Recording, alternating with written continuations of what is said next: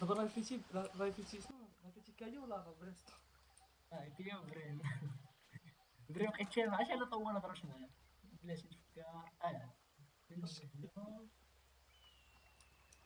اش عرفتي ملي قتلتو. قلتي في بيف سايت. كان جا لهنا وكان دار رجع. You want to play? Let's play. Enemy spotted C. انا غادي Reloading. Enemy Where are A. you? Reloading. No peeking! Concussing. Blasting. Trap destroyed. Target down. My ult is ready. You lose. باقي واحد امين وقع. Marked one. ديك Bring them down. مش بيكش بزاف في الصالح. سموكي اول انا سموكي. You're blind with fear. Enemy A. My ult is ready. Spike planted. One enemy remaining. I've taken worse. Where are باغي you? نمشي معاك ثاني. فوق ام بعيد نسيت. Every fight is a lesson. والله ضيشين فاش قلت لك سموكي مع سموكي تجي مع الجاي بيكي ما عطى شويه باع.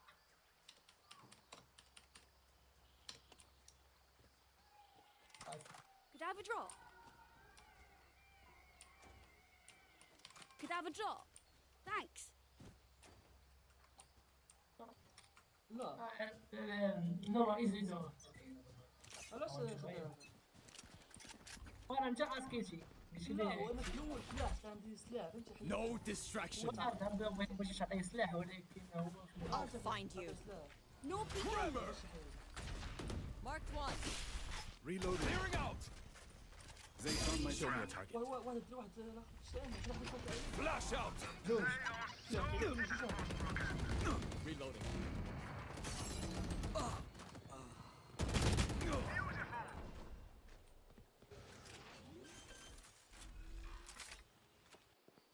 Spike planted.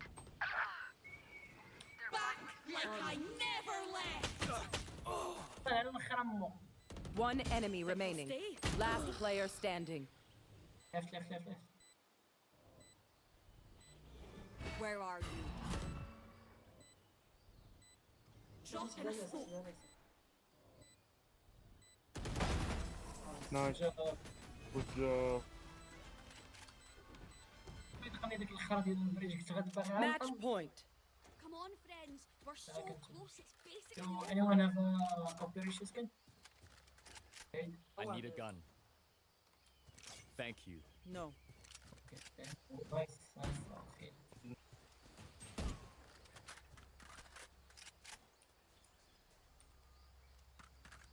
انا خليني نبيك انا. Stay focused. لا لازم نبيك. اول اضرب I'll find you. Focusing. Destabilizing. Marked one. Concussing. Reloading.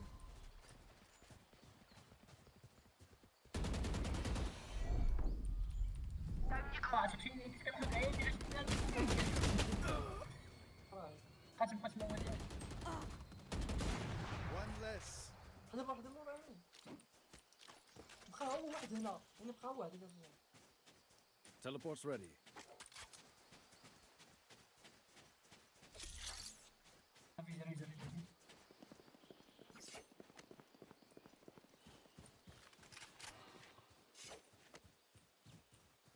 عنده الاولد.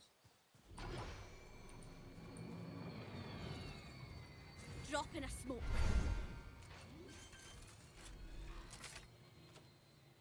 Spike planted. Drop in a smoke. لا نحل بابيك صاش واحد نعرض.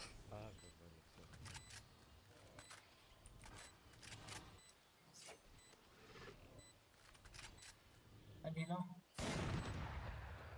Enemy A. Prepare for hellfire. Last player standing. Here's Here, catch.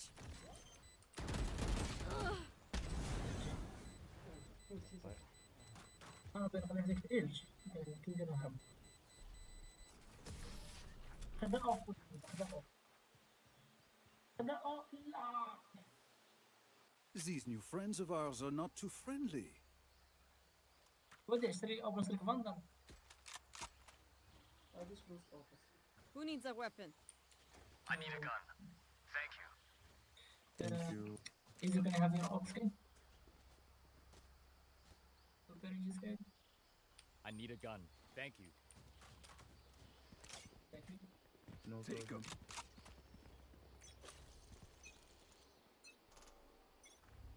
Destabilizing. Fire in the hole! Bro, bro, bro.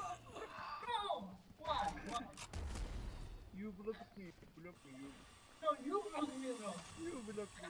حيد يا قابلين يجيزا صاحبي I'm very sick. That's a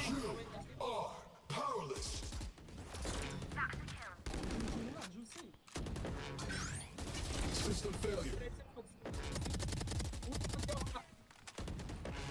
Reloading.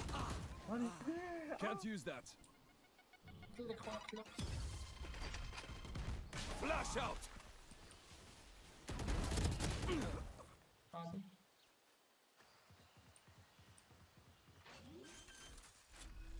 Last player standing. Spike planted. منيش قوادي منيش مشيفتي اي ماشي تخرب خصك انت اللي تيبدا اصاحبي. لا انا قلت لك منيش كمشيفتي راه شفتي شي بالسبابه باش تضرب اواي تخرب اصاحبي. وانا كنتحرك بشويه زبدو عنده اوائل راه غيحوي When we go out there, Is ready. someone dies. لا بلي اساسا Carry that weight. وانت اوكي انت ممكن غير نمشي بشي بحال هكا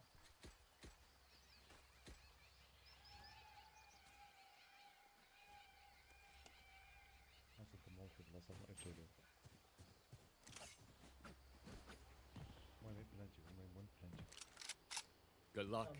بلانتي بلانتي في الساعة. خلينا ندير سموك Stop the fire. Tremor. Show me a target. لا ما بعرف اذا بدك تنفض Blasting. So got. هذا أعطوك هيك مصدق. خلينا باش خلص بلانتي في الساعة.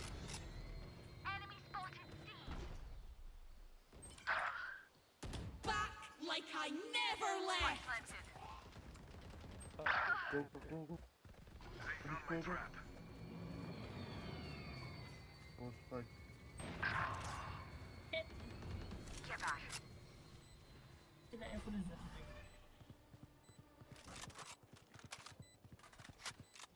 لا ما كاين ما كاين. ما كاين. One enemy remaining. GG. Attackers win. They lost. This is the way of things.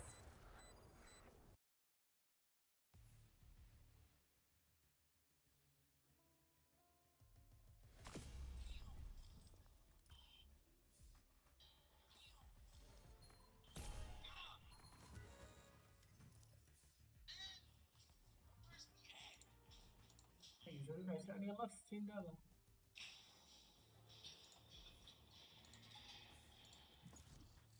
باقي في هذا الأكت هذا. باقي يومين. يوما غيهبطون شحال باقي لك باش تطلع نشوف شحال باش جبتي. هذاك هو الودين شويه هذاك 62 42 52. جوج ماتشات حنان طلع. جواتات راه طلع هبط. ولا كاين راك عارف ماتش واحد خسر تسنى ما تماركيش فيه مزيان تسنى شي ناقص 30.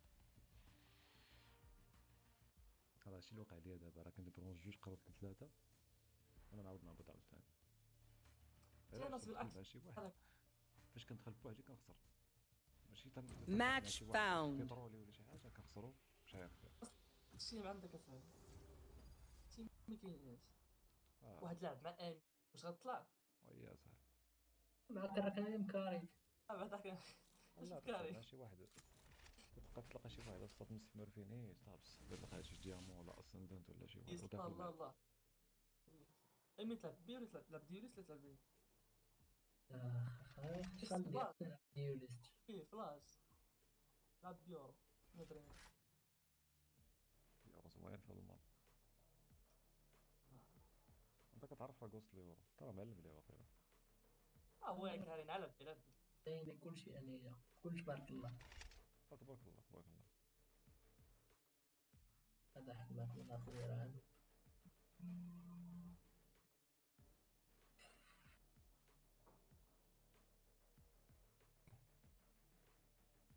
على بريس. إلا كان ضد مسافرين ليك نار. ويلي داريس. فلاش. صعب كتلعب مزيان بيورا شفت ديك النهار.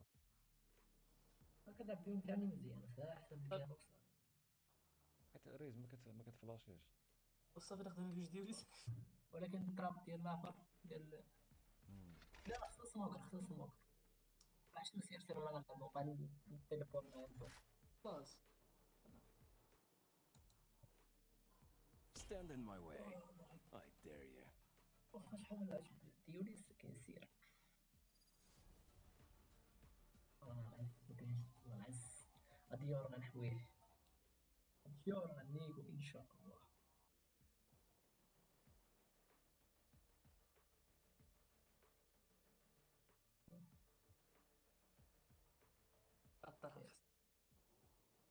علاش اسا تجيب لنا احساس راح نخسروا على اليوم.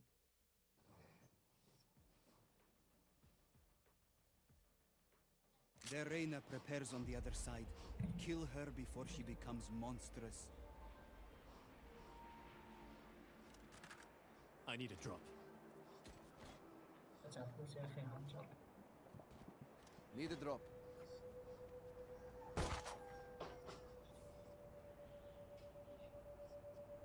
لا ما كنضحكش عليك.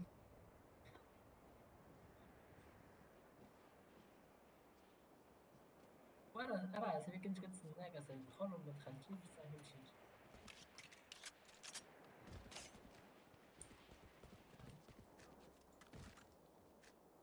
نديرو كولا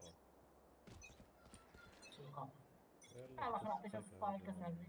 انا اللي حدت سبايك الغلط ديالي. معليش بقيت Reloading. Enemy spotted A. خلاص برافو قلت غادي يصوت حاويني. ناقص يور ناقص. شوف كيفاش كيضرب. لا ناقص يور كيضرب وكيجري. فلاش Scanning ahead. Blinding! Reloading. There they are. Weak. Shock dart. Flash placed. Blinding. Flash trap destroyed. راس مو كده. Concussing! Clearing out!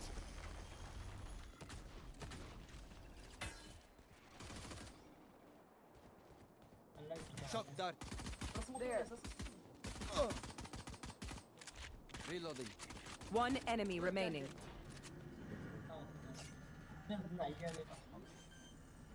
ناقص شوي. وكل الاخر كيكسر. Spike planted.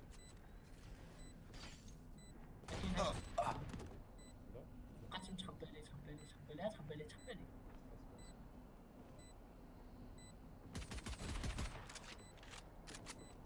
صح. انا سموك. Last player standing. سميتها شنو صار. Trevor! خذ سكين على اليسار سمي جن على اليسار تم سير على اليسار. One step closer. الله يلا باش نلعب يورو. اجي نمشيو بيا زعما نمشيو.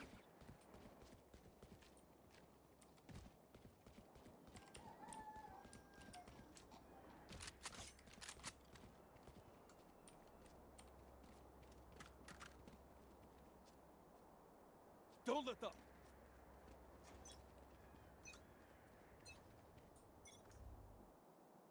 Scanning ahead. Found them. Enemy spotted B. Concussing! Blasting! Decoy. Cutting through. Reloading.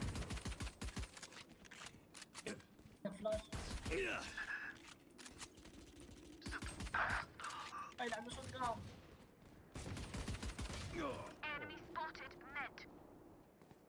No peeking. You want it space.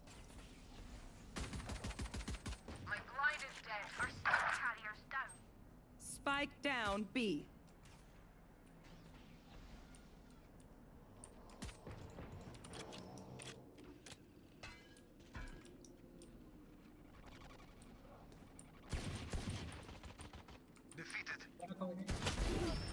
Last player standing.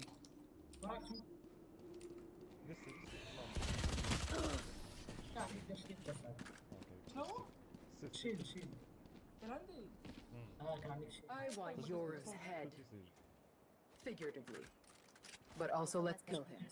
سيج هذاك شيل ديرو. واتيكم بغا يخطفك. تعرفون. سوف كيدخل السايت. ماشي اللي قلت له هذا اللي يدخل. شو الايم. ايش عم شعب انا اشوف مو خايف نشتي اخر ندير انت شو هتسمي. اطلع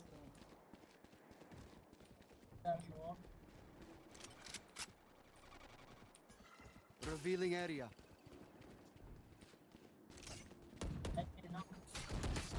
Time to jump. Reloading. Decoy.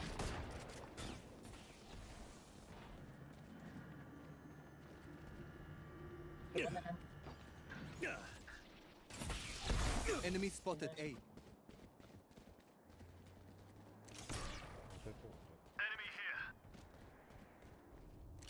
Our carrier's dead. Spike down mid.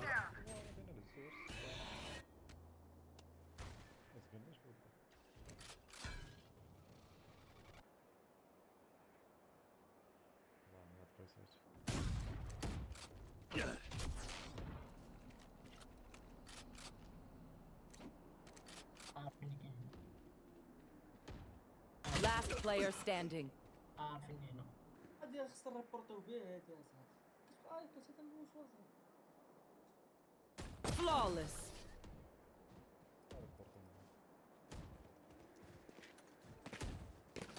Yoru, how'd you get so sneaky? Is it the hair? It's probably the hair.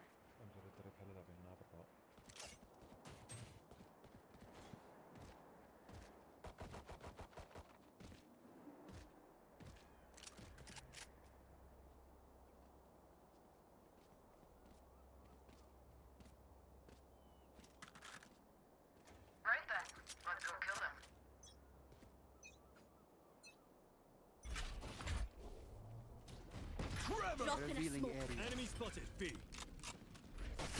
Reload. Clearing out. ما كاينش Shock dart. يعني كثير راني بطول. Shock dart. لا تعال.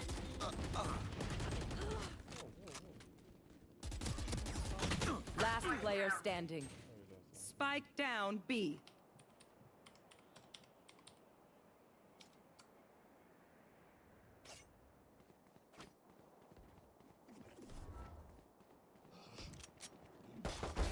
Irrelevant.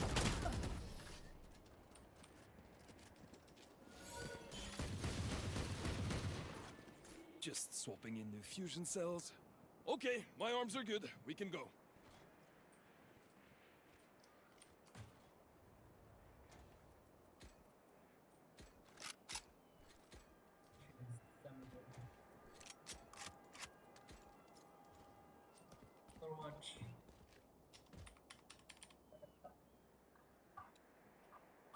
Move.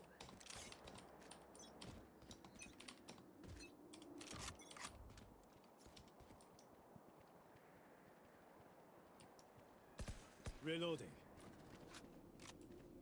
No peeking. I'll handle this. Flash place. Time to jump. Scanning ahead. Flashing. Bring me the arsenal. Reloading. علاش فرقت من الاخر؟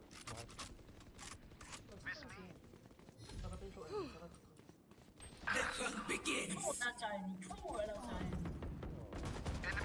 Critical hit. فيني فلون وديع كم على اليسار. لا مش السايد. Last player standing.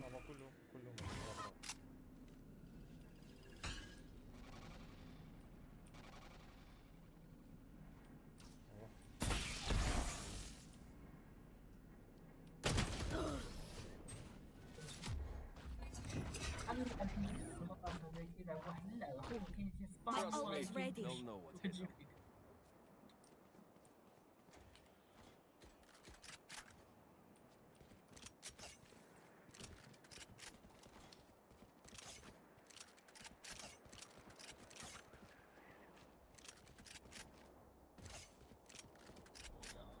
ما عندهمش هادشي ما عندهمش الاخر اش كيقولوا لا ما عندهم سنتينو الله ما سيتش درنا الحل Revealing area. Many enemies mid. جوج مع شي فين ما مشى ما داك التايم ديال الاخر خلاص ممكن انسايد فوق. Dropping smokes. لا لا Enemy spotted. هاي الفلاشيت اخويا Enemy spotted.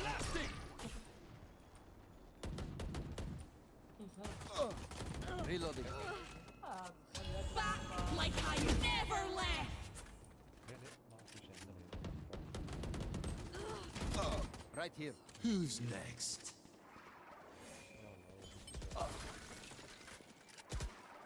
Last player standing. Spike down A.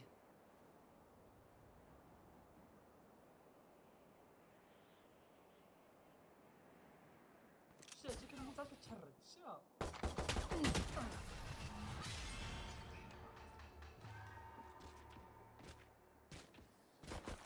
I'll do my job, you do yours. اش نقدر نلعبو سلو نلعبو كيلات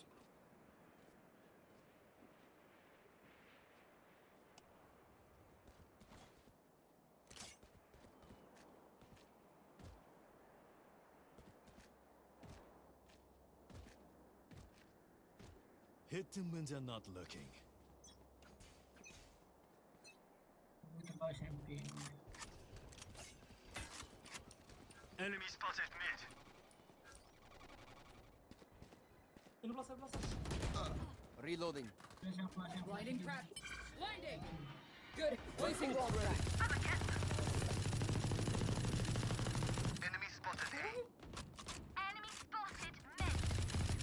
انا بوست ودربي Enemy spotted mid. Reloading.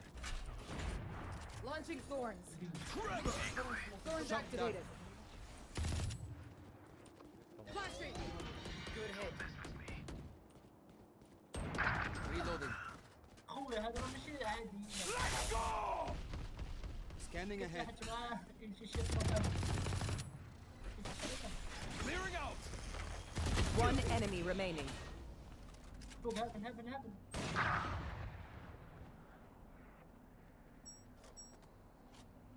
فينيش ما باش Get back up, sweetheart. خذ اوف قوة I hate waiting. Let's do this. I need a drop. يا فاندر يا فاندر ولا عري فاندر ديال الاول هاو تشري ليا اشتري لي ها الاخر ويز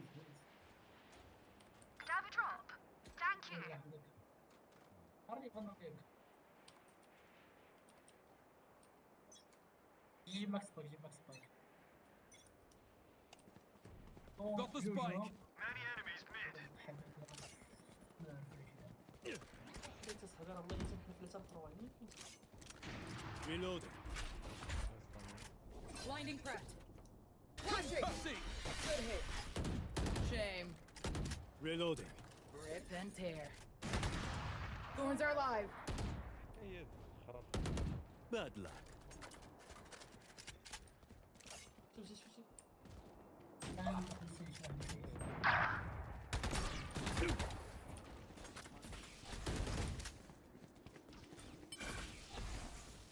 That's not ready. شوفي Reloading. واش كاين شي واحد مال هو ايه Drop in a smoke. باش نفلاشي. كاين تاني. درت السمو مشات بلاصه واقيلا. يلا نمشيو سير بلا انا ندير 30 الصداع. seconds فين- left. فين الوقت؟ ما كاينش الوقت، ما كاينش الوقت، ما كاينش الوقت، ما كاينش الوقت. رجع رجع رجع رجع. اي انا ندير الصداع، انا ندير الصداع. ما كنعرفش. ما كاينش الوقت. Fake teleport. Last player standing. Spike down A. ما كاينش الوقت. 10 seconds left. عذبني شويه ولا الحوايج تاع حوايج صوت ديال الصح. فو.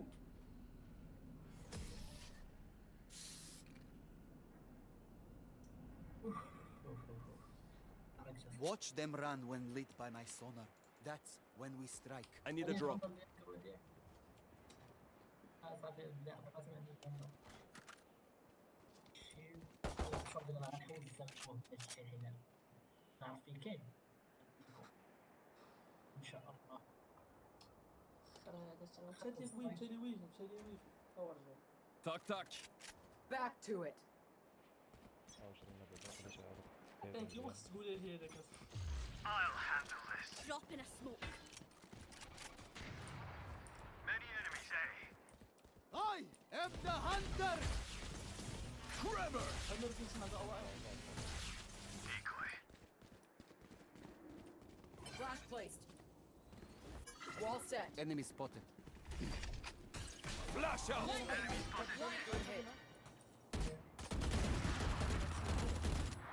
Lunging thorns.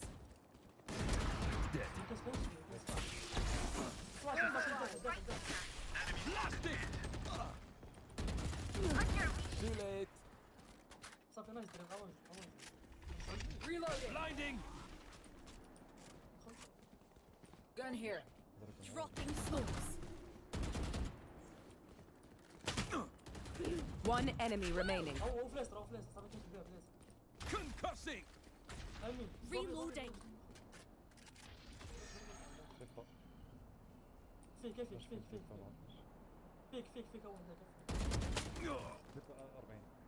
30 seconds left. امين يدخل معايا يدخل معايا. خلي خلي خلي نمشي.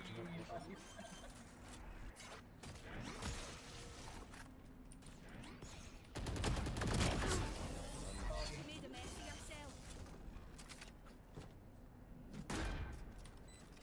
Find the weakest link and kick him in the shin. خلاص.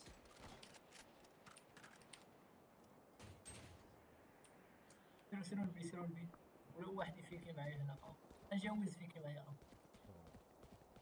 ولا صافي هي تختات فيك صعيب قليل. Jump them. العب وسط باش لعب سلو لعب سلو. غنتخبى وانا.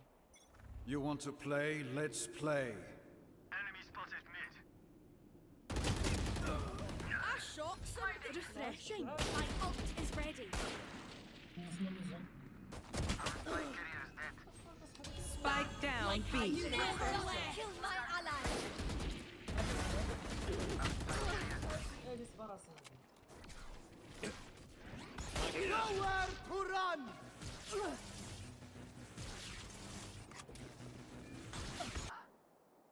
فيكس مكل خلينا.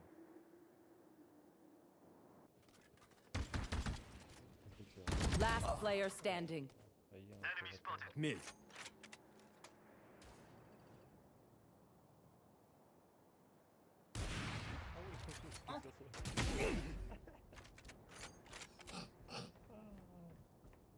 One enemy remaining. Sweet.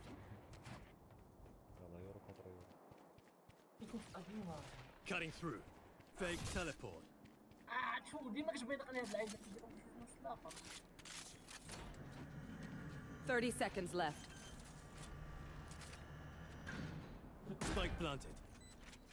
سموكي سموكي ما بكيش لي راه بين انا.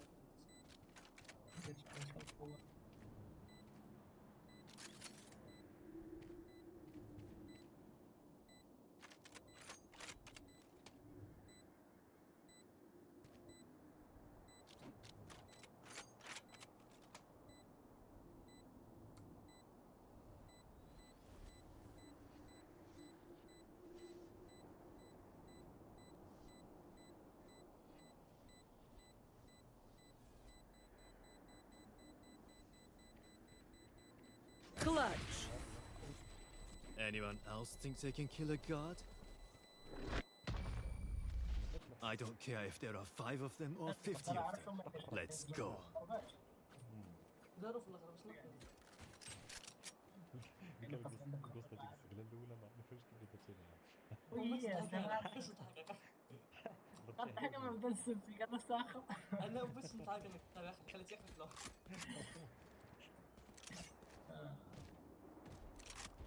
I'll destroy their sage. Time to jump. Now we wait. Revealing area.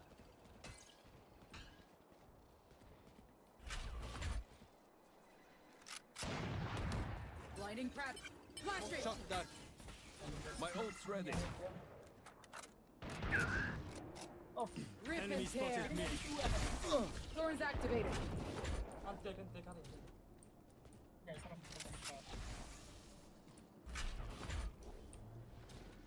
Tremor. ثواني تسبيشاليه. شحيد سموك شحيد سموك. Clearing out. Blinding prep. Flash trap destroyed. Rip and tear. Thorns are Scanning loud. ahead. There they are. Go away. My ultimate's ready. واي شيكت مش شيك. Bring me the arsenal. Enemy spotted A.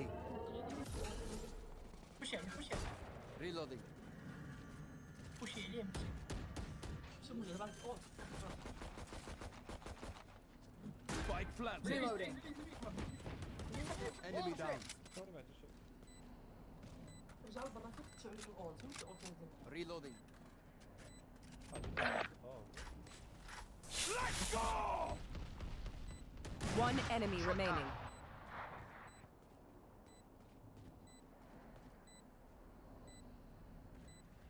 Last player standing. بلاي بلاي شام بلاي شام نبدا ماشي stay check front check op nice Last round before the switch. Buy all you need. كنا نلعبوا في اول. I need a weapon. yo can you give me operator please leave me stuff I appreciate that never mind تمام سبكتر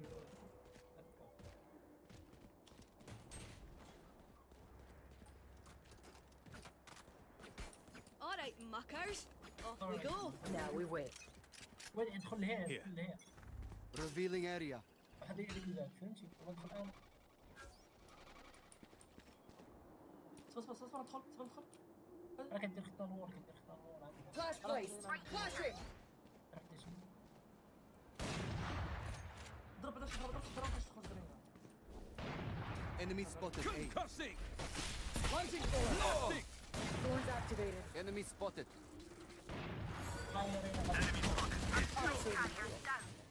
Spike down A.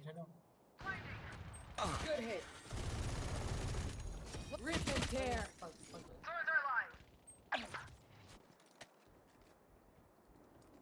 جينا.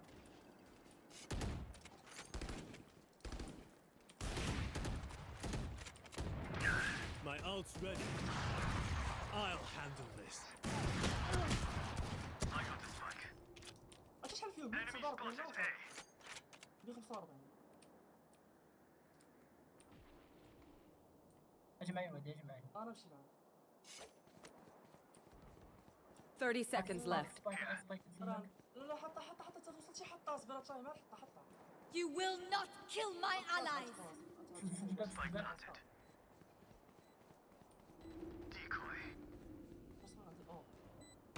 لعبوا لك السايت لعبوا في السايت. لعب في السايت هو اللي يستغل بالرجل. Lights out. رجع. قلت لها حد هنا حد لي من هنا حدا لي تديش الباب حدا لي البلاصه هذه يجي شي يمكن تسحب انا راح هذه البيت. ما عرفت.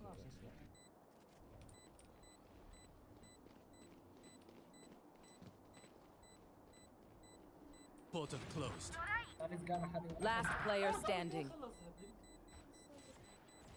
Time to jump.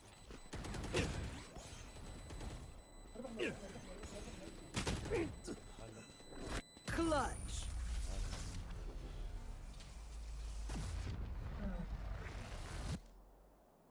Switching sides. Enemies close. Eyes up. بريش نتاع شي يعني ما عرفتش كيفاش قتلتيه في هاد اللعيبه هادو هاد اللعيبه هنا فين هنا ما قتلتيش هنا شي واحد راك هي لا ما تخافش. ديك الاورو عليه ودي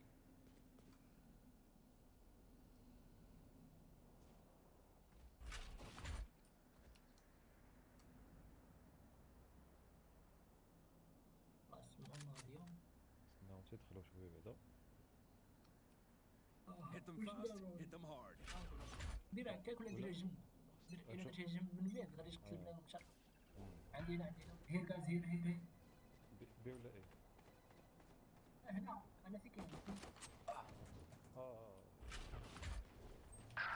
كاين في مينا صاحبي Trevor! كاين وراه نسيت فين 120 Spike down B. بي بالجد ما يدخلوش يدخلوا بالمية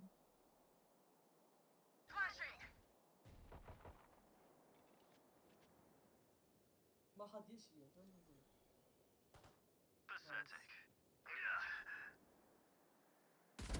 Hey, door. I'm on mid. One enemy remaining. وقيلا في ابشات الغله بغات نمشي للأواقيلا واش دازت لها ولا هي تبلانتي. كتباتي في اساس الغله Spike planted. ضا ما يجيش الجمر راس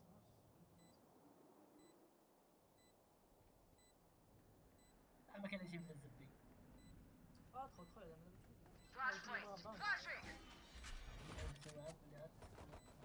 هاي دخل يدي انا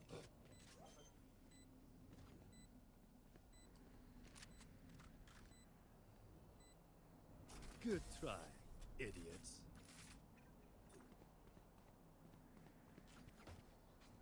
Alright, lucky socks. Don't fail me now. جوز ما اللي عجبت بموت معك؟ ايش باغي تلعب ارينا انا لاعب ارينا اخويا تبغى تدخلوا ارينا ولا نجي نلعبوا؟ بتجي نلعب ولكن ارينا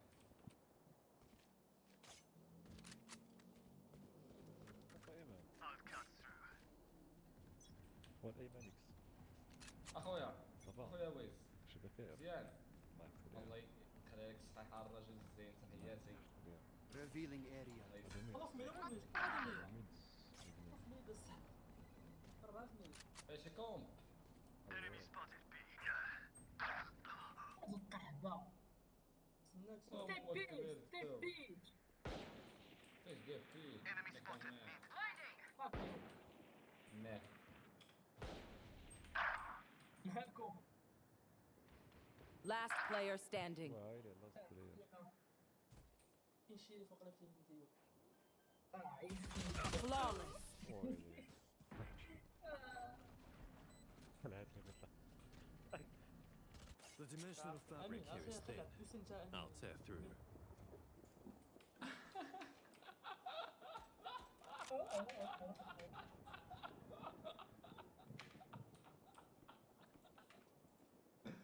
انت سيري لعبة تسالي صافي سير ميت انت غادي شيري ويز لا بلاصتك فين صاحبي شكون باش تدمج شكون؟ واحد يدبر انا نسطاني لك هذا نسطاني عليك هو في الميد ندخل شويه. Concussing! Clearing out! خارج الفيس كتشوف فيه وما تقدر تضربو فيه واش خايس غيدخلو السايد لا Back off.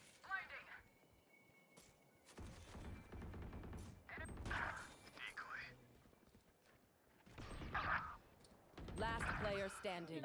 قريبه شوف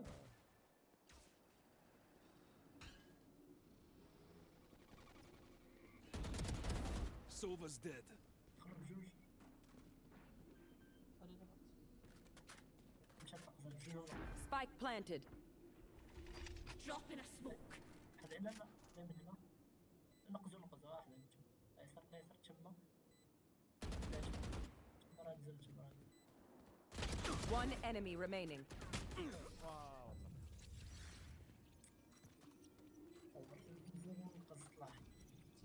You know what we should do? I'll tell you. We should win. Reloading.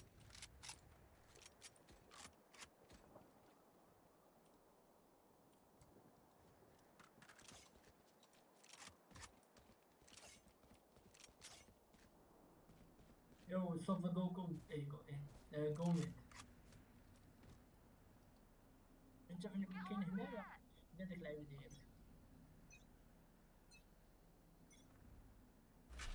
واش واحد بي تمشي بالبيض بلا ميت. دابا عندي ما يدخلش البيت عندك يكون ميد راه ميت خاويه كلشي في البيض كله. طلع عليهم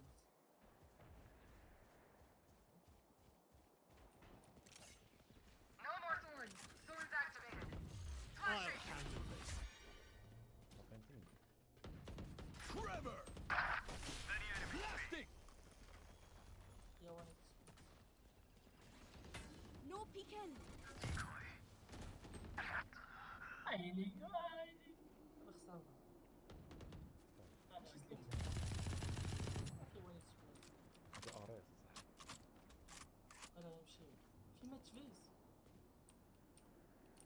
شكيل. Multiple enemies B. Last player standing. ميدا صح Flawless. وشو عندي هما كيدخلوا كاع حنا كنبوشي صح You know, عمرنا I could just outlive them. وين راسي Nah, bullets are quicker.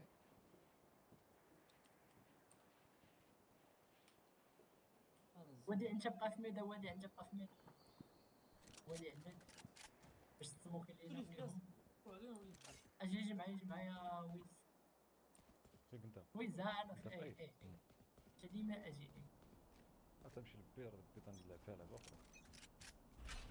راه كامل تلعبوا ولا تلعب Thorns activated. خمساس عرفتي انا بغيت نجيو شو الصوفا بغا My يبوشي blind is dead. Thorns are alive. دوزت دير بهاد الحبسة عاوتاني. كنت دير انت ولا اخر؟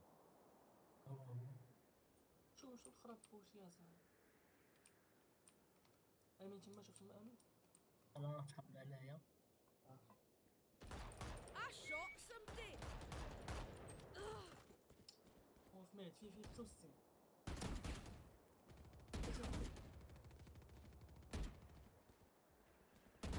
Amateur.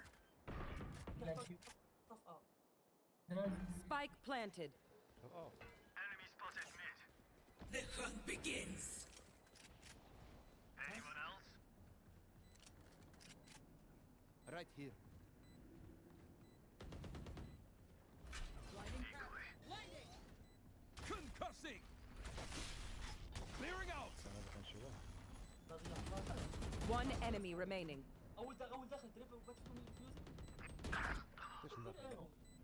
بغيت ولكن نافني الله يسر الله يسر الله يسر Last player standing. Come on. ما كيقصرش كيسبامو والله بقيت كتجري عنده لا راه بغيت ننقص My ult's ready. Not your day, is it? كنقول ندير تيمبا وغادي فلاشي غادي ندير تيمبا They demand a fight. Who are we to disobey? ولكن ما تضطرش I need a drop.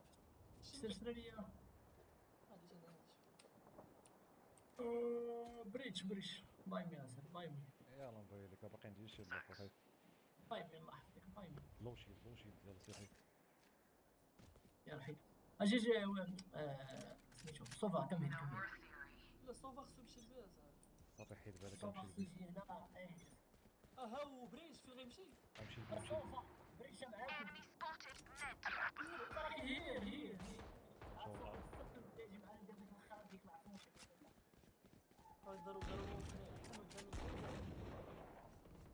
انا بغيت نخلو عندي الالتي غنالتي عليهم بلاتي شوف دخلت شوف حيد داك الوضع صاحبي Spike planted. Reloading. Flash out! Shot down. My ult is ready. هو دخل Right here. Have one of these. Last player standing. Last player standing. Never left.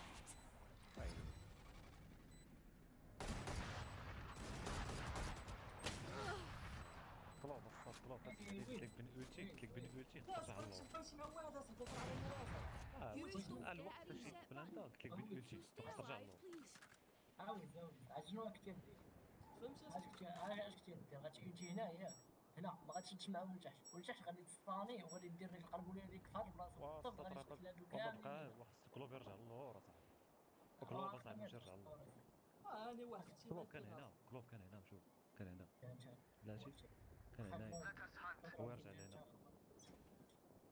هذا شي كنا كنميزي اما في ميل عندهم اما ايميل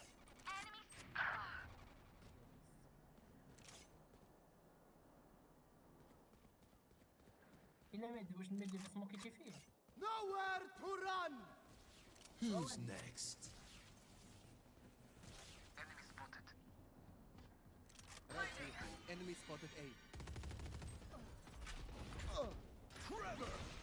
Reloading. واش دابا Blasting! Spike planted. Last player standing. Team Ace.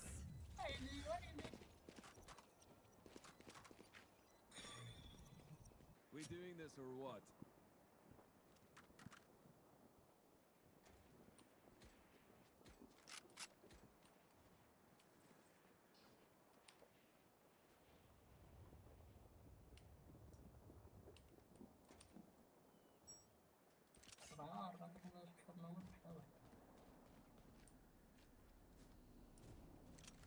Push them back.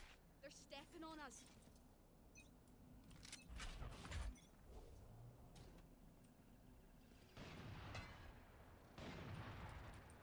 Enemy spotted mid. Concussing! Clearing out! لا انا سخت قبيله سيف اصاحبي Sword activated. No peeking. دخل اف شيلي في اف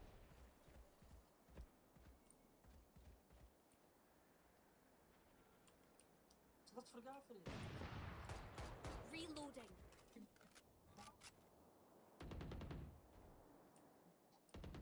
Blinding. I am the hunter.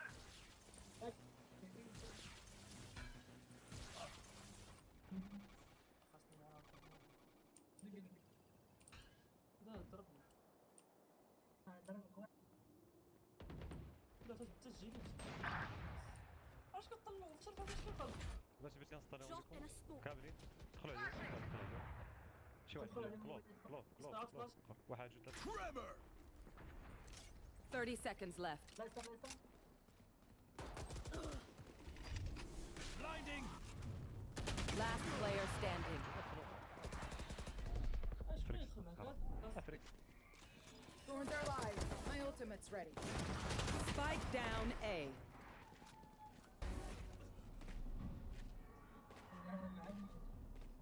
Match point. Come on! Get me in the line of fire.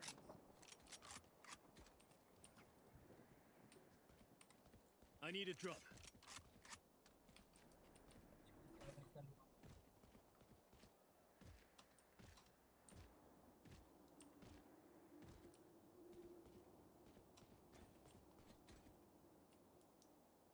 Track them down. تطلع لي بدي هنا وبيبي على ريفلكس عندي بكرر بالساهي بدك تعاود غلط تعاود اغلاط سبيك اصاحبي ما فيش سبيكين بيه لا بالساهي ولا غادي Spike down A. خلاص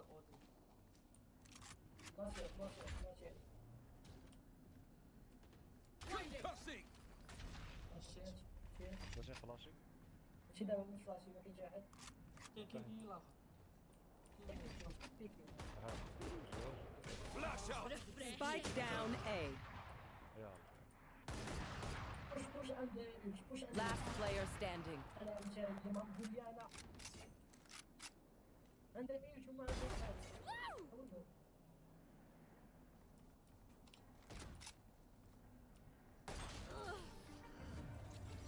Attackers win.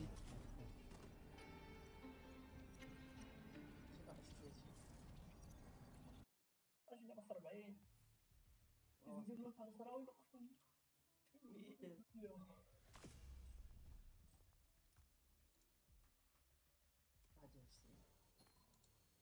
الدراري فتحوا روحو انا نمشي الله يسلمو.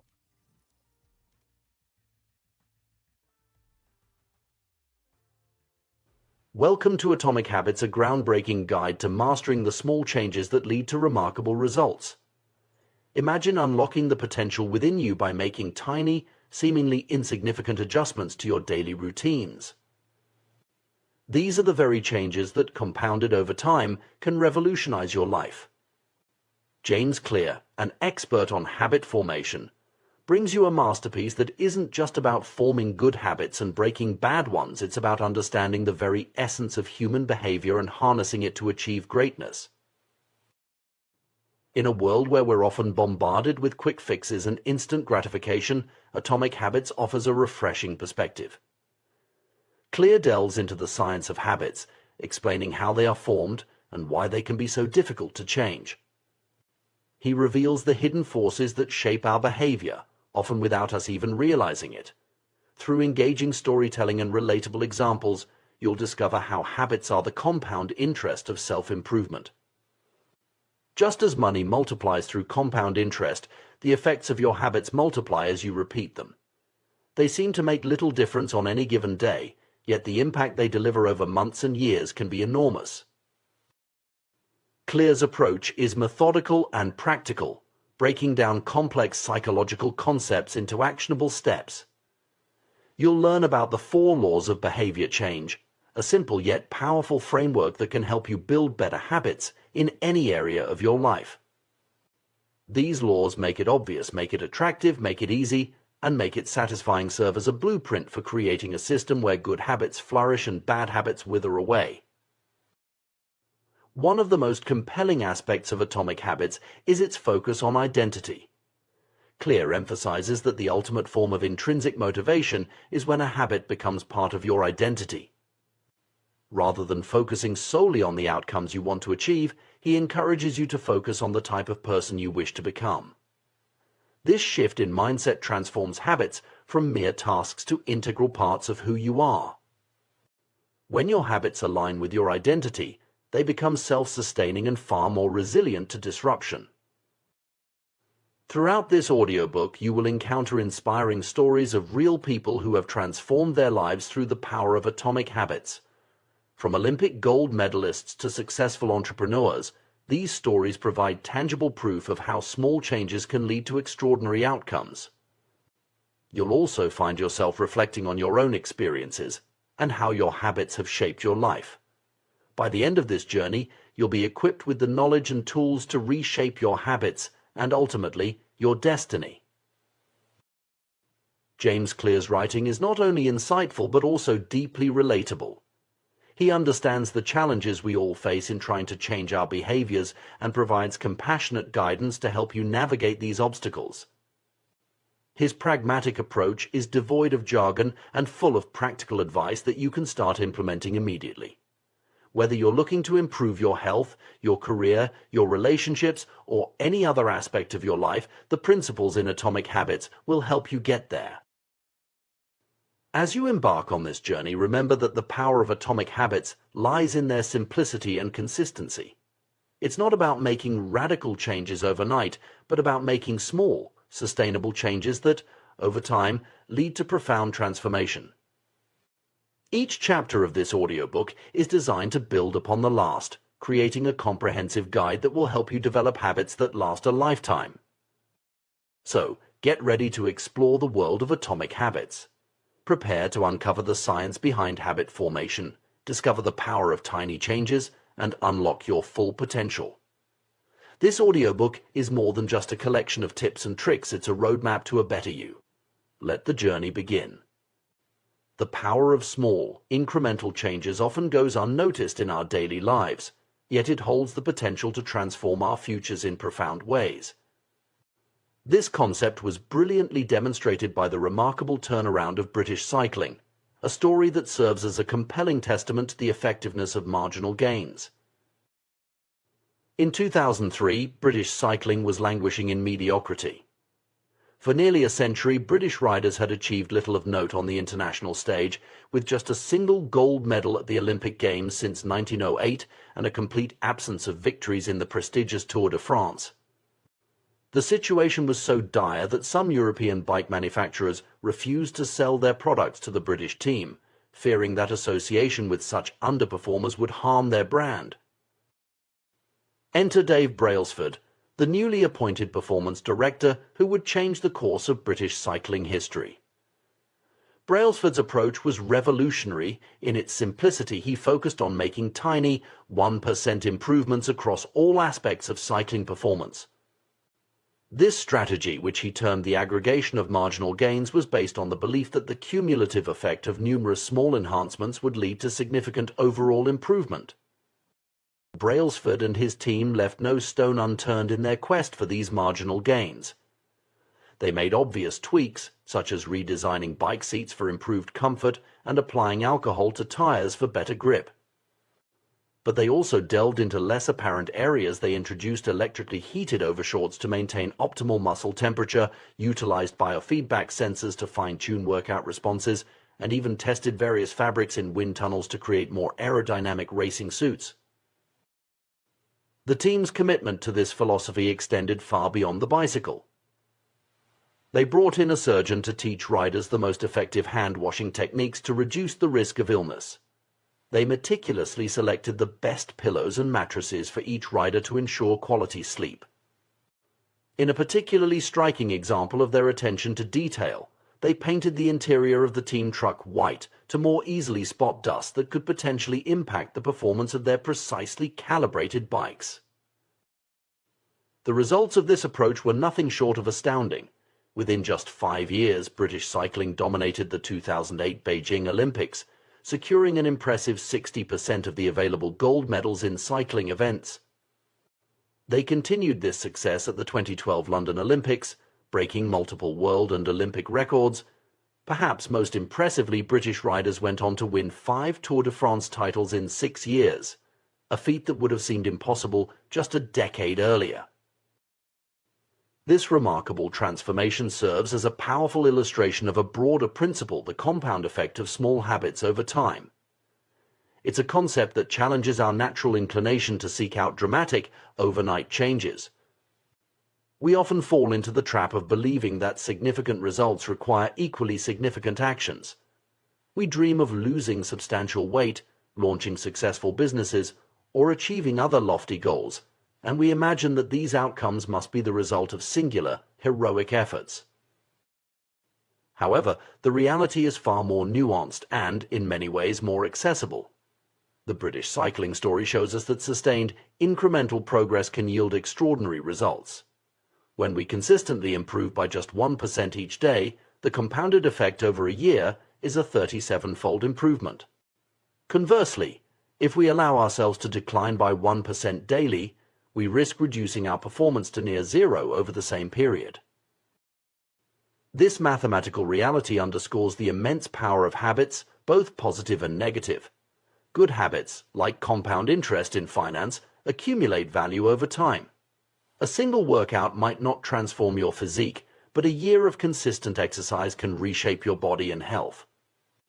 Similarly, reading a few pages each day might not make you an expert overnight, but maintaining this habit for years can lead to profound knowledge and wisdom. The challenge lies in our perception of progress. Small improvements often feel insignificant in the moment. it's easy to discount the value of saving a little money, exercising for a short time, or studying a language for just an hour. The results aren't immediately apparent, which can lead to discouragement and a return to old, less productive habits. Equally insidious is the ease with which we can slip into negative habits. A single unhealthy meal doesn't cause immediate weight gain. Neglecting your relationships for one day doesn't instantly destroy them. Procrastinating on a project once doesn't immediately derail your career.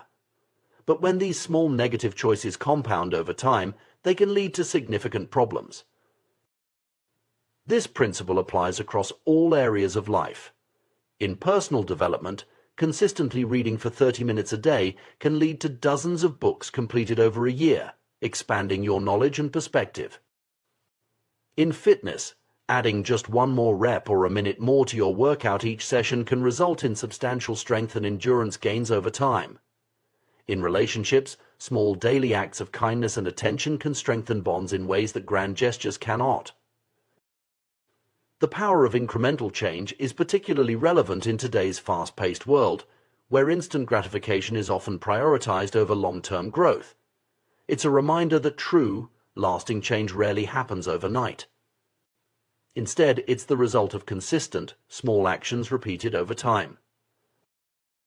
Moreover, this approach to improvement is inherently more sustainable than attempting drastic changes. Radical lifestyle overhauls often lead to burnout or disappointment when immediate results aren't seen. In contrast, focusing on small, manageable changes allows for gradual adaptation and increases the likelihood of long-term success. The concept of marginal gains also encourages a more holistic approach to improvement. Just as the British cycling team looked beyond obvious areas for enhancement, we too can find opportunities for growth in unexpected places. This might mean improving our sleep habits, refining our decision-making processes, or enhancing our learning techniques.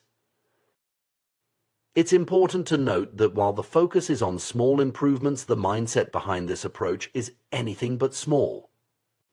It requires a commitment to continuous improvement, a willingness to experiment and adapt, and the patience to trust in a process that may not yield immediate, visible results. The story of British cycling's transformation is more than just a tale of sporting success. It's a powerful metaphor for personal and professional growth. It challenges us to reconsider our approach to change and improvement. Rather than always seeking monumental leaps forward, we can focus on consistent, small steps in the right direction. This doesn't mean we should abandon ambitious goals or stop dreaming big.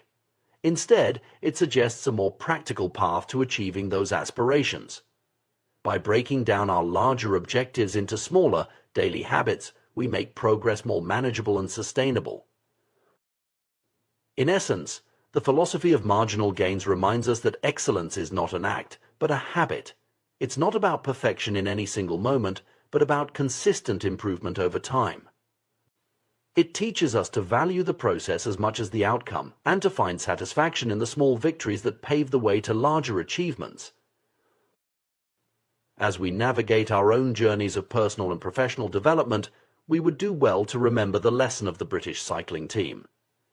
Their success wasn't born from a single revolutionary change, but from a relentless commitment to small, continuous improvements. By adopting a similar mindset in our own lives, we too can harness the surprising power of atomic habits and marginal gains, transforming our potential into reality, one small step at a time. The journey of personal growth and achievement is often misunderstood. We tend to focus on immediate results, expecting our efforts to yield instant, visible changes. However, the reality of progress is far more nuanced and complex. It's not about where you stand at this moment, but rather the direction in which you're heading. Your current situation, whether favorable or challenging, is less significant than the habits and behaviors shaping your future trajectory. Consider this: a millionaire who consistently overspends is on a path to financial ruin, regardless of their current wealth. Their habits are setting them up for future hardship. Conversely, an individual struggling financially who manages to save even a small amount regularly is laying the groundwork for future prosperity.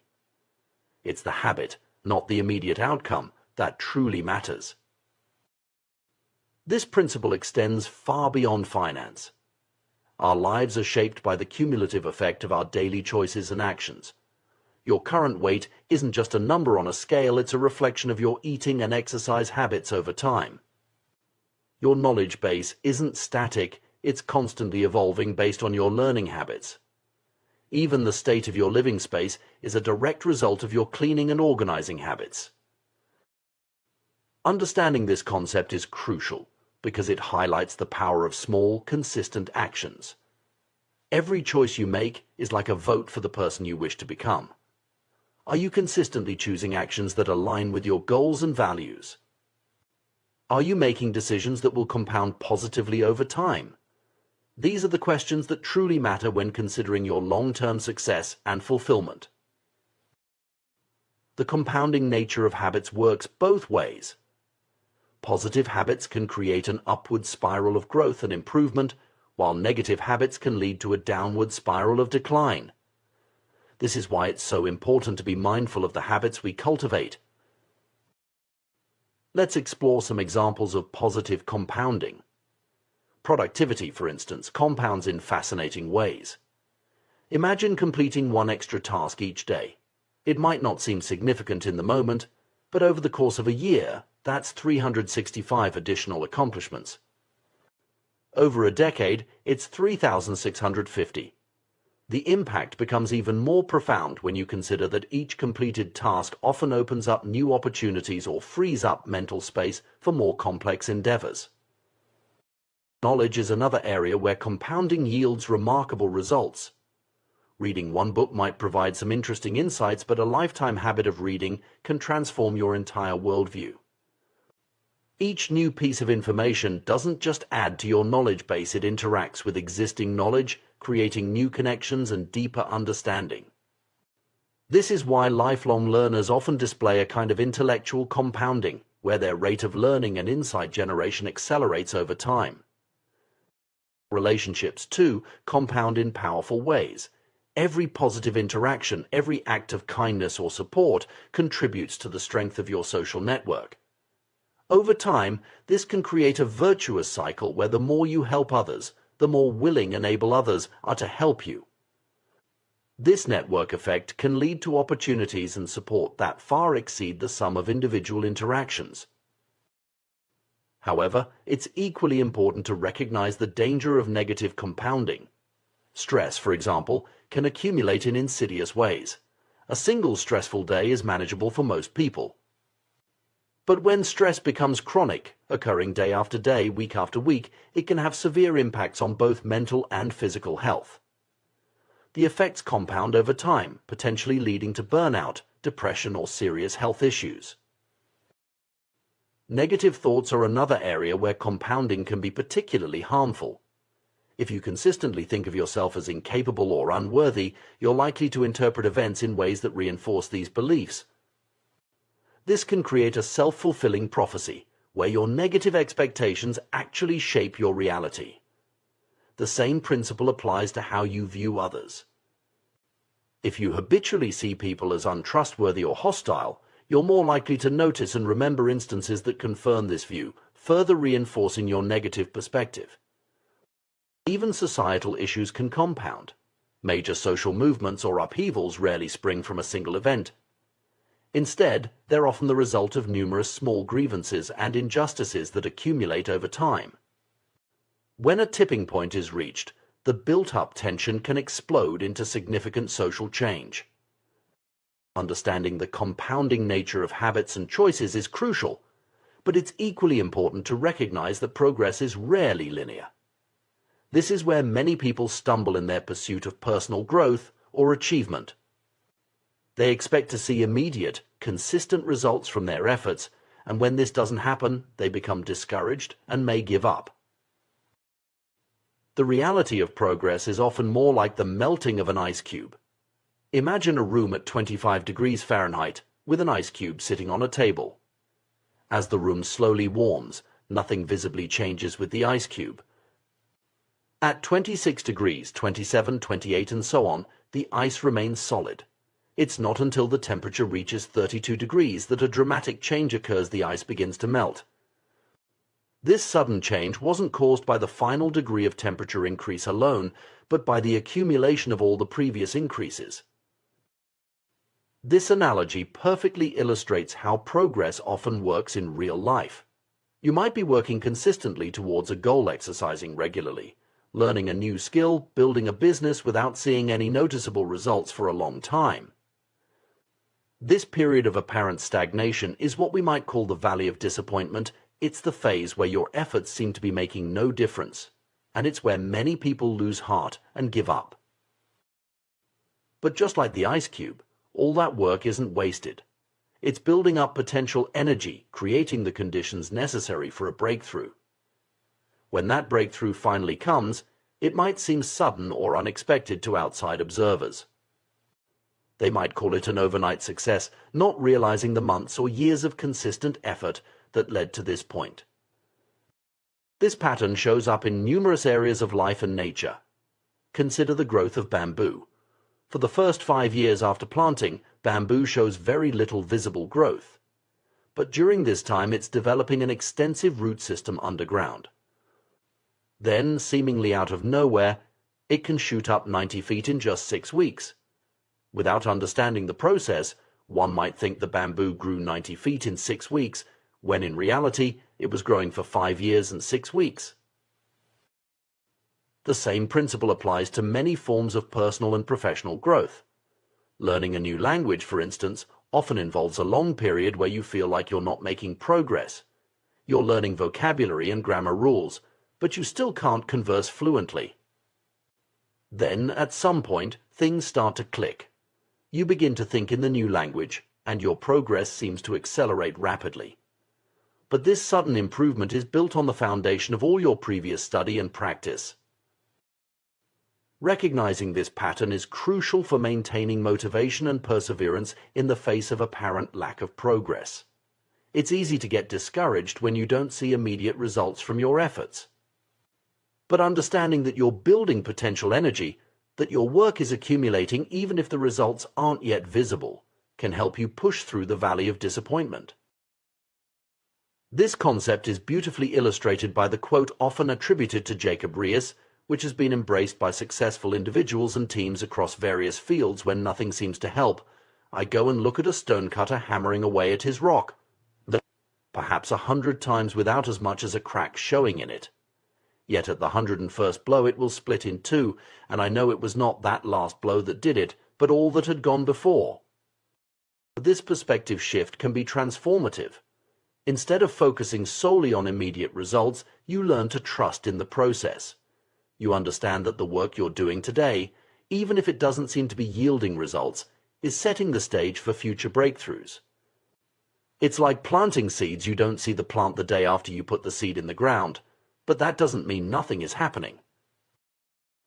Moreover, this understanding can help you approach your goals with more patience and consistency. If you know that progress often involves a plateau before a breakthrough, you're less likely to get discouraged during that plateau phase. You can remind yourself that this is a normal part of the process, not a sign of failure. It's also worth noting that this principle applies not just to individual efforts, but to larger scale changes as well. Societal shifts, scientific breakthroughs, and technological innovations often follow this pattern. Years or decades of work and small advancements suddenly culminate in a major leap forward that seems to come out of nowhere. In light of this, how should we approach our personal and professional development? First, we need to shift our focus from immediate results to consistent habits. Rather than obsessing over day-to-day changes, we should ask ourselves if our current habits are moving us in the right direction. Are we consistently taking actions that will compound positively over time? Second, we need to cultivate patience and persistence. Understanding that significant change often requires a long period of seemingly fruitless effort can help us stay the course when we're tempted to give up. We need to trust in the process and keep putting in the work even when we can't yet see the results. Third, we should pay attention to the small things. Given the compounding nature of habits, Even tiny improvements or deteriorations can have significant long-term impacts. This means celebrating small victories and being vigilant about small negative habits that could compound into larger problems. Fourth, we need to be mindful of the different areas where compounding occurs. It's not just about finance or physical fitness. Our mental habits, our relationships, our knowledge, and our skills all compound over time. By taking a holistic view of our lives and habits, we can ensure we're setting ourselves up for positive compounding in all areas. Finally, we should remember that breakthroughs often come after a long plateau. When we're in the midst of that plateau, it's easy to feel like we're not making progress. But if we can maintain our efforts and push through, we may find ourselves on the cusp of a major breakthrough. In conclusion, the path to significant achievement and personal growth is rarely a straight line. It's a journey filled with plateaus, valleys of disappointment, and sudden breakthroughs. By understanding the compounding nature of habits and the delayed nature of progress, we can approach our goals with greater patience, persistence, and wisdom. We can learn to trust in the process, to keep putting in the work even when we can't see immediate results, knowing that we're building potential for future breakthroughs. In doing so, we set ourselves up not just for short-term wins, but for long-term, sustainable success and fulfillment. In the pursuit of personal growth and achievement, we often find ourselves fixated on grand goals and ambitious outcomes. We dream of transformative changes, losing significant weight, building a successful business, or mastering a new skill. While these aspirations can be inspiring, they may not be the most effective way to create lasting change in our lives. Instead, the key to sustainable progress and meaningful improvement lies in the power of systems and habits. The journey of personal development is akin to nurturing a garden. Each habit we cultivate is like a seed, beginning as a tiny, seemingly insignificant decision. But as we consistently water and tend to these seeds, they grow roots, sprout, and eventually blossom into sturdy plants that can withstand the tests of time and adversity. Similarly, our habits, when nurtured consistently, become the foundation of our character and the drivers of our success. This process of growth is not always visible or linear. Much like a gardener who patiently tends to their plot without seeing immediate results, we too must persist in our efforts even when progress seems slow or non-existent. This period of apparent stagnation is what we might call the plateau of latent potential, a phase where our consistent efforts are building up potential energy, even if we can't see the results yet. Breaking through this plateau requires a shift in our mindset and approach. Rather than focusing solely on end goals, we need to direct our attention to the systems and processes that lead to those results. This idea, popularized by figures like Scott Adams, the creator of Dilbert, challenges the conventional wisdom about goal setting and achievement. Consider a basketball coach aiming to win a championship. While the championship is the ultimate goal, obsessing over it during every practice and game would be counterproductive. Instead, the coach's focus should be on developing effective training routines, fostering team chemistry, and continuously improving strategies. By concentrating on these systemic elements, the team naturally moves closer to their championship aspirations. This systems-based approach offers several advantages over a purely goal-oriented mindset. Firstly, it acknowledges that winners and losers often share the same goals. Every Olympic athlete dreams of gold, every job candidate hopes to be hired. If goals alone determined success, everyone with the same objective would achieve it. Clearly, there's more to the equation. The British cycling team's remarkable transformation in the early 2000s illustrates this point perfectly. Their goal of winning the Tour de France hadn't changed over the years. What changed was their system, their commitment to marginal gains and continuous improvement in every aspect of cycling. This shift in approach, not a change in their ultimate goal, led to their unprecedented success. Moreover, achieving a goal is often just a momentary change, not a lasting transformation. Imagine tidying up a chronically messy room. The act of cleaning provides immediate satisfaction, but unless the underlying habits and systems change, the room will inevitably return to its cluttered state. This cycle of temporary improvement followed by regression is all too common when we focus solely on goals without addressing the root causes of our behaviors. Another limitation of goal-centric thinking is its tendency to restrict our happiness and satisfaction. When we tie our contentment to specific outcomes, we create an either-or scenario where we're only allowed to be happy once we've reached our target. This not only postpones our happiness but also narrows our definition of success. Life rarely unfolds exactly as we plan, and by fixating on one particular version of success, we may miss out on equally valuable alternatives. A systems-first mentality offers a more sustainable path to satisfaction. When we learn to love the process rather than fixating on the product, we open ourselves up to a continuous stream of fulfillment. Every day that we engage with our system, be it writing, exercising, or learning, becomes an opportunity for satisfaction, regardless of the immediate outcome. Furthermore, goal-oriented thinking can create a yo-yo-yo effect in our efforts. Many people work intensely towards a goal, only to lose motivation once it's achieved. Runners train rigorously for a race, then stop exercising once they cross the finish line. This pattern of intense effort followed by inactivity can be counterproductive to long-term progress and well-being. In contrast, a systems approach encourages consistent engagement and continuous improvement. It's not about winning a single game, but about playing the game indefinitely and getting better with each iteration. This mindset aligns perfectly with the concept of lifelong learning and growth, allowing us to derive satisfaction from the journey itself rather than just the destination. Implementing a systems-based approach requires a shift in how we think about change and improvement. Instead of setting ambitious goals and hoping for massive transformations, we need to focus on building robust systems of small, manageable habits. These atomic habits, as James Clear calls them, are the building blocks of significant change. The power of atomic habits lies in their compounding nature. Just as compound interest can turn small financial investments into substantial wealth over time, consistently practiced small habits can lead to remarkable personal growth and achievement.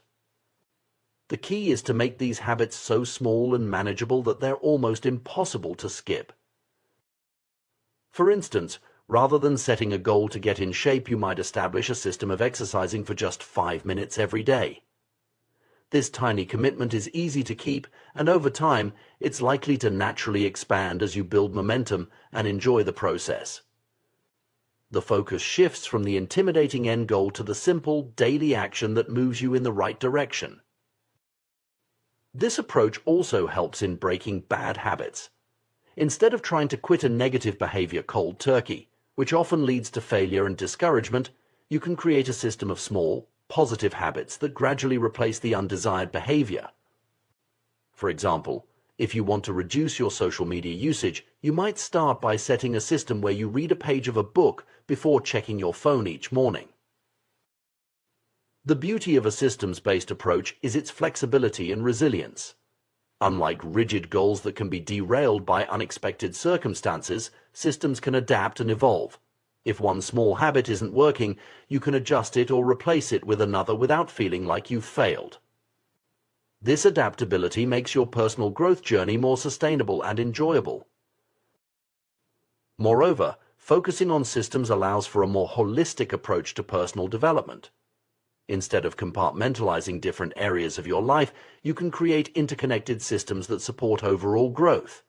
For example, a system of regular exercise might naturally lead to better eating habits, improved sleep, and increased productivity at work. It's important to note that adopting a systems-first mentality doesn't mean completely abandoning goals. Goals can still serve as useful North Stars, providing direction and inspiration. The key is to not let the goals overshadow the importance of the daily systems and habits that lead to their achievement. In practice, this might look like setting a broad, directional goal like improved physical fitness and then focusing intently on creating and maintaining systems that support that direction, like a daily exercise routine, a balanced meal plan, and a consistent sleep schedule. The goal provides context and motivation, while the systems drive actual progress. This approach also aligns well with the concept of process goals in psychology. Instead of focusing solely on outcome goals like lose 20 pounds, process goals emphasize the behaviors and actions within your control, like exercise for 30 minutes 5 times a week. By shifting focus to these controllable elements, you reduce stress and increase your sense of agency and accomplishment. Implementing a systems-based approach requires patience and persistence. It's easy to get discouraged when you don't see immediate results, but remember the principle of the plateau of latent potential. Your consistent efforts are building up, even if the effects aren't immediately visible. Trust in the process and keep showing up for your systems day after day. It's also crucial to regularly review and refine your systems. What works today might not be as effective tomorrow as your circumstances and capabilities change. Treat your systems as living entities that need regular care and adjustment. This ongoing process of refinement ensures that your systems continue to serve you effectively over time. Another powerful aspect of systems thinking is its ability to compound across different areas of your life. As you build effective systems in one area, you'll likely find that the skills and mindset transfer to others. For instance, the discipline and consistency you develop through a regular exercise system might help you establish a productive work routine or improve your relationships through consistent communication habits. Furthermore, a systems approach can help mitigate the effects of willpower depletion. Relying on sheer willpower to achieve goals is often unsustainable, as willpower is a finite resource that gets depleted throughout the day. By establishing systems and habits, you reduce the need for constant decision-making and willpower exertion. Your positive behaviors become more automatic, making it easier to stay on track, even when you're tired or stressed. In conclusion, while goals can provide direction and motivation, it's the systems and habits we establish that truly drive long-term success and fulfillment. By shifting our focus from lofty objectives to manageable, consistent actions, we set ourselves up for sustainable growth and improvement. Remember, you do not rise to the level of your goals, you fall to the level of your systems. Embracing this systems-first mentality doesn't mean giving up on your dreams or ambitions. Rather, it's about recognizing that those dreams are realized through the cumulative effect of small, consistent actions over time. It's about falling in love with the process of becoming, rather than fixating on a specific end state. As you embark on your journey of personal growth and achievement, consider the systems you're building. Are your daily habits aligned with the person you want to become? Are you focusing on consistent, manageable actions rather than waiting for motivation to strike? By nurturing a garden of positive habits and robust systems, you create an environment where success can naturally flourish. In the end, life is less about the destinations we reach and more about the paths we walk. By focusing on systems, we ensure that every step of that journey is meaningful, regardless of where it ultimately leads. So start small, be consistent, trust the process, and watch as your atomic habits compound into remarkable transformations over time. The journey of personal transformation is often misunderstood. Many of us embark on this path with grand aspirations and lofty goals, yet find ourselves struggling to make lasting changes. We set ambitious targets, like losing weight, quitting smoking, or starting a successful business, but despite our best intentions, we often fall short. The reason for this common struggle lies not in our lack of desire or effort, but in our fundamental approach to change itself. At the heart of this issue is a profound truth: the power of habits.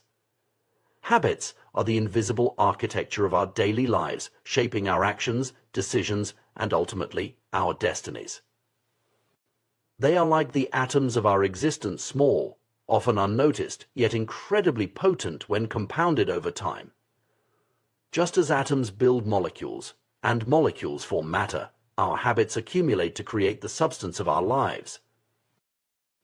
The concept of atomic habits encapsulates this idea perfectly. An atomic habit is not just any small routine, it's a fundamental unit of behavior that, when consistently applied, can lead to remarkable results. These habits are both minuscule and mighty easy to implement, yet capable of generating tremendous power over time.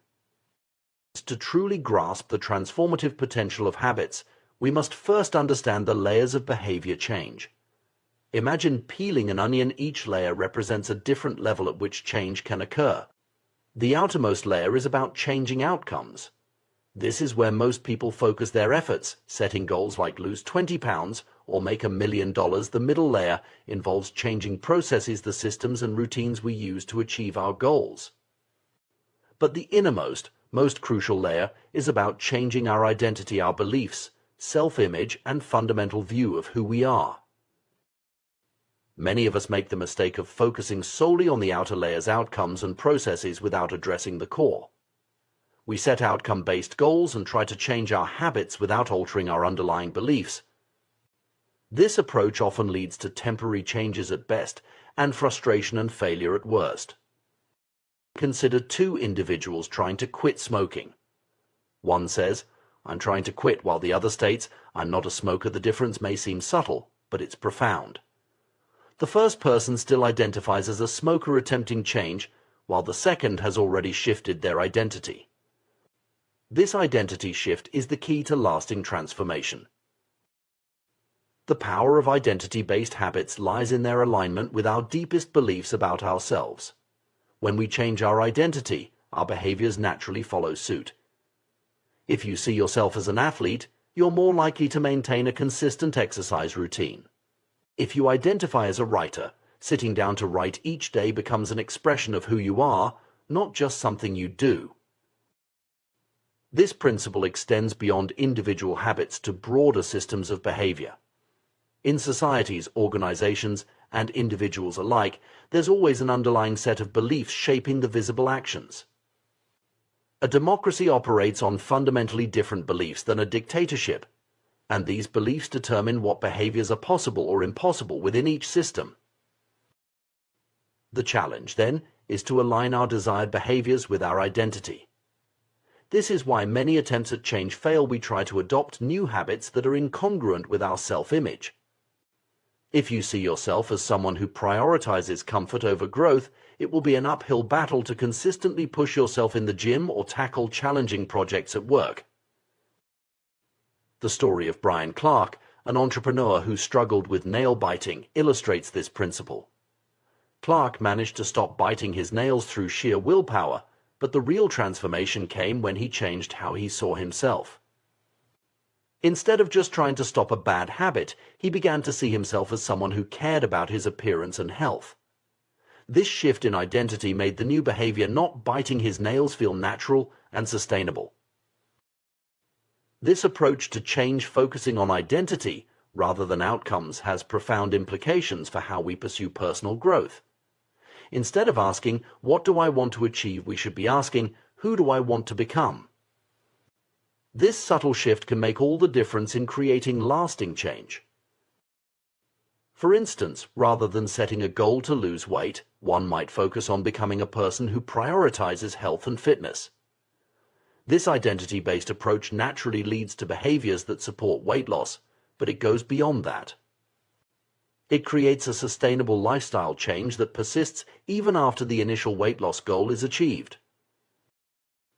The power of this approach lies in its ability to create a positive feedback loop. As we act in alignment with our new identity, we reinforce that identity, which in turn makes it easier to maintain the new behaviors. Over time, what started as a conscious effort becomes an automatic expression of who we are. However, changing our identity is not an overnight process. It requires consistent, small actions that gradually reshape our self-image. This is where the concept of atomic habits becomes crucial. By focusing on tiny, manageable changes that align with our desired identity, we can slowly but surely transform ourselves. For example, if you want to become a writer, start by writing just 50 words a day. This atomic habit is small enough to be achievable even on your busiest days, but consistent enough to begin reshaping your identity. Over time, you'll naturally find yourself writing more, not because you're forcing yourself to meet a word count goal, but because writing has become an integral part of who you are. This approach also helps in breaking bad habits.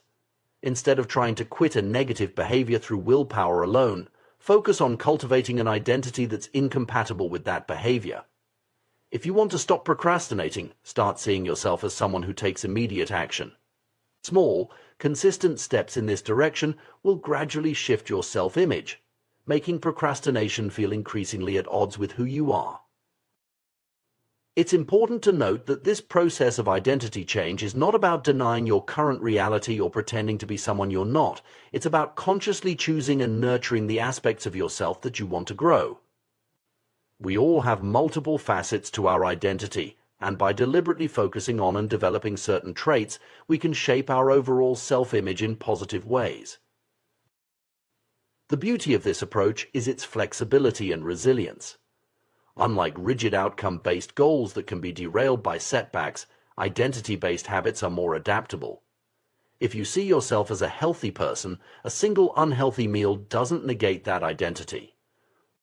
Instead, it becomes an outlier, prompting you to return to behaviors that align with your self-image. Moreover, focusing on identity change can lead to more holistic personal growth. When you change how you see yourself in one area, it often has positive ripple effects in other areas of your life. For instance, developing the identity of a disciplined person in your fitness routine might naturally extend to increased discipline in your work or personal relationships. However, it's crucial to approach this process with patience and self-compassion. Changing deeply ingrained beliefs and habits takes time. There will be setbacks and moments of doubt. The key is to view these not as failures, but as part of the learning process, opportunities to reinforce your commitment to your new identity. It's also worth noting that while we focus on personal identity, our habits and beliefs are often influenced by our environment and social circles. Surrounding yourself with people who embody the traits you aspire to can significantly aid in your transformation.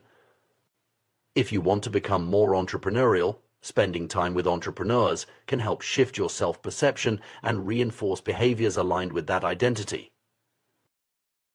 As you embark on this journey of identity-based habit change, remember that the goal is not perfection, but progress. Each small action that aligns with your desired identity is a step in the right direction. Over time, these atomic habits compound, leading to significant personal transformation. In conclusion, the path to lasting change lies not in setting ambitious goals or relying on sheer willpower, but in reshaping our fundamental identity. By focusing on who we want to become, rather than just what we want to achieve, we set the stage for sustainable, meaningful change. Through the power of atomic habits, small, consistent actions aligned with our desired identity, we can gradually transform ourselves. This approach requires patience, self-reflection, and a willingness to challenge our existing beliefs about ourselves. But the rewards are immense. Not only do we achieve our desired outcomes, but we do so in a way that feels natural and sustainable. We don't just change what we do, we change who we are. As you reflect on your own goals and aspirations, consider shifting your focus from outcomes to identity. Ask yourself not just what you want to achieve, but who you need to become to achieve it. Then, identify the small atomic habits that will help you embody that identity. Remember, every great achievement, every personal transformation begins with a single small step. Your atomic habits are the building blocks of your future self. Choose them wisely, implement them consistently, and watch as they compound into remarkable results. The journey of personal transformation is a fascinating and complex process, one that often eludes even the most determined individuals. At the heart of this journey lies a profound truth: true behavior change is, at its core, identity change. This concept challenges our traditional notions of self-improvement and offers a powerful framework for achieving lasting personal growth. Consider the story of Brian Clark, an entrepreneur who struggled with nail biting for years. Like many of us, he initially approached the problem with sheer willpower, managing to stop the habit temporarily. However, the real transformation came when he took an unexpected step. He scheduled his first manicure. This simple act shifted his perspective entirely. Suddenly, Brian wasn't just trying to stop a bad habit, he was becoming someone who took pride in the appearance of his nails. This shift in identity made the change effortless and permanent. This anecdote illustrates a crucial point. The most potent form of motivation comes from aligning our actions with our sense of self. When a habit becomes part of your identity, it transcends the realm of things you want to do and enters the sphere of who you are. This transition from extrinsic to intrinsic motivation is the key to sustainable change. The power of identity-based habits is evident in various aspects of our lives. Think about someone who takes great pride in their physical fitness. They don't need to convince themselves to go to the gym. Working out is simply an expression of who they are. Similarly, a person who identifies as a voracious reader doesn't struggle to find time for books. Reading is an integral part of their identity. This principle extends beyond individual habits to broader life goals. Instead of focusing on reading a book, the aim becomes to embody the identity of a reader. Rather than running a marathon, the goal shifts to becoming a runner. Learning an instrument transforms into embracing the identity of a musician. This subtle but powerful shift in perspective changes everything. Our behaviors are typically a reflection of our identity, often operating at a subconscious level. Research has shown that people are more likely to act in ways that align with their self-perception. For instance, individuals who saw themselves as voters were more likely to participate in elections compared to those who merely expressed a desire to vote. This alignment between identity and action creates a self-reinforcing cycle, making the desired behavior feel natural and effortless. However, it's important to recognize that identity can be a double-edged sword. While it can be a powerful force for positive change, it can also become a barrier to growth if we become too rigidly attached to certain self-perceptions. Many of us unknowingly limit ourselves with self-imposed labels. I'm not a morning person, I'm bad with technology, or I'm always late. These identity-based limitations can become self-fulfilling prophecies, hindering our ability to change and grow. The challenge, then, is to cultivate a flexible and evolving sense of identity that promotes growth rather than stagnation. This requires a willingness to question our long-held beliefs about ourselves and to embrace new possibilities. It's about recognizing that our identity is not fixed but fluid, capable of expanding and adapting as we accumulate new experiences and habits. But how exactly is our identity formed, and how can we actively shape it to support our desired changes? The process is both simpler and more profound than many realize. Our identity emerges from our habits. We are not born with preset beliefs about ourselves. Every aspect of our self-image is learned and conditioned through experience. This understanding leads to a powerful realization: we can deliberately shape our identity through our habits. Each time we make our bed, we reinforce the identity of an organized person. Every time we sit down to write, we strengthen our identity as a creative individual.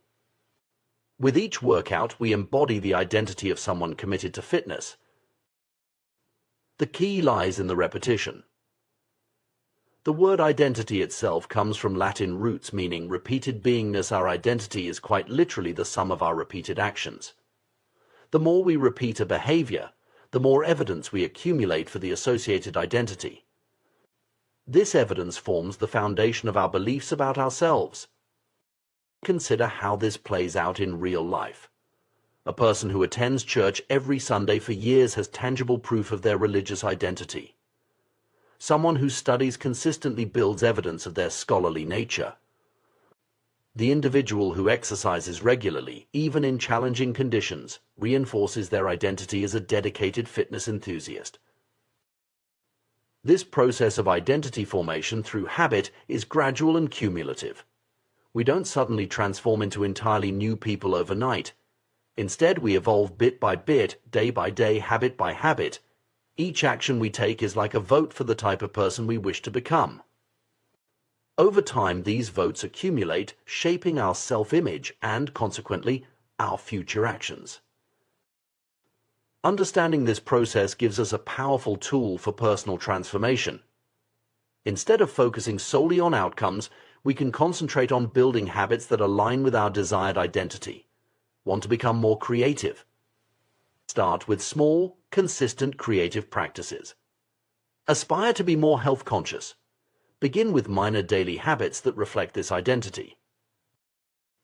The beauty of this approach is its sustainability. When our actions align with our identity, they no longer feel like a chore or a struggle. They become a natural expression of who we are.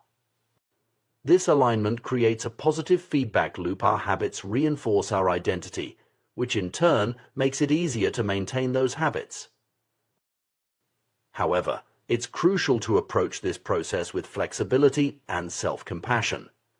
Our identity should not become a rigid construct that limits our growth. Instead, it should be a dynamic, evolving aspect of ourselves that we continually refine and expand. This means being willing to challenge our existing beliefs about ourselves and to embrace new possibilities. For instance, someone who has always seen themselves as bad at math can begin to shift this identity by engaging in small, consistent math-related activities. Over time, as they accumulate evidence of their ability to engage with numbers, their self-perception can evolve. The key is to start small and focus on consistency rather than perfection. This approach to personal growth also highlights the importance of environment and social circles in shaping our identity. We are greatly influenced by the people and situations we regularly encounter. Surrounding ourselves with individuals who embody the traits we aspire to can significantly aid in our transformation. If you want to become more entrepreneurial, spending time with entrepreneurs can help shift your self-perception and reinforce behaviors aligned with that identity. Moreover, this understanding of identity formation can be applied to breaking negative habits. Instead of focusing on stopping an unwanted behavior, we can concentrate on cultivating an identity that is incompatible with that behavior. For example, rather than trying to quit smoking through willpower alone, one might focus on developing the identity of a health-conscious person who values clean air and physical well-being. It's important to note that this process of identity change through habit formation is not always linear or easy. There will be setbacks and moments of doubt. The key is to view these not as failures, but as part of the learning process, opportunities to reinforce our commitment to our new identity. Each time we choose to act in alignment with our desired identity, even after a setback, we strengthen our new self-image. As we embark on this journey of identity-based habit change, it's helpful to regularly reflect on our progress and adjust our approach as needed. This might involve journaling about our experiences, seeking feedback from trusted friends or mentors, or periodically reassessing our goals and the habits we're cultivating to support them. It's also worth considering how this approach to personal change can impact broader social change. As individuals reshape their identities and behaviors, they can influence their immediate social circles and, by extension, larger communities. This ripple effect of personal transformation can contribute to more significant societal shifts over time. In conclusion, the path to lasting personal change lies not in setting ambitious goals or relying on fleeting motivation, but in reshaping our fundamental identity through consistent, identity-aligned habits.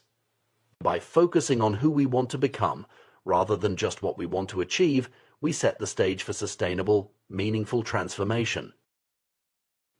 This approach requires patience, self-reflection, and a willingness to challenge our existing beliefs about ourselves.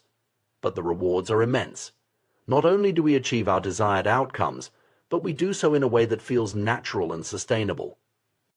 We don't just change what we do, we change who we are.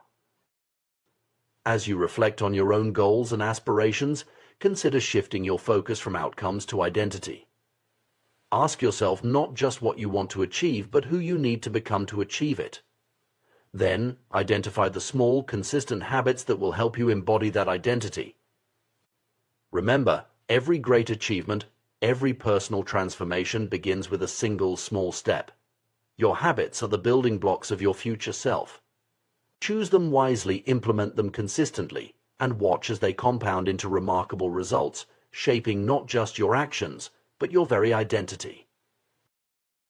The journey of personal growth and habit formation is a fascinating exploration of human behavior and psychology. At its core, this journey begins with a crucial first step: awareness. We often go through life on autopilot, our actions guided by deeply ingrained habits that operate below the level of conscious thought. However, to truly transform our lives and build positive habits, we must first shine a light on these automatic behaviors. One powerful technique for increasing awareness is the simple act of verbalizing our actions and intentions. There's a profound difference between thinking about doing something and actually saying it out loud. When we vocalize our habits or plans, we engage more of our senses and create a stronger mental imprint. This verbalization can take many forms, from simply stating a task we need to complete to acknowledging a habit we want to change. For instance, imagine you're trying to break the habit of mindlessly scrolling through social media before bed. Instead of silently recognizing this behavior, try saying out loud, "I'm about to waste time on my phone instead of getting restful sleep." This verbal acknowledgement makes the consequences of the action more tangible and real. It's harder to ignore the implications when they're hanging in the air, spoken in your own voice. This principle extends beyond breaking bad habits. It's equally effective for reinforcing positive behaviors or simply remembering important tasks. If you have a busy day ahead, try verbalizing your to-do list in the morning. Today, I need to finish the report by noon, call the client at 2 p.m., and pick up groceries on the way home by saying these tasks aloud. You're more likely to remember them and feel a stronger sense of commitment to completing them. The power of verbalization is rooted in the way our brains process information. When we only think about something, we're primarily using the language centers of our brain. But when we speak, we engage additional neural pathways, including those associated with hearing and the motor control of speech. This multisensory engagement creates a stronger memory trace and a more robust commitment to action. However, awareness alone, while crucial, is often not enough to effect lasting change. This is where the concept of implementation intentions comes into play. An implementation intention is essentially a specific plan that outlines when and where you will perform a particular action or habit. It's a simple yet powerful tool that bridges the gap between intention and action. Consider a study conducted in Great Britain, where researchers worked with 248 people to improve their exercise habits. The participants were divided into 3 groups. The first group simply tracked their workouts, while the second group received motivational material about the benefits of exercise. The third group, however, was asked to create a specific plan for when and where they would exercise in the coming week. The results were striking. In the first 2 groups, only about 35 to 38% of participants exercised at least once per week. But in the third group, a whopping 91% followed through with their exercise plans. This dramatic difference highlights the power of having a concrete plan in place. The formula for an implementation intention is straightforward. When situation X arises, I will perform response Y. This simple structure forces you to consider the specific circumstances under which you'll carry out your intended behavior. It eliminates the vagueness that often plagues our good intentions and replaces it with a clear, actionable plan. For example, instead of saying, "I want to read more," you might create an implementation intention like, "When I finish dinner each evening, I will read for 30 minutes in my favorite armchair." This specificity makes it much more likely that you'll follow through, as you've clearly defined both the trigger finishing dinner and the action reading for 30 minutes in a specific location. Implementation intentions are effective across a wide range of behaviors and goals. They've been shown to increase adherence to health-related behaviors like getting flu shots or attending medical appointments. They've also been used successfully in civic engagement initiatives, boosting voter turnout by prompting people to plan the specifics of their trip to the polling station. The power of implementation intentions lies in their ability to remove decision-making from the equation when the moment to act arrives. When you've predetermined exactly when and where you'll perform a behavior, you don't have to rely on motivation or willpower in the moment. You simply follow through on the plan you've already made. This principle can be applied to virtually any habit or goal you want to pursue. Want to start a meditation practice? Try setting an implementation intention like, I will meditate for 10 minutes at 7 a.m. each morning in my spare room. Looking to improve your language skills? Your intention might be, I will practice Spanish for 20 minutes at 6 p.m. each evening at my desk. The key is to be as specific as possible about the time, location and nature of the action you intend to take. This specificity serves two important purposes. First, it makes the action concrete and therefore more likely to be carried out. Second, it helps to anchor the new habit to existing routines or environmental cues, making it easier to remember and integrate into your daily life. It's worth noting that the most effective cues for habits are often tied to time and location. Our brains are particularly adept at forming associations with specific times and places. By leveraging these natural tendencies, we can create powerful triggers for our desired behaviors. When implementing this strategy, it can be helpful to start with small, manageable actions. While it's admirable to have big goals, trying to make dramatic changes all at once can be overwhelming and unsustainable. Instead, focus on creating implementation intentions for small habits that you can consistently perform. Over time, these small actions can compound into significant changes. Another powerful technique that builds on the concept of implementation intentions is habit stacking.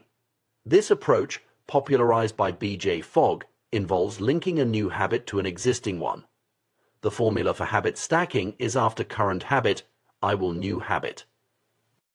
For example, if you already have a habit of brewing coffee every morning, you might stack a new habit onto it. After I start the coffee maker, I will do 10 push-ups, or after I brush my teeth, I will write down 3 things I'm grateful for. By anchoring the new behavior to an established routine, you increase the likelihood of remembering to do it and create a natural flow from one action to the next. Habit stacking can be particularly effective because it doesn't require you to create entirely new routines. Instead, it allows you to build upon the habits and patterns already ingrained in your daily life. This makes the process of adopting new behaviors feel more natural and less disruptive. As you experiment with implementation intentions and habit stacking, it's important to remain flexible and patient. What works perfectly for one person might need adjustment for another. Pay attention to how your new habits fit into your life and be willing to make tweaks as needed. Perhaps you find that morning meditation doesn't work with your schedule, but a midday mindfulness break fits perfectly. The key is to find what works for you and your unique circumstances. It's also crucial to recognize that forming new habits takes time. While implementation intentions can significantly increase your chances of success, they're not magic. Consistency and repetition are still necessary to truly ingrain a new behavior. Be patient with yourself and celebrate the small victories along the way. One often overlooked aspect of habit formation is the importance of context. Our behaviors are heavily influenced by our environment, so it's worth considering how you can set up your surroundings to support your new habits. If you're trying to read more, keep a book visible in your living room. If you want to exercise in the morning, lay out your workout clothes the night before. These small environmental cues can serve as powerful reminders and make it easier to follow through on your intentions. As you progress on your journey of habit formation, you may find that your new behaviors start to feel more natural and automatic. This is a sign that the habit is becoming ingrained. However, it's important not to become complacent. Continue to use implementation intentions and habit stacking to reinforce your positive behaviors and to tackle new goals. Remember, the process of personal growth and habit formation is ongoing. There will always be new skills to learn, new habits to form, and new goals to pursue. By mastering the art of implementation intentions and habit stacking, you're equipping yourself with powerful tools that can serve you throughout your life.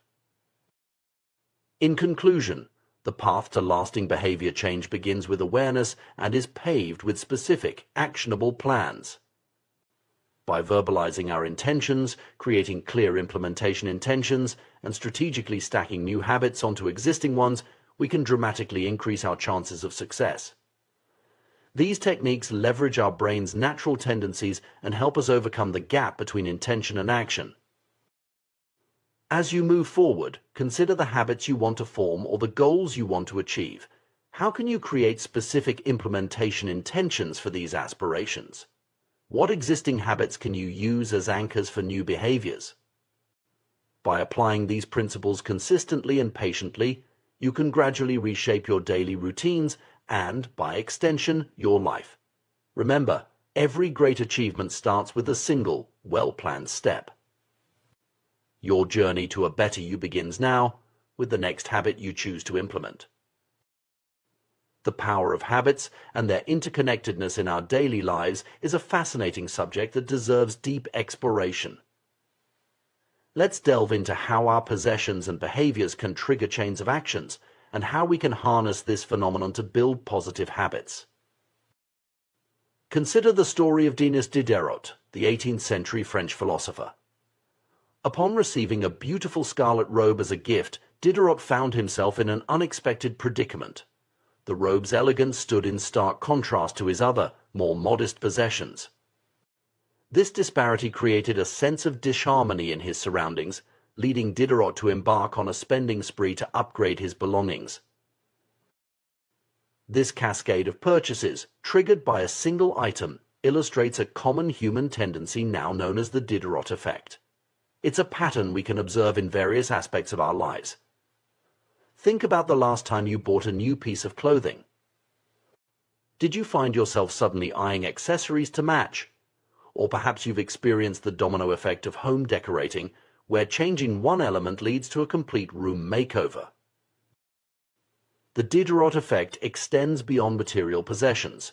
It's a principle that applies to our behaviors and habits as well. Our actions are rarely isolated instead. They form part of a continuous chain of events. One behavior naturally leads to another, creating a sequence that can either work for or against us. This interconnectedness of actions is evident in our daily routines. Consider your morning ritual. The alarm goes off. You get out of bed, brush your teeth, shower, get dressed, and so on. Each action serves as a cue for the next, creating a seamless flow of behaviors. Understanding this connection is crucial because it provides insight into how we can effectively build new habits. The concept of habit stacking, developed by B.J. Fogg as part of his Tiny Habits program, leverages this behavioral chain reaction. The idea is simple yet powerful: attach a new habit to an existing one. By doing so, you create a natural trigger for the new behavior, increasing the likelihood of its successful integration into your routine. The formula for habit stacking is straightforward. After current habit, I will new habit. This approach eliminates the need to rely on willpower or memory alone to implement a new habit. Instead, you're piggybacking on an established behavior, making the new habit feel like a natural extension of your existing routine. Let's explore some practical applications of habit stacking. Suppose you want to incorporate a brief meditation practice into your day. You might decide, after I pour my morning coffee, I will meditate for 1 minute. The act of pouring coffee, something you already do every day, becomes the cue for your new meditation habit. Or consider the goal of increasing physical activity. You could establish the habit stack. After I take off my work shoes, I will immediately change into my workout clothes. This simple act of changing clothes can serve as a powerful trigger to get you moving, even on days when motivation is low. The beauty of habit stacking lies in its flexibility and scalability. You can start with small, manageable habits and gradually build more complex routines. For instance, you might begin with a simple evening routine. After dinner, I will put my dishes in the dishwasher. Once this becomes automatic, you can expand it. After putting my dishes away, I will wipe down the kitchen counter, and further, after wiping the counter, I will set out my coffee mug for tomorrow morning. By chaining these small actions together, you create a positive version of the Diderot effect. Each completed task provides a sense of accomplishment and momentum, making it easier to move on to the next action in your stack. It's important to note that the effectiveness of habit stacking depends on choosing the right cue. The trigger should be as specific and actionable as possible. Vague cues can lead to inconsistency and eventually the abandonment of the new habit. For example, when I take a break for lunch is less effective than when I close my laptop for lunch. The latter provides a clear, unmistakable signal to initiate the next action. Moreover, the frequency of your chosen cue should match the desired frequency of your new habit. If you want to establish a daily habit, it needs to be stacked on top of another daily occurrence. Attaching a daily habit to a weekly event is a recipe for inconsistency. To identify potential habit stacks, it can be helpful to create a detailed list of your current daily habits and routines.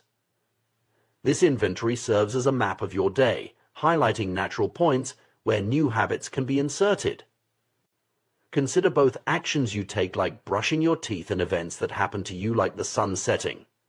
This comprehensive view of your day can reveal unexpected opportunities for habit formation. The power of habit stacking extends beyond personal development. It can be applied in various contexts, from improving social skills to managing finances. For instance, you might decide when I walk into a party, I will introduce myself to someone I don't know yet. Or when I want to buy something over $100, I will wait 24 hours before purchasing. These habit stacks can help automate beneficial behaviors, reducing the mental effort required to make good choices. One particularly intriguing application of habit stacking is in cultivating mindfulness and improving mood. By associating brief moments of reflection or positivity with routine actions, you can significantly impact your overall well-being. For example, when the phone rings, I will take one deep breath and smile before answering. This simple stack can transform potentially stressful moments into opportunities for calm and positivity. It's worth noting that habit stacking isn't just about adding new behaviors. It can also be used to break undesirable habits. By identifying the cues that trigger negative habits, you can insert alternative, positive actions. This approach allows you to redirect the chain of behaviors in a more beneficial direction. As you experiment with habit stacking, remember that flexibility and patience are key. What works for one person may not work for another, and what works at one point in your life may need adjustment as circumstances change. Be willing to tweak your habit stacks if they're not quite clicking. The goal is to create a system that feels natural and sustainable for you. Moreover, don't underestimate the power of small habits. While it might seem insignificant to meditate for just 1 minute or do only 10 push-ups, these small actions serve a crucial purpose. They help establish the neural pathways associated with the new behavior, making it easier to expand the habit over time. Starting small reduces the activation energy required to begin, making it more likely that you'll follow through consistently. Another interesting aspect of habit stacking is its potential to create a ripple effect in your life. As you successfully implement one positive habit, you may find yourself more motivated and capable of tackling other areas of self-improvement. This can lead to a virtuous cycle of personal growth, where each new habit builds upon the last, gradually transforming your daily routines and, by extension, your life. It's also worth considering how habit stacking can be applied in professional settings. Organizations can use this principle to improve workflows, enhance productivity, and foster a positive company culture. For instance, a team might implement a habit stack like, after our weekly meeting, we will spend 5 minutes acknowledging team members' contributions. This simple addition can boost morale and reinforce a culture of appreciation. As we navigate an increasingly complex world, the ability to form and maintain beneficial habits becomes ever more crucial. Habit stacking offers a powerful tool in this pursuit, allowing us to harness the natural flow of our daily lives to effect positive change. By understanding and applying this principle, we can transform the Diderot effect from a potential source of unnecessary consumption into a force for personal growth and improvement. In essence, habit stacking is about more than just forming new habits. It's about redesigning our lives in intentional ways. It's a reminder that our days are made up of countless small decisions and actions, each of which has the potential to steer us towards our goals. By carefully curating these actions and linking them together, we can create a daily experience that aligns more closely with our aspirations and values. As you move forward, consider the habits you'd like to cultivate in your own life. What existing routines could serve as anchors for these new behaviors? How might you chain several small habits together to create a more significant positive impact? Remember, the journey of personal growth is ongoing, and habit stacking provides a flexible, powerful framework to support this journey. By embracing the interconnected nature of our behaviors and leveraging it through habit stacking, we open up new possibilities for self-improvement. Whether your goal is to boost productivity, enhance well-being, or simply bring more intentionality to your daily life, this approach offers a practical, accessible path forward. So why not start today? Choose one small habit you'd like to cultivate, find a suitable existing routine to stack it on, and take that first step towards positive change. After all, as the Diderot effect shows us, one small change can set in motion a far-reaching transformation. In the realm of personal development and behavior change, we often place a great deal of emphasis on willpower and motivation. We believe that if we can just muster enough inner strength or find the right source of inspiration, we'll be able to transform our habits and achieve our goals. However, emerging research and real-world experiments are beginning to paint a different picture, one where our environment plays a far more significant role in shaping our actions than we might have previously thought. Consider the case of Massachusetts General Hospital in Boston, where a primary care physician named Anne Thorndike conducted a fascinating experiment. Her hypothesis was simple yet revolutionary. She believed she could improve the eating habits of thousands of hospital staff and visitors without directly engaging with them or attempting to boost their motivation. Instead, she focused on altering the environment in which people made their food and drink choices. Thorndike and her team redesigned the hospital cafeteria, making subtle changes to the arrangement of food and drinks. They added water as an option in refrigerators that previously only contained soda, and placed baskets of bottled water near food stations throughout the room. The results were striking. Over a 3-month period, soda sales dropped by 11.4%, while bottled water sales increased by 25.8%. Similar adjustments to food placement yielded comparable results. What's particularly noteworthy about this experiment is that it achieved significant behavior change without any direct communication or motivational tactics. People's choices were influenced simply by the adjustment of their environment. This phenomenon highlights a crucial principle in behavior science. Our actions are often shaped more by our surroundings than by our internal drive or conscious decision-making. This concept isn't entirely new. Back in 1936, psychologist Kurt Lewin proposed a simple yet powerful equation: behavior is a function of the person in their environment, or BFPE. This formula suggests that our actions are not solely determined by our personality or intentions, but are significantly influenced by the context in which we find ourselves. The business world was quick to catch on to this idea. In 1952, economist Hawkins Stern described what he called suggestion impulse buying, where a shopper purchases a product not because they had a pre-existing need for it, but because of how it was presented to them. This insight has shaped retail strategies for decades. Items placed at eye level in stores tend to sell better than those on lower shelves. Expensive brands are often positioned in easy-to-reach locations, while cheaper alternatives are tucked away.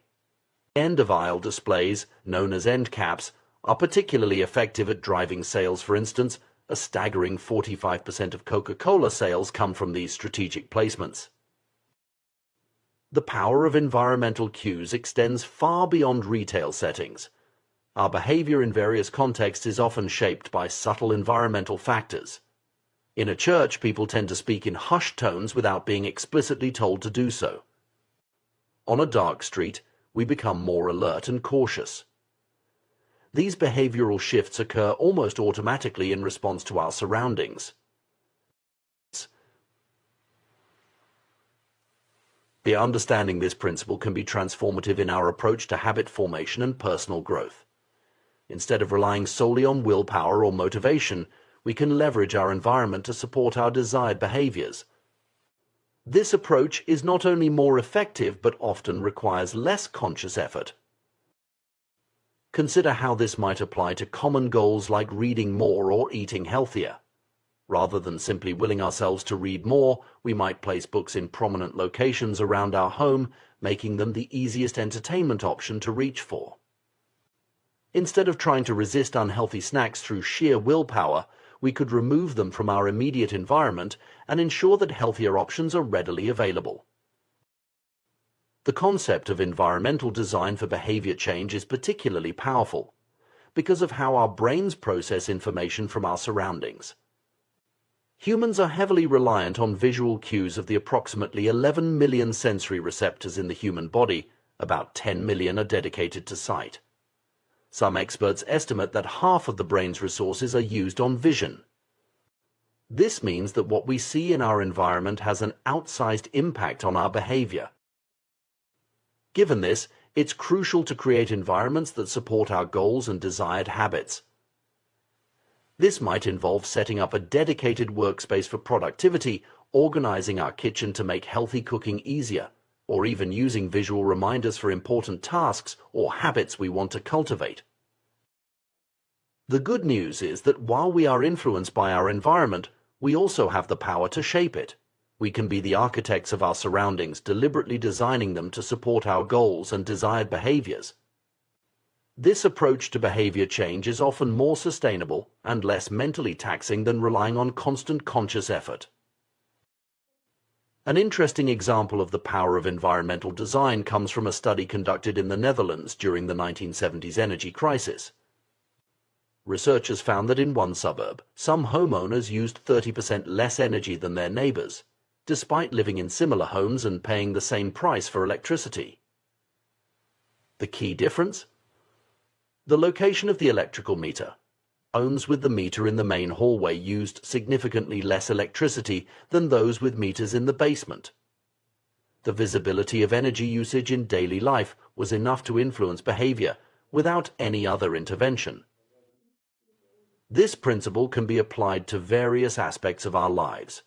Want to drink more water? Keep a filled water bottle within arm's reach at all times. Trying to exercise more? Leave your workout clothes and shoes by your bed so they're the first thing you see in the morning. Want to eat more fruit? Keep a bowl of fresh fruit on your kitchen counter. The key is to make the cues for your desired habits obvious and the cues for undesired habits less visible. This might mean hiding the TV remote if you want to watch less television, or keeping your phone in another room if you're trying to reduce screen time. By manipulating your environment, you can make good habits easier and bad habits harder. It's important to note that while environmental design is powerful, it's not a magic solution. It works best when combined with other strategies for habit formation, such as setting clear intentions, starting with small, manageable changes, and being consistent in your efforts.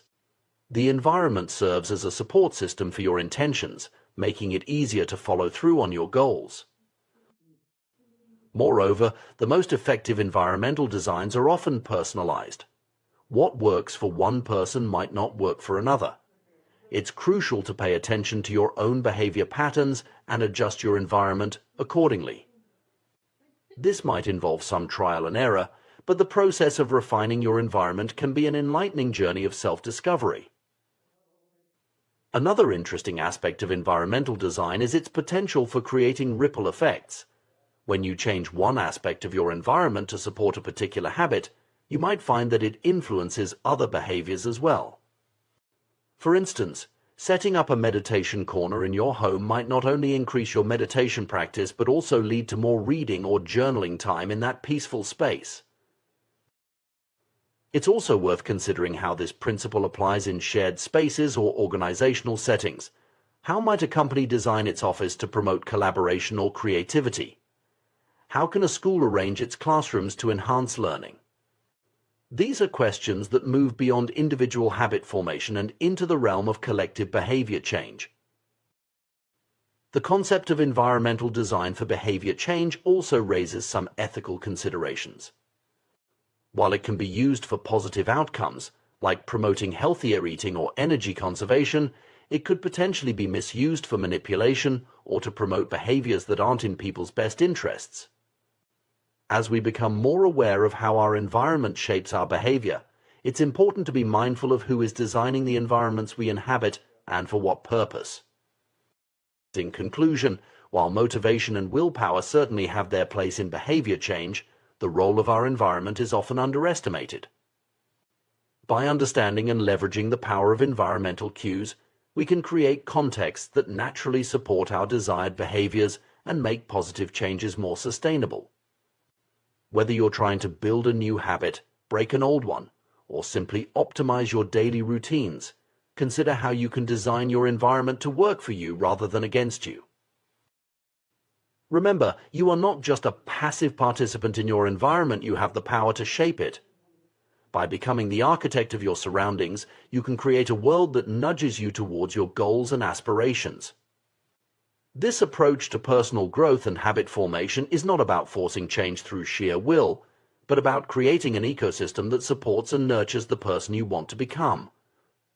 So, the next time you find yourself struggling to stick to a new habit or achieve a goal, take a step back and look at your environment. What cues are present? What behaviors does your current setup encourage or discourage?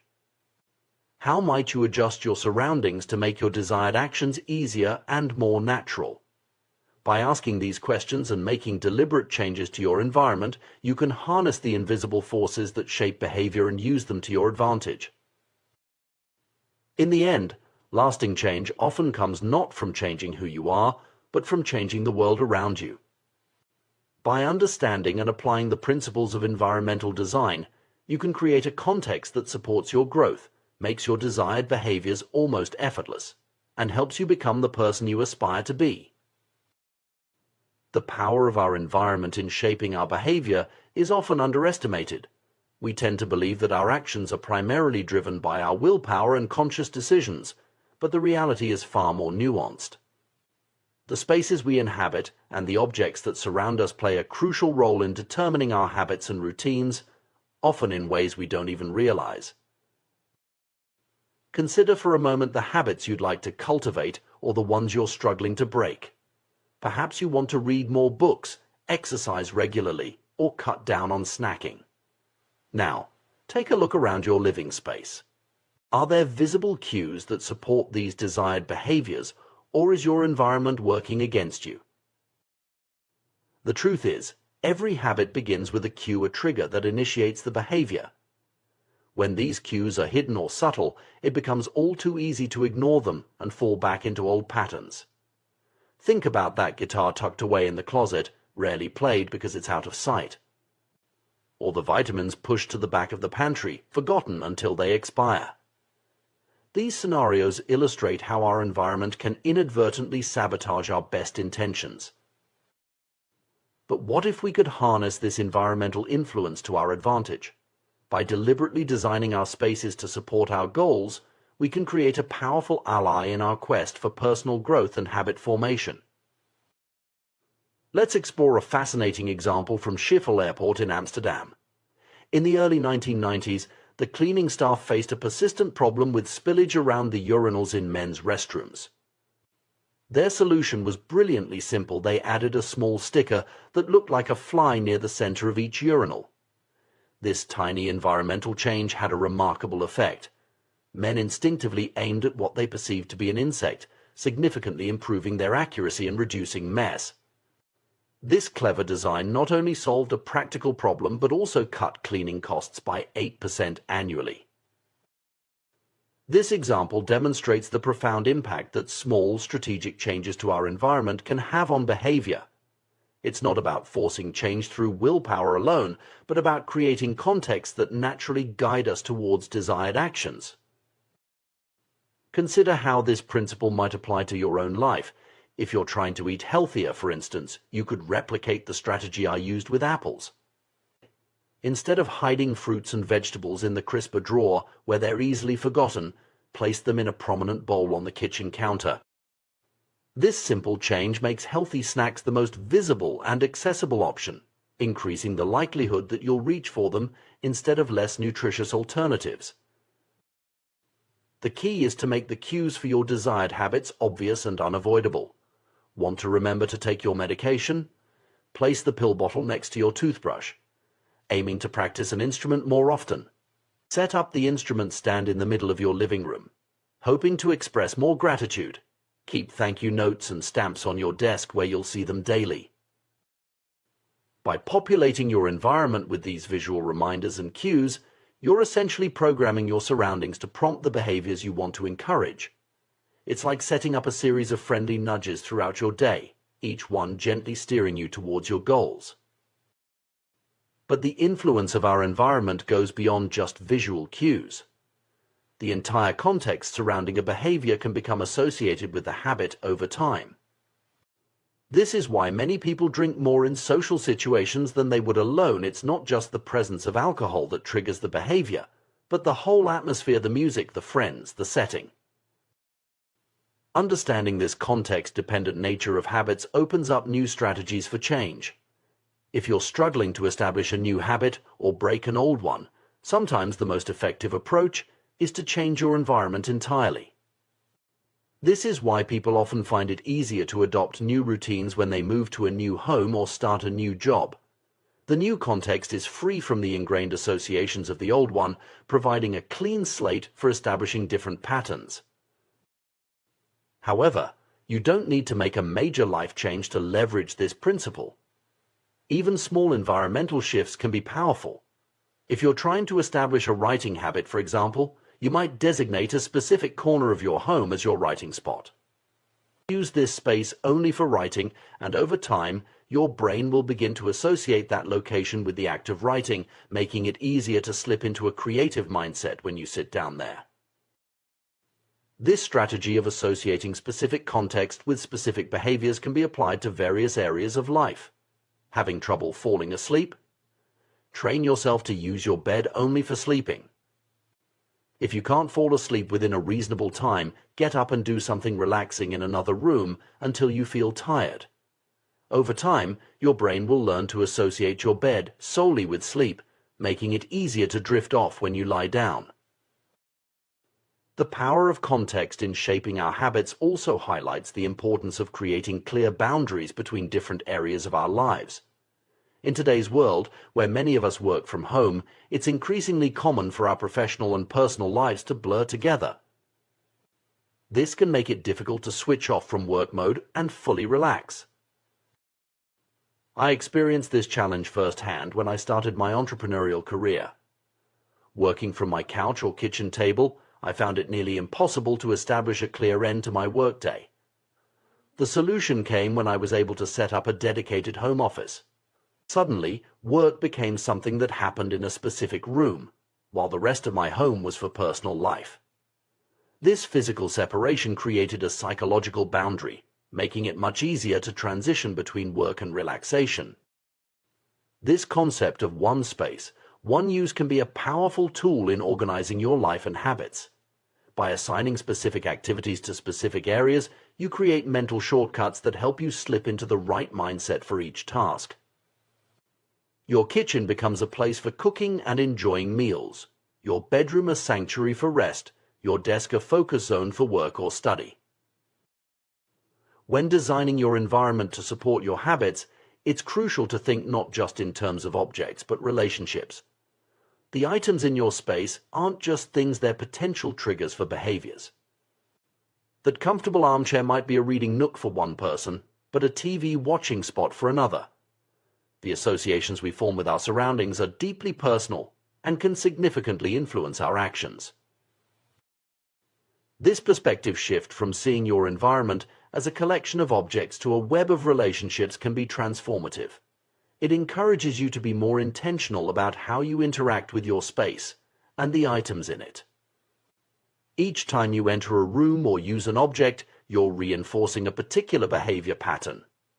By being mindful of these interactions, you can start to reshape them in ways that align with your goals. Another powerful strategy is to increase the number of positive cues in your environment while decreasing negative ones. If you're trying to read more, for instance, you might place books in every room of your house, creating multiple reminders of your reading goal. Conversely, if you're trying to watch less television, you could hide the remote control or even cover the TV when it's not in use. It's worth noting that our modern digital environments are just as influential as our physical ones, if not more so. The apps on our phone's home screen, the bookmarks in our browser, the notifications we allow, all of these act as cues that shape our behavior. Applying the principles of environmental design to our digital spaces can be incredibly powerful. Something as simple as rearranging your phone's apps to make productive tools more visible and distracting ones less accessible can have a significant impact on your daily habits. As you embark on this journey of environmental design, remember that it's an iterative process. What works for someone else might not work for you, and what works for you today might need adjustment in the future. Be willing to experiment, observe the results, and make changes as needed. The goal is to create an environment that feels natural and supportive, not one that feels forced or restrictive. It's also important to approach this process with self-compassion. Changing habits is challenging, and there will likely be setbacks along the way. Instead of viewing these as failures, see them as valuable data points that can inform your next iteration of environmental design.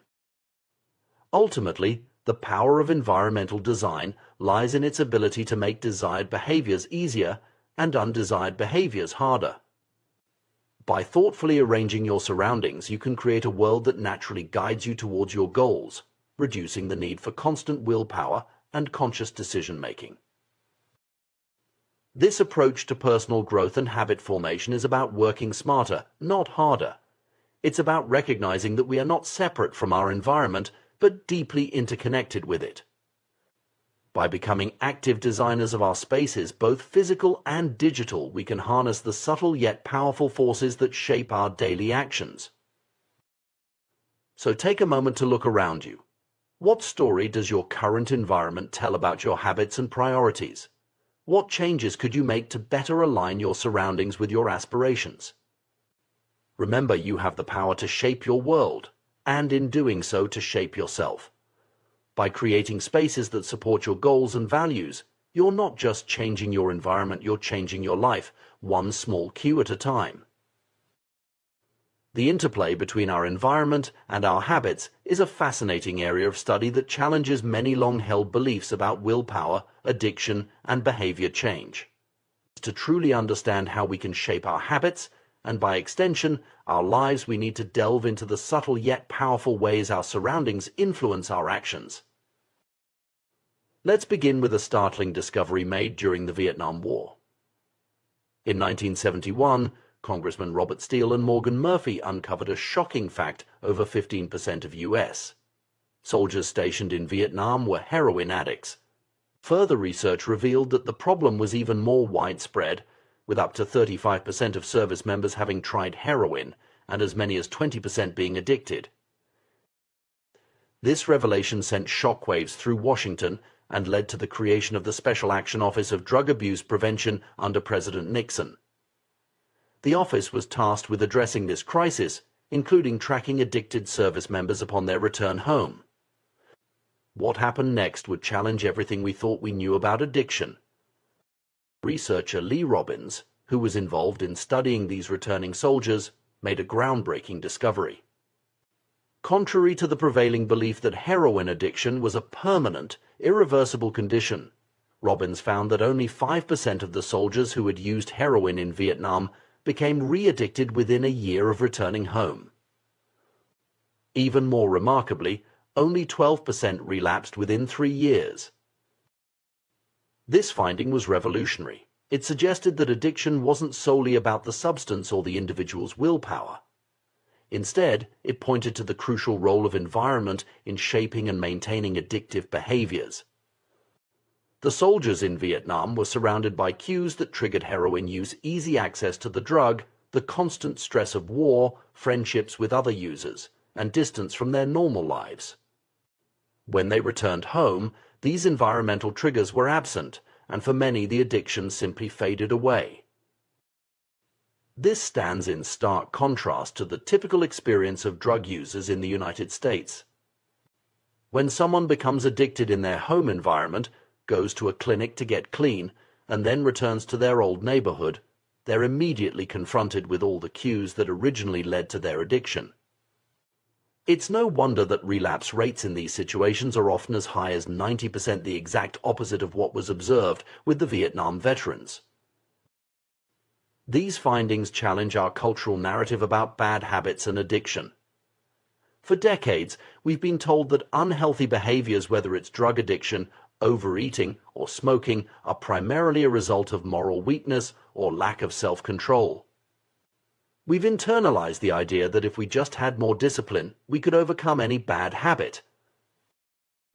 However, recent research paints a different picture. When scientists study people who appear to have exceptional self-control, they find that these individuals aren't fundamentally different from those who struggle.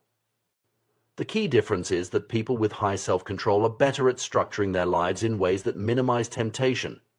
In essence, they create environments that support their goals, reducing the need for constant willpower battles. This insight is profound. The people with the best self-control are often those who need to use it the least. They're not constantly resisting temptation, they're avoiding it altogether by shaping their environment. This doesn't mean that perseverance and willpower are unimportant. Rather, it suggests that the most effective way to improve these qualities is not by willing ourselves to be more disciplined, but by creating more disciplined environments. To understand why this approach is so powerful, we need to look at how habits are formed and encoded in the brain. Once a habit is established, it becomes a ready-to-use pattern of behavior that can be triggered whenever the relevant situation arises. This encoding is so strong that it can persist for decades, even if the habit isn't practiced. Consider the case of Patty Orwell, a therapist from Austin, Texas. When she was younger, she often smoked while riding horses with a friend. She eventually quit smoking and stopped riding horses. Years later, when she rode a horse again, she suddenly found herself craving a cigarette for the first time in ages. The association between horse riding and smoking was still encoded in her brain, just waiting for the right cue to reactivate it. This persistence of encoded habits explains why many behavior change techniques can backfire. When we expose people to cues associated with their bad habits, we can inadvertently trigger the very behaviors we're trying to stop. For example, shame-based weight loss presentations can stress obese individuals, leading them to turn to their familiar coping mechanism, overeating. Similarly, showing graphic images of damaged lungs to smokers can increase anxiety, driving them to reach for a cigarette to calm down. The power of environmental cues in triggering habits also explains why bad habits can be so persistent and self-reinforcing. They often create a negative feedback loop, what we might call an autocatalytic process. The habit feeds itself. You feel bad, so you eat junk food.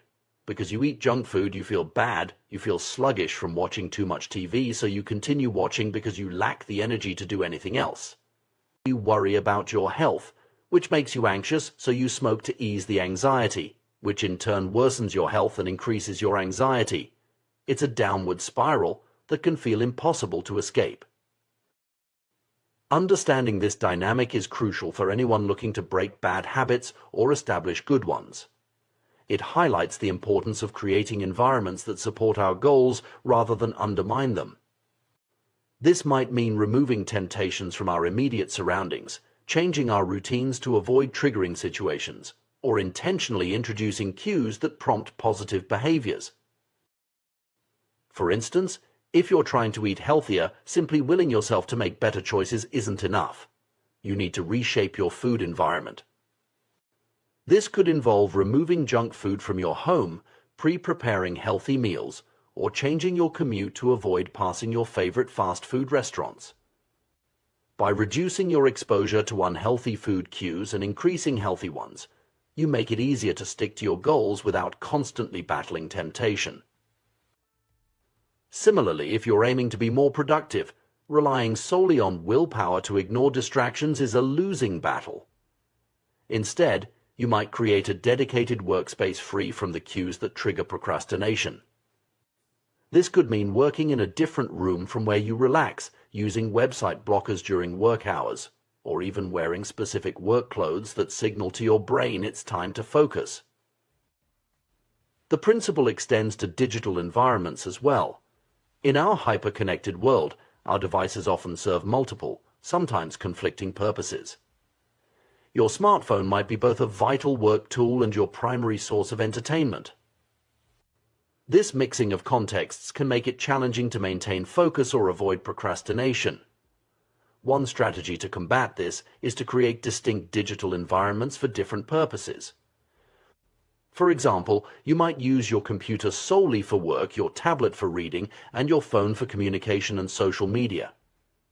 By separating these contexts, you create clearer cues for your brain about what behavior is appropriate in each situation.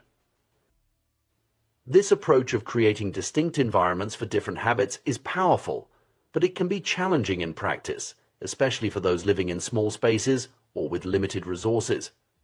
However, even in constrained circumstances, it's possible to create activity zones within a single space. A specific chair might be designated for reading, a particular corner for meditation, or a certain table for focused work. The key is consistency. By repeatedly using these spaces for their designated purposes, you strengthen the association between the environment and the desired behavior. It's worth noting that while changing your environment can be a powerful tool for habit change, it's not a magic solution. Old habits don't disappear, they remain encoded in our brains, waiting for the right cues to reactivate them. This is why people who have quit smoking for years might suddenly crave a cigarette in a high-stress situation, or why someone who has maintained a healthy diet might binge on food during a particularly emotional time. The persistence of these encoded habits underscores the importance of ongoing environmental management. It's not enough to create a supportive environment once we need to continually reinforce it and be mindful of potential triggers. This might mean avoiding certain situations entirely, having strategies in place for when we can't avoid triggers, or regularly reassessing and adjusting our environment as our goals and circumstances change. Moreover, it's crucial to recognize that our environment extends beyond our physical surroundings. Our social connections, daily routines, and even our internal dialogue all form part of the context that shapes our habits. Changing habits often requires addressing these aspects as well. This might involve seeking out new social circles that support our goals, establishing routines that reinforce positive behaviors, or working on our self-talk to create a more supportive internal environment. The implications of this environmental approach to habit change are far-reaching. On a personal level, it offers a more compassionate and effective way to approach self-improvement. Rather than berating ourselves for lack of willpower, we can focus on creating environments that make good habits easier and bad habits harder. This shift in perspective can reduce shame and increase our sense of agency in shaping our behaviors. On a broader scale, this understanding has significant implications for public health and policy. Instead of relying solely on education or willpower-based interventions, we should be focusing on creating environments that naturally promote healthier choices. This could involve urban planning that encourages physical activity, workplace designs that reduce stress and promote well-being, or food policies that make healthy options more accessible and affordable. In conclusion, the secret to self-control and lasting habit change lies not in Herculean feats of willpower, but in the thoughtful design of our environment. By understanding the powerful role that context plays in shaping our behavior, we can create surroundings that naturally guide us towards our goals. This approach doesn't eliminate the need for effort or commitment, but it does make the path of positive change much smoother and more sustainable. As we navigate the complexities of modern life with its myriad distractions and temptations, This environmental perspective on habit formation becomes increasingly valuable. It empowers us to be active architects of our own behavior, shaping our surroundings to support the person we aspire to be. Whether we're trying to break a bad habit, establish a good one, or simply live more intentionally, the key often lies in the world we create around us. By mastering our environment, we can master ourselves. Habits are powerful shapers of our identities and lives. Each action we take, no matter how small, serves as a vote for the type of person we aspire to be. When we finish reading a book, we cast a vote for being someone who values knowledge and literature. When we hit the gym, we're voting for a health-conscious identity. Practicing an instrument is a vote for musicianship. These individual actions may seem insignificant in isolation, but over time they accumulate into compelling evidence of who we are becoming. Last player standing. This perspective on habit formation offers a refreshing take on personal growth. It suggests that meaningful change doesn't necessarily require drastic measures or overnight transformations. Instead, it's the consistent, small habits that can make a profound difference by gradually building up evidence of a new identity. This is the paradox of incremental improvement. What seems like minor progress can actually lead to significant change when viewed through the lens of identity formation. Consider how this plays out in various aspects of life. Each time you put pen to paper or fingers to keyboard, you reinforce your identity as a writer. Every practice session with a musical instrument strengthens your musician identity. Starting a workout, regardless of its intensity or duration, is an affirmation of your athletic self. When you take the time to encourage and support your team members, you're cementing your role as a leader. But the impact of these habits goes beyond just achieving specific outcomes or developing skills. Perhaps more importantly, they teach us to trust ourselves. As we consistently follow through on our intentions, we begin to believe in our ability to accomplish our goals. This growing self-trust is a powerful force that can propel us forward in all areas of life. It's crucial to recognize that this process works both ways. Just as positive habits reinforce desirable identities, negative habits can solidify less desirable ones. Every time we give in to procrastination, for instance, we're casting a vote for being someone who lacks discipline. When we choose unhealthy foods over nutritious options, we're voting for an identity that doesn't prioritize well-being. However, the good news is that perfection isn't necessary.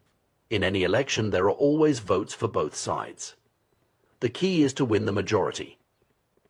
This means that occasional slip-ups or bad habits don't negate our progress, as long as we're consistently making choices that align with our desired identity more often than not.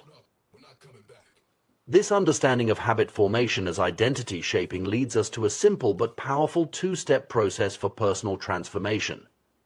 First, we must decide on the type of person we want to become. Then, we prove it to ourselves through small, consistent wins. The first step, deciding who we want to be, is arguably the most challenging. It requires deep introspection and honesty about our values, principles, and aspirations. This applies not just to individuals, but to teams, communities, and even nations. What do we stand for? What principles guide our actions? Who do we aspire to become? For many, these questions can feel overwhelming. It's often easier to focus on specific outcomes we want to achieve: losing weight, reducing anxiety, or increasing our income. While these goals are valid starting points, the key is to work backward from these desired results to the type of person who could achieve them. Who is the kind of person that maintains a healthy weight? Who embodies the calm and centeredness we associate with low anxiety? Who has the skills, mindset, and habits that lead to financial success? This shift in focus from outcome-based thinking to identity-based thinking can be transformative. Instead of fixating on writing a book, we concentrate on becoming the type of person who writes consistently. Rather than obsessing over a target weight, we focus on embodying the habits and mindset of a healthy person. This approach aligns our daily actions with our deepest values and aspirations. Once we've clarified our desired identity, the second step is to reinforce it through small, consistent actions. These don't need to be grand gestures or dramatic changes. In fact, it's often the seemingly insignificant choices that have the most profound impact over time. Choosing to walk instead of drive, opting for a salad over fast food, or spending 10 minutes reading before bed, these small decisions, repeated consistently, shape our identity far more than occasional bursts of motivation or short-lived resolutions. This process creates a powerful feedback loop. Our habits shape our identity, and our identity, in turn, influences our habits. As we consistently act in alignment with our desired identity, we strengthen our belief in that identity, which makes it easier to maintain those habits. This virtuous cycle can lead to profound and lasting change. It's important to note that this approach to habit formation and personal growth is not about achieving specific external measures of success. While habits can certainly help us reach goals like earning more money, losing weight, or reducing stress, their true value lies in their ability to shape our identity. They are the means through which we develop and reinforce our deepest beliefs about ourselves. This perspective on habits offers a more holistic and sustainable approach to personal development. Instead of chasing fleeting goals or external validation, we focus on becoming the type of person we aspire to be. This shift in focus can lead to more meaningful and lasting change as our actions become aligned with our core values and desired identity. Moreover, this approach to habit formation acknowledges the fluid nature of identity. We are not fixed entities, but rather dynamic beings capable of growth and change. Our identity is not set in stone, it's a choice we make in every moment through our actions and habits. This realization is empowering, as it puts the power of change squarely in our own hands. The process of identity-based habit formation also highlights the importance of patience and consistency. Meaningful change doesn't happen overnight. It's the result of countless small actions and decisions made consistently over time. This understanding can help us stay committed to our goals, even when progress seems slow or setbacks occur. Additionally, this approach to personal growth encourages a more compassionate attitude towards ourselves. Instead of berating ourselves for failures or slip-ups, we can view them as part of the natural process of change. As long as we're winning the majority of the time, casting more votes for our desired identity than against it, we're moving in the right direction. This perspective on habits and identity formation has implications beyond individual growth. It can be applied to organizational change, community development, and even societal transformation. By focusing on the type of organization, community, or society we want to be, and consistently taking actions that align with that vision, we can create meaningful change on a larger scale. In conclusion, the power of habits lies not just in their ability to help us achieve specific goals, but in their capacity to shape our very identity. By focusing on who we want to become rather than what we want to achieve, we can create more meaningful and lasting change in our lives. Through consistent small actions, we cast votes for our desired identity, gradually becoming the person we aspire to be. This process of continuous self-evolution, guided by our deepest values and aspirations, is the true essence of personal growth and fulfillment. As we align our habits with our desired identity, we not only improve our lives but also contribute to positive change in our communities and the world at large. The human brain is a remarkable organ, constantly adapting and evolving to help us navigate the complexities of life. One of its most fascinating abilities is the formation of habits, automatic behaviors that allow us to function efficiently in our daily lives. Understanding how habits form and why they're so crucial to our success can provide valuable insights into human behavior and personal growth. Let's start by exploring the fundamental nature of habits. At their core, habits are behaviors that have been repeated so frequently that they become automatic. This process of habit formation begins with a period of trial and error, much like the experiences of the cats in Edward Thorndike's famous puzzle box experiments. When we encounter a new situation or challenge, our brain must decide how to respond. Initially, we may feel uncertain, trying different approaches to see what works best. This period is characterized by high neurological activity as our brain carefully analyzes the situation, taking in new information and making conscious decisions about how to act. Through this process of exploration, we occasionally stumble upon a solution that works well, a behavior that solves our problem or provides a reward. Perhaps we discover that going for a run helps alleviate anxiety, or that playing video games after work helps us unwind from a stressful day. These discoveries are pivotal moments in habit formation.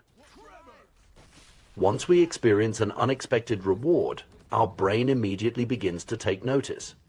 It starts cataloging the events that preceded the reward, trying to identify the actions that led to this positive outcome. This is the essence of learning. Our brain is constantly seeking to understand cause-effect relationships in our environment. With repeated practice, our brain refines this process. Useless actions fade away, while beneficial behaviors are reinforced. This is how a habit begins to take shape. Over time, what once required conscious effort becomes automatic, a reliable solution to a recurring problem in our environment. As habits form, an interesting neurological shift occurs. The level of brain activity actually decreases. This is because our brain has learned to focus on the cues that predict success and ignore everything else. It creates a mental shortcut. If this situation arises, then perform this action. This cognitive script can be followed automatically whenever the appropriate situation presents itself. This automation is incredibly beneficial from an evolutionary perspective. Habits are, in essence, mental shortcuts learned from experience. They allow us to efficiently solve problems we've encountered before without having to analyze the situation anew each time. This frees up our conscious mind, the bottleneck of the brain, to focus on novel challenges and more complex tasks. The formation of habits follows a consistent pattern that can be broken down into 4 key stages: cue, craving, response, and reward. Understanding this pattern can provide valuable insights into how we can shape our own behavior and build positive habits. The process begins with a cue, a bit of information that predicts a reward. In our ancestral environment, these cues might have signaled the location of food, water, or potential mates. Today, we're more often attuned to cues that predict secondary rewards like money, status, approval, or personal satisfaction. Importantly, these modern pursuits still indirectly improve our odds of survival and reproduction, tapping into our deepest evolutionary motivations. The cue triggers a craving, the motivational force behind every habit. Without some level of motivation or desire, we have no reason to act. What we crave is not the habit itself, but the change in state it delivers. We don't crave smoking a cigarette, we crave the feeling of relief it provides.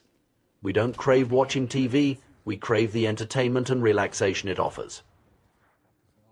The response is the actual habit you perform, which can take the form of a thought or an action. Whether a response occurs depends on how motivated you are and how much friction is associated with the behavior. If a particular action requires more physical or mental effort than you're willing to expend, you won't do it. Finally, the reward is the end goal of every habit. We chase rewards because they satisfy our cravings and teach us which actions are worth remembering in the future. The cue is about noticing the reward. The craving is about wanting the reward. The response is about obtaining the reward. In fact, we can understand the entire habit loop as a continuous cycle aimed at reward acquisition. This 4-stage pattern plays out in countless ways in our daily lives, often without our conscious awareness. For instance, consider the habit of checking your phone. The cue might be a notification sound or simply feeling bored. This triggers a craving for distraction or connection.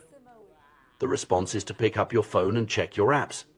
The reward is the momentary entertainment or social connection you experience. Understanding this pattern can be incredibly empowering.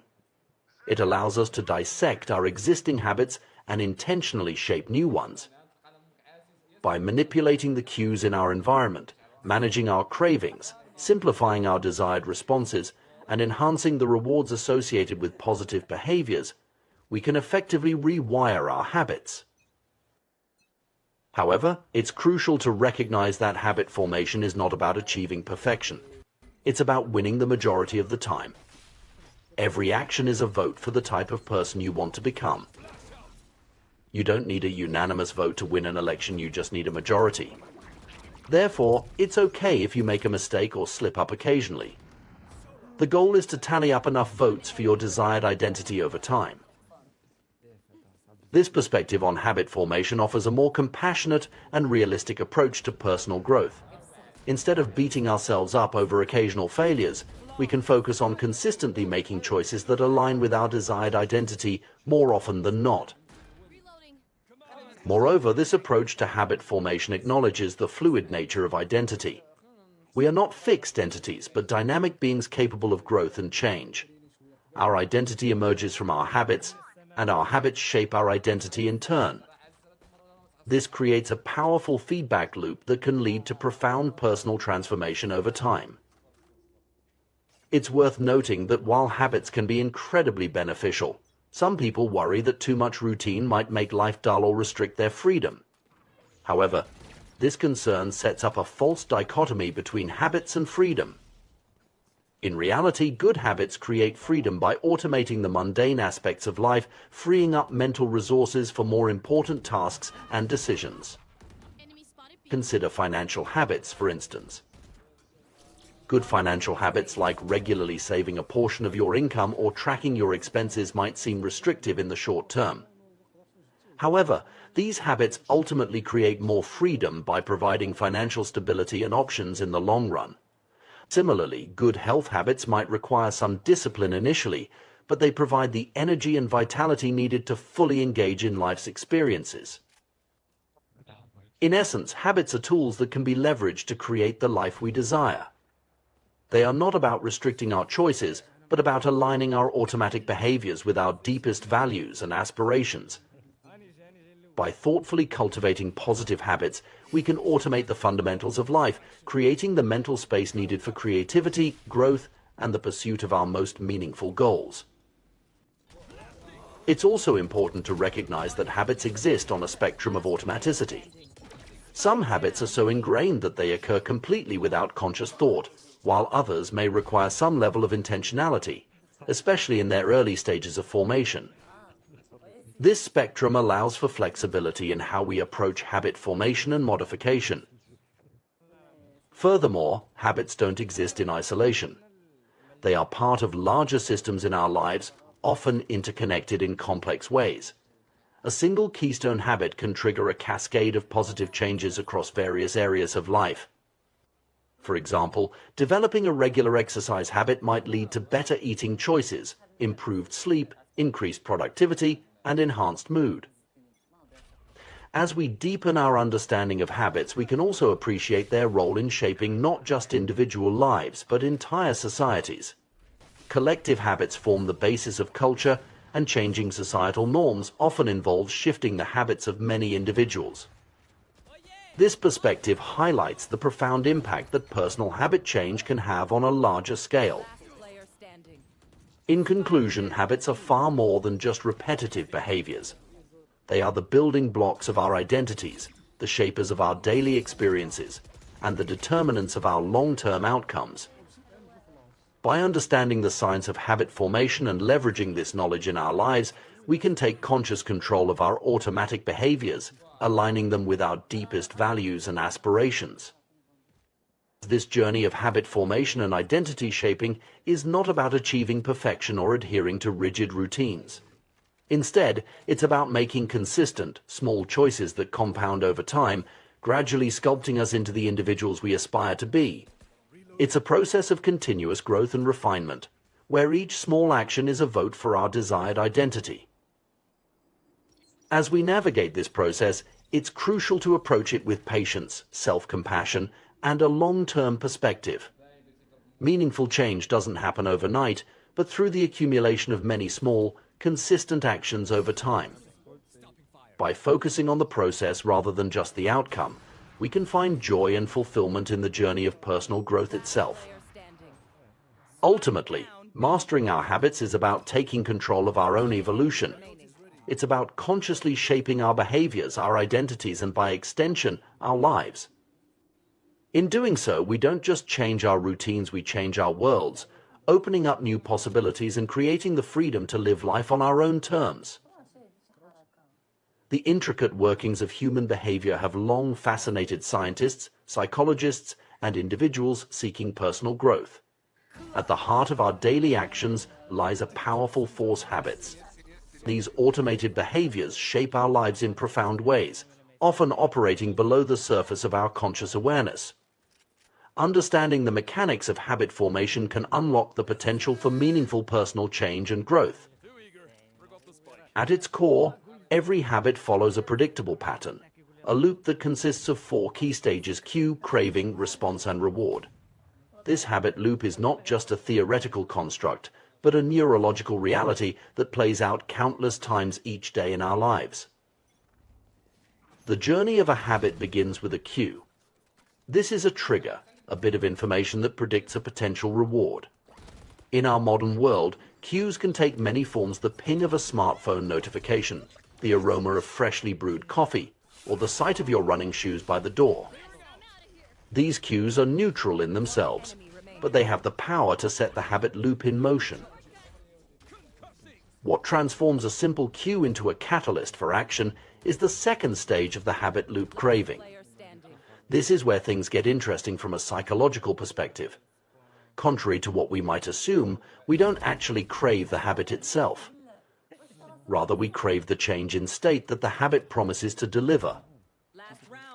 For instance, when you see a notification on your phone, you don't crave the act of checking your phone itself.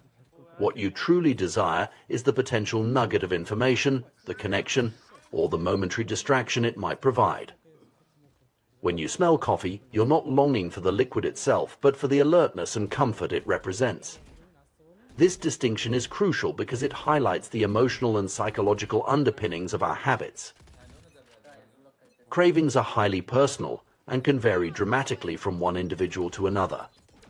What triggers an intense desire in one person might be entirely insignificant to another. This is why understanding your own cravings is a key step in mastering your habits. The sound of slot machines might ignite an irresistible urge in a habitual gambler, while for others, it's merely background noise. The interpretation of cues, colored by our past experiences, emotions, and current state, is what transforms them into cravings. The third stage of the habit loop is the response. This is the actual habit you perform, which can be a physical action or a mental process. However, a response only occurs if 2 conditions are met: sufficient motivation and the ability to perform the action.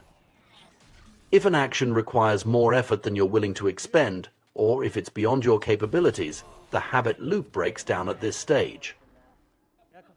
This insight offers a powerful lever for habit change. By increasing or decreasing the effort required to perform a habit, we can influence whether it occurs. Want to read more? Leave a book on your bedside table. Trying to cut down on social media? Log out of your accounts after each use, adding a small barrier to mindless scrolling. The final stage of the habit loop is the reward. This is the end goal of every habit, the payoff that satisfies the craving and completes the cycle. Rewards serve a dual purpose: they provide immediate gratification and they teach us which actions are worth repeating in the future. The immediate satisfaction of a craving is what makes habits so powerful. When you check your phone and find an interesting message, the brief moment of entertainment or connection reinforces the habit. When you take a sip of coffee and feel that first jolt of caffeine, your brain logs that action as worth repeating. But rewards do more than just satisfy momentary desires. They play a crucial role in the learning process that underlies habit formation. Our brains are essentially reward detectors, constantly scanning our experiences to identify which actions lead to pleasurable outcomes. This feedback mechanism helps us distinguish between useful and useless behaviors, gradually shaping our habits over time. Understanding this 4-stage habit loop provides a framework for analyzing and modifying our behaviors. If any of these 4 components is insufficient, a behavior will fail to become a habit. Without a clear cue, a habit won't start. Without a strong enough craving, there's no motivation to act. If the response is too difficult, it won't be performed. And if the reward fails to satisfy, there's no reason to repeat the behavior. This loop isn't just an occasional occurrence, it's an endless cycle that's running every moment we're alive. Our brains are constantly scanning the environment, predicting outcomes, trying responses, and learning from the results. Most of the time, this process happens so quickly and automatically that we're not even aware of it. We can think of the habit loop as having two distinct phases: the problem phase and the solution phase. The problem phase, which includes the cue and craving, is when we recognize that something needs to change. The solution phase, comprising the response and reward, is when we take action to bring about that change. This perspective illuminates a fundamental truth about human behavior. All of our actions are ultimately driven by the desire to solve problems. Sometimes the problem is that we notice something good and want to obtain it. Other times we're experiencing discomfort and want to alleviate it. In either case, habits form as our brains learn efficient ways to address these recurring situations. Consider some common scenarios. You hear your phone buzz cue, which triggers a desire to know what the message says, craving. You pick up your phone and read the text response, satisfying your curiosity reward. Or perhaps you're working on a challenging project cue and start to feel overwhelmed, craving for relief. You might bite your nails response as a way to relieve stress, reward. These examples illustrate how deeply ingrained habits can become. By the time we reach adulthood, many of our habits are so automatic that we hardly notice them. We don't think about which shoe we tie first in the morning, or the fact that we always turn right when we leave our driveway.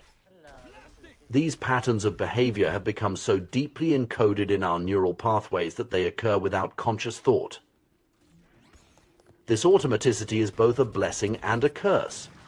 On one hand, it allows us to navigate much of our daily lives efficiently, freeing up mental resources for more complex tasks. On the other hand, it can lead us to perpetuate behaviors that may not serve us well in the long run. The key to harnessing the power of habits lies in becoming more aware of these automatic processes. By shining a light on the cues that trigger our behaviors, the cravings that drive them, the responses we've learned, and the rewards we receive, we can begin to exert more conscious control over our actions.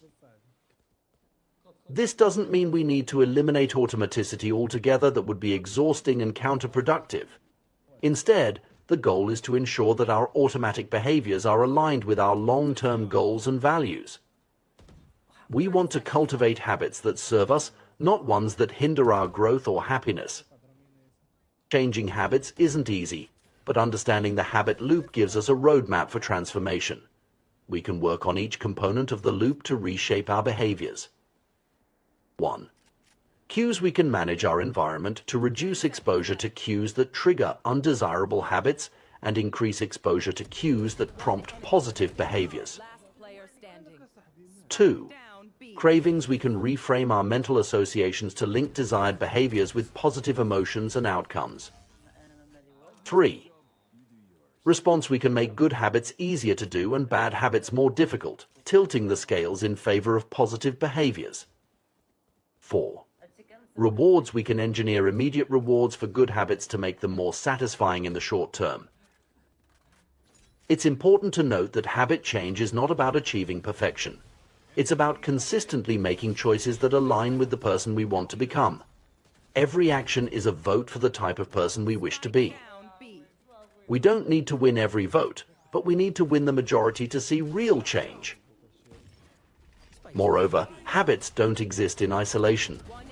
They're part of larger systems in our lives, often interconnected in complex ways. Changing one habit can have ripple effects, influencing other behaviors and aspects of our lives. This interconnectedness can work in our favor sometimes. Changing one keystone habit can lead to a cascade of positive changes across various areas of life. As we work on our habits, it's crucial to approach the process with patience and self-compassion. Habit formation and change take time. Our brains require repeated experiences to forge new neural pathways and strengthen them to the point of automaticity. This process can't be rushed, but it can be guided. It's also worth considering the broader implications of habit formation beyond individual behavior. Collective habits form the basis of culture, and societal change often involves shifting the habits of many individuals. By understanding and mastering our own habits, we not only improve our personal lives but potentially contribute to positive changes on a larger scale. In conclusion, the science of habit formation offers powerful insights into human behavior and personal growth. By understanding the habit loop of cue, craving, response, and reward, we gain a framework for analyzing and modifying our automatic behaviors. This knowledge empowers us to shape our habits intentionally, aligning our automatic behaviors with our deepest values and aspirations. The journey of habit change is not about achieving perfection or adhering to rigid routines. It's about making consistent, small choices that compound over time, gradually sculpting us into the individuals we aspire to be. It's a process of continuous growth and refinement, where each small action is a vote for our desired identity. As we navigate this process, we must approach it with patience, self-compassion, and a long-term perspective.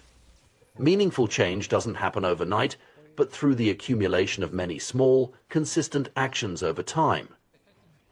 By focusing on the process rather than just the outcome, we can find joy and fulfillment in the journey of personal growth itself. Ultimately, mastering our habits is about taking control of our own evolution. It's about consciously shaping our behaviors, our identities, and by extension, our lives. In doing so, we don't just change our routines, we change our worlds, opening up new possibilities and creating the freedom to live life on our own terms. The power of habit formation lies not just in its ability to automate our behaviors, but in its potential to transform who we are and who we can become. The human mind is a marvel of efficiency, constantly working to streamline our experiences and behaviors. At the heart of this process lies the formation of habits, automatic behaviors that allow us to navigate the complexities of daily life with minimal conscious effort. Understanding the mechanics of habit formation not only provides fascinating insights into human behavior, but also offers powerful tools for personal growth and transformation. The foundation of habit formation rests on a simple yet profound four-step process: cue, craving, response, and reward. This habit loop is the backbone of every habit, from the most trivial to the most impactful. By understanding and manipulating these four components, we gain the ability to shape our behaviors intentionally, cultivating habits that serve our goals and dismantling those that hinder us. Let's delve deeper into each stage of the habit loop and explore how we can leverage this knowledge to create positive change in our lives. The cue is the trigger that initiates a habit. It can be anything in our environment that our brain associates with a particular behavior. The ping of a smartphone notification, the smell of coffee in the morning, or the sight of your running shoes by the door, these are all potential cues that set a habit in motion. Importantly, cues are neutral in themselves. It's our interpretation of them that gives them power. To harness the power of cues, we need to make them obvious for habits we want to cultivate and invisible for those we wish to break. This might involve strategically placing items in our environment to prompt desired behaviors or removing triggers that lead to unwanted actions. For instance, if you want to read more, leaving a book on your bedside table creates a clear cue. Conversely, if you're trying to cut down on social media use, keeping your phone out of sight while working can help reduce the temptation to check it constantly. The craving is the motivational force behind every habit. It's not the habit itself that we crave, but the change in state it promises. When we see a notification on our phone, we don't actually crave the act of checking it, we crave the potential nugget of information or connection it might provide. Understanding this distinction is crucial, because it highlights the emotional and psychological underpinnings of our habits. To make habits more attractive, we can bundle them with activities we already enjoy or reframe them to highlight their benefits. For example, if you struggle to exercise regularly, you might pair your workout with listening to your favorite podcast, creating a more appealing package. Alternatively, you could focus on the immediate benefits of exercise, like increased energy and improved mood, rather than distant goals like weight loss. The response is the actual habit you perform. This is where the rubber meets the road, so to speak. For a habit to form, the response must be possible. You need to have the ability to do it. This insight offers another lever for habit change. By manipulating the ease or difficulty of a behavior, we can influence whether it becomes a habit. To encourage good habits, we should strive to make them as easy as possible. This might involve breaking them down into smaller, more manageable steps or reducing friction in our environment. For instance, if you want to start a journaling habit, you might leave a notebook and pen on your desk each night, reducing the effort required to begin writing in the morning. Conversely, to break bad habits, we can introduce friction or make them more difficult. If you're trying to cut down on late-night snacking, you might put healthy snacks at eye level in your fridge and store less healthy options in hard-to-reach places. The reward is the end goal of every habit, the payoff that satisfies our craving and teaches us which actions are worth repeating. The most effective rewards are those that provide immediate satisfaction while also aligning with our long-term goals. To reinforce good habits, we need to make them satisfying. This might involve celebrating small wins or tracking our progress visually. For example, marking off days on a calendar when you complete a desired habit can provide a sense of accomplishment and motivation to continue. For breaking bad habits, we can make them unsatisfying by attaching immediate negative consequences. This could be as simple as telling a friend about your goal and agreeing to pay them a small amount each time you slip up. These 4 laws of behavior change make it obvious, make it attractive, make it easy, and make it satisfying, provide a powerful framework for shaping our habits. However, it's important to remember that habit formation is not just about willpower or discipline. It's about creating systems that make good behaviors inevitable and bad behaviors impossible.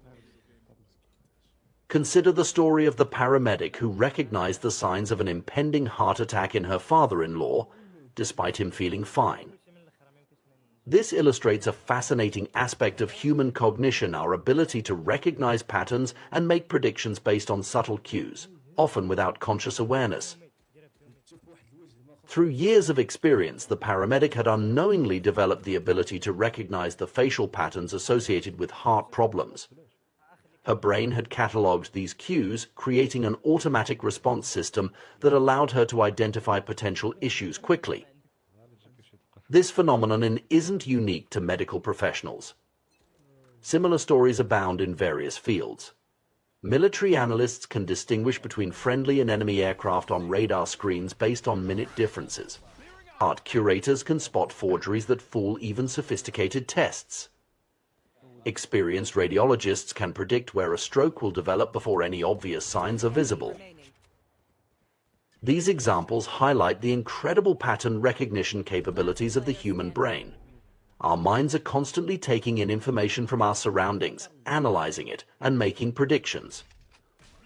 With enough repetition, we begin to notice important cues automatically, without conscious thought.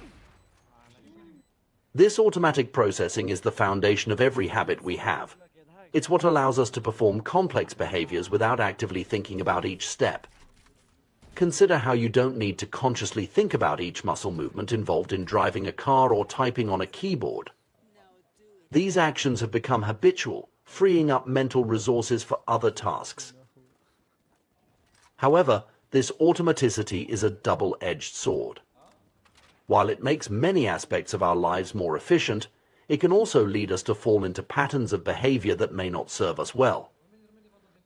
We might find ourselves reaching for our phones every time we feel a moment of boredom, or automatically grabbing a snack when we pass the kitchen, even if we're not hungry. The key to harnessing the power of habits while avoiding their potential pitfalls lies in becoming more aware of our automatic behaviors. By shining a light on the cues that trigger our habits, the cravings that drive them, the responses we've learned, and the rewards we receive, we can begin to exert more conscious control over our actions.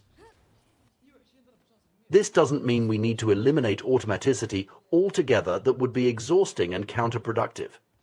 Instead, the goal is to ensure that our automatic behaviors are aligned with our long-term goals and values. We want to cultivate habits that serve us, not ones that hinder our growth or happiness. It's important to note that habit change is not about achieving perfection. It's about consistently making choices that align with the person we want to become.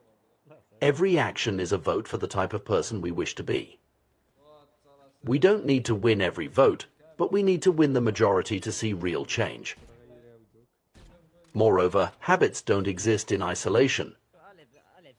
They're part of larger systems in our lives, often interconnected in complex ways. Changing one habit can have ripple effects, influencing other behaviors and aspects of our lives. This interconnectedness can work in our favor sometimes. Changing one keystone habit can lead to a cascade of positive changes across various areas of life. As we work on our habits, it's crucial to approach the process with patience and self-compassion. Habit formation and change take time. Our brains require repeated experiences to forge new neural pathways and strengthen them to the point of automaticity. This process can't be rushed, but it can be guided. It's also worth considering the broader implications of habit formation beyond individual behavior. Collective habits form the basis of culture, and societal change often involves shifting the habits of many individuals.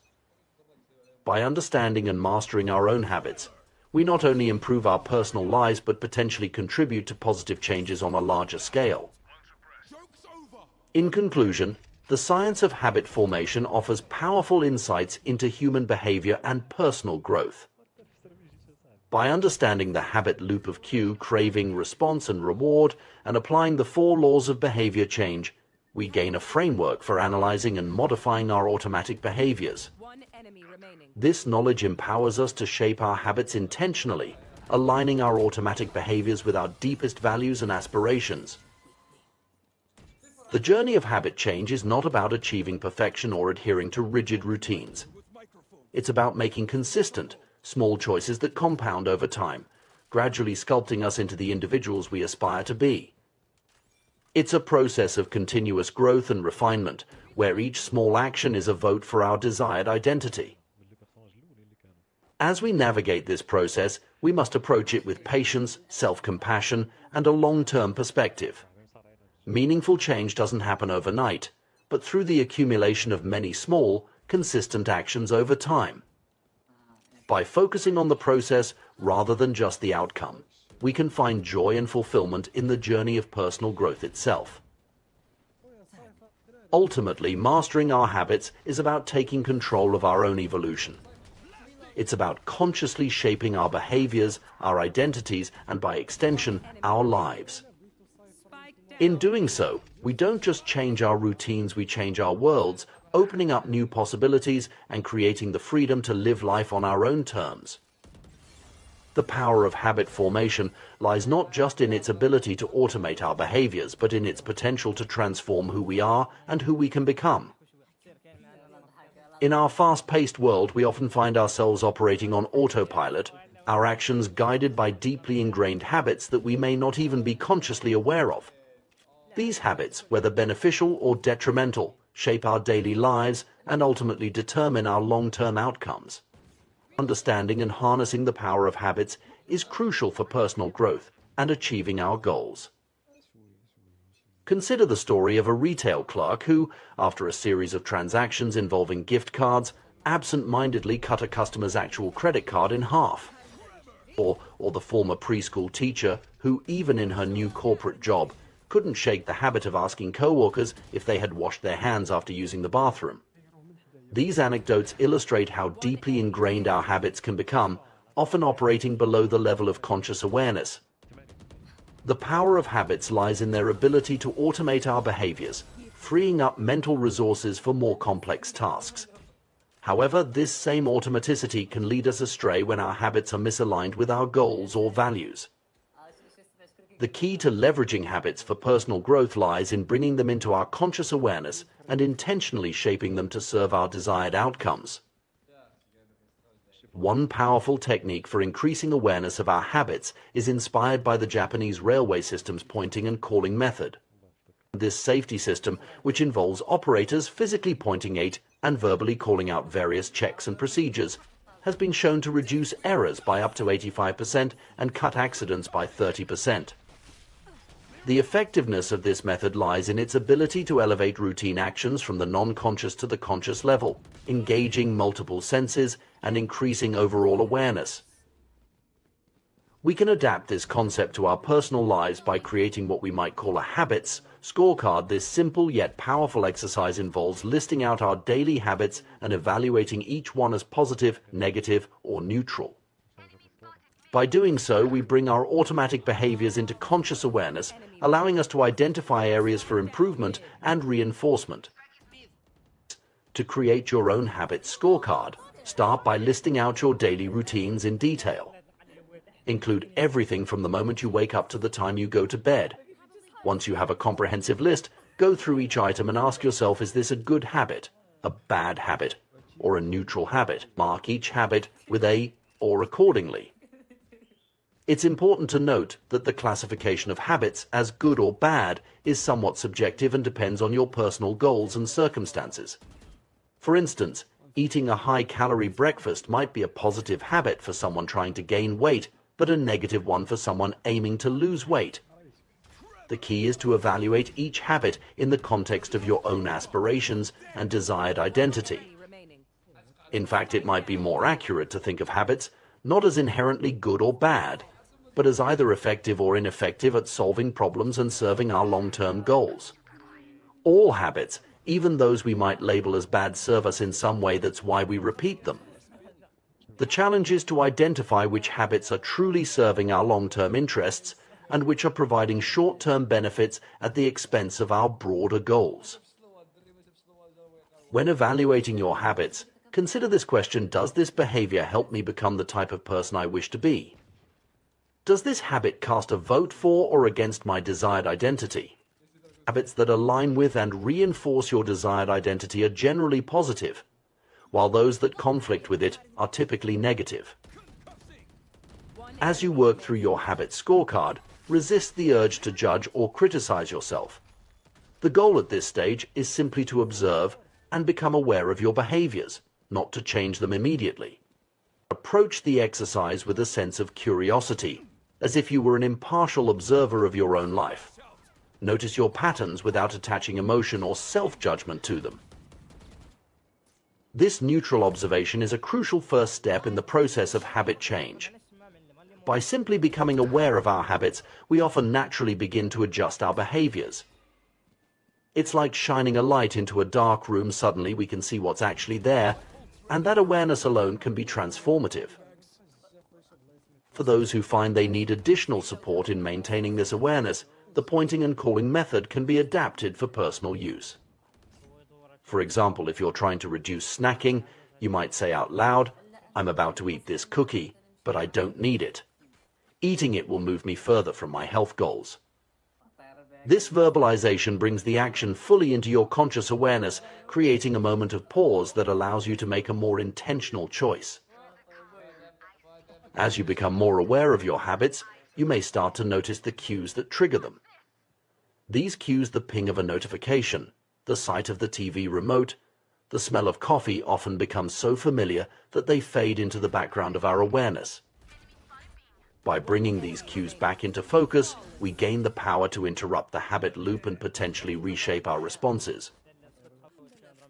It's worth noting that the process of habit change is not about achieving perfection or adhering to rigid routines. Rather, it's about making consistent, small choices that align with our desired identity and long-term goals. Every action we take is essentially a vote for the type of person we want to become. We don't need to win every vote, but we need to win the majority to see real change. Moreover, habits don't exist in isolation. They're part of complex systems in our lives, often interconnected in ways we might not immediately recognize. Changing one habit can have ripple effects, influencing other behaviors and aspects of our lives. This interconnectedness can work in our favor sometimes. Changing one keystone habit can lead to a cascade of positive changes across various areas of life. As we work on becoming more aware of our habits and shaping them intentionally, it's crucial to approach the process with patience and self-compassion. Habit formation and change take time. Our brains require repeated experiences to forge new neural pathways and strengthen them to the point of automaticity. This process can't be rushed, but it can be guided with consistent effort and awareness. It's also important to consider the broader implications of habit formation beyond individual behavior. Collective habits form the basis of culture, and societal change often involves shifting the habits of many individuals. By understanding and mastering our own habits, we not only improve our personal lives but potentially contribute to positive changes on a larger scale. The journey of habit awareness and change is not always easy. It requires us to confront uncomfortable truths about our behaviors and to challenge deeply ingrained patterns. However, the rewards of this process are immense. By bringing our habits into conscious awareness and intentionally shaping them to serve our goals, we gain a powerful tool for personal transformation. Imagine the compound effect of replacing just a few ineffective habits with more beneficial ones. Over time, these small changes can lead to dramatic improvements in our health, productivity, relationships, and overall quality of life. The key is to start small, focus on consistency rather than perfection, and maintain awareness of our behaviors over time. As we become more adept at recognizing and shaping our habits, we may find that this awareness extends beyond individual behaviors to larger patterns in our lives. We might start to notice recurring themes in our relationships, our work, or our emotional responses. This expanded awareness can open up new possibilities for growth and change in all areas of our lives. Furthermore, the skills we develop in habit awareness and modification can be applied to achieving any goal or making any change in our lives.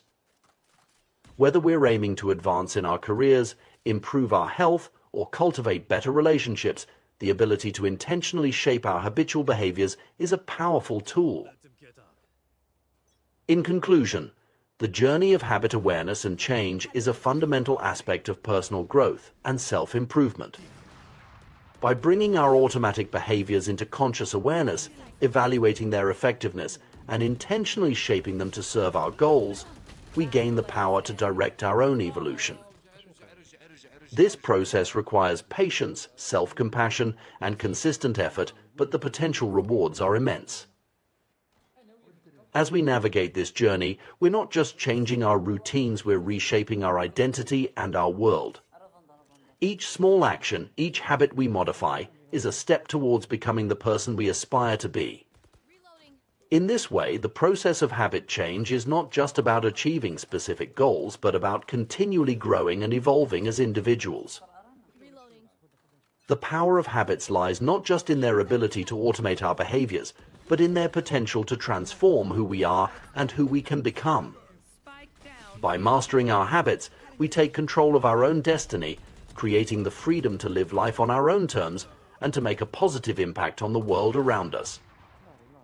In the complex tapestry of human behavior, habits play a crucial role in shaping our daily lives and long-term outcomes. Understanding how habits form, persist, and can be changed is essential for personal growth and self-improvement. At the heart of this understanding lies the concept of cue-induced wanting, a phenomenon that explains why breaking bad habits can be so challenging. Cue-induced wanting occurs when an external trigger sparks a compulsive craving to repeat a particular behavior, often a bad habit. This process is constantly at work in our lives, frequently operating below the level of conscious awareness. Research has shown that even incredibly brief exposure to cues associated with addictive behaviors can stimulate the brain's reward pathways and ignite desire. For instance, showing cocaine addicts an image of the drug for just 33 milliseconds too fast for conscious recognition is enough to trigger craving. This insight reveals a fundamental truth about habits. While they can be broken, they are rarely, if ever, completely forgotten. Once the neural pathways associated with a habit are established in the brain, they remain etched there, even if they go unused for extended periods. This persistence of habit-related neural structures explains why resisting temptation through sheer willpower is often an ineffective long-term strategy for behavior change. Maintaining constant vigilance against temptation is exhausting and unsustainable in a world filled with distractions and triggers. While it's possible to overpower temptation in the short term through force of will, this approach is likely to fail over time as our mental resources become depleted. Instead, we must recognize that we are, to a large extent, products of our environment. The contexts in which we live, work, and play exert a powerful influence on our behavior, often more so than our conscious intentions. Given this reality, a more effective approach to eliminating bad habits is to focus on reducing exposure to the cues that trigger them. This strategy involves restructuring our environment to make the stimuli associated with undesirable behaviors less prominent or entirely absent. For example, if smartphone use is interfering with productivity, simply placing the device in another room can significantly reduce the temptation to check it constantly. Similarly, unfollowing social media accounts that provoke feelings of jealousy or inadequacy can help break the cycle of comparison and self-doubt. This approach of environmental modification can be applied to a wide range of habits. Removing a television from the bedroom can curtail excessive late-night viewing. Unsubscribing from tech review newsletters might curb impulsive gadget purchases. Unplugging and storing away gaming consoles after each use can help manage time spent on video games. These simple changes can be surprisingly effective in disrupting ingrained behavior patterns. The power of this method lies in its alignment with the fundamental laws of behavior change.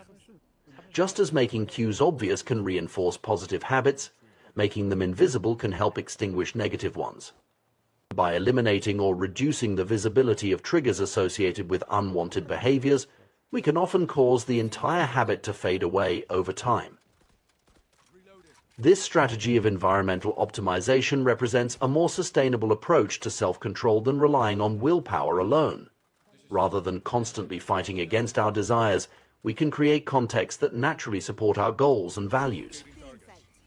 People who appear to have high levels of self-control often achieve this not through superior willpower, but by structuring their lives to minimize exposure to tempting situations. It's important to recognize that self-control, in the traditional sense of resisting temptation through mental effort, is a limited resource. It may be effective for occasional challenges, but it's not a reliable long-term solution for significant behavior change. Instead of repeatedly summoning the willpower to do the right thing, we're better off investing our energy in creating environments that make good choices easier and bad choices harder. This principle extends beyond individual habits to broader aspects of our lives. The people we associate with, the media we consume, the places we frequent, all of these environmental factors shape our behavior in subtle but powerful ways. By consciously designing our surroundings to support our aspirations, we can harness the power of our environment to work for us rather than against us.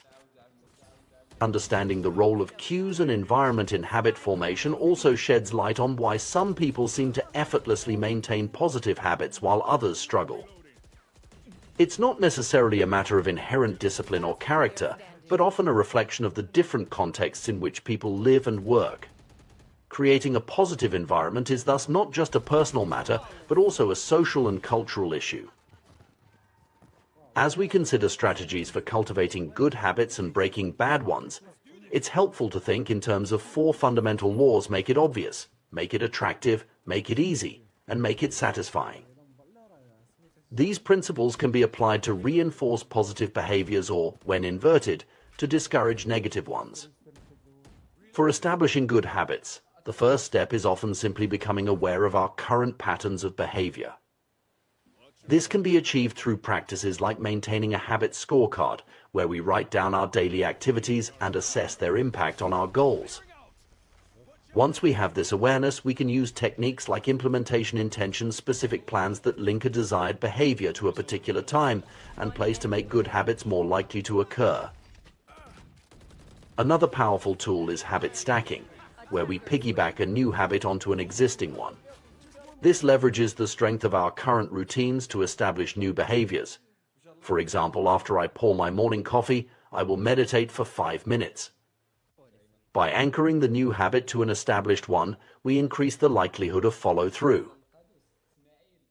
Making habits attractive is another key principle.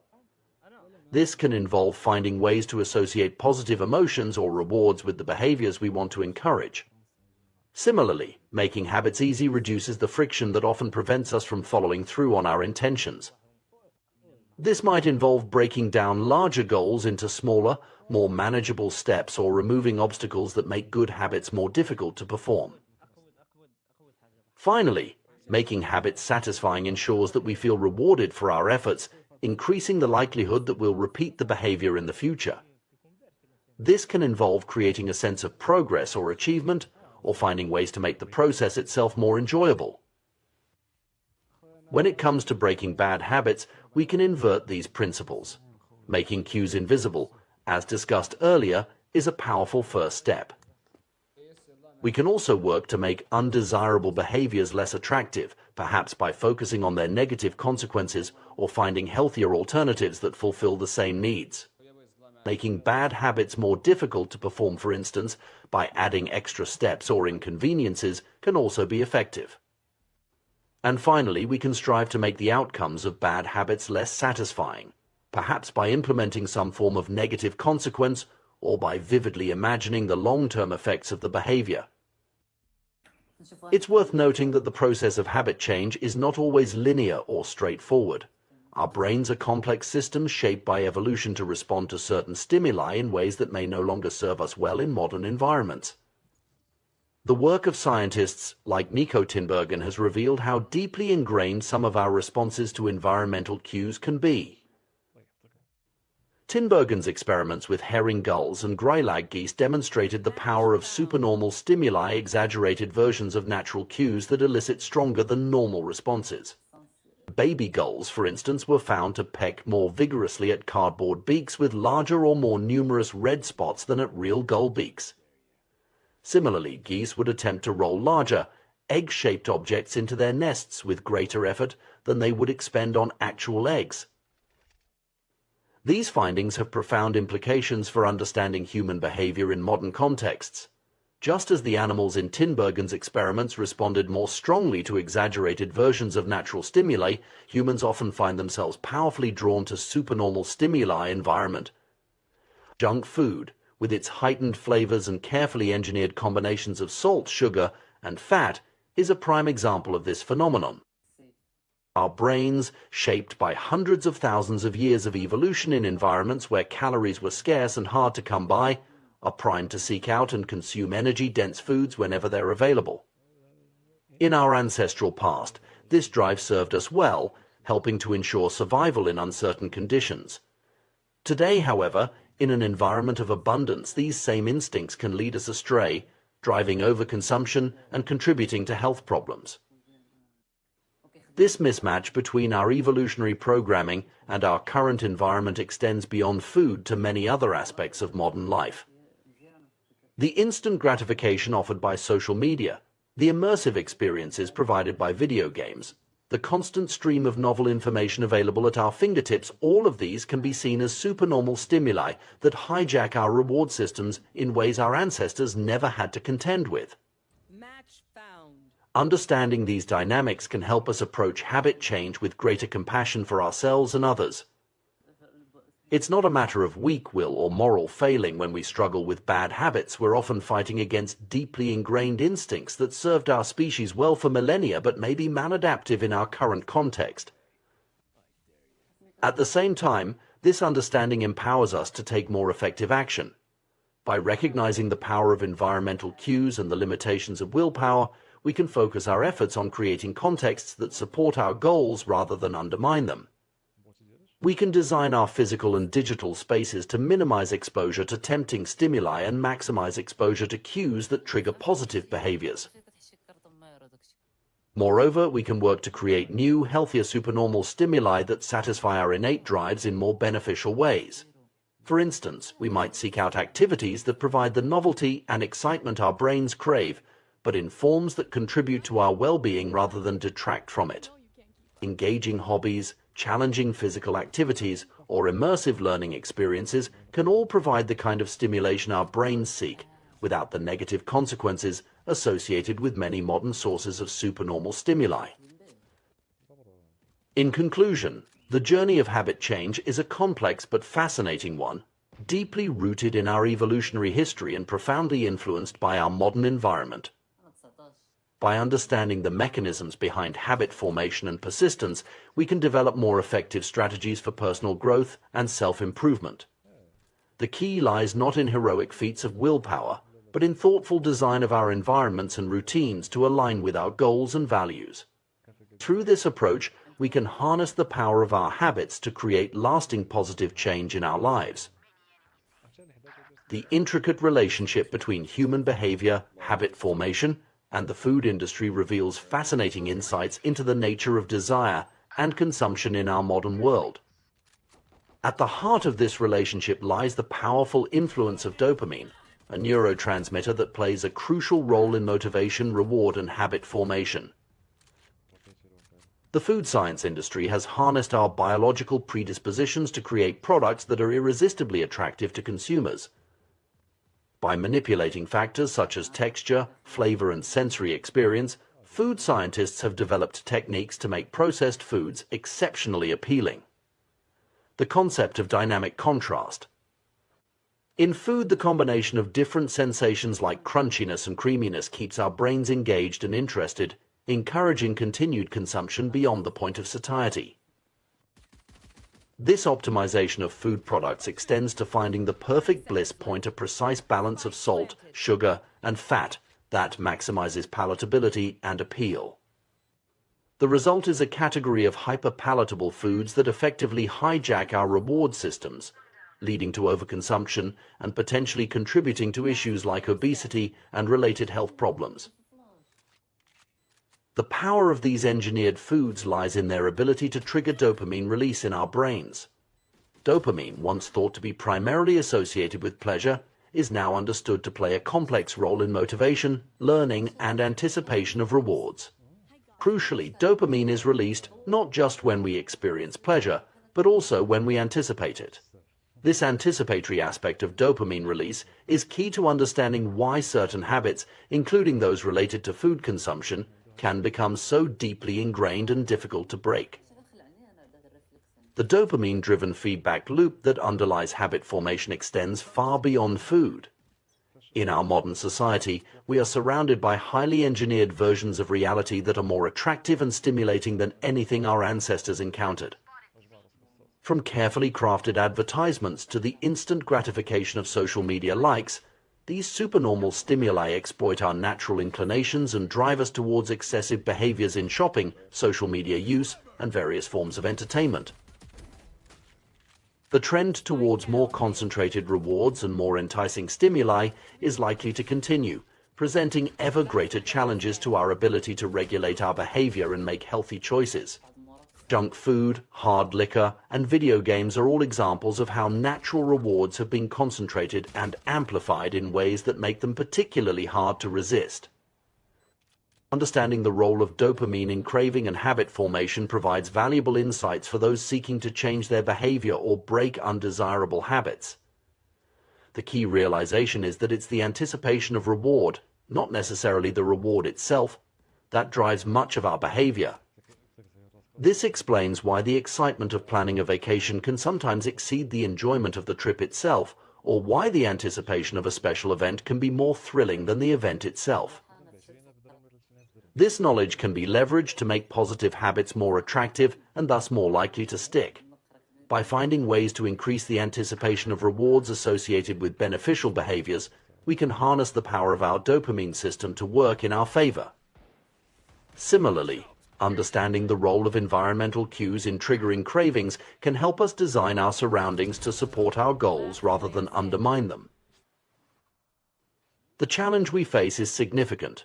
Our brains, evolved in an environment of scarcity, are now confronted with abundance and hyperstimulation at every turn. The very mechanisms that once ensured our survival, like the drive to consume calorie-dense foods, can now lead us astray in a world of plenty. However, by understanding these mechanisms, we gain the power to make informed choices and design strategies to align our behavior with our long-term goals and values.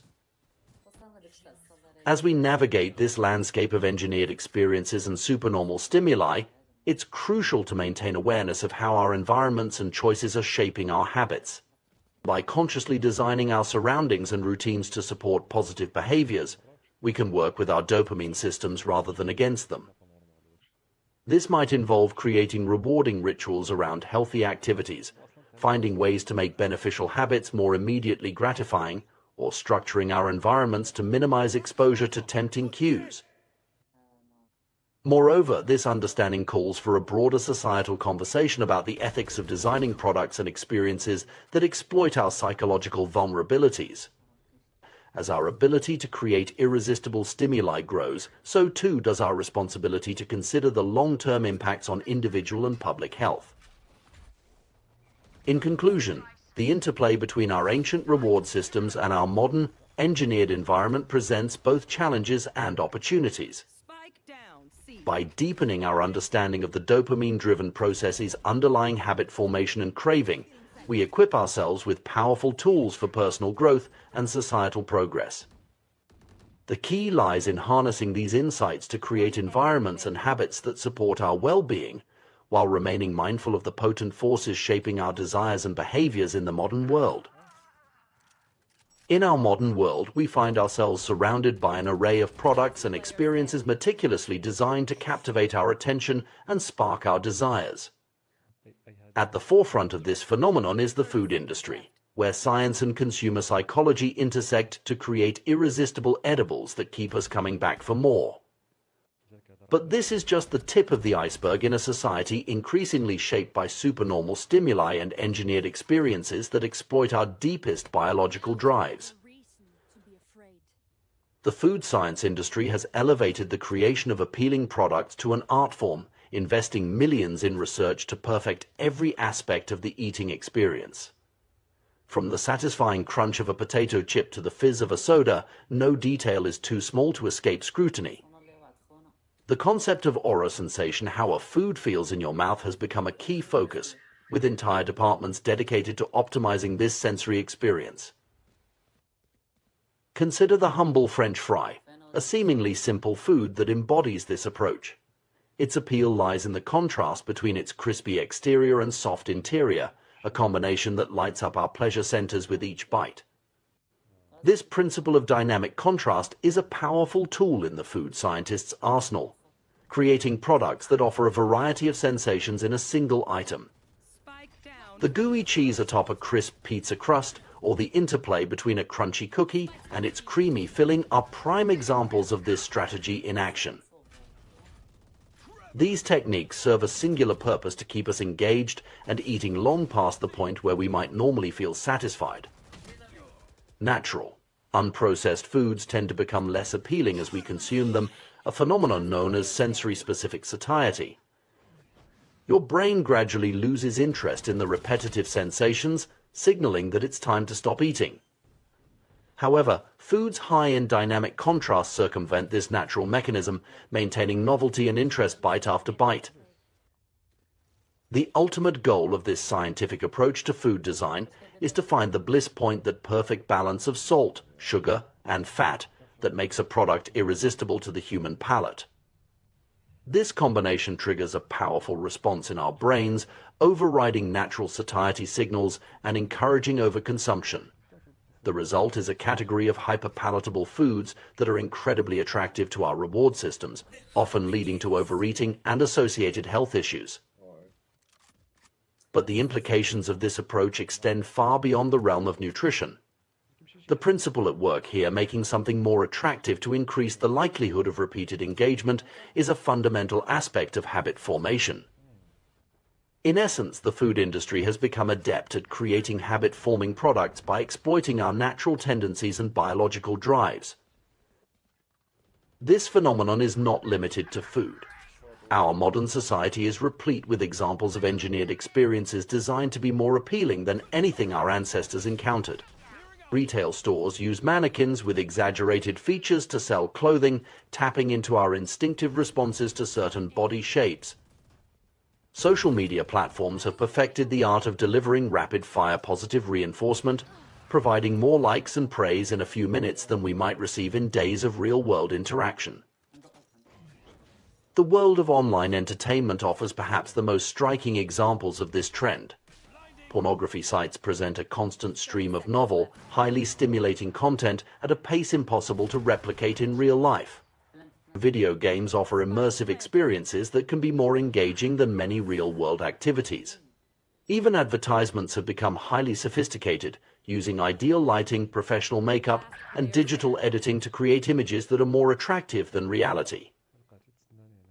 These are all examples of supernormal stimuli, artificial constructs that exaggerate the features we're naturally attracted to, eliciting a stronger response than we would have to natural stimuli.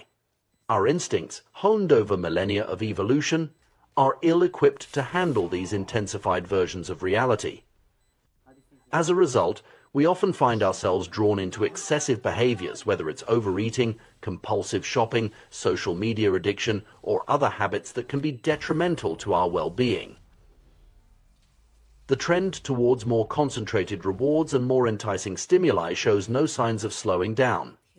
If anything, history suggests that future opportunities for gratification will be even more attractive than those available today. We can see this pattern in the evolution of various products and experiences. Junk food offers a more concentrated form of calories than natural foods. Hard liquor provides a more potent dose of alcohol than beer. Video games present a more immersive and stimulating form of play than traditional board games. This intensification of experience poses a significant challenge to our ability to regulate our behavior and make healthy choices. We find ourselves equipped with brains that evolved in an environment of scarcity, now faced with abundance and hyperstimulation at every turn. The very mechanisms that once ensured our survival, like the drive to consume calorie-dense foods when available, can now lead us astray in a world of plenty.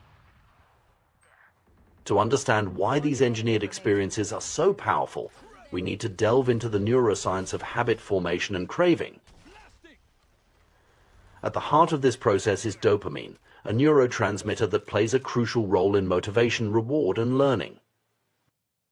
For many years, scientists believed that dopamine was primarily associated with pleasure. However, more recent research has revealed that its role is far more complex and central to a wide range of neurological processes. Dopamine is involved not just in experiencing pleasure, but in motivation, learning and memory, punishment and aversion, and even voluntary movement. The key insight when it comes to habit formation is that dopamine is released not only when we experience a reward, but also when we anticipate one. This anticipatory aspect of dopamine release is crucial to understanding why certain behaviors become habitual and why breaking bad habits can be so challenging. Experiments with animals have provided striking demonstrations of dopamine's power. When researchers blocked dopamine release in rats, the animals lost all motivation, refusing to eat, drink, or engage in any goal-directed behavior. They quite literally lost the will to live. Conversely, when scientists flooded the reward centers of animal brains with dopamine, the subjects engaged in repetitive behaviors at an astonishing rate, such as mice poking their noses into a box hundreds of times per hour in pursuit of a dopamine hit. Human behavior shows similar patterns, albeit in more complex forms. Gambling addicts experience a surge of dopamine just before placing a bet, not after winning. Cocaine users get a dopamine spike at the sight of the drug, before actually consuming it. This anticipatory release of dopamine is what drives us to action, creating the motivation to pursue rewards. This understanding of dopamine's role helps explain why the anticipation of an experience can often be more enjoyable than the experience itself. the excitement of planning a vacation or looking forward to a special event can surpass the actual pleasure of the moment when it arrives. Scientists describe this as the difference between wanting and liking two related but distinct processes in the brain. The implications of this dopamine-driven feedback loop are profound for our understanding of habit formation and behavior change. Every highly habit-forming behavior from drug use to social media browsing is associated with elevated levels of dopamine. Even our most basic habitual behaviors, like eating, drinking, and social interaction, operate on this same principle. Recognizing the power of anticipation in driving behavior provides valuable insights for those seeking to change their habits or cultivate new ones. Rather than relying solely on willpower to resist temptation, we can focus on manipulating our environment and routines to make desirable behaviors more attractive and undesirable ones less so. For instance, if we want to establish a habit of regular exercise, we might focus on creating positive anticipation around the activity. This could involve planning enjoyable routes for runs, choosing workout music that excites us, or rewarding ourselves with a pleasant post-workout ritual. By associating the anticipation of exercise with positive feelings, we can harness our dopamine system to reinforce the habit. Conversely, to break a bad habit, we might focus on reducing the anticipatory pleasure associated with it. This could involve removing cues from our environment that trigger cravings, or consciously focusing on the negative consequences of the behavior rather than its short-term rewards. However, it's important to recognize that we're not just passive recipients of our environment's influences. We have the power to consciously design our surroundings and routines in ways that support our goals. This might involve creating physical spaces that encourage productive behaviors, carefully curating our digital environments to minimize exposure to addictive content, or structuring our daily schedules to prioritize activities that align with our long-term aspirations. Moreover, understanding the role of dopamine and anticipation in driving behavior can help us develop more compassion for ourselves and others when it comes to struggling with bad habits or addictions. Rather than viewing these challenges as simple matters of willpower or moral failing, we can recognize them as the result of powerful neurological processes shaped by both our biology and our environment. This perspective also raises important questions about the ethics of designing products and experiences that exploit these psychological vulnerabilities. As our ability to create irresistible stimuli grows, so too does our responsibility to consider the long-term impacts on individual and public health. There's a need for broader societal conversations about how we can balance innovation and consumer appeal with ethical considerations and public well-being. In conclusion, the intricate dance between our ancient reward systems and our modern, engineered environment presents both challenges and opportunities. By deepening our understanding of the dopamine-driven processes underlying habit formation and craving, we equip ourselves with powerful tools for personal growth and societal progress. The key lies in harnessing these insights to create environments and habits that support our well-being, while remaining mindful of the potent forces shaping our desires and behaviors in the modern world. As we navigate this landscape of supernormal stimuli and carefully crafted experiences, maintaining awareness of how our choices and surroundings influence our habits becomes crucial. By consciously designing our environments and routines to support positive behaviors, we can work with our dopamine systems rather than against them. This might involve creating rewarding rituals around healthy activities, finding ways to make beneficial habits more immediately gratifying, or structuring our surroundings to minimize exposure to tempting cues. Ultimately, the goal is not to eliminate all sources of pleasure or to live in denial of our natural drives. Rather, it's to create a balance where we can enjoy the fruits of human ingenuity and progress while maintaining control over our behaviors and staying true to our deeper values and aspirations. By understanding the science behind habit formation and applying these insights thoughtfully, we can cultivate lives rich in meaningful experiences and sustainable pleasures, rather than being driven by the fleeting highs of engineered stimuli. In doing so, we reclaim our agency in a world increasingly designed to push our buttons, charting a course towards greater well-being and fulfillment. The intricate dance between our brains and behavior reveals fascinating insights into the nature of habit formation and the power of anticipation. At the heart of this process lies dopamine, a neurotransmitter that plays a far more complex role than simply signaling pleasure. Understanding how dopamine functions in our brains can provide valuable tools for shaping our habits and improving our lives. When we first encounter a rewarding experience, our brains release dopamine as we enjoy the novel pleasure. However, as we repeat this experience, our clever brains begin to shift the timing of the dopamine release. Instead of spiking when we receive the reward, dopamine now surges in anticipation, immediately after we recognize a cue associated with the pleasurable experience. This shift is the key to habit formation, as it creates a feeling of desire and a craving to take action whenever we encounter the cue. This anticipatory dopamine release explains why the excitement of looking forward to a vacation can sometimes exceed the enjoyment of the trip itself, or why the build-up to a special event often feels more thrilling than the actual moment. Our brains are wired to motivate us through anticipation, pushing us to pursue rewards based on the expectation of pleasure rather than the pleasure itself. Interestingly, once a habit is firmly established, dopamine no longer increases when we experience the expected reward. However, if we encounter a cue and anticipate a reward that doesn't materialize, dopamine levels drop sharply, leading to feelings of disappointment and frustration. This sensitivity to prediction errors helps refine our habits over time, reinforcing behaviors that reliably lead to rewards and discouraging those that don't. The power of anticipation in driving behavior becomes even more apparent when we consider the neural real estate devoted to wanting versus liking. Our brains have significantly more circuitry allocated for desiring rewards than for enjoying them.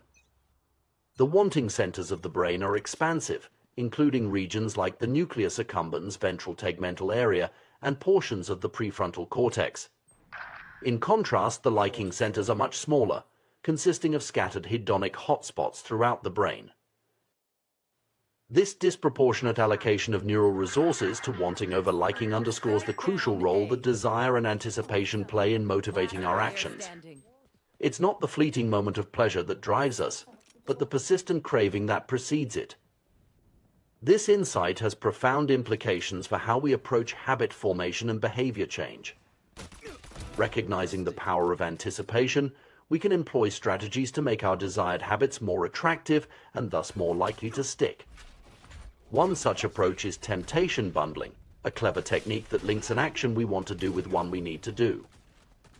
By pairing a necessary but unappealing task with a highly desirable activity, we can leverage our brain's reward system to motivate positive behavior. Consider the story of Ronan Byrne, an engineering student who hacked his stationary bike to only allow Netflix to play while he was pedaling at a certain speed. By bundling the enjoyment of watching his favorite shows with the physical activity he knew he should be doing, Byrne created a powerful incentive for exercise. This ingenious solution not only made his workout more appealing, but also added an element of immediate reward to an otherwise challenging task. Businesses often employ similar strategies on a larger scale. The American broadcasting company ABC masterfully used temptation bundling in promoting their Thursday night television lineup. By encouraging viewers to pair watching their shows with enjoyable activities like drinking wine and eating popcorn, ABC associated their programming with relaxation and indulgence. Over time, this association strengthened, making the habit of tuning in on Thursday nights more attractive to viewers. The effectiveness of temptation bundling is rooted in a psychological principle known as Premack's principle, which states that more probable behaviors will reinforce less probable behaviors. In other words, by linking a desired activity like watching TV with a less appealing but necessary task like exercising, we can condition ourselves to engage in the less enjoyable activity more consistently. This principle can be applied to a wide range of habits. For instance, someone might allow themselves to read gossip magazines only while at the gym, or permit themselves to get a pedicure only while catching up on work emails. The The key is to identify activities you genuinely enjoy and use them as rewards for completing necessary but less appealing tasks. To maximize the effectiveness of temptation bundling, it can be combined with habit stacking, another powerful behavior change strategy. Habit stacking involves linking a new habit you want to form with an existing habit you already perform consistently. By creating a formula that pairs a current habit with a needed habit, followed by a wanted habit, you can create a chain of behaviors that reinforces positive change. For example, someone trying to cultivate gratitude and stay informed might adopt the following routine. After I get my morning coffee, I will say one thing I'm grateful for. After I express gratitude, I will read the news. This sequence links an existing habit, getting coffee, with a desired new habit, practicing gratitude, and a rewarding activity, reading the news. The power of this approach lies in its ability to transform necessary but unappealing tasks into gateways to enjoyable activities. Over time, the anticipation of the reward, like checking social media or watching sports highlights, can make the associated necessary task, like doing burpees or making sales calls, more appealing by association. While temptation bundling and habit stacking are powerful tools, it's important to recognize that they are part of a broader principle, making habits more attractive. In our modern world, we are constantly bombarded with supernormal stimuli, exaggerated versions of reality that are more appealing than anything our ancestors encountered. From junk food engineered to hit the perfect bliss point, of salt, sugar, and fat, to social media platforms designed to deliver constant hits of social validation, these stimuli exploit our brain's reward systems in unprecedented ways. Understanding this landscape of engineered experiences allows us to approach habit formation with greater intentionality. While we may not be able to compete with the intensity of these supernormal stimuli, we can use their principles to enhance the appeal of beneficial habits. By thoughtfully designing our environment and routines, we can create our own heightened versions of reality that make positive behaviors more attractive. For instance, we might create a specially designated, comfortable space for reading to make a daily reading habit more appealing. Or we could invest in high-quality exercise equipment and create an energizing playlist to make workouts more enticing. The goal is to enhance the sensory and emotional experience associated with the habit we want to cultivate. It's crucial to remember that the power of anticipation works both ways. Just as we can use it to reinforce positive habits, unchecked anticipation of unhealthy rewards can lead to destructive behavior patterns. This is particularly evident in addictions, where the anticipation of the drug or behavior becomes all-consuming, driving compulsive actions despite negative consequences. Recognizing the role of anticipation in our behavior also highlights the importance of managing our environment. If we're constantly surrounded by cues that trigger cravings for unhealthy behaviors, we're fighting an uphill battle. By thoughtfully curating our physical and digital spaces to minimize exposure to tempting cues and maximize exposure to cues for positive habits, we can set ourselves up for success. Moreover, understanding the dopamine-driven nature of habit formation can help us be more compassionate with ourselves and others when it comes to struggling with bad habits or addictions. Rather than viewing these challenges as simple matters of willpower or moral failing, we can recognize them as the result of powerful neurological processes shaped by both our biology and our environment. This perspective also raises important ethical questions about the design of products and experiences that exploit these psychological vulnerabilities. As our ability to create irresistible stimuli grows, so too does our responsibility to consider the long-term impacts on individual and public health. There's a need for broader societal conversations about how we can balance innovation and consumer appeal with ethical considerations and public well-being. In conclusion, the science of habit formation reveals that desire, driven by anticipation, is the engine of behavior. By understanding how our brains process rewards and generate cravings, we can develop more effective strategies for cultivating positive habits and breaking negative ones. Techniques like temptation bundling and habit stacking allow us to work with our brain's natural tendencies rather than against them, making the process of behavior change more enjoyable and sustainable. As we navigate a world increasingly filled with supernormal stimuli and engineered experiences, maintaining awareness of how our choices and surroundings influence our habits becomes crucial. By consciously designing our environments and routines to support positive behaviors, we can harness the power of anticipation to drive personal growth and well-being. Ultimately, the goal is not to eliminate all sources of pleasure or to live in denial of our natural drives.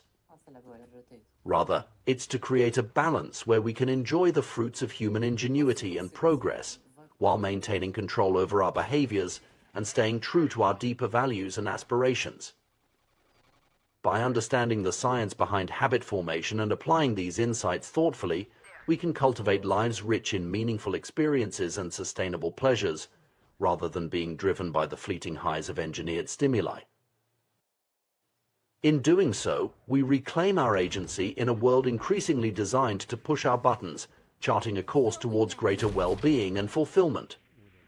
The power to shape our habits and thus our lives lies within our grasp. Armed with knowledge of how our brains work and tools to work with our nature rather than against it, we can embark on a journey of continuous self-improvement and personal growth. The power of environment in shaping human behavior is a fascinating and often underappreciated aspect of personal development.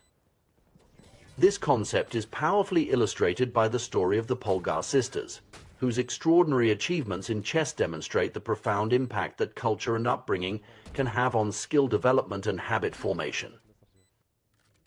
Laszlo Polgar, a Hungarian educator, held a controversial belief that genius was not innate but could be cultivated through deliberate practice and the development of good habits.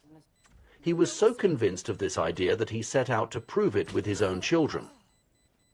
Laszlo's experiment began even before his children were born, as he sought a wife who would be willing to participate in his unconventional parenting plan. The Polgar household became a carefully crafted environment dedicated to chess excellence. The children were homeschooled, which was unusual in Hungary at the time, allowing for a focused and immersive education. Chess books and pictures of famous players filled the home, creating a constant visual reminder of their goal.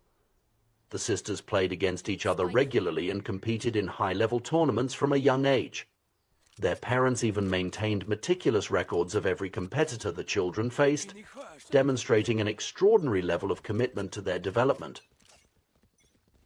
The results of this experiment were nothing short of remarkable. All three Polgar sisters, Susan, Sophia, and Judith, achieved extraordinary success in chess. Susan, the eldest, was defeating adult players within 6 months of learning the game at age 4. Sophia became a world champion by 14 and later a grandmaster. Judith, the youngest, surpassed even her sister's achievements, becoming the youngest grandmaster of all time and holding the title of the world's top-ranked female chess player for an astonishing 27 years. What's particularly intriguing about the Polgar sisters' story is their perspective on their unusual upbringing. Far from viewing their childhood as oppressive or grueling, they describe it as enjoyable and engaging. They loved chess so much that they would even play in secret when they were supposed to be sleeping. This highlights a crucial aspect of habit formation and skill development. When an activity is normalized and celebrated within a culture, it becomes inherently attractive and rewarding. The Polgar sisters' experience exemplifies a broader principle of human behavior. We are profoundly influenced by our social environment. As inherently social creatures, humans have a deep-seated need to belong and fit in with their group. This instinct, which served our ancestors well in tribal societies where isolation could mean death, continues to exert a powerful influence on our behavior today. Our earliest habits are often not chosen but imitated from those around us. We absorb the customs, expectations, and standards of our family, community, and broader society. These social norms act as invisible guides for our behavior, influencing everything from our daily routines to major life decisions. Often we follow these norms without conscious thought or questioning, simply because they feel natural and expected within our cultural context. This tendency to conform to social norms is not inherently negative. In fact, it often doesn't feel like a burden at all, because the desire to belong is so fundamental to human nature. If you grow up in an environment where a particular skill or behavior is highly valued, like chess in the Polgar household, engaging in that activity feels natural and rewarding. Similarly, if you work in a professional environment where everyone dresses in a certain way, you're likely to adopt that style without much resistance. The power of social influence on our habits can be broken down into three main categories: the close, the many, and the powerful. Each of these groups offers opportunities to make our desired habits more attractive and easier to adopt. The influence of close relationships on our habits is particularly strong. We tend to pick up behaviors, attitudes, and even speech patterns from those we spend the most time with. This effect is so pronounced that studies have shown that obesity can spread through social networks, with a person's chances of becoming obese increasing significantly if a close friend becomes obese. The same principle applies to positive habits as well, with weight loss often occurring in pairs within relationships. This proximity effect extends beyond just close friends and family. Our broader social circles, including classmates, co-workers, and community members, also shape our perception of what's normal and attainable. For instance, if you're in an environment where many people are achieving a particular goal, like becoming an astronaut or improving their IQ, those achievements start to seem more feasible and attractive. The power of the many, or the influence of broader social norms, is another crucial factor in habit formation. We naturally want to conform to the behaviors that we see as common or popular within our social groups. This is why trends spread so quickly, and why certain behaviors can become suddenly popular within specific communities. The influence of the powerful, those we admire or aspire to be like, also plays a significant role in shaping our habits. We often emulate the behaviors of successful individuals in our field or society at large, believing that by adopting their habits, we might achieve similar success. Understanding these influences allows us to be more intentional about shaping our environment to support the habits we want to develop. One of the most effective strategies for building better habits is to immerse ourselves in a culture where the desired behavior is the norm. When we see others regularly engaging in the habits we want to adopt, those behaviors seem more achievable and natural. This principle can be applied across various areas of life. If you want to be more physically active, surrounding yourself with fitness enthusiasts can make regular exercise seem like a normal, expected part of daily life.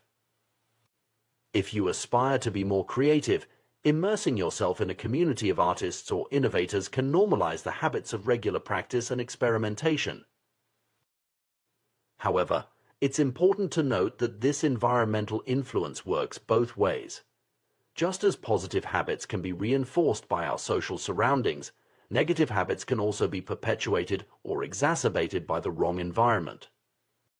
This is why it's crucial to be mindful of the influences we expose ourselves to, and to actively seek out environments that support our goals and values.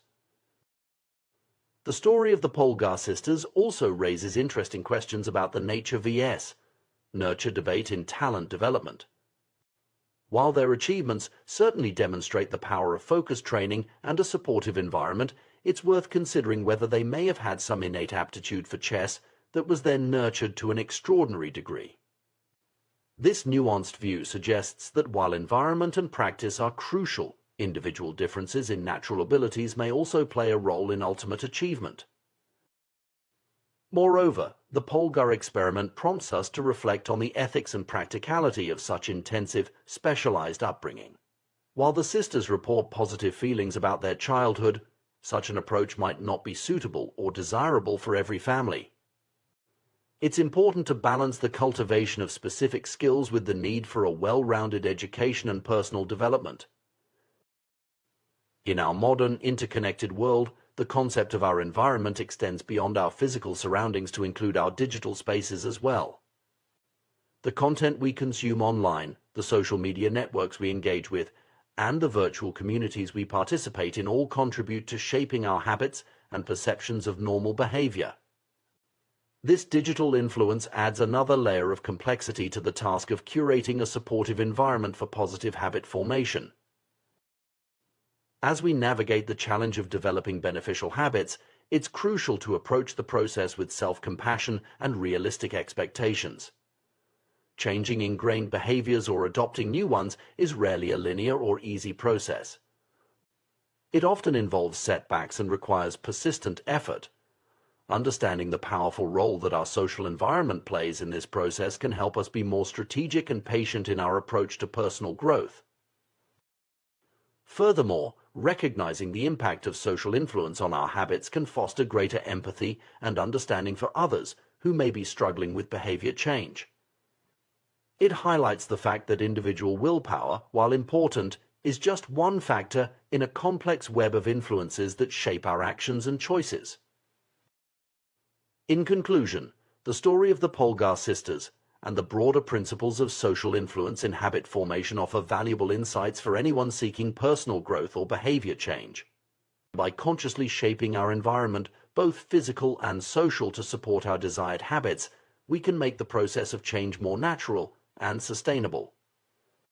Whether we're trying to excel in a specific skill, adopt healthier lifestyle habits, or simply become better versions of ourselves, understanding and leveraging the power of our social context can be a game changer.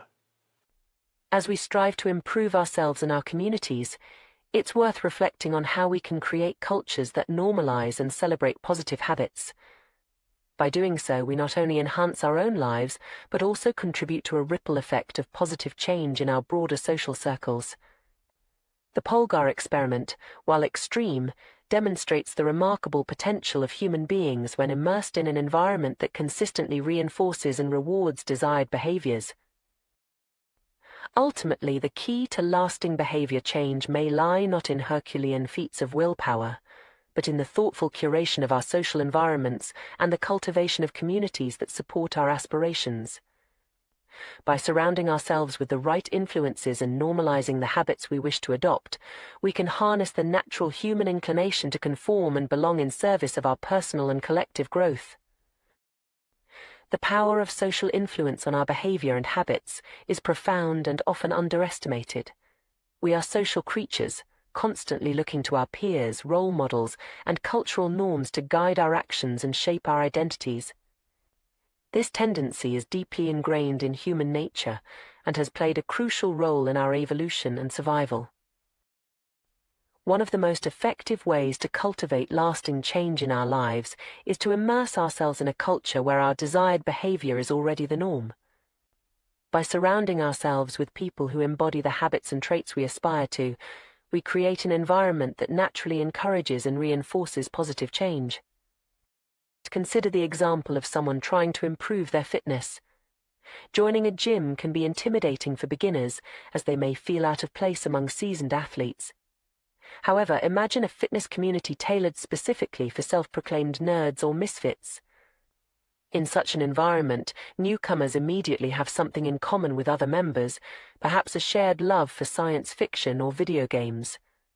This common ground creates a sense of belonging, making the process of adopting new fitness habits feel more natural and less daunting. The power of belonging to a tribe cannot be overstated when it comes to sustaining motivation and embedding new habits. When we join a group that aligns with our interests and goals, our personal journey transforms into a collective one. No longer are we struggling alone. Instead, we become part of a community of like-minded individuals all working towards similar objectives. This shift from I to we has a profound impact on our identity and commitment to change. A solitary reader becomes part of a book club, a lone musician joins a band, and an individual cyclist becomes part of a cycling group. The shared identity reinforces and strengthens our personal identity, making it more resilient in the face of challenges and setbacks. It's worth noting that maintaining connections with supportive communities even after achieving initial goals is crucial for long-term success. The friendships and sense of belonging fostered within these groups help to cement new identities and ensure that positive habits persist over time. This is why many people who successfully lose weight or quit smoking find it beneficial to continue attending support group meetings or engaging with their communities long after reaching their primary objectives. The influence of group behavior on individual choices is a well-documented phenomenon in psychology. One classic example is the series of conformity experiments conducted by Solomon Asch in the 1950s. These experiments revealed our startling tendency to doubt our own judgment and conform to group opinion, even when the group is clearly incorrect. In Asch's experiments, participants were asked to perform a simple visual task matching the length of a line to one of 3 comparison lines. Unbeknownst to the actual subject, the other participants were confederates of the experimenter, instructed to unanimously give wrong answers on certain trials. The results were striking. Faced with unanimous opposition, many subjects began to doubt their own perception and conform to the group's incorrect judgments. This tendency to conform to group behavior extends far beyond simple perceptual tasks. In our daily lives, we constantly look to others for cues on how to act, what to buy, where to eat, and countless other decisions. We rely on reviews and ratings to guide our choices, assuming that the wisdom of the crowd will lead us to the best options.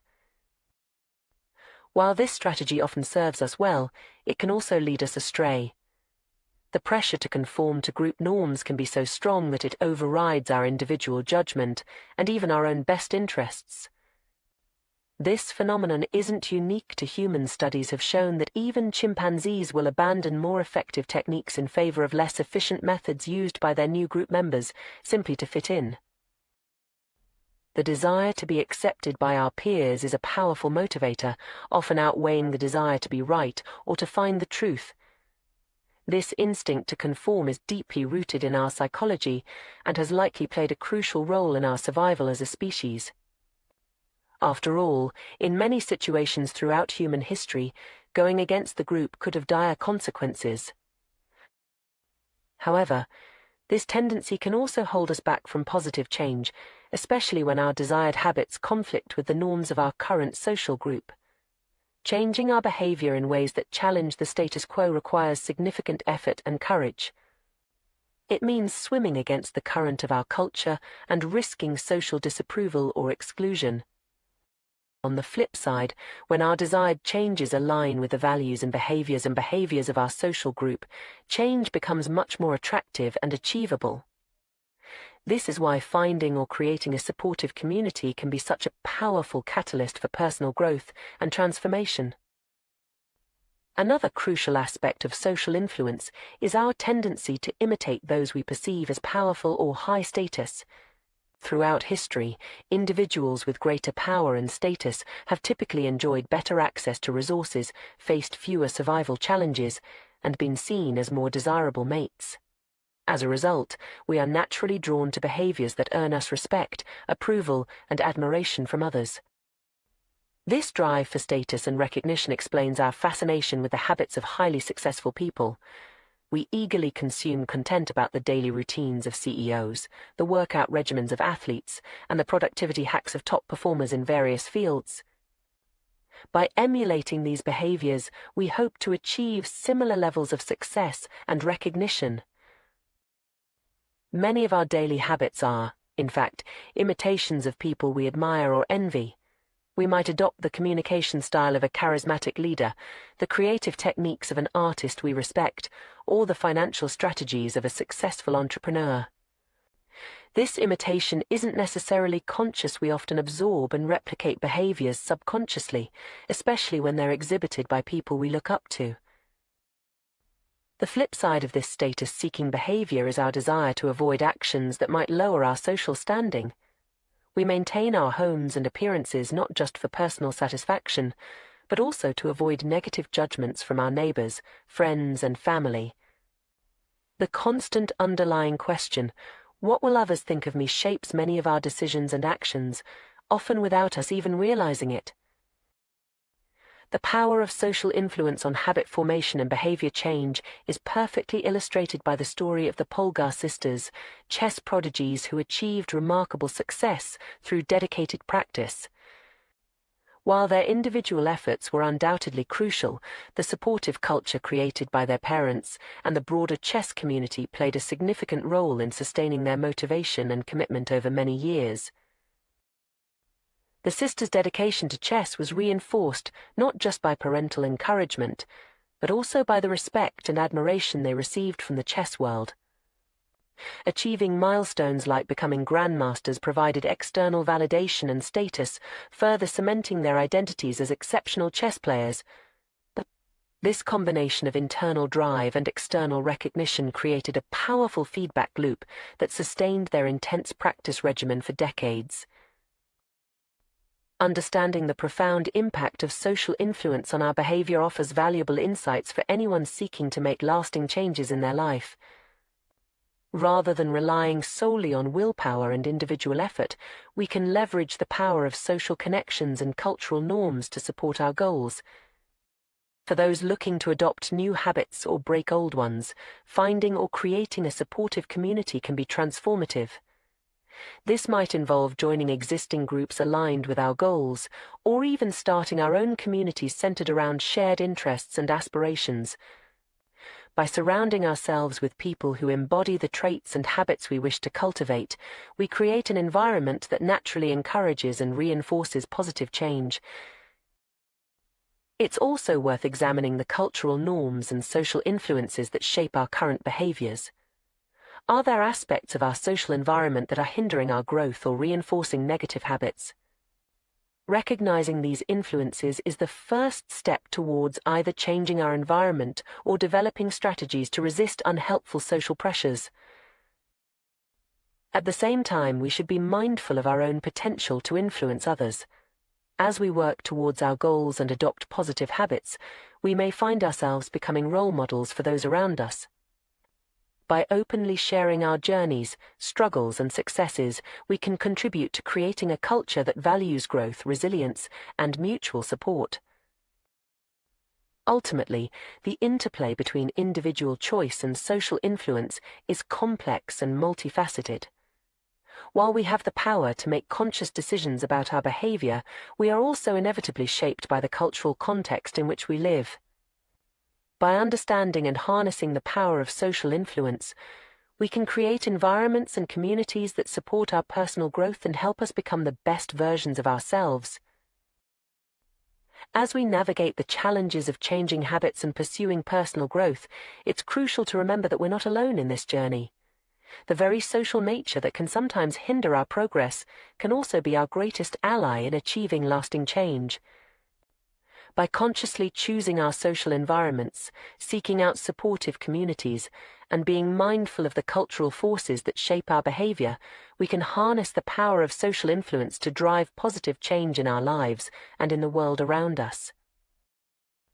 The human tendency to adopt habits that are praised and approved by our culture is a powerful force that shapes our behaviors and identities. This inclination stems from our deep-seated need to belong and fit in with our social groups. Throughout human history, being accepted by the tribe has been crucial for survival, and this evolutionary legacy continues to influence our actions today. We are particularly prone to imitating the habits of three key social groups: the close, our family and friends; the many, our broader community or tribe; and the powerful, those with status and prestige. This pattern of imitation is not arbitrary but serves important social and psychological functions. Our closest relationships, family and friends, have a profound impact on our habits because they are the people we interact with most frequently and whose opinions we value most highly. We often unconsciously adopt the mannerisms, attitudes, and behaviors of those closest to us. This can be both beneficial and detrimental, depending on the nature of those habits. For instance, growing up in a family that prioritizes education and intellectual curiosity can instill lifelong learning habits. Conversely, being surrounded by friends who engage in unhealthy behaviors like excessive drinking can normalize and encourage those habits. The influence of the many, our broader social group or community, is equally significant. Humans are inherently social creatures, and we have a strong drive to conform to the norms of our group. This tendency can be so powerful that it often overrides our individual judgment or preferences. As the saying goes, most days we'd rather be wrong with the crowd than be right by ourselves. This phenomenon explains why certain behaviors or trends can spread rapidly through a community, even when they may not be objectively beneficial. Consider the example of fashion trends. Often, these trends are not particularly comfortable or practical, yet they spread widely because of our desire to fit in and be seen as part of the group. The same principle applies to many other areas of life, from the way we speak to the food we eat and the activities we engage in. The habits of the powerful, those with status and prestige, also exert a strong influence on our behavior. We are naturally drawn to emulate those who have achieved success or prominence in society. This is why celebrity endorsements are so effective in marketing, and why we often see trends start among the elite before trickling down to the broader population. If a behavior can earn us approval, respect, and praise, especially from those we admire or aspire to be like, we find it inherently attractive. Understanding these social dynamics is crucial when trying to build better habits or break detrimental ones. One of the most effective strategies for positive change is to join a culture where your desired behavior is already the norm and where you have something in common with the group. This approach leverages our natural tendency to conform and belong, but channels it towards positive outcomes. For example, if you're trying to adopt a healthier lifestyle, joining a community of health enthusiasts who share your interests can be far more effective than trying to go it alone. Not only does this provide you with role models and support, but it also makes the desired behavior feel more natural and attainable. You're no longer swimming against the tide of your social group, but rather going with the flow of a new, supportive community. This principle extends to various areas of personal development. Want to become more entrepreneurial? Surround yourself with startups and small business owners. Trying to cultivate a meditation practice? Join a mindfulness group. The power of social influence can work in your favor when you consciously choose your environment. However, it's important to recognize that the flip side of this social influence can also hold us back. The normal behavior of the tribe often overpowers the desired behavior of the individual. This can make it extremely challenging to break away from unhealthy or unproductive habits if they are deeply ingrained in our social group. Consider the struggle many people face when trying to quit smoking. If all of your friends smoke and social gatherings revolve around this habit, quitting becomes not just a personal challenge but a social one as well. You're not just fighting against a physical addiction, but also against the fear of social exclusion or the loss of shared experiences with your friends. This is where the power of reframing comes into play. As illustrated by the example of Alan Carr's approach to helping smokers quit, changing the way we perceive a habit can dramatically alter its appeal. By systematically challenging the beliefs and associations we have about a particular behavior, we can reduce its attractiveness and weaken its hold on us. Carr's method involves repeatedly questioning and debunking the perceived benefits of smoking. He encourages smokers to see that they're not actually enjoying cigarettes but rather just feeding an addiction. By reframing smoking as an unattractive and unnecessary behavior, rather than a source of pleasure or stress relief, he helps people break free from the mental trap that keeps them addicted. This approach can be applied to various habits we wish to change. It involves a deep examination of our motivations and a willingness to challenge our existing beliefs. For instance, if you're trying to reduce your social media usage, you might reframe it from being a way to stay connected with friends to being a time-wasting activity that actually makes you feel more isolated. By changing the narrative around the habit, you can make it less appealing and easier to resist. Understanding the root of our cravings is another crucial aspect of habit change. Every behavior we engage in is ultimately driven by deeper, underlying motives. These fundamental drives, such as the need to conserve energy, obtain food and water, find love and reproduce, connect with others, win social acceptance, reduce uncertainty, and achieve status, are hardwired into our biology. Our specific habits are simply modern manifestations of these ancient desires. Social media platforms, for example, tap into our need for social connection and approval. Video games fulfill our drive for achievement and status. Fast food satisfies our instinct to consume high-calorie foods for survival. Recognizing this can be empowering because it allows us to see that there are multiple ways to satisfy these underlying motives. If we can identify healthier or more productive ways to meet these basic needs, we can replace harmful habits with beneficial ones. For instance, if you find yourself constantly checking your phone for social media notifications, recognize that this behavior is driven by a need for social connection and validation. Once you understand this, you can explore alternative ways to meet this need, such as scheduling more face-to-face time with friends or engaging in community activities. It's also crucial to understand the role of prediction in our habits. Our brains are constantly making predictions based on past experiences and environmental cues. These predictions shape our behavior in powerful ways. When we encounter a cue, our brain quickly categorizes it based on past experience and determines the appropriate response. This predictive nature of our behavior explains why breaking habits can be so challenging. Once we've formed a strong association between a cue and a response, our brain automatically predicts that this response is the appropriate action. Changing this requires conscious effort to override these automatic predictions and create new associations. Interestingly, it's not the objective reality of events that determines our behavior, but rather how we interpret these events. Two people can encounter the same situation and react in completely different ways based on their past experiences and the predictions their brains make. This is why changing our mindset and the way we interpret situations can be such a powerful tool for habit change. In conclusion, our habits are deeply influenced by our social environment and our innate human drives. By understanding these influences, we can more effectively shape our behavior. Whether we're trying to break a bad habit or cultivate a good one, strategies like joining supportive communities, reframing our perceptions, addressing underlying motives, and consciously changing our predictions can be powerful tools for personal growth.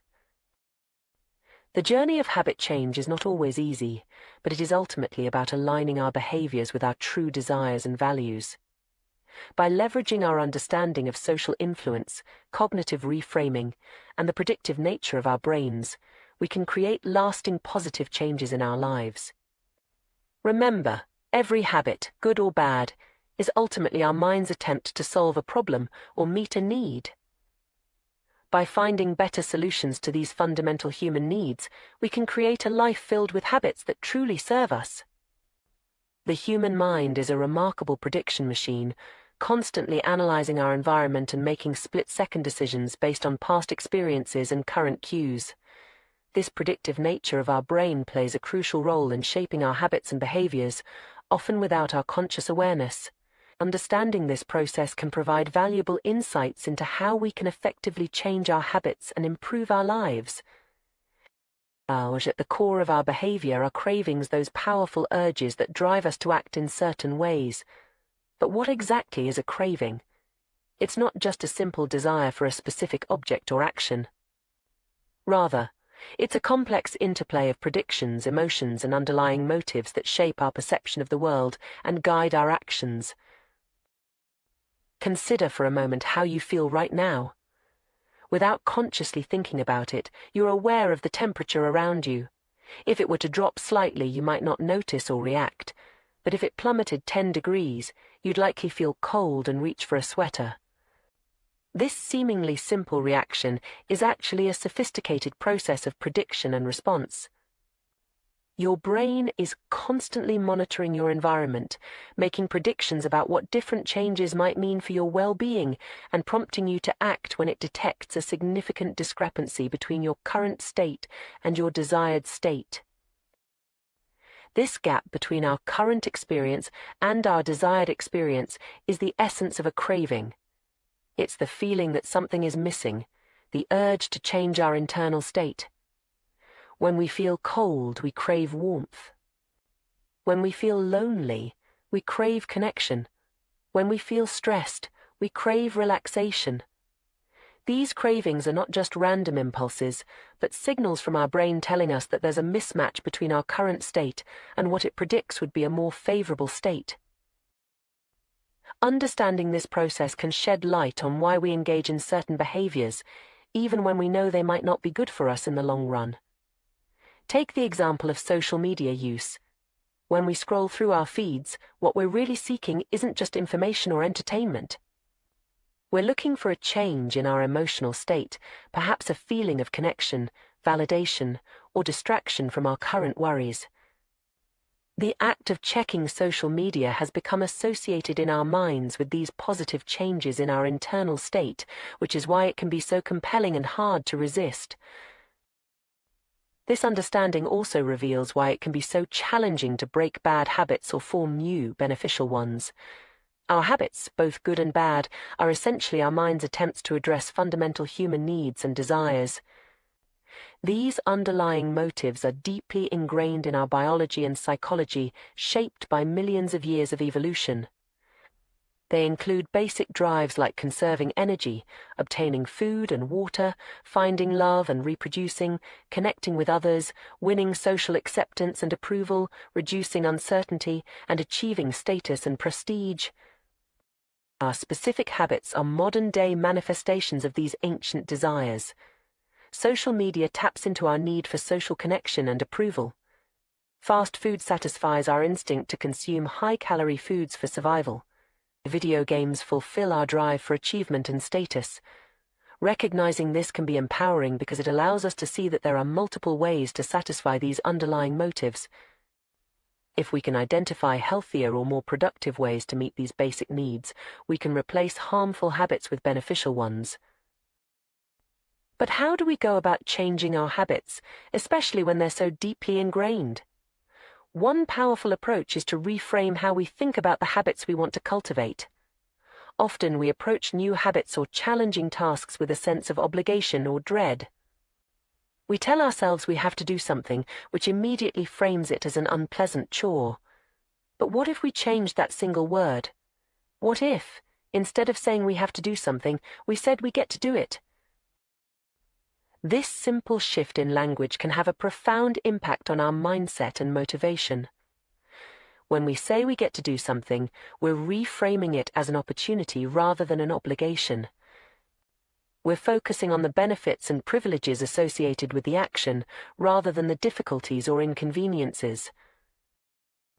For example, instead of saying I have to wake up early for work, try saying I get to wake up early for work. This subtle change acknowledges the privilege of having a job in a challenging economy.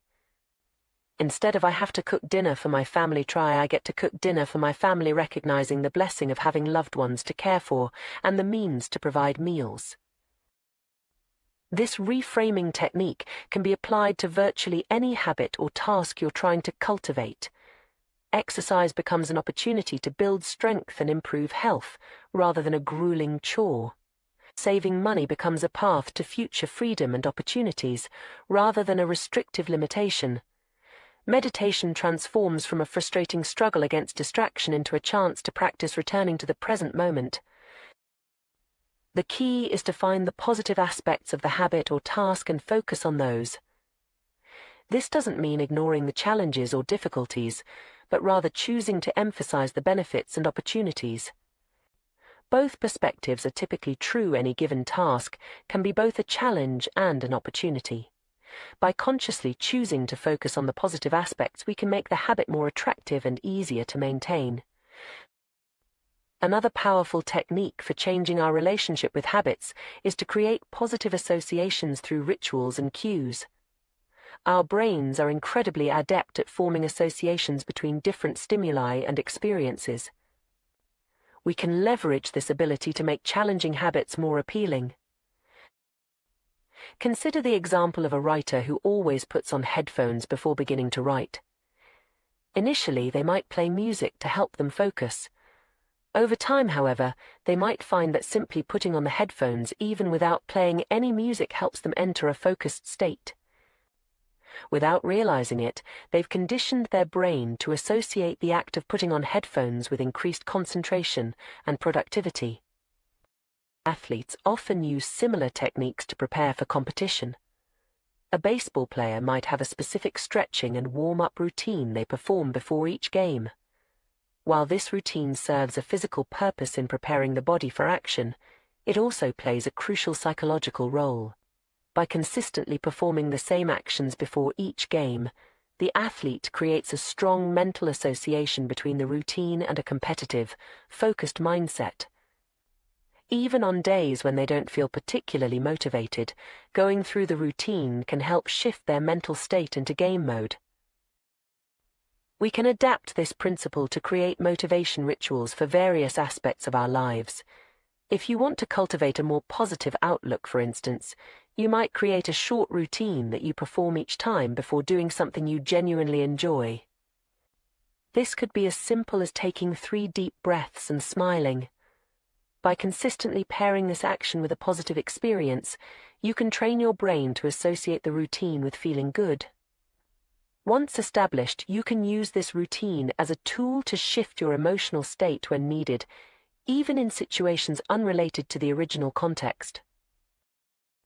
This technique of creating positive associations can be particularly powerful when trying to establish new habits or break old ones.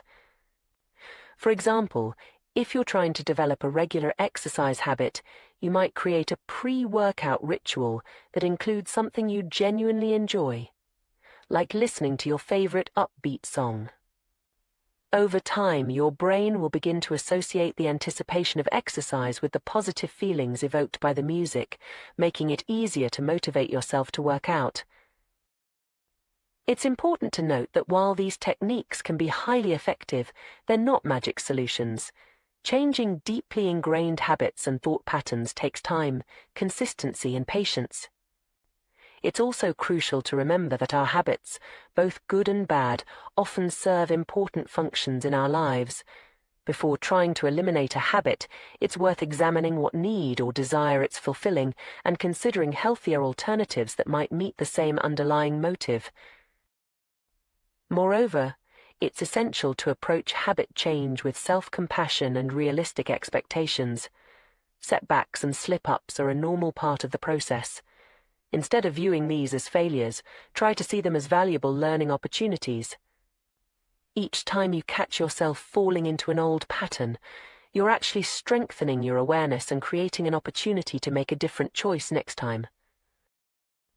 In conclusion, understanding the predictive nature of our brain and the role of cravings in our behavior provides powerful insights into how we can shape our habits and, by extension, our lives. By reframing our perspective on challenging tasks, creating positive associations, and addressing our fundamental underlying motives in healthier ways, we can make significant strides in personal growth and development. Remember, every habit, whether it seems positive or negative on the surface, is ultimately our mind's attempt to meet a basic human need or desire.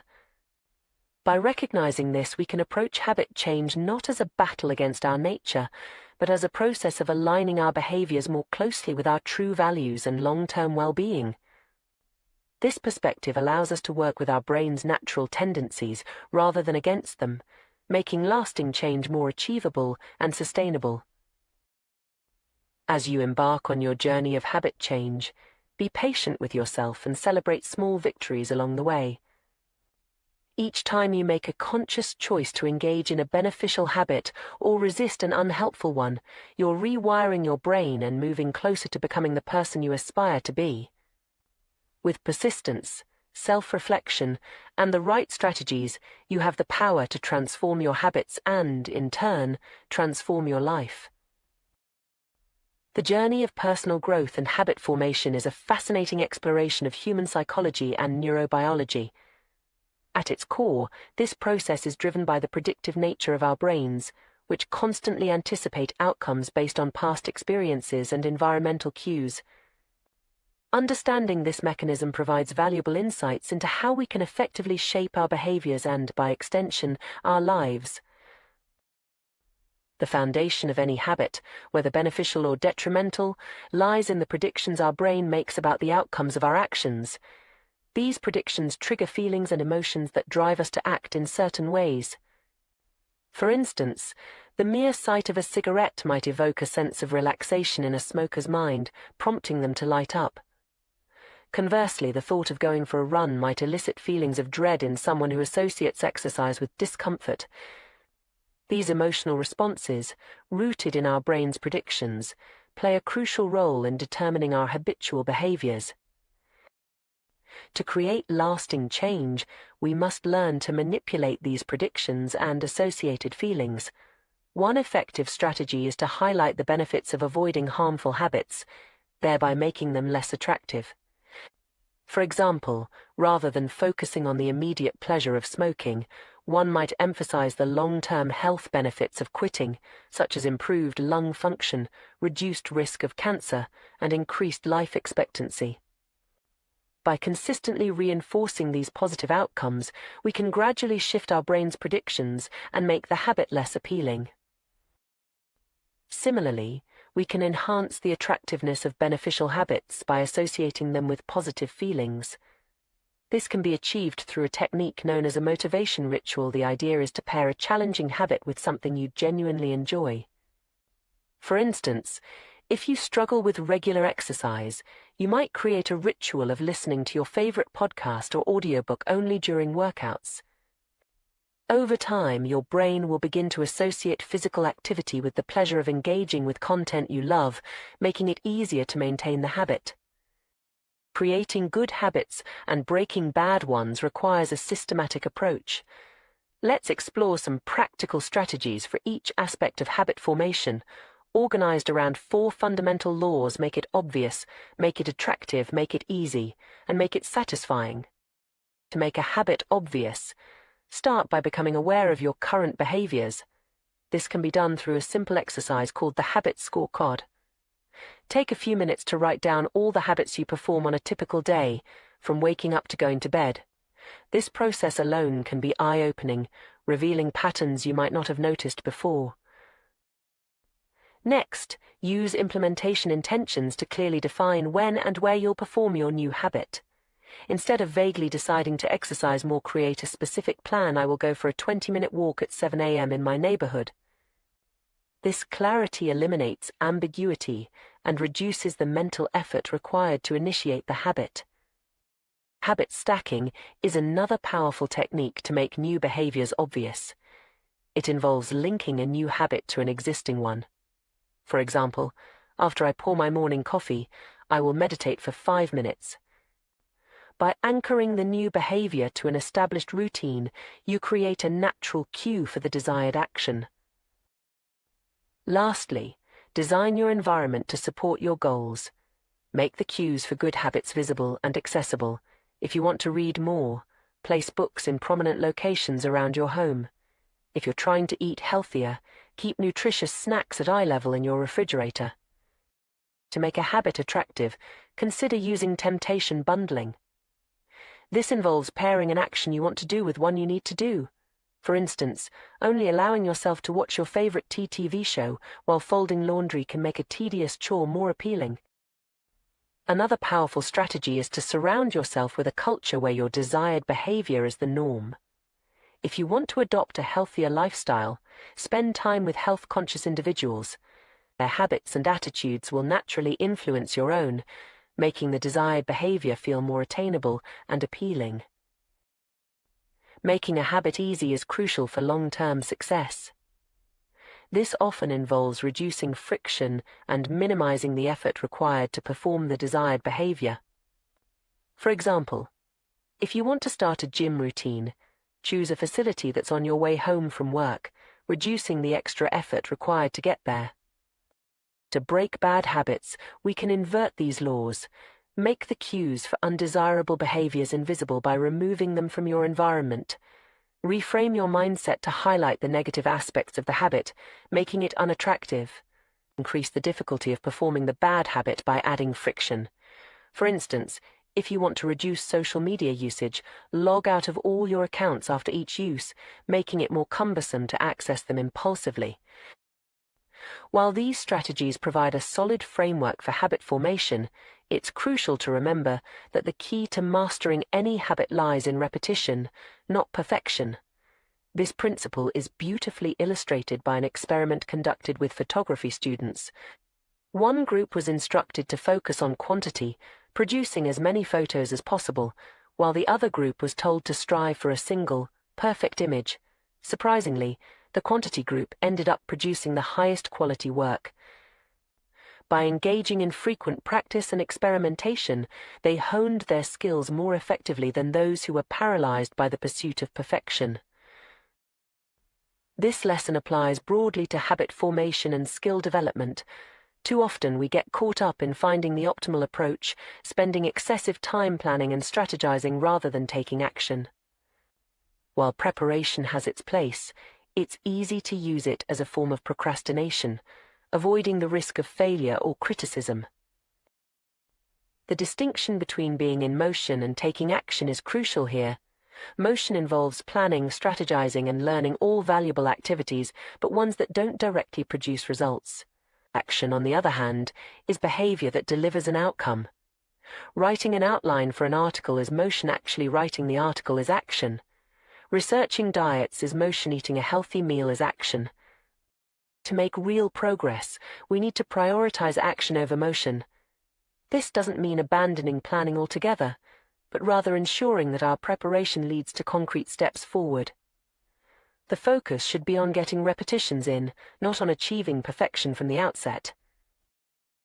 This emphasis on repetition is supported by neuroscience. Every time we repeat an action, the neural pathways associated with that behavior are strengthened through a process called long-term potentiation. This phenomenon, often summarized as neurons that fire together, wire together, explains how habits become ingrained over time. Research has shown remarkable physical changes in the brain resulting from repeated behaviors. Musicians, for instance, develop larger cerebellums, a region critical for physical movements. Mathematicians show increased grey matter in areas associated with computation. Even taxi drivers in London were found to have larger hippocampi, a region involved in spatial memory, compared to non-drivers, with the size correlating with their years of experience. These findings highlight the plasticity of our brains and the power of consistent practice. Each repetition of a habit, no matter how small, contributes to physical changes in our neural structure, making the behavior progressively more automatic. Understanding this process can be incredibly empowering. It means that we have the ability to literally reshape our brains through our actions. Every time we choose to perform a desired habit, we're not just completing a task, we're reinforcing neural pathways that make that behavior more natural and effortless in the future. However, it's important to note that habit formation is not a linear process. The often cited idea that it takes exactly 21 days to form a habit is an oversimplification. The reality is that the time required varies greatly depending on the individual and the complexity of the habit. Some simple behaviors might become automatic relatively quickly, while more complex habits can take months or even years to fully ingrain. This variability underscores the importance of patience and persistence in habit formation. Rather than focusing on an arbitrary timeline, it's more productive to concentrate on consistency. Each repetition, regardless of how small, is a step forward in rewiring your brain. Moreover, it's crucial to approach habit formation with self-compassion. Setbacks and occasional lapses are a normal part of the process. Instead of viewing these as failures, try to see them as valuable learning opportunities. Each time you notice yourself slipping into an old pattern, you're actually strengthening your awareness and creating an opportunity to make a different choice next time. Another valuable insight from neuroscience is the concept of neuroplasticity, the brain's ability to reorganize itself by forming new neural connections throughout life. This means that it's never too late to change your habits or learn new skills. While it's true that certain periods in life, such as childhood and adolescence, are characterized by greater neural plasticity, our brains retain the ability to change and adapt well into adulthood. This understanding can be particularly encouraging for those who feel stuck in long-standing habits or believe they're too old to change. The brain's plasticity means that with consistent effort and the right strategies, significant personal growth is always possible. As you embark on your journey of habit formation, it can be helpful to view the process as an experiment. Approach each new habit with curiosity rather than judgment. What works? What doesn't? How can you tweak your approach to make the habit easier or more enjoyable? This mindset of experimentation can make the process more engaging and less daunting. Remember, too, that small changes can lead to significant results over time. The power of habits lies in their compounding nature. A small improvement of just 1% each day might seem insignificant in the moment, but over the course of a year, it leads to a 37-fold improvement. This principle, often referred to as the aggregation of marginal gains, has been used to great effect in various fields, from sports to business. In conclusion, the journey of habit formation is a fascinating exploration of our brain's capacity for change. By understanding the predictive nature of our minds, leveraging the power of repetition, and employing strategic approaches to make habits obvious, attractive, easy, and satisfying, we can effectively reshape our behaviors and, by extension, our lives. The key is to focus on consistency over perfection, action over motion, and to approach the process with patience and self-compassion. Remember that each repetition of a desired habit, no matter how small, is physically changing your brain, making the behavior more automatic over time. Embrace the journey of personal growth with curiosity and optimism. Your brain is an incredibly adaptable organ, capable of remarkable changes throughout your life. By harnessing this plasticity through deliberate habit formation, you have the power to continuously evolve and become the person you aspire to be. The path may not always be easy or straightforward, but with persistence and the right strategies, lasting change is within your reach. The formation of habits is a fascinating intersection of neuroscience, psychology, and human behavior. At its core, habit formation is about the brain's remarkable ability to optimize our actions for efficiency and ease. This process, while often overlooked in our day-to-day lives, plays a crucial role in shaping our behaviors, abilities, and ultimately our lives. One of the most fundamental principles in habit formation is the power of repetition. Each time we perform an action, we're not just completing a task, we're actually rewiring our brains.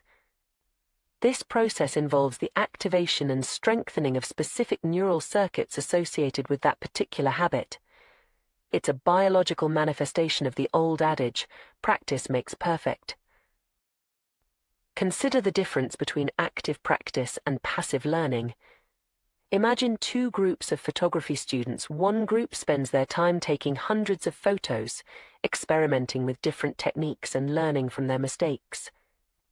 The other group focuses on theoretical perfection, discussing and planning the ideal photograph without actually taking many pictures. It's not hard to guess which group will improve more rapidly and significantly. The group engaging in active practice, through sheer repetition, is literally changing their brains with every shot they take. This principle extends far beyond photography. Whether you're learning to play an instrument, mastering a new language, or trying to incorporate a new exercise routine into your life, the key is consistent repetition. It's not about achieving perfection from the start, but rather about putting in the reps, day after day. As we repeat an action, it gradually moves from requiring conscious effort to becoming automatic. This process, known as automaticity, is the holy grail of habit formation. It's the point at which a behavior becomes so ingrained that we can perform it without actively thinking about each step. Think about how you tie your shoelaces or brush your teeth. These are perfect examples of automaticity in action. The journey from conscious effort to automaticity isn't a sudden leap, but rather a gradual progression. Initially, a new habit requires significant mental energy and focus. With each repetition, it becomes slightly easier, requiring less conscious attention. Eventually, After enough practice, the behavior crosses what we might call the habit line, the point at which it becomes more automatic than conscious. This progression challenges a common misconception about habit formation, the idea that it takes a specific number of days to form a new habit. You've probably heard that it takes 21 days or 30 days to form a habit. In reality, the time it takes is far less important than the number of repetitions. A habit performed twice in 30 days is far less likely to stick than one performed 60 times in the same period. The focus on time rather than frequency is a fundamental misunderstanding of how our brains work. Our neural pathways don't care about the passage of time, they care about the number of times a circuit is activated. This is why consistency is so crucial in habit formation. It's not about perfect streaks or arbitrary timelines, but about accumulating repetitions. Understanding this can be incredibly liberating. It shifts our focus from an often arbitrary deadline to the process itself. Instead of getting discouraged if we haven't mastered a habit in 21 days, we can celebrate each repetition as a step towards rewiring our brains. This insight leads us to a crucial principle in habit formation, the law of least effort. This law, deeply ingrained in human nature, states that when faced with similar options, we will naturally gravitate towards the one that requires the least amount of work. Far from being a character flaw, this tendency towards efficiency is a smart evolutionary strategy. Consider the fascinating example of how the shape of continents influenced the spread of agriculture. Crops spread more quickly across Europe and Asia than they did in the Americas, not because of any difference in the farmers' abilities or motivations, but simply because it was easier. The east-west orientation of Eurasia meant that crops could be transported to areas with similar climates more easily than in the north-south oriented Americas, where dramatic climate changes posed significant challenges. This principle of choosing the path of least resistance applies just as much to our personal habits as it does to global agricultural patterns. When we're trying to form a new habit, we're much more likely to succeed if we make it as easy as possible to perform. This isn't laziness, it's working with our brain's natural tendencies rather than against them. For instance, if you're trying to start a habit of daily exercise, you're more likely to succeed with a modest goal of 1 push-up a day than with an ambitious plan of 100 push-ups. The energy barrier to doing 1 push-up is so low that it's hard to find an excuse not to do it. And once you've started, it's often easier to do a few more. On the other hand, the prospect of doing 100 push-ups can be so daunting that you're more likely to skip it entirely on days when you're tired or busy. This principle of making habits as easy as possible to start is incredibly powerful. It's not about lowering your standards or giving up on ambitious goals. Rather, it's about understanding that the hardest part of any habit is often just getting started. By lowering the initial energy requirement, you make it much more likely that you'll take that crucial first step. Moreover, starting small doesn't mean staying small. Once a habit is established, it can be gradually expanded. That 1 push-up can grow into a full workout routine over time. The key is to make the habit so easy at first that you can't say no. Another powerful strategy in habit formation is environment design. Our surroundings play a much larger role in our behavior than we often realize. By structuring our environment to make good habits easy and bad habits difficult, we can significantly increase our chances of success. For example, if you want to eat healthier, simply placing fruit in a visible, easily accessible place and hiding less healthy snacks can make a big difference. If you want to read more, leaving a book on your bedside table and charging your phone in another room can help. These small environmental tweaks reduce the friction for good habits and increase it for less desirable ones. It's also worth considering the role of technology in habit formation. While often blamed for creating bad habits, technology can be a powerful tool for building good ones when used mindfully. Apps that track habits, send reminders, or gamify the process can provide helpful external cues and motivation. However, it's important to remember that these are tools to support the fundamental process of repetition and ease, not replacements for it. As we strive to form new habits, it's crucial to maintain a balance between challenge and ease. While we want to make habits as easy as possible to start, we also need to ensure they remain engaging and meaningful. A habit that's too easy might not provide the sense of accomplishment or progress that keeps us motivated in the long term. This is where the concept of just manageable difficulty comes in. The idea is to set the bar just high enough to be challenging, but not so high that it becomes discouraging. This sweet spot will vary from person to person and may change over time as you progress. The key is to continually adjust, always staying just at the edge of your comfort zone. It's also important to remember that habit formation is not a linear process. There will be setbacks, days when the habit feels harder than usual, or times when progress seems to plateau. This is normal and doesn't indicate failure. In fact, these challenges are often where the most significant growth occurs. Each time you push through resistance, you're strengthening your habit even more than on the easy days. Patience and self-compassion are crucial throughout this process. Lasting change takes time, and beating yourself up over slip-ups or slow progress is counterproductive. Instead, view each attempt at your habit, successful or not, as valuable data. What made it easier on some days? What made it harder on others? This information can help you refine your approach and make your habit even more robust. Remember, too, that habits don't exist in isolation. They're part of the broader context of your life, interacting with your other behaviors, your environment, and your overall goals. Sometimes, struggling with a particular habit might be a sign that it's not aligned with your broader life direction. It's okay to reassess and adjust your habits as your life and priorities evolve. In conclusion, the key to successful habit formation lies in understanding and working with our brain's natural tendencies.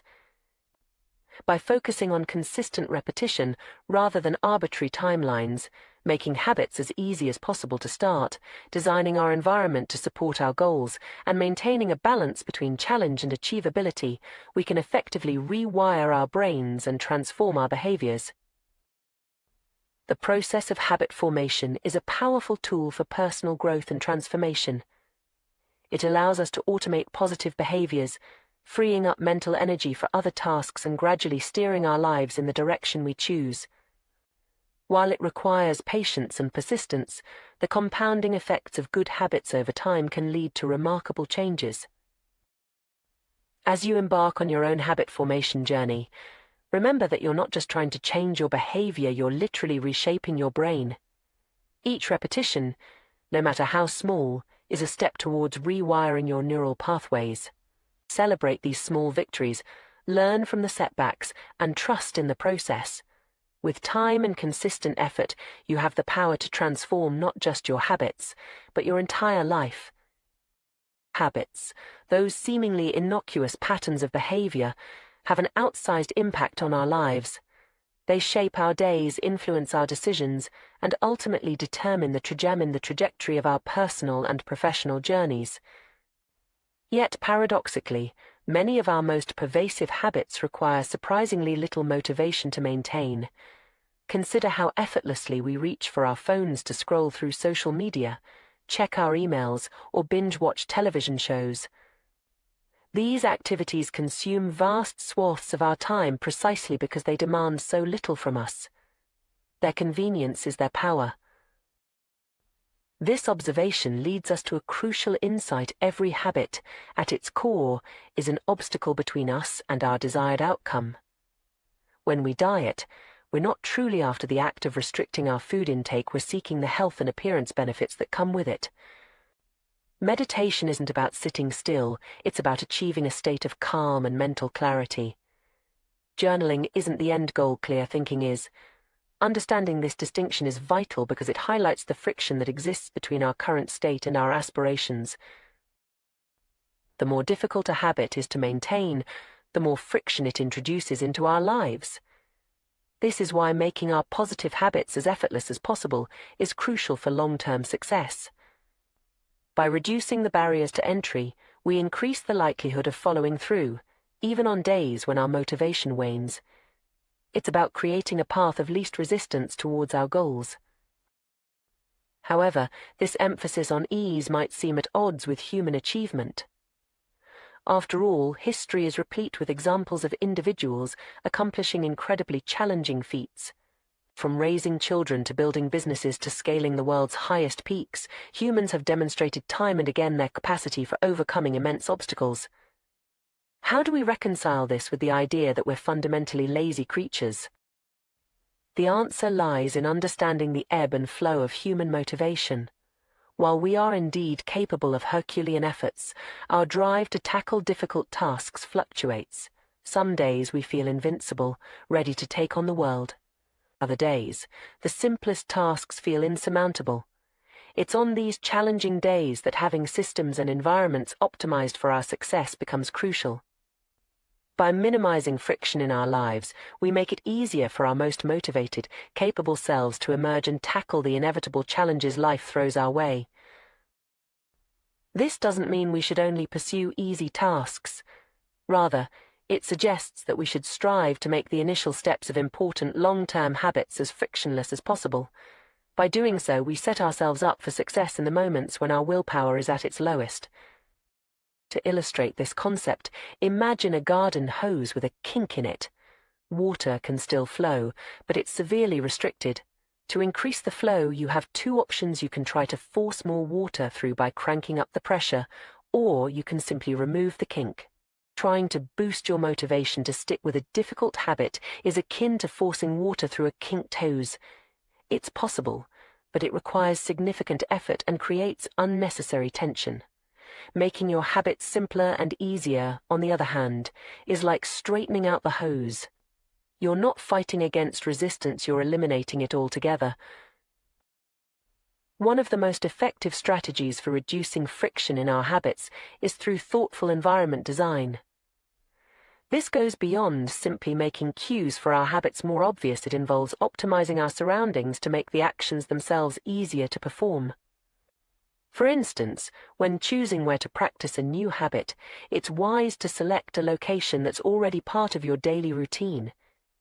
If you're trying to establish a gym habit, choosing a facility that's on your way to work makes it far more likely you'll stop in regularly.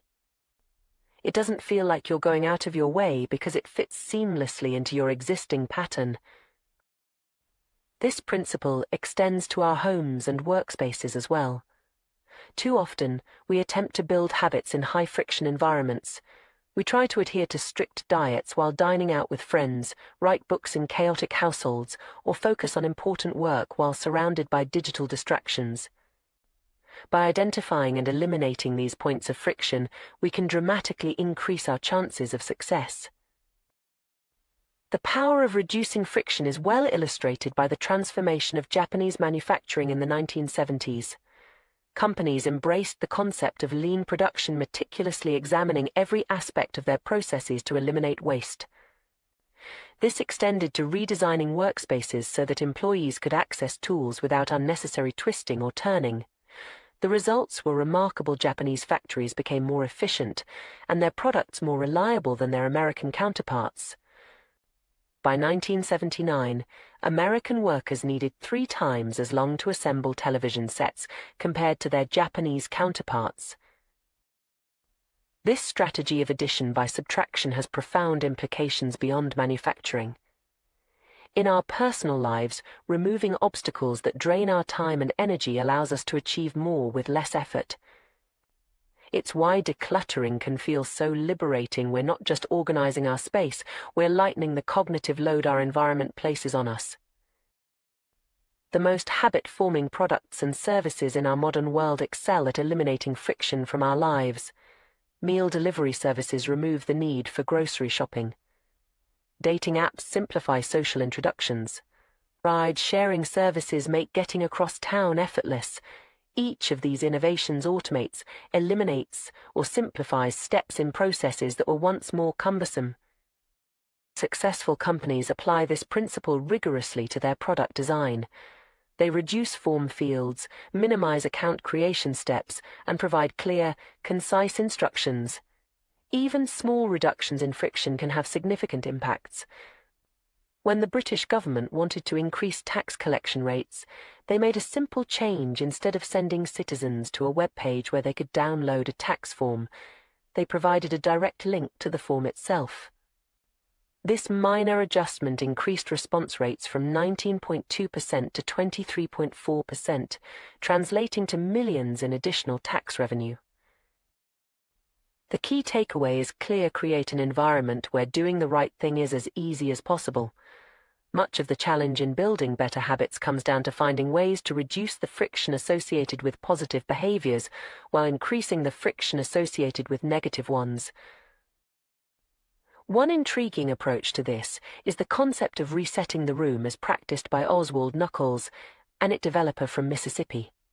After finishing an activity, Knuckles takes a moment to prepare the space for its next use. After watching TV, he returns the remote to its designated spot, arranges the pillows, and folds the blanket. When leaving his car, he disposes of any trash. While waiting for the shower to warm up, he quickly wipes down the toilet. This practice serves a dual purpose. It's not just about cleaning up after the last action, but about reducing friction for the next one. By resetting each space to its optimal state, Knuckles is essentially laying out a welcome mat for his future self. He's making it easier to engage in positive behaviors by ensuring that the environment is always primed and ready. This approach can be applied broadly across various aspects of our lives. For instance, preparing your workout clothes the night before reduces the friction of getting ready for exercise in the morning. Setting out your writing materials or opening your document editor before bed makes it easier to start writing first thing in the day. Clearing your desk at the end of each workday sets the stage for a productive start the next morning. The beauty of this strategy is its simplicity and scalability. Small actions consistently applied can dramatically reshape our environment and, by extension, our behavior. It's a practical application of the idea that our physical space both reflects and influences our mental state. Moreover, the act of resetting our environment can itself become a rewarding habit. It provides a sense of closure to activities, creates a tangible sense of accomplishment, and fosters a mindset of continuous improvement. Over time, this practice can lead to a more organized, intentional way of living that extends far beyond the physical spaces we inhabit. In conclusion, the path to lasting habit change is often more about smart engineering than brute force willpower. By understanding the role of friction in our behaviors, optimizing our environments, and consistently preparing for future actions, we can make significant strides towards our goals with less struggle and more sustainability. This approach acknowledges our human tendencies towards the path of least resistance while harnessing that same tendency to work in our favor. As we navigate the complexities of modern life, with its myriad distractions and competing priorities, these strategies offer a roadmap for reclaiming our time and energy. They remind us that often, the most profound changes come not from grandiose gestures, but from thoughtful adjustments to our daily routines and surroundings. By making our positive habits more convenient and our negative habits less so, we create an environment that naturally nudges us towards our best selves. Ultimately, this perspective invites us to view our habits not as battles to be won through sheer force of will, but as opportunities for intelligent design. It encourages us to be architects of our own behavior, crafting spaces and routines that align with our deepest aspirations. In doing so, we not only increase our chances of success, but also reduce the mental and emotional toll of constant self-regulation. As we move forward, let's challenge ourselves to look at our habits through this lens of friction and flow. Where can we straighten the hose in our lives? How can we reset our rooms, both literally and figuratively, to prime ourselves for success? By asking these questions and acting on the answers, we open up new possibilities for growth, achievement, and fulfillment. the journey of self-improvement need not be a constant uphill battle. With the right approach, it can be a thoughtfully designed path of gradual, sustainable progress. In the intricate tapestry of human behavior, habits stand out as the threads that weave our daily lives together. These automatic routines, often performed with little conscious thought, shape our experiences and outcomes in profound ways. Understanding the power of habits and learning to harness them effectively can be transformative, leading to increased productivity, better health, and greater overall satisfaction in life. Consider the case of Twyla Tharp, a renowned dancer and choreographer whose success is inextricably linked to her daily rituals. Each morning, without fail, Tharp begins her day by hailing a cab to take her to the gym. This simple act might seem insignificant at first glance, but it serves as the cornerstone of her entire routine. By habitualizing this small action, Tharp has effectively removed any opportunity for hesitation or second-guessing. The moment she steps into the cab, the rest of her morning unfolds almost automatically. This example beautifully illustrates a fundamental principle of habit formation: the power of small, consistent actions. By focusing on the initial step in this case, hailing a cab, Tharp has created a trigger that sets her entire morning routine in motion. The gym workout that follows becomes an inevitable consequence rather than a decision to be made anew each day. The influence of habits on our daily lives is staggering. Research suggests that between 40 to 50% of our actions on any given day are habitual. However, this statistic, impressive as it is, actually understates the true impact of habits on our behavior. Habits don't just account for a large portion of our actions, they also shape the conscious decisions that follow them. Think of habits as the on-ramps to a highway. Once you've merged onto that road, your direction and speed are largely determined. In the same way, our habits often set us on a path that influences our subsequent choices and actions. This is why we might find ourselves sitting through a movie we're not enjoying, continuing to snack well past the point of fullness, or losing track of time on our smartphones. The initial habitual action, turning on the TV, reaching for a snack, or picking up the phone, creates a momentum that's difficult to resist. This cascading effect of habits highlights their true power. While a single habit might only take a few seconds to perform, its influence can extend far beyond that brief moment. A morning habit of meditation, for instance, might only take 10 minutes, but it can set the tone for a calmer, more focused day. Conversely, a habit of checking social media first thing in the morning might lead to hours of distraction and reduced productivity. Understanding this principle allows us to leverage the power of habits to our advantage. By carefully choosing and cultivating positive habits, we can create a domino effect of beneficial behaviors throughout our day. This is where the concept of decisive moments comes into play. Decisive moments are those brief instances where we make choices that have an outsized impact on the course of our day. These are the forks in the road, the points where we decide between actions that align with our goals and those that don't. It's the moment when we choose between cooking a healthy meal or ordering takeout, between going for a run or watching another episode of our favorite show, between starting our work or procrastinating for just 5 more minutes. These moments might seem small and insignificant in isolation, but they stack up over the course of a day, week, month, and year to create vastly different outcomes. A single decision to go to the gym might not make much difference, but when that decision is made consistently over months and years, the cumulative effect is transformative. The power of these decisive moments lies in their ability to set us on different paths.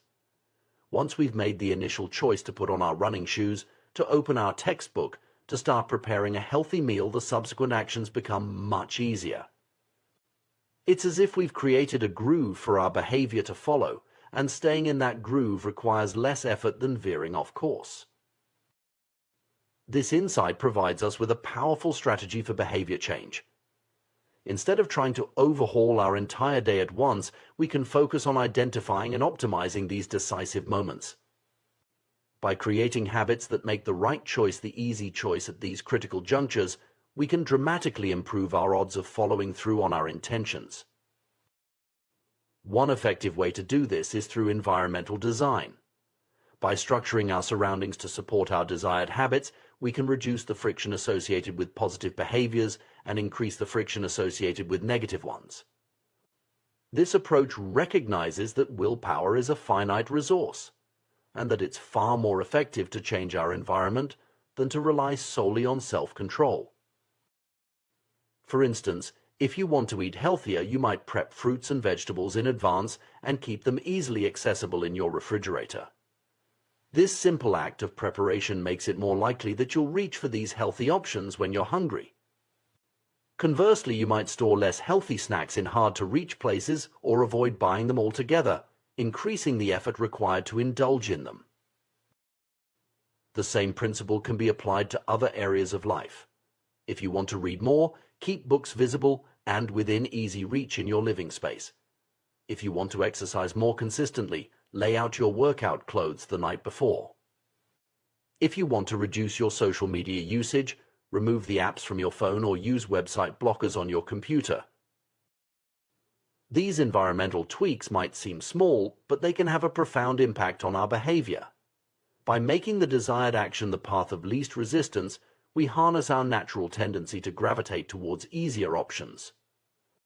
This strategy aligns our environment with our intentions, making it more likely that we'll follow through on our goals, even when our motivation wavers. Another powerful technique for habit formation is the 2-minute rule. This rule suggests that when you're trying to establish a new habit, you should scale it down to an action that takes 2 minutes or less to complete.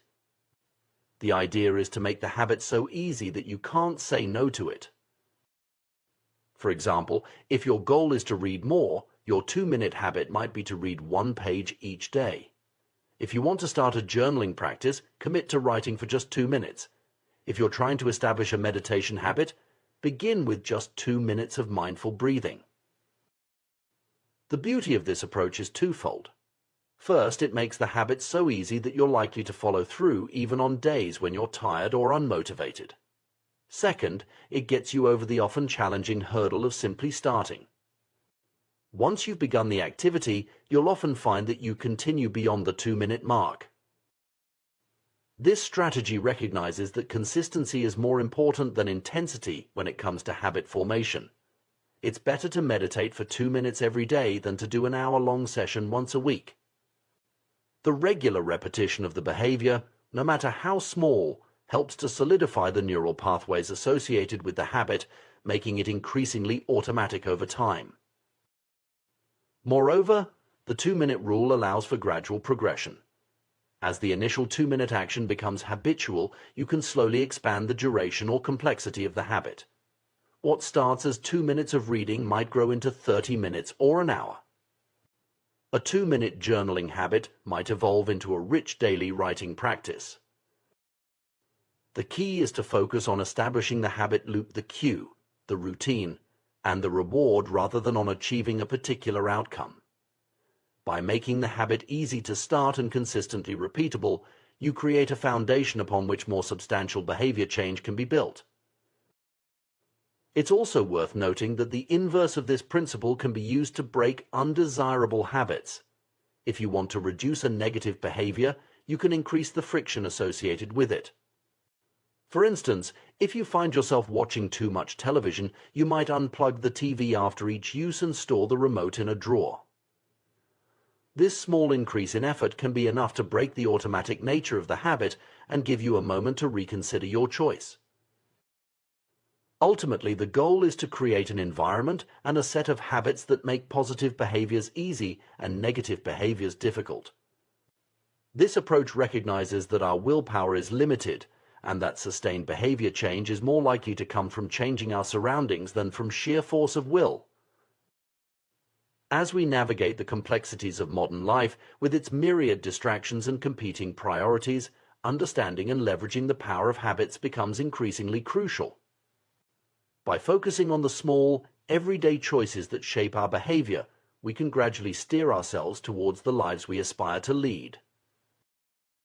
This perspective invites us to view our daily routines not as a series of inconsequential actions, but as opportunities to align our behavior with our goals. Every habit, no matter how small, is a vote for the type of person we want to become. When we choose to read a page instead of scrolling through social media, when we opt for a healthy snack instead of junk food, when we decide to meditate for 2 minutes instead of immediately checking our emails, we are casting votes for our ideal selves. The cumulative effect of these small choices can be truly transformative. Over time, these habits shape not just our actions, but our identities.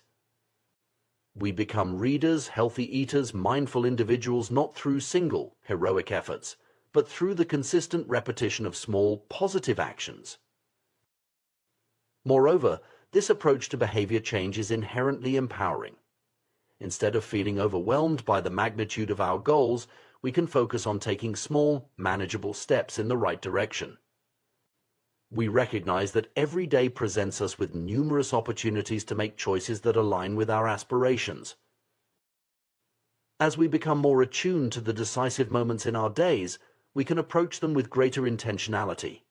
We can design our environments and routines to support our goals, making it easier to make positive choices even when our motivation wavers.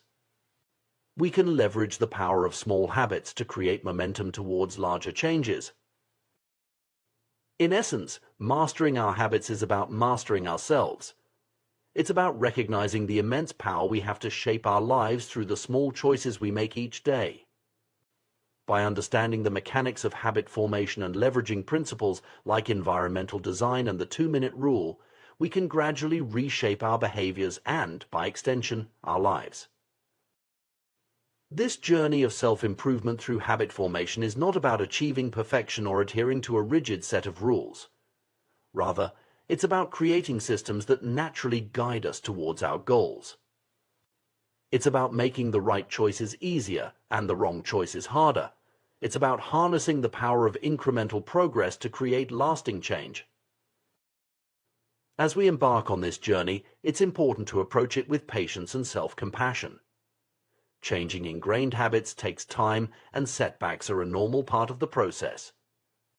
The key is to focus on consistency rather than perfection, to celebrate small victories, and to view each day as a new opportunity to align our actions with our intentions. In conclusion, the study of habits offers you a powerful lens through which to view personal growth and behavior change.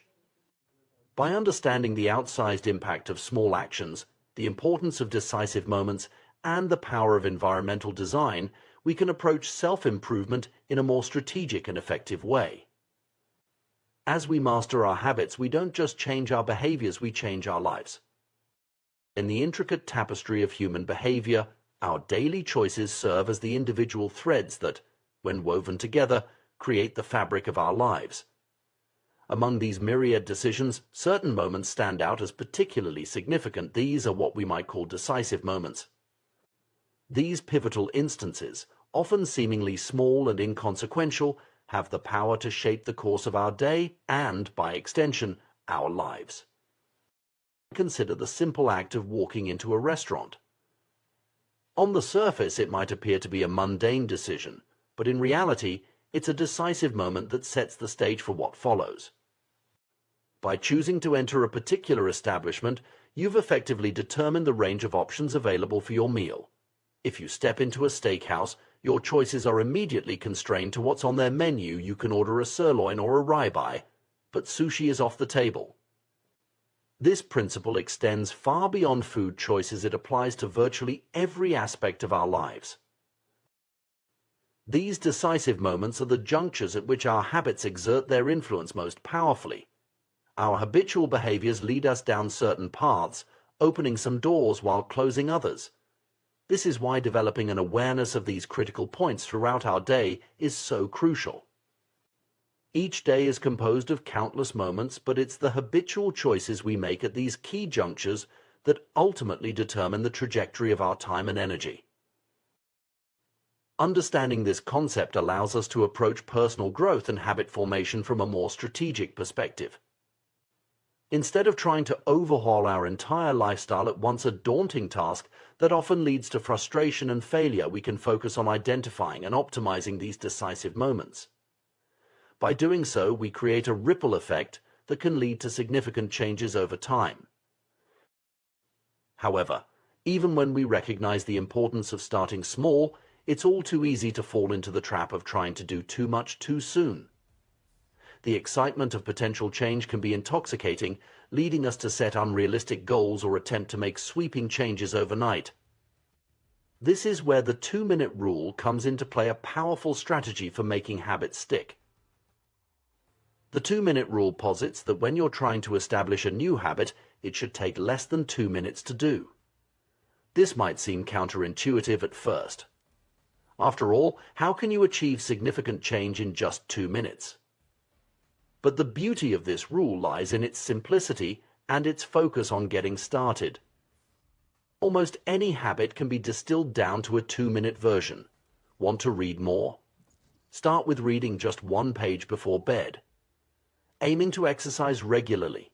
Begin by simply putting on your workout clothes. Hoping to improve your diet? Start by adding 1 vegetable to your plate at dinner. The key is to make the initial action so easy that it's almost impossible to say no to it. This approach is powerful for several reasons. Firstly, it removes the intimidation factor that often comes with trying to establish new habits. Reading an entire book might seem daunting, but reading a single page is manageable for anyone. Secondly, it leverages the principle of momentum. Once you've started an activity, it's much easier to continue. You might sit down intending to read just 1 page, only to find yourself engrossed in the book an hour later. The 2-minute rule isn't about limiting yourself to only 2 minutes of an activity. Rather, it's about creating what we might call a gateway habit, a small, easy action that naturally leads you down a more productive path. It's about mastering the art of showing up consistently, which is the foundation of any lasting habit. This concept aligns with the idea that habits must be established before they can be improved. Many people make the mistake of trying to optimize a habit before it's even become a regular part of their routine. But if you can't consistently show up, you have little hope of mastering the finer details. The 2-minute rule allows you to focus on the most critical aspect of habit formation: consistency. As you become more consistent with your 2-minute habit, it begins to serve as a ritual that signals the beginning of a larger routine. This ritualization is actually an ideal way to approach mastering difficult skills. By standardizing the beginning of a process, you make it easier to slip into a state of deep focus. Athletes often have specific warm-up routines that help them get into the right mindset for peak performance. Writers might have a particular ritual they follow before sitting down to work. These routines serve as triggers that tell your brain it's time to focus on the task at hand. Some might view the 2-minute rule as a psychological trick, and in a sense it is. You know that your ultimate goal is to do more than just 2 minutes of an activity. But this trick is based on sound psychological principles. Match found. It's about making the barrier to entry so low that you can't help but take action. And once you've taken that first step, you've already overcome the hardest part: getting started.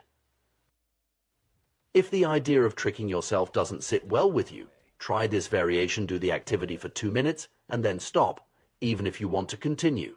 Go for a run, but stop after 2 minutes. Start meditating, but stop after 2 minutes. Study a new language, but stop after 2 minutes. This approach can be particularly effective because it leaves you wanting more, which increases the likelihood that you'll return to the activity the next day. This strategy has proven effective for many people across various goals. One individual used it to lose over 100 pounds. He started by going to the gym each day, but limiting himself to just 5 minutes. After a few weeks, he naturally began to extend his workouts. The key was that he had established the habit of going to the gym consistently before trying to do lengthy workouts. Journaling provides another excellent example of the power of this approach. Many people avoid journaling or give up quickly because it feels like a chore. But by committing to write for just 2 minutes a day, or to write less than you feel like writing, you can build a consistent habit without it ever feeling burdensome. This principle of stopping before it feels like work can be applied to virtually any habit you're trying to establish. The 2-minute rule and similar strategies are effective for another crucial reason: they reinforce the identity you want to build. Every time you show up to do your 2-minute habit, you're casting a vote for your new identity. If you go to the gym for 5 days in a row, even if it's just for 2 minutes each time, you're reinforcing your identity as someone who doesn't miss workouts. You're not focused on getting in shape, the outcome. You're focused on becoming the type of person who exercises regularly, the identity. This shift in focus from outcomes to identity is a powerful one. It's easy to get consumed by end goals: losing weight, writing a book, learning a new skill. But by focusing on the smallest actions that confirm the type of person you want to be, you're laying the groundwork for lasting change. 1 push-up is better than not exercising at all. 1 minute of guitar practice is better than none. 1 page of reading is better than never picking up a book. As you consistently show up and your 2-minute habit becomes ingrained, you can begin to shape it towards your ultimate goal. This process, which we might call habit shaping, involves gradually scaling up your habit while still maintaining your focus on the crucial first 2 minutes. For example, if your goal is to become an early riser, you might start by simply being home by 10 p.m. every night. Once that becomes easy, you move to having all devices turned off by 10 p.m. The next step might be being in bed by 10 p.m., then lights off by 10 p.m., and finally waking up at 6 a.m. each day. At each day, you're focusing on mastering just the first 2 minutes of the behavior before moving on to the next level. This gradual approach can be applied to any habit you're trying to build. If you want to become vegan, you might start by adding vegetables to each meal, then progressively eliminating different types of animal products from your diet. If you're aiming to establish an exercise routine, you begin with simply changing into workout clothes, then stepping out the door for a walk, and gradually building up to regular gym sessions. The beauty of this approach lies in its flexibility and its respect for the gradual nature of true behavior change. It recognizes that lasting habits are built slowly and consistently, not through Herculean efforts that burn you out quickly. It allows you to celebrate small victories along the way, reinforcing your motivation and your new identity. Moreover, this strategy aligns with our understanding of how the brain forms habits. Neuroscience tells us that habits are formed through repetition, as neural pathways are strengthened through consistent use. By focusing on small, manageable actions that you can repeat daily, you're effectively training your brain to associate certain cues with certain behaviors. It's worth noting that this approach to habit formation doesn't just apply to personal habits. It can be equally effective in professional settings or when trying to implement changes in organizations. Too often, companies try to implement sweeping changes all at once, leading to resistance and failed initiatives. By breaking down large changes into smaller, more manageable steps, organizations can more effectively guide their employees towards new ways of working. As you embark on your journey of habit formation, it's crucial to maintain a perspective of patience and self-compassion. Change takes time, and setbacks are a normal part of the process. The goal isn't perfection, but progress. Every time you show up for your 2-minute habit, you're moving in the right direction, regardless of what happens afterwards. Remember, too, that the habits you're working to establish are not the end goal in themselves. They are the entry point, the first step on a longer journey. Just as hailing a cab was the crucial first step in Twyla Tharp's morning routine, your 2-minute habit is the gateway to larger changes and growth. Enemy spotted B. In conclusion, the path to lasting change lies not in grand gestures or heroic efforts, but in the small, consistent actions we take each day. By understanding the power of decisive moments, leveraging the 2-minute rule, and focusing on identity-based habits, we can create meaningful change in our lives. It's about making the right behaviors easy, focusing on consistency over intensity, and trusting in the compounding effect of small actions over time. As you move forward, challenge yourself to identify the decisive moments in your day. Where are the points at which a small choice could lead you down a more positive path? Then, apply the 2-minute rule to create gateway habits that align with your goals. Remember, the journey of 1,000 miles begins with a single step, or in this case, a single 2-minute action. By mastering the art of showing up, you set the stage for transformative change and growth. Your future self will thank you for the small, consistent efforts you make today.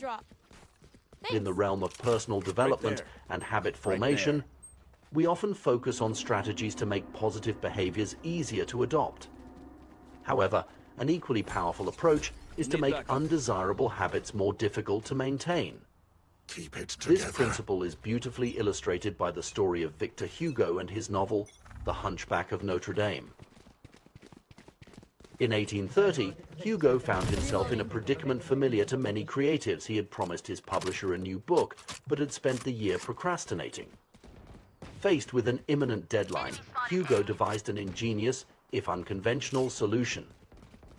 He gathered all his clothes and had them locked away, leaving himself with nothing but a large shawl to wear.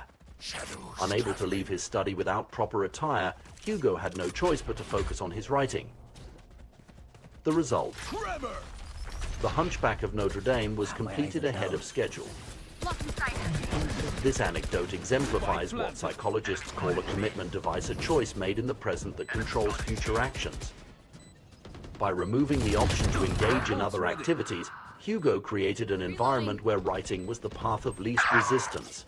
One enemy remaining. This strategy inverts the common advice to make good habits easier. Instead, it focuses on making bad habits harder. Commitment devices can take many forms, each tailored to address specific challenges. For those struggling with overeating, purchasing food in individual portions rather than bulk sizes can serve as a natural limit on consumption. Gamblers might voluntarily add themselves to casino ban lists to prevent future indulgences. Athletes needing to maintain a certain weight for competition might leave their wallets at home to avoid the temptation of fast food. We're gonna win. These strategies work by leveraging our good intentions before we can fall victim to temptation. They recognize that willpower is a finite resource and that the environment often plays a more significant role in our behavior than sheer determination. By altering our environment or creating obstacles to undesired behaviors, we can guide ourselves towards better choices without relying solely on willpower. The key to effective commitment devices is to make the effort required to break a good habit or engage in a bad one greater than the effort to maintain the desired behavior. For instance, if you're trying to establish a fitness routine, you might schedule and pay for classes in advance. The financial commitment and the social expectation of attendance create a situation where following through requires less effort than cancelling. While commitment devices are powerful tools for behavior change, we can push this concept even further. Instead of just making bad habits difficult, we can strive to make good habits inevitable and bad habits impossible. This approach is exemplified by the story of John Henry Patterson and the invention of the cash register. In the mid-1800s, Patterson owned a small supply store that was struggling due to employee theft. At the time, this was a common problem with no easy solution. However, Patterson's fortunes changed when he discovered Ritty's incorruptible cashier, the first cash register. By automatically locking away cash and receipts after each transaction, the machine made theft practically impossible. The results were immediate and dramatic. Patterson's business went from losing money to turning a significant profit within 6 months. The brilliance of the cash register lay in its ability to automate ethical behavior. Rather than trying to change the employee's mindset or increase surveillance, it simply removed the option to steal. My ult's ready. This principle can be applied to various aspects of our lives. By creating systems that make preferred behaviors automatic and undesired behaviors impractical, we can effect lasting change with minimal ongoing effort. This concept of one-time actions that pay dividends over time is particularly intriguing. These are choices that require some initial effort, but create increasing value as time passes. For example, installing a water filter can lead to long-term improvements in health and reduced plastic waste. Buying a quality mattress can enhance sleep quality for years to come. unsubscribing from unnecessary emails can permanently reduce daily distractions. The power of these one-time actions lies in their ability to shape our environment and, by extension, our behavior without requiring constant conscious effort. They embody the principle of making good habits easier and bad habits harder on a long-term scale. By thoughtfully modifying our surroundings and systems, we can create an environment that naturally guides us towards better choices. Thanks. Consider the impact of seemingly small changes like using smaller plates to reduce caloric intake or removing the TV from the bedroom to improve sleep habits. These simple actions can have profound effects on our health and well-being over time. Similarly, financial habits can be dramatically improved through one-time actions like setting up automatic savings plans or bill payments. The beauty of this approach is its simplicity and accessibility.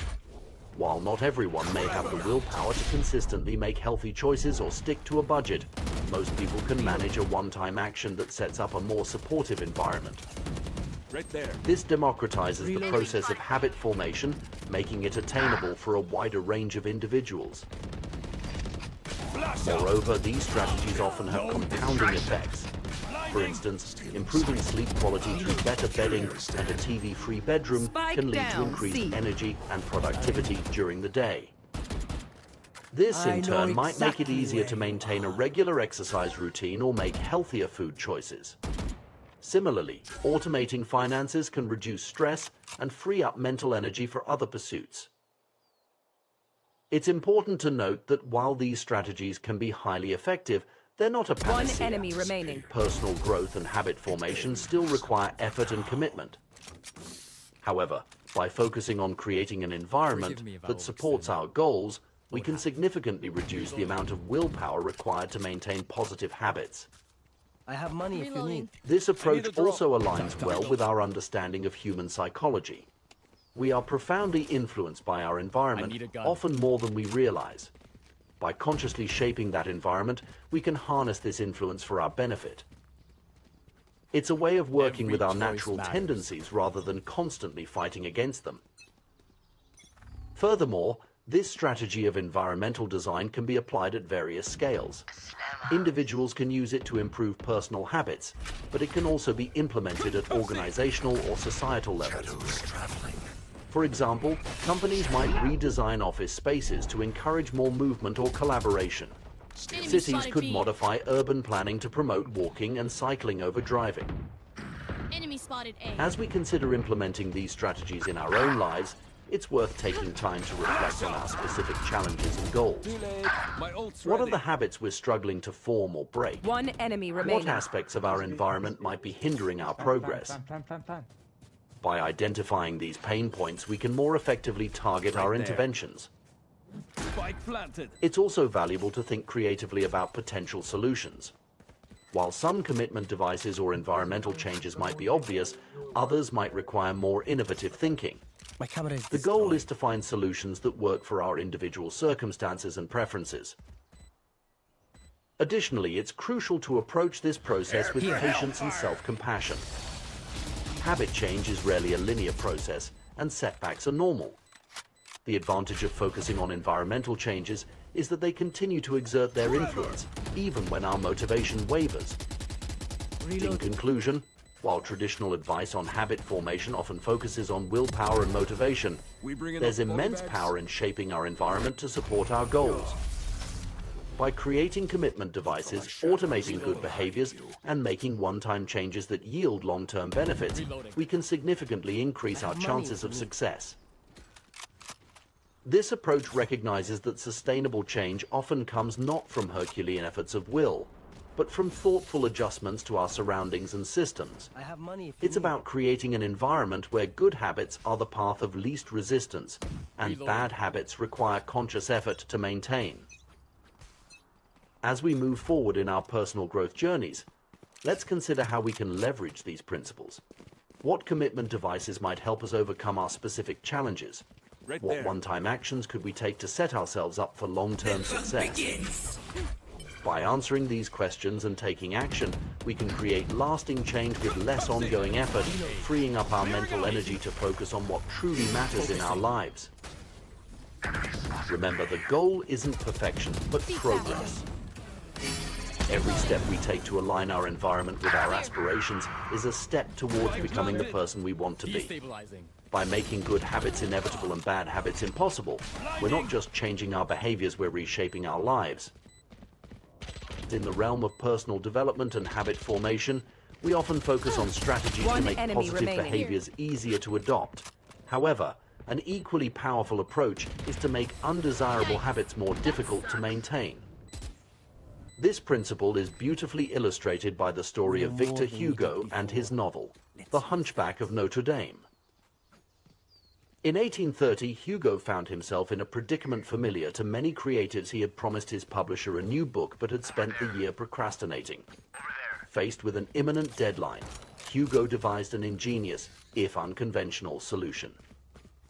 He gathered all his clothes and had them locked away, leaving himself with nothing but a large shawl to wear. Unable to leave his study without proper attire, Hugo had no choice but to focus on his writing. The result? The Hunchback of Notre Dame was completed ahead of schedule. This anecdote exemplifies what psychologists call a commitment device, a choice made in the present that controls future actions. By removing the option to engage in other activities, Hugo created an environment where writing was the path of least resistance. This strategy inverts the common advice to make good habits easier. Instead, it focuses on making bad habits harder. Commitment devices can take many forms, each tailored to address specific challenges. For those struggling with overeating, purchasing food in individual portions rather than bulk sizes can serve as a natural limit on consumption. Gamblers might voluntarily add themselves to casino ban lists to prevent future indulgences. Athletes needing to maintain a certain weight for competition might leave their wallets at home to avoid the temptation of fast food. These strategies work by leveraging our good intentions before we can fall victim to temptation.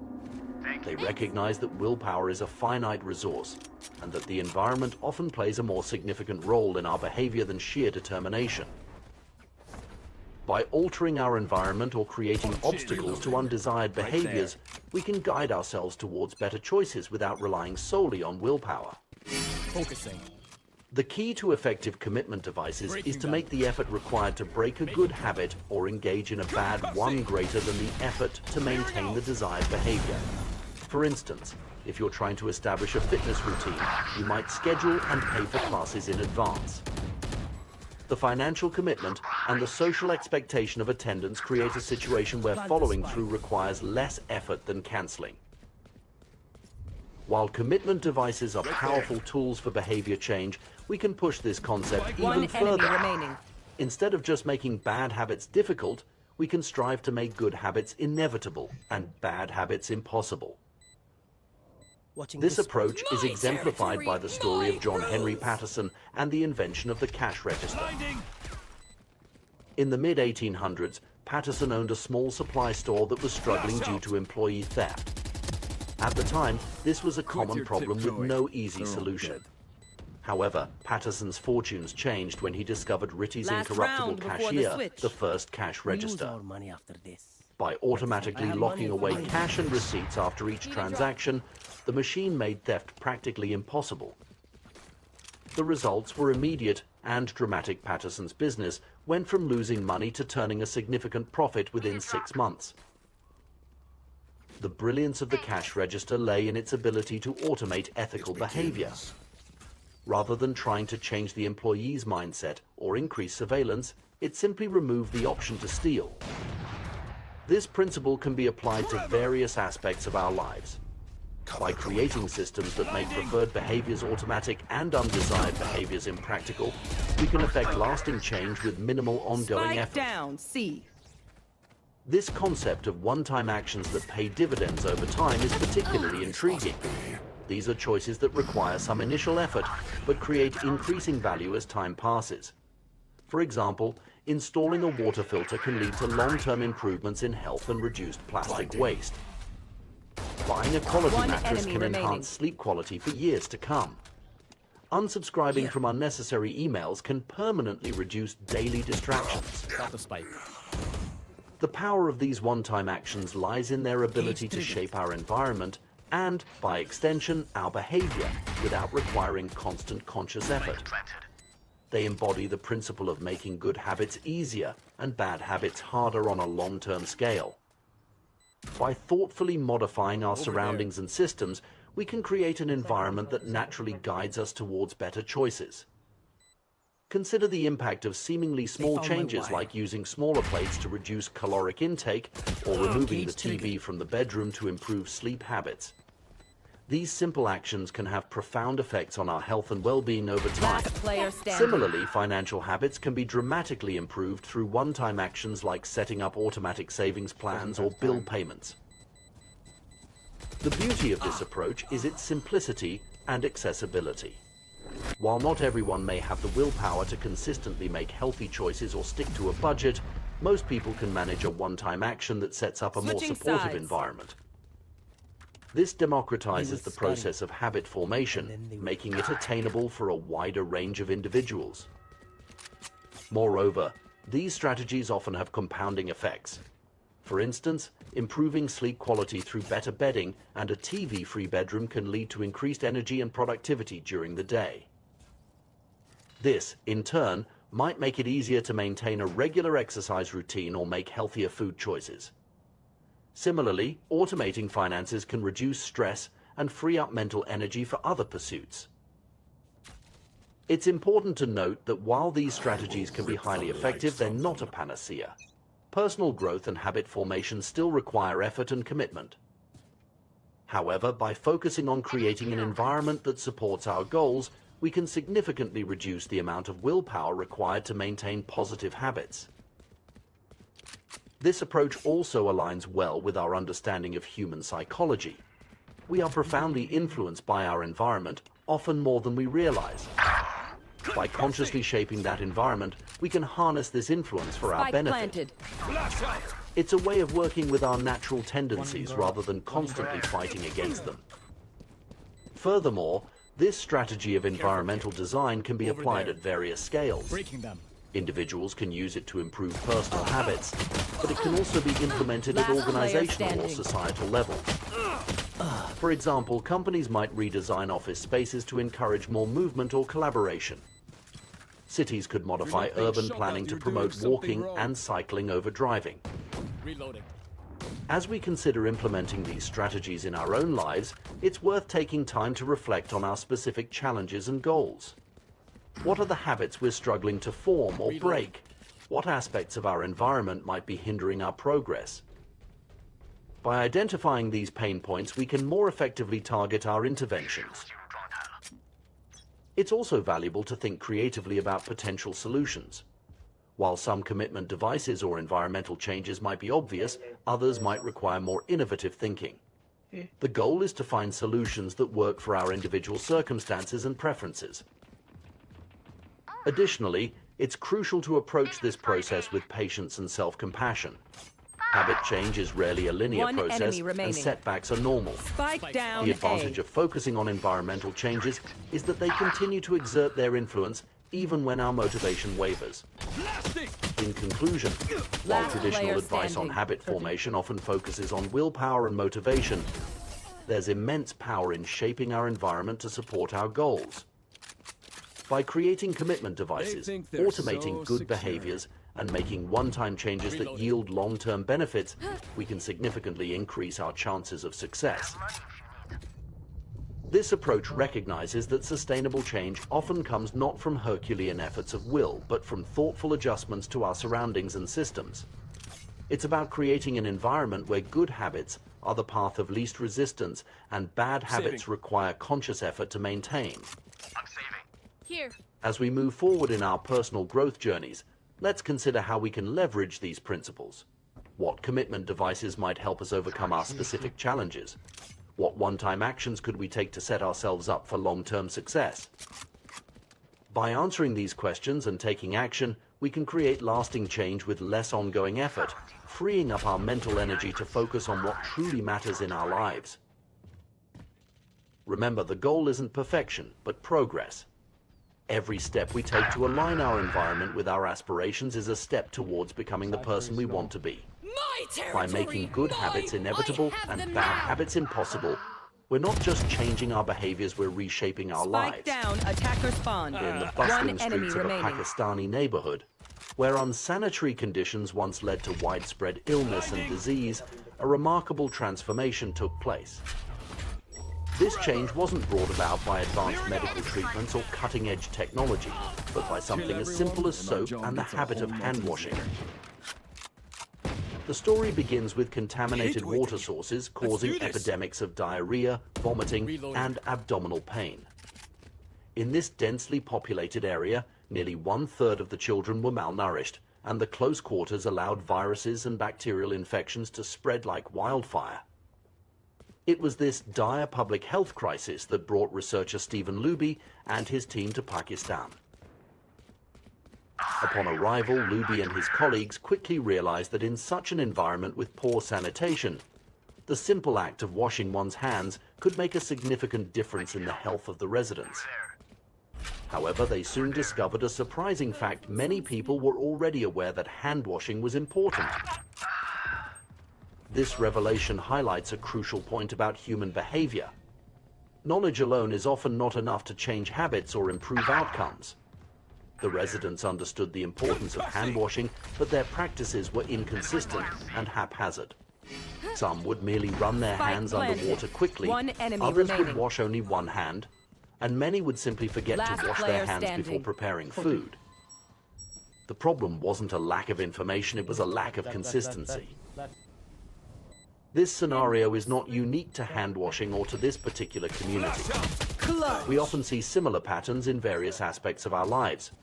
We know we should exercise regularly, eat a balanced diet, or save money for the future, yet we struggle to consistently follow through on these intentions. This gap between knowledge and action is a fundamental challenge in behavior change. Recognizing this, Luby and his team took an innovative approach. They partnered with Procter & Gamble to supply the neighborhood with Safeguard soap. This wasn't just any ordinary soap, it was a premium product that provided a more enjoyable hand-washing experience. The soap foamed easily, allowing people to lather their hands with suds, and it had a pleasant scent. Suddenly, hand-washing became slightly more pleasurable. This strategy tapped into a powerful principle of behavior change: make it satisfying. We are more likely to repeat behaviors that provide immediate, positive feedback.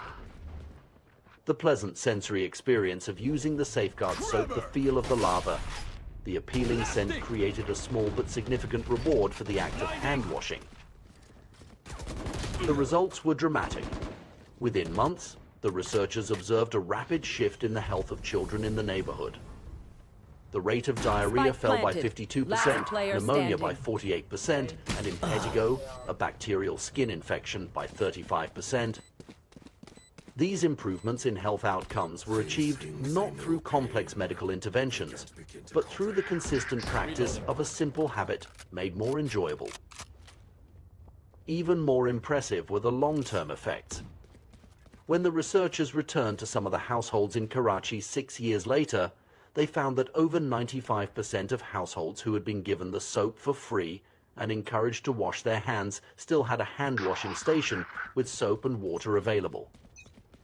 The researchers hadn't provided any soap to the intervention group for over 5 years, yet the habit had become so ingrained that the practice was maintained.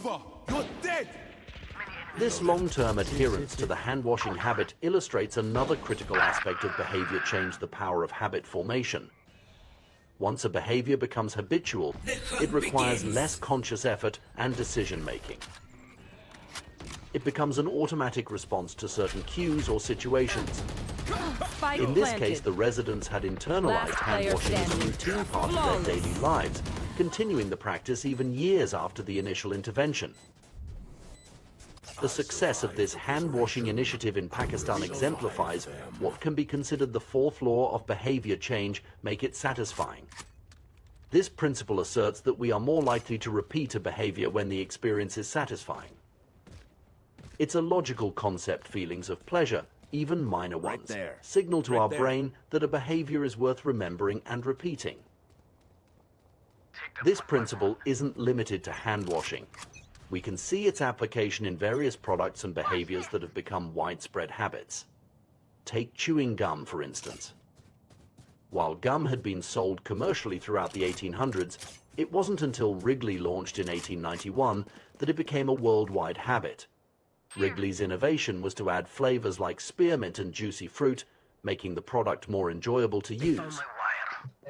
They further enhanced the appeal by marketing gum as a way to refresh your taste, associating it with the pleasant feeling of a clean mouth. The success of flavored toothpaste follows a similar pattern. Manufacturers saw great success when they added flavors like spearmint, peppermint, and cinnamon to their Last products. player standing. These flavors don't actually improve the effectiveness of toothpaste in cleaning teeth. Instead, they create a clean mouth feel and make the experience of brushing teeth more pleasurable. This added satisfaction makes people more likely to maintain the habit of regular toothbrushing. I need a gun. Thank you. These examples illustrate a fundamental truth about human behavior: what is rewarded is repeated, and what is punished is avoided. We learn what to do in the future based on what we were rewarded for, punished for in the past. Positive emotions cultivate habits, while negative emotions tend to destroy them. However, there's a crucial aspect to this principle that's easy to overlook. When we talk about making behaviors satisfying, we're not looking for just any type of satisfaction. We're specifically seeking immediate satisfaction. This is where we encounter a significant challenge in modern society: the mismatch between immediate and delayed rewards. To understand this mismatch, it's helpful to consider the environment in which the human brain evolved. For most of our species' history, we lived in what scientists call an immediate return environment. Imagine being an animal roaming the plains of Africa. Your decisions typically have an immediate impact. You're constantly focused on immediate concerns like finding food, avoiding predators, or seeking shelter. Your actions deliver clear and immediate outcomes. In contrast, modern society often operates in what's called a delayed return environment. Enemy spotted C. Many of the choices we make today won't benefit us immediately. If we do a good One job at enemy work, remaining. we might get a paycheck Flawless. in a few weeks. If we exercise today, we might see health benefits months or years down the line. If we save money now, it might secure our retirement decades in the future. This shift to a delayed return environment is relatively recent in human history, primarily occurring in the last 500 years or so.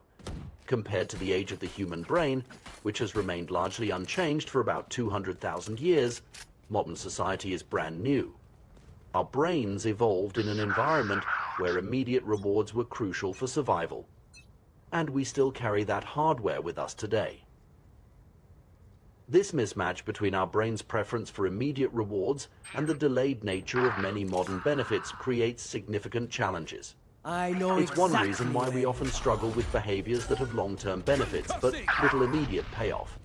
Saving for retirement, maintaining a healthy diet, or studying for future exams all require us to override our innate preference for immediate gratification. Understanding this mismatch is crucial for anyone trying to change their behavior or habits. It explains why it's often so difficult to maintain motivation for long-term goals, and why we're easily swayed by short-term pleasures even when we know they might not be in our best interest.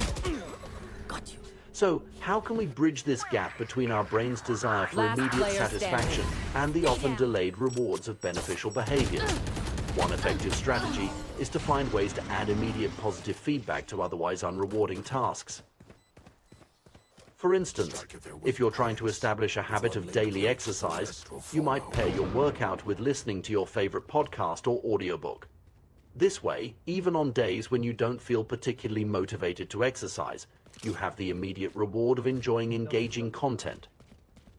Similarly, if you're trying to eat healthier, you might focus on finding nutritious recipes that are also delicious, providing immediate taste satisfaction alongside long-term health benefits. Another approach is to use a habit tracker or similar tool to provide immediate visual feedback on your progress. The simple act of marking off a day on a calendar or seeing a streak of successful days can provide a small but meaningful sense of accomplishment, helping to bridge the gap until the long-term benefits of your habit become apparent. It's also worth noting that while our brains may be wired for immediate gratification, we humans have a unique capacity for long-term thinking and planning. Enemy spotted C. By consciously cultivating an appreciation for delayed rewards and regularly reminding ourselves of our long-term goals, we can gradually shift our perspective and find more satisfaction in behaviors that contribute to those goals. In conclusion, the story of the hand-washing initiative in Pakistan and the broader principles it illustrates offer valuable insights into human behavior and habit formation. By understanding the power of immediate satisfaction and the challenges posed by our delayed return environment, we can design more effective strategies for personal growth and societal change. Whether we're trying to improve public health, encourage better financial habits, or simply stick to our New Year's resolutions, making behaviors more immediately satisfying can be a powerful tool for positive change. As we navigate the complexities of modern life with our Stone Age brains, being aware of these principles can help us make better choices, form lasting habits, and bridge the gap between our actions today and our goals for tomorrow. By aligning our behaviors with both our long-term aspirations and our innate need for immediate satisfaction, we can create meaningful, sustainable changes in our lives and our world. In our quest for self-improvement and personal growth, we often find ourselves grappling with a peculiar challenge: the disconnect between our long-term aspirations and our short-term actions. Spike down mid. This phenomenon, known as time inconsistency, is a fundamental aspect of human behavior that has far-reaching implications for our daily lives and long-term success. One enemy remaining. At its core, time inconsistency refers to our brain's tendency to value immediate rewards more highly than future benefits. This bias towards instant gratification is deeply ingrained in our neural circuitry, a remnant of our evolutionary past when immediate survival took precedence over long-term planning. In most situations, this inclination serves us well. After all, a reward that's certain and available right now is typically more valuable than one that's merely possible in the future. However, this same tendency can sometimes lead us astray, particularly in the modern world where many of our most important goals require sustained effort and delayed gratification. This misalignment between our immediate desires and our long-term objectives is at the heart of many of our struggles with habit formation and behavior change. Got you. Consider, for instance, the paradox of harmful behaviors like smoking, overeating, or engaging in unsafe sex. Most people are well aware of the potential long-term consequences of these actions. We know that smoking increases the risk of lung cancer, that overeating can lead to obesity and associated health problems, and that unsafe sex can result in sexually transmitted diseases. Yet, despite this knowledge, many individuals continue to engage in these behaviors. The reason for this apparent contradiction becomes clear when we understand how our brain prioritizes rewards. The consequences of these harmful habits are often delayed, sometimes by years or even decades. In contrast, the rewards are immediate and tangible. Smoking might increase your risk of cancer in the future, but it reduces stress and satisfies nicotine cravings now. Overeating may lead to health problems down the line, but it provides immediate pleasure and satiation. Unsafe sex might result in disease later, but it offers instant gratification. This pattern isn't limited to harmful habits. In fact, it's a characteristic of virtually all habits, both good and bad. Every habit produces multiple outcomes across time, but these outcomes are often misaligned. With detrimental habits, the immediate outcome is usually pleasurable, while the ultimate outcome is negative. Conversely, with beneficial habits, the immediate experience is often unenjoyable, but the long-term results are positive. Take exercise, for example. The immediate experience of working out can be uncomfortable, even painful. Your muscles ache, you're out of breath, and you might prefer to be relaxing on the couch. However, the long-term benefits of regular exercise, improved health, increased energy, better mood are substantial. The challenge lies in overcoming the immediate discomfort to reap these future rewards.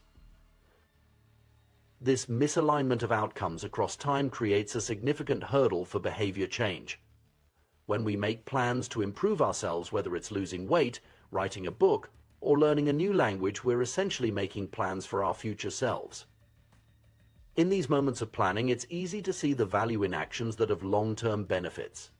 We all want better lives for our future selves, after all. However, when the moment of decision arrives, we're no longer choosing for that idealized future self. Instead, we're choosing for our present self, who craves comfort, pleasure, and immediate satisfaction. This is why relying solely on good intentions is rarely effective for long-term behavior change. The brain's bias towards the present moment is simply too strong. Understanding this tendency can help explain many of the seemingly irrational choices we make in our daily lives. It's why we might choose to watch TV instead of studying, even though we know studying will lead to better grades. It's why we might grab fast food instead of cooking a healthy meal, even though we're trying to eat better. In each of these moments, the allure of immediate gratification overpowers our longer-term goals. This preference for instant gratification reveals an important truth about success. Most people spend their days chasing quick hits of satisfaction. The path less traveled is the road of delayed gratification. If you're willing to wait for rewards, you'll often face less competition and potentially reap greater benefits. As the saying goes, the last mile is always the least crowded. Research consistently supports this idea. Studies have shown that individuals who are better at delaying gratification tend to have higher SAT scores, lower levels of substance abuse, lower likelihood of obesity, better responses to stress, and superior social skills. We've all observed this play out in our own lives. The student who resists the temptation to procrastinate and completes their assignments on time generally achieves better grades. The individual who forgoes purchasing junk food at the grocery store often maintains a healthier diet at home. At some point, success in nearly every field requires the ability to ignore an immediate reward in favor of a delayed, but ultimately more significant reward. This is true whether you're an athlete training for a competition, an entrepreneur building a business, or a writer working on a novel. The ability to delay gratification is a crucial skill for achieving long-term success. However, it's important to note that while delaying gratification is often the wise approach, it's not always easy or intuitive. Our brains are not naturally wired for long-term thinking, and constantly fighting against our instincts for immediate reward can be exhausting and unsustainable. So how can we work with our brain's tendencies rather than against them? The key lies in finding ways to make delayed gratification more appealing and immediate. Here are some strategies that can help. 1. Add immediate pleasure to long-term beneficial habits. Find ways to make habits with delayed rewards more immediately enjoyable. If you're trying to exercise more, pair your workout with listening to your favorite podcast or audiobook. This way you get an immediate reward enjoying the content along with the long-term benefits of exercise. 2. Add immediate consequences to harmful habits. Similarly, try to associate immediate, small negative consequences with habits you're trying to break.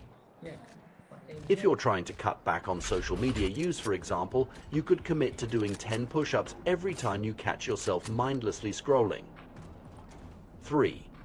Use visual cues and tracking. Our brains respond well to visual feedback. Use habit trackers or charts to give yourself an immediate sense of accomplishment when you stick to a good habit. The satisfaction of marking off a day on a calendar can be a powerful motivator.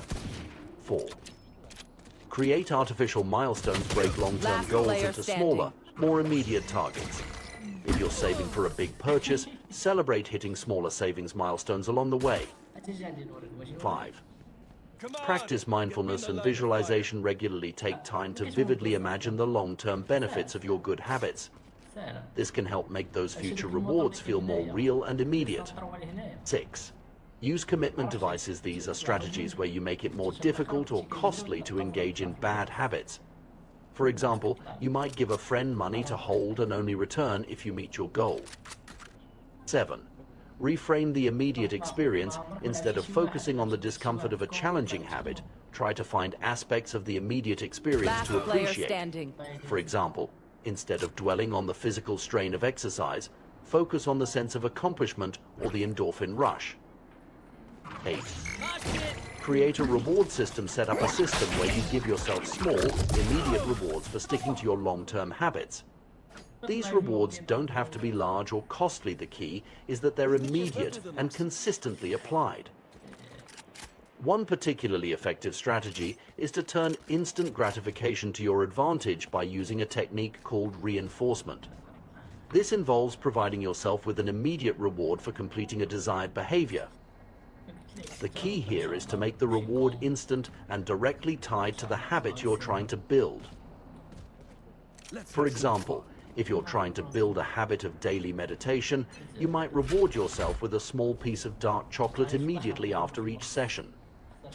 The taste of the chocolate becomes an immediate, positive reinforcement for your meditation practice. Over time, your brain begins to associate meditation with this pleasant reward, making it easier to stick to the habit. This approach can be especially helpful when dealing with habits of avoidance behaviors you want to stop doing. It can be challenging to feel satisfied when you're simply not doing something, like not buying unnecessary items or not drinking alcohol. In these cases, you can create a system that makes the avoidance visible and rewarding. For instance, you could open a savings account labeled for something you want, like dream vacation or new guitar. Every time you successfully avoid a temptation, say, not buying that unnecessary gadget or skipping that expensive night out, you transfer the money you would have spent into this account. This way, you're turning the act of not doing something into a positive, but visible action. You're essentially creating a loyalty program for yourself, where your points accumulate towards something you genuinely want. This strategy not only provides immediate satisfaction, but also helps to reframe the experience of avoiding temptation. Instead of feeling deprived, you feel like you're actively working towards a goal. The immediate reward of seeing your savings grow feels much better than the nebulous sense of having resisted a temptation. It's worth noting that while these strategies can be highly effective, they're not magic bullets. Changing ingrained habits and overcoming our natural bias towards immediate gratification is a challenging process that requires patience, persistence, and self-compassion. It's normal to struggle and occasionally give in to temptation. The key is to view these moments not as failures, but as opportunities to learn and adjust your approach. Moreover, it's crucial to remember that delayed gratification isn't always the right choice. Sometimes, immediate experiences are valuable in their own right. The key is to find a balance that aligns with your values and long-term goals while still allowing for present enjoyment. In conclusion, understanding the concept of time inconsistency and our brain's bias towards immediate rewards can be a powerful tool in our quest for personal growth and habit formation. By acknowledging this aspect of our nature, we can design strategies that work with our brain's tendencies rather than against them. Whether it's adding immediate pleasures to beneficial habits, creating visible rewards for avoidance behaviors, or using reinforcement techniques, these approaches can help bridge the gap between our present actions and our future aspirations. So, do we mix it up? Ultimately, the ability to delay gratification and work towards long-term goals is a skill that can be developed and strengthened over time. It's a journey of self-discovery and continuous improvement, one that requires patience, creativity, and a deep understanding of our own motivations and tendencies. By mastering this skill, we open ourselves up to greater achievements, deeper satisfaction, and a life more closely aligned with our true values and aspirations. The path may not always be easy, but the rewards, both immediate and long-term, make it a journey worth undertaking. In the pursuit of personal growth and self-improvement, we often find ourselves grappling with the challenge of maintaining good habits. We start with enthusiasm, determined to make positive changes in our lives, but as time passes, our resolve can waver. The key to lasting change, it turns out, lies not just in willpower or motivation, but in the way we approach habit formation itself. By understanding the psychology behind habit formation and employing strategic techniques, we can dramatically increase our chances of success. One of the most powerful tools in this journey is the concept of making habits satisfying. This idea is rooted in the fundamental principle that we are more likely to repeat behaviors that provide immediate rewards. Our brains are wired to seek pleasure and avoid pain, and this instinct plays a crucial role in shaping our habits. However, there's a catch. Many of the habits we want to cultivate, like exercising regularly, eating healthily, or saving money, don't provide immediate gratification. Their benefits are often delayed, sometimes by months or even years. This delay can make it challenging to stick with these habits, especially when we're faced with more immediately rewarding alternatives. To overcome this challenge, we need to find ways to make our desired habits more immediately satisfying. This doesn't mean compromising on our long-term goals, but rather finding ways to bridge the gap between the present action and the future reward. One effective strategy is to create a system of short-term rewards that align with your long-term goals. For instance, if you're trying to exercise more, you might reward yourself with a relaxing bath or an episode of your favorite show after each workout. The key is to choose rewards that reinforce your desired identity rather than conflicting with it. If your goal is to improve your health, rewarding yourself with unhealthy food after exercising would be counterproductive. Instead, choose rewards that align with your vision of becoming a healthier person. This approach of aligning short-term rewards with long-term goals can be applied to virtually any habit you're trying to build. If you're aiming to read more, you might allow yourself to buy a new book only after finishing your current one. If you're trying to save money, you could allocate a small portion of your savings to a fun fund that you can spend guilt-free once you reach certain milestones. The power of this strategy lies in its ability to tap into our brain's reward system. By providing immediate positive reinforcement, we're training our brains to associate the habit with pleasure. Over time, this association can make the habit itself more enjoyable, reducing our reliance on external rewards. Another powerful technique for making habits stick is the use of visual tracking systems. This approach, sometimes called the paperclip strategy, involves creating a tangible representation of your progress. The name comes from a story about a young stockbroker who used 2 jars of paper clips to track his daily sales calls. Each time he made a call, he would move a paper clip from one jar to another. This simple act provided a clear, visual measure of his progress, which proved to be incredibly motivating. The beauty of this strategy lies in its simplicity and flexibility. You can adapt it to virtually any habit you're trying to build. For example, if you're trying to write a book, you might move a marble from one jar to another for each page you complete. If you're aiming to increase your daily step count, you could use a similar system to track your progress. These visual tracking systems work on multiple levels. First, they provide immediate satisfaction. The act of moving a paper clip or marking an X on a calendar gives you a small sense of accomplishment, which can be particularly motivating on days when you might not feel like sticking to your habit. Second, they make your progress visible. On days when you're feeling discouraged, you can look at your tracker and see how far you've come, which can provide the motivation to keep going. Last player standing. Perhaps the most comprehensive form of visual tracking is the habit tracker. This tool, which can be as simple as a calendar where you mark off each day you complete your habit, has been used by many successful individuals throughout history. Benjamin Franklin famously used a small booklet to track 13 personal virtues, while comedian Jerry Seinfeld is known for his don't break the chain approach to writing jokes every day. Habit tracking is powerful because it leverages multiple principles of behavior change simultaneously. It makes the habit obvious by providing a visual cue, attractive by showcasing your progress, and satisfying by giving you a sense of accomplishment each time you mark off a day. Moreover, habit tracking keeps you honest. Many of us have a tendency to overestimate how consistently we perform our habits. By keeping a record, we're forced to confront the reality of our behavior. Not one This left. awareness alone can be a powerful motivator for change. Last round The in the effectiveness of half. habit tracking has been demonstrated in numerous studies. Research has shown that people who track their progress on goals like losing weight, quitting smoking, and lowering blood pressure are more likely to succeed than those who don't. One study found that individuals who kept a daily food log lost twice as much weight as those who didn't track their eating habits. However, it's important to note that while tracking can be a powerful tool, it's not without potential pitfalls. One risk is becoming too focused on the act of tracking itself, rather than the underlying behavior you're trying to change.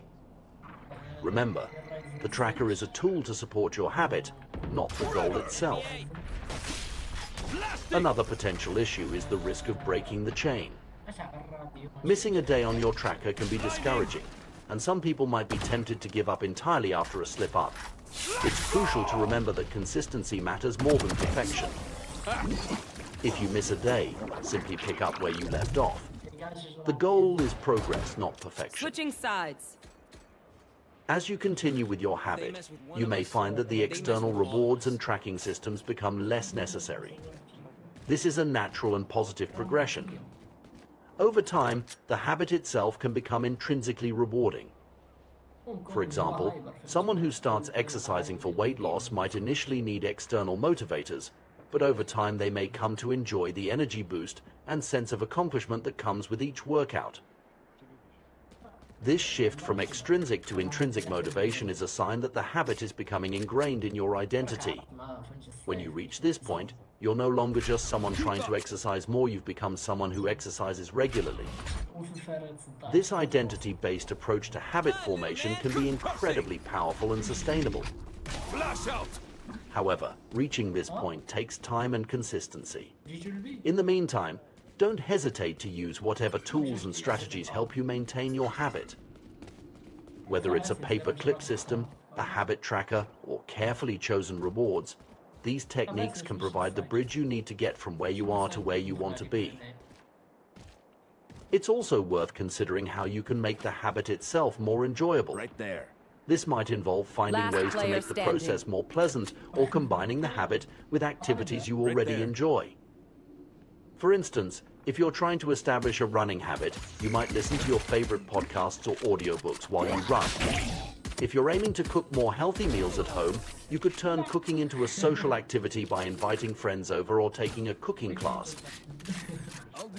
Remember, the goal is to create a positive feedback loop where the habit reinforces itself.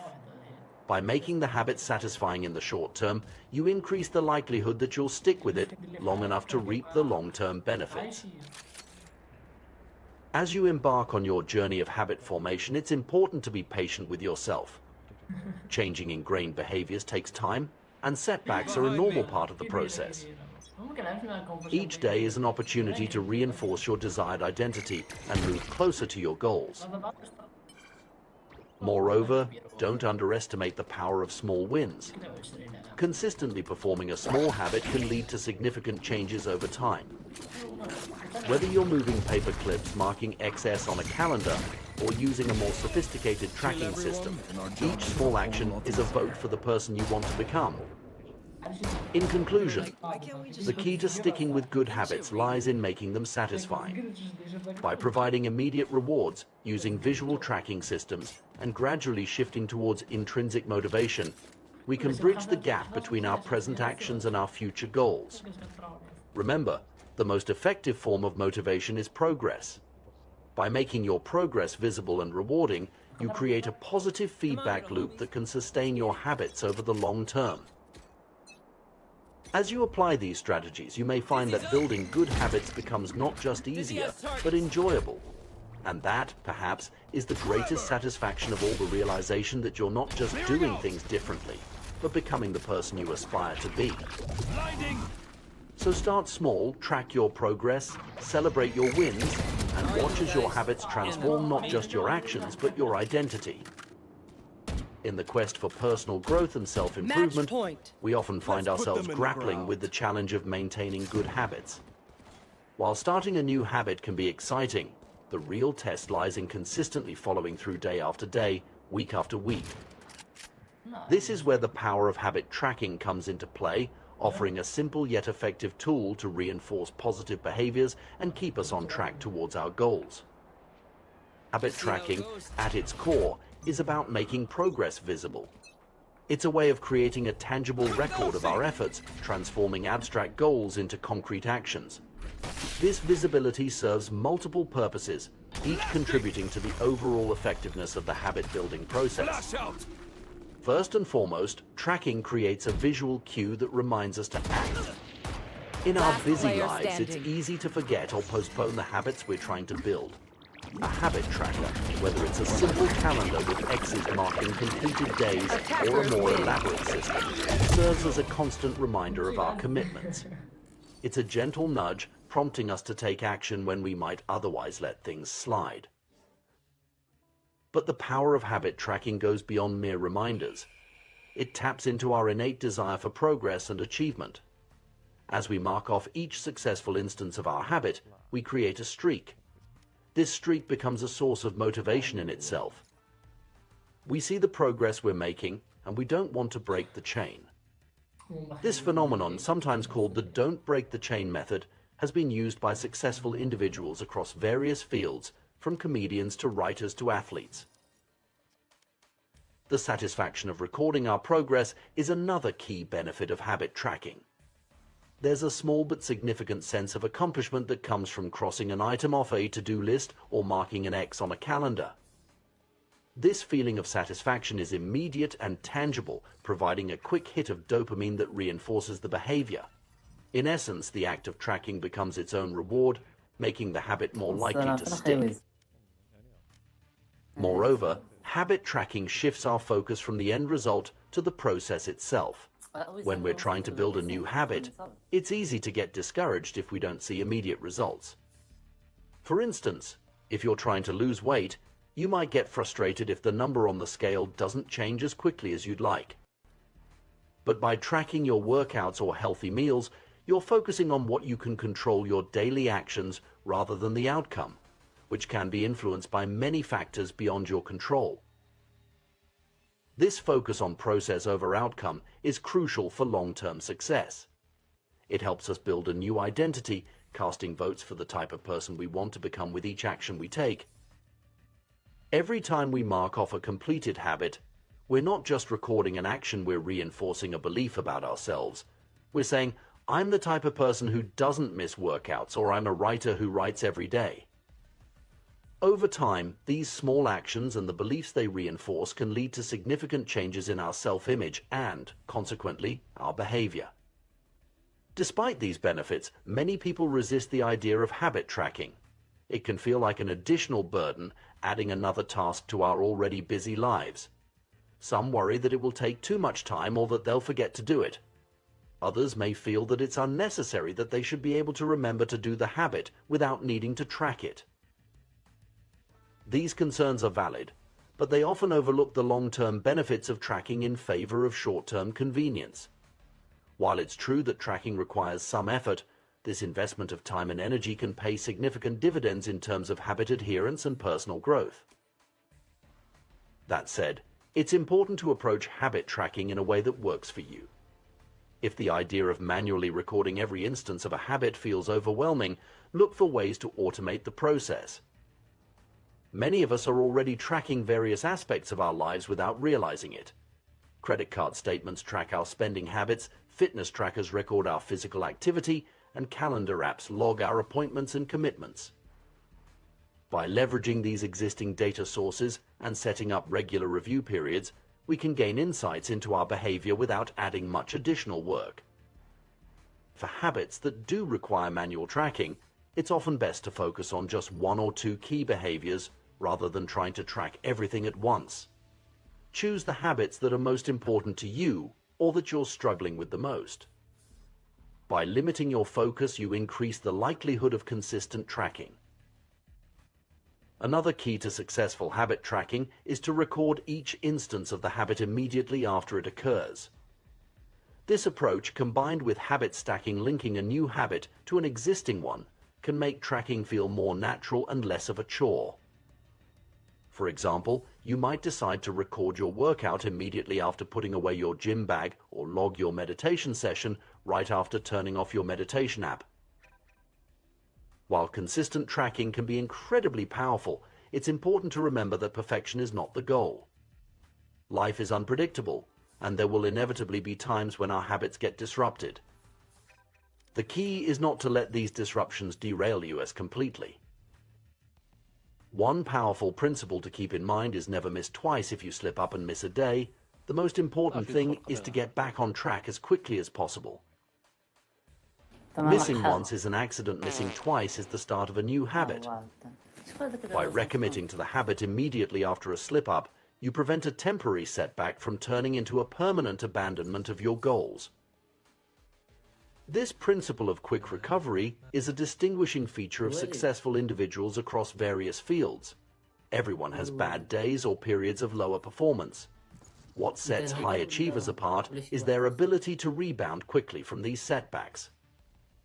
They understand that the occasional bad day or missed habit is far less important than the overall trend of their behavior. In fact, showing up on the days when you don't feel like it or can't perform at your best can be even more important than the days when everything goes smoothly. These bad days maintain the compound gains you've accrued from previous good days. Even if you can't do the habit as thoroughly or effectively as you'd like, doing something is always better than doing nothing. It's about maintaining momentum and reinforcing your identity as someone who follows through on their commitments. This approach also helps avoid the all-or-nothing mindset that can be so detrimental to habit formation. Too often, people fall into the trap of thinking that if they can't do something perfectly, they shouldn't do it at all. This black and white thinking can lead to giving up entirely after a small setback. By embracing the idea that something is always better than nothing, we can maintain consistency even when circumstances aren't ideal. While habit tracking can be a powerful tool, it's important to ensure we're tracking the right things. Sometimes, the most obvious or easiest to measure metrics aren't necessarily the most meaningful. For example, if you're trying to improve your diet, simply tracking calories might not give you the full picture. You might be hitting your calorie goals but not getting proper nutrition. In this case, tracking the number of whole, unprocessed foods you eat each day might be more beneficial. Similarly, if you're trying to improve your productivity at work, tracking hours worked might not be as useful as tracking the number of important tasks completed. The key is to choose metrics that truly align with your goals and provide meaningful feedback on your progress. It's also worth noting that not all habits need to be tracked indefinitely. Sometimes tracking is most useful in the early stages of habit formation when we're still establishing the behavior. Once the habit becomes more ingrained, we might be able to ease off on tracking without losing the habit itself. The goal, ultimately, is for the behavior to become so automatic that we no longer need external reinforcement to maintain it. In conclusion, habit tracking is a powerful tool in the quest for personal growth and behavior change. By making our progress visible, providing immediate satisfaction, and shifting our focus to the process rather than just the outcome, tracking can significantly increase our chances of successfully building new habits. Match found. However, like any tool, its effectiveness depends on how we use it. By choosing meaningful metrics, focusing on consistency rather than perfection, and using tracking as a means to reinforce our desired identity, we can harness the full potential of this approach. Remember, the goal isn't just to check boxes or create perfect streaks. It's to gradually shape ourselves into the person we want to become. Each tracked instance of a habit is a vote for that future self. Over time, these small votes can lead to profound changes in our behavior, our self-image, and ultimately our lives. So whether you're trying to exercise more, eat healthier, write daily, or any other positive habit, consider incorporating tracking into your approach. Start small, be consistent, and don't be discouraged by occasional setbacks. With patience and persistence, you may find that the simple act of tracking your habits becomes a transformative force in your journey of self-improvement. In the realm of behavior change and habit formation, we often focus on positive reinforcement and making good habits more attractive. However, there's another powerful tool in our arsenal making bad habits immediately unsatisfying. This approach, while less discussed, can be incredibly effective in curbing unwanted behaviors and promoting positive change.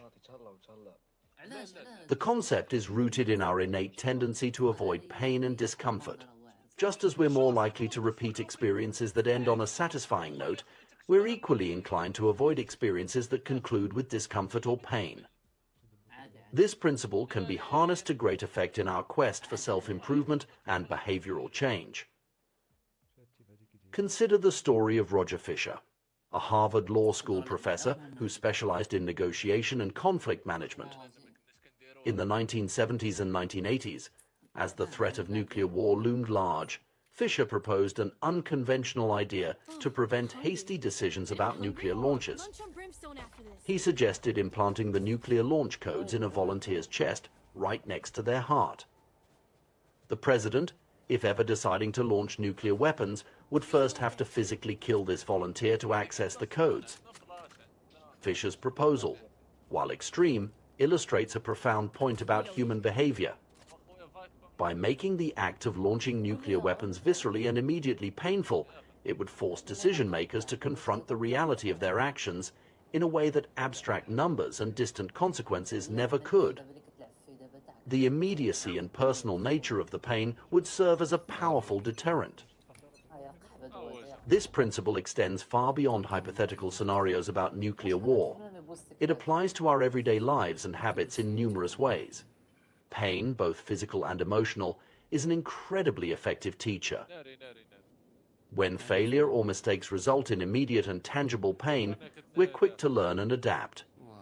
This is why a plumber strives for excellence in their work. The threat of a bad review or lost business is an immediate and costly consequence of poor performance. Similarly, restaurants maintain high standards because the possibility of customers never returning is a constant, immediate threat.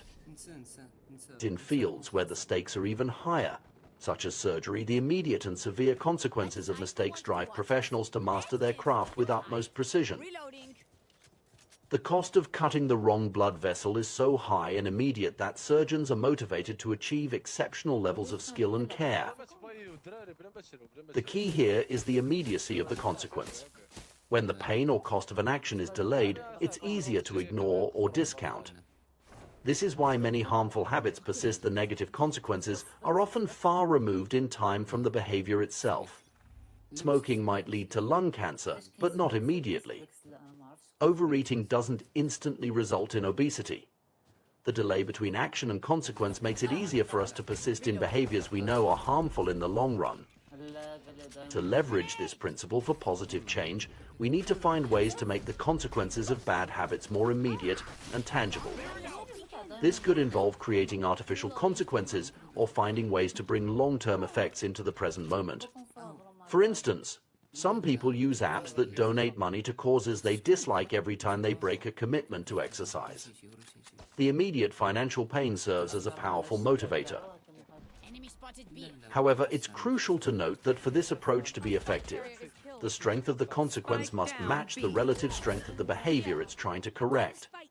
A minor inconvenience won't be enough to deter a deeply ingrained habit. The cost of procrastination must outweigh the perceived benefit of putting things off. The discomfort of exercise must be less than the pain of remaining sedentary. Moreover, the consequences need to be reliably enforced. Inconsistent enforcement can lead to a gambling mentality where individuals take chances on avoiding punishment. This is why consistent, immediate feedback is so crucial in habit formation and behavior change. One effective way to implement this strategy is through the use of habit contracts. A habit contract is an agreement you make with yourself or others that spells out the consequences of failing to stick to a desired behavior. These contracts can be particularly powerful when they involve other people, adding a layer of social pressure and accountability. For example, you might create a contract with a friend stating that if you don't go to the gym 3 times a week, you have to pay them $50. Or you could agree to perform an unpleasant chore if you fail to meet your writing goals for the week. The key is to make the consequence immediate and unpleasant enough that you're motivated to avoid it. Habit contracts work because they bring the pain of failure into the present moment. Instead of worrying about abstract long-term consequences, you're faced with a concrete, immediate cost for not following through. This immediacy can be a powerful motivator, especially in the early stages of habit formation when the long-term benefits aren't yet apparent. However, it's important to use this strategy judiciously. While making bad habits painful can be effective, it's not always the most sustainable or healthy approach in the long term. Ideally, as you progress in your habit formation journey, you should be able to transition from avoiding pain to seeking pleasure in the habit itself. Moreover, it's crucial to strike a balance. If the consequences you set for yourself are too severe, you might find yourself avoiding the situation entirely rather than facing the possibility of failure. The goal is to create enough discomfort to motivate change, but not so much that it becomes paralyzing. Last player standing. Another consideration is the potential for unintended consequences. Sometimes, focusing too much on avoiding negative outcomes can create anxiety or stress that's counterproductive to your goals. It's important to monitor your emotional state and adjust your approach if you find that the fear of consequences is becoming overwhelming. Additionally, while immediate consequences can be powerful motivators, they shouldn't completely replace an understanding of the long-term impacts of our actions. Ideally, the immediate consequences we create for ourselves should serve as reminders or proxies for the more distant effects we're trying to avoid or achieve. It's also worth noting that different people respond differently to various types of motivation. While some individuals might find the threat of immediate negative consequences highly motivating, others might respond better to positive reinforcement or intrinsic motivation. It's important to know yourself and what works best for you. In some cases, combining immediate consequences with positive reinforcement can be particularly effective. For instance, you might set up a system where you face a small penalty for missing a workout, but also reward yourself for completing a full week of exercise. This balanced approach can help create a more sustainable and enjoyable path to habit formation. When implementing this strategy, it can be helpful to start small. Begin with minor habits and relatively mild consequences. As you become more comfortable with the process and start seeing results, you can gradually increase the stakes for more significant habits. Remember, the ultimate goal is not to live in constant fear of punishment, but to use this tool as a stepping stone towards intrinsic motivation. Over time, as habits become more ingrained and the benefits become more apparent, the need for external consequences should diminish. It's also important to be compassionate with yourself. Everyone slips up sometimes, and the occasional failure doesn't negate all your progress. The purpose of immediate consequences is to provide feedback and motivation, not to punish yourself excessively. In conclusion, while making good habits attractive and satisfying is crucial, we shouldn't overlook the power of making bad habits immediately unsatisfying. By bringing the consequences of our actions into the present moment, we can create a powerful impetus for change. Whether through habit contracts, accountability partners, or other creative methods, finding ways to make the cost of bad habits immediate and tangible can be a game changer in our pursuit of personal growth and positive change. However, this approach should be used thoughtfully and in conjunction with other strategies for habit formation. The goal is not to create a life ruled by fear of consequences, but to use this tool as a stepping stone towards building habits that are intrinsically rewarding and aligned with our long-term goals.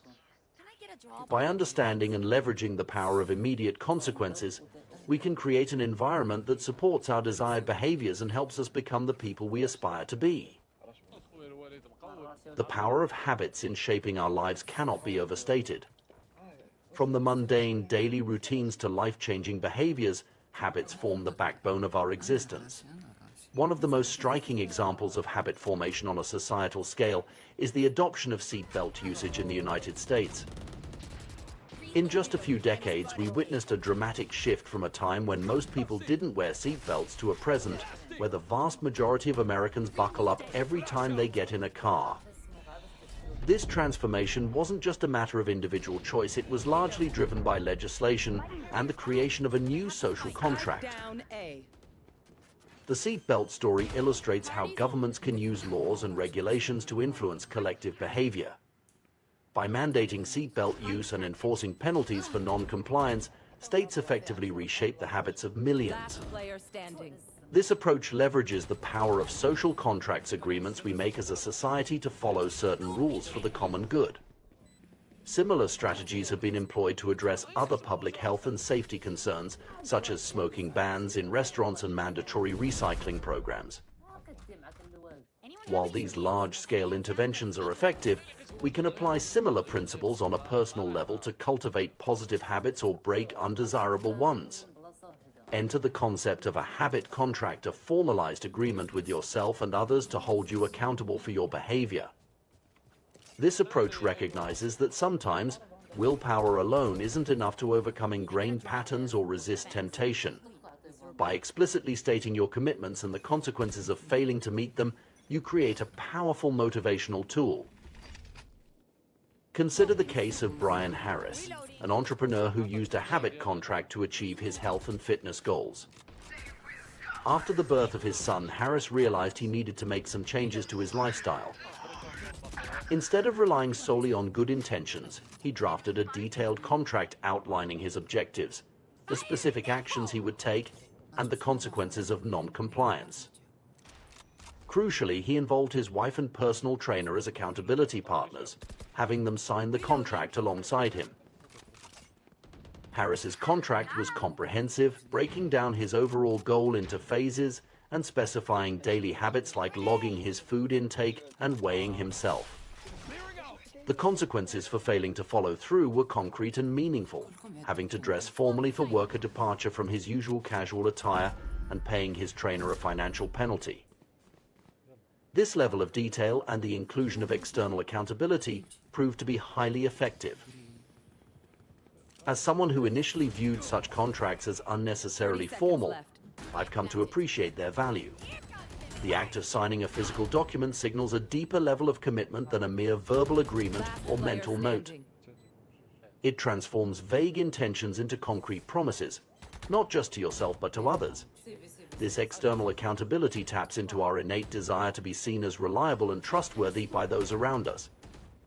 The power of accountability extends beyond formal contracts.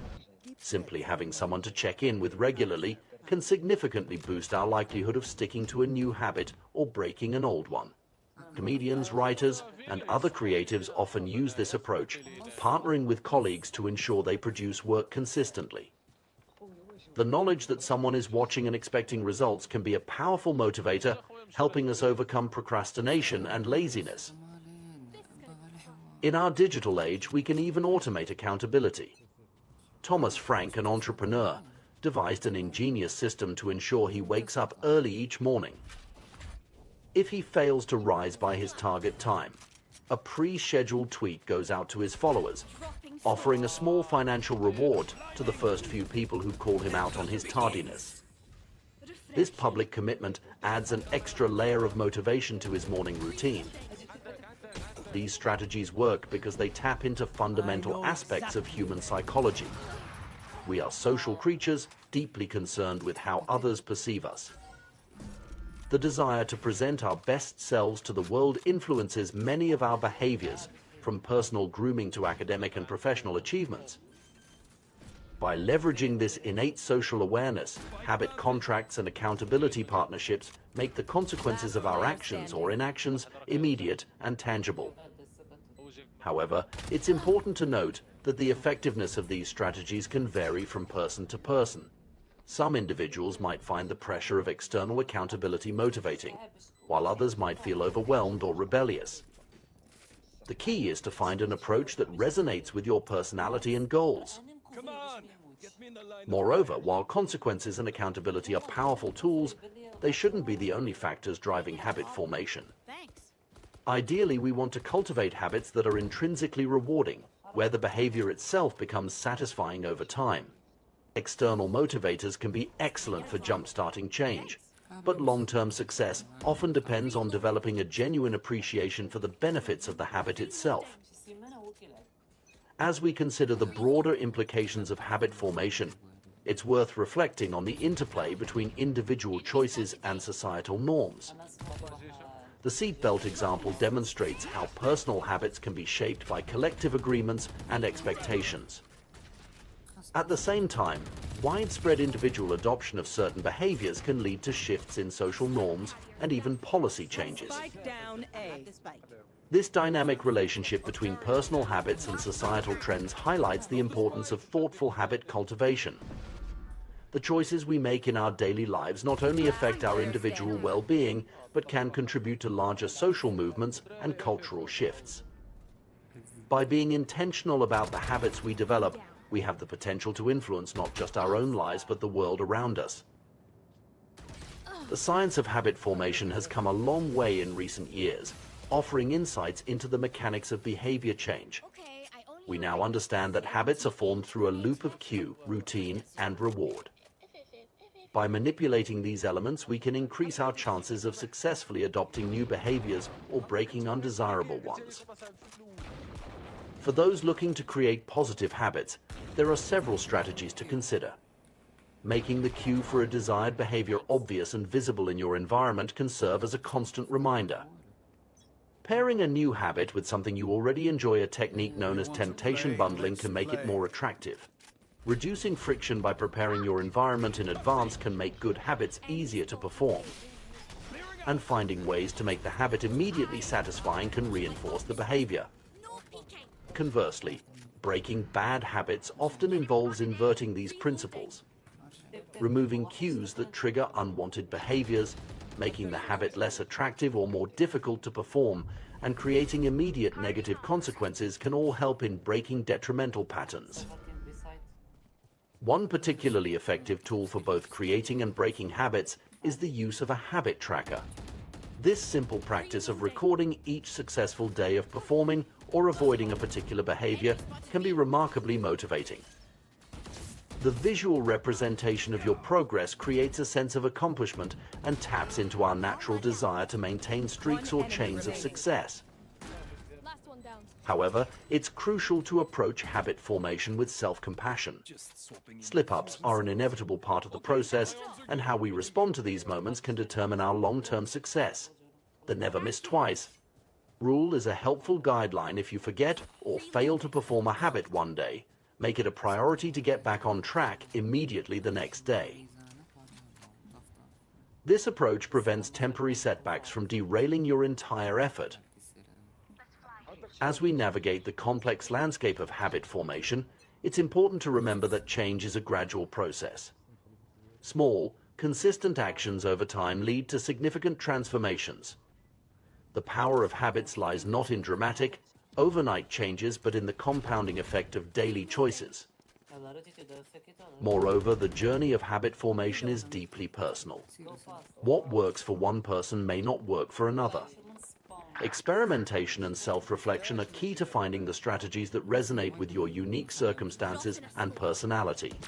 Be willing to adjust your approach as you learn more about yourself and your responses to different techniques. In conclusion, the science and practice of habit formation offer powerful tools for personal growth and societal change. From seatbelt laws to personal fitness goals, the principles of habit creation and modification shape our lives in countless ways. By understanding these principles and applying them thoughtfully, we can take greater control of our behaviors and, by extension, our destinies.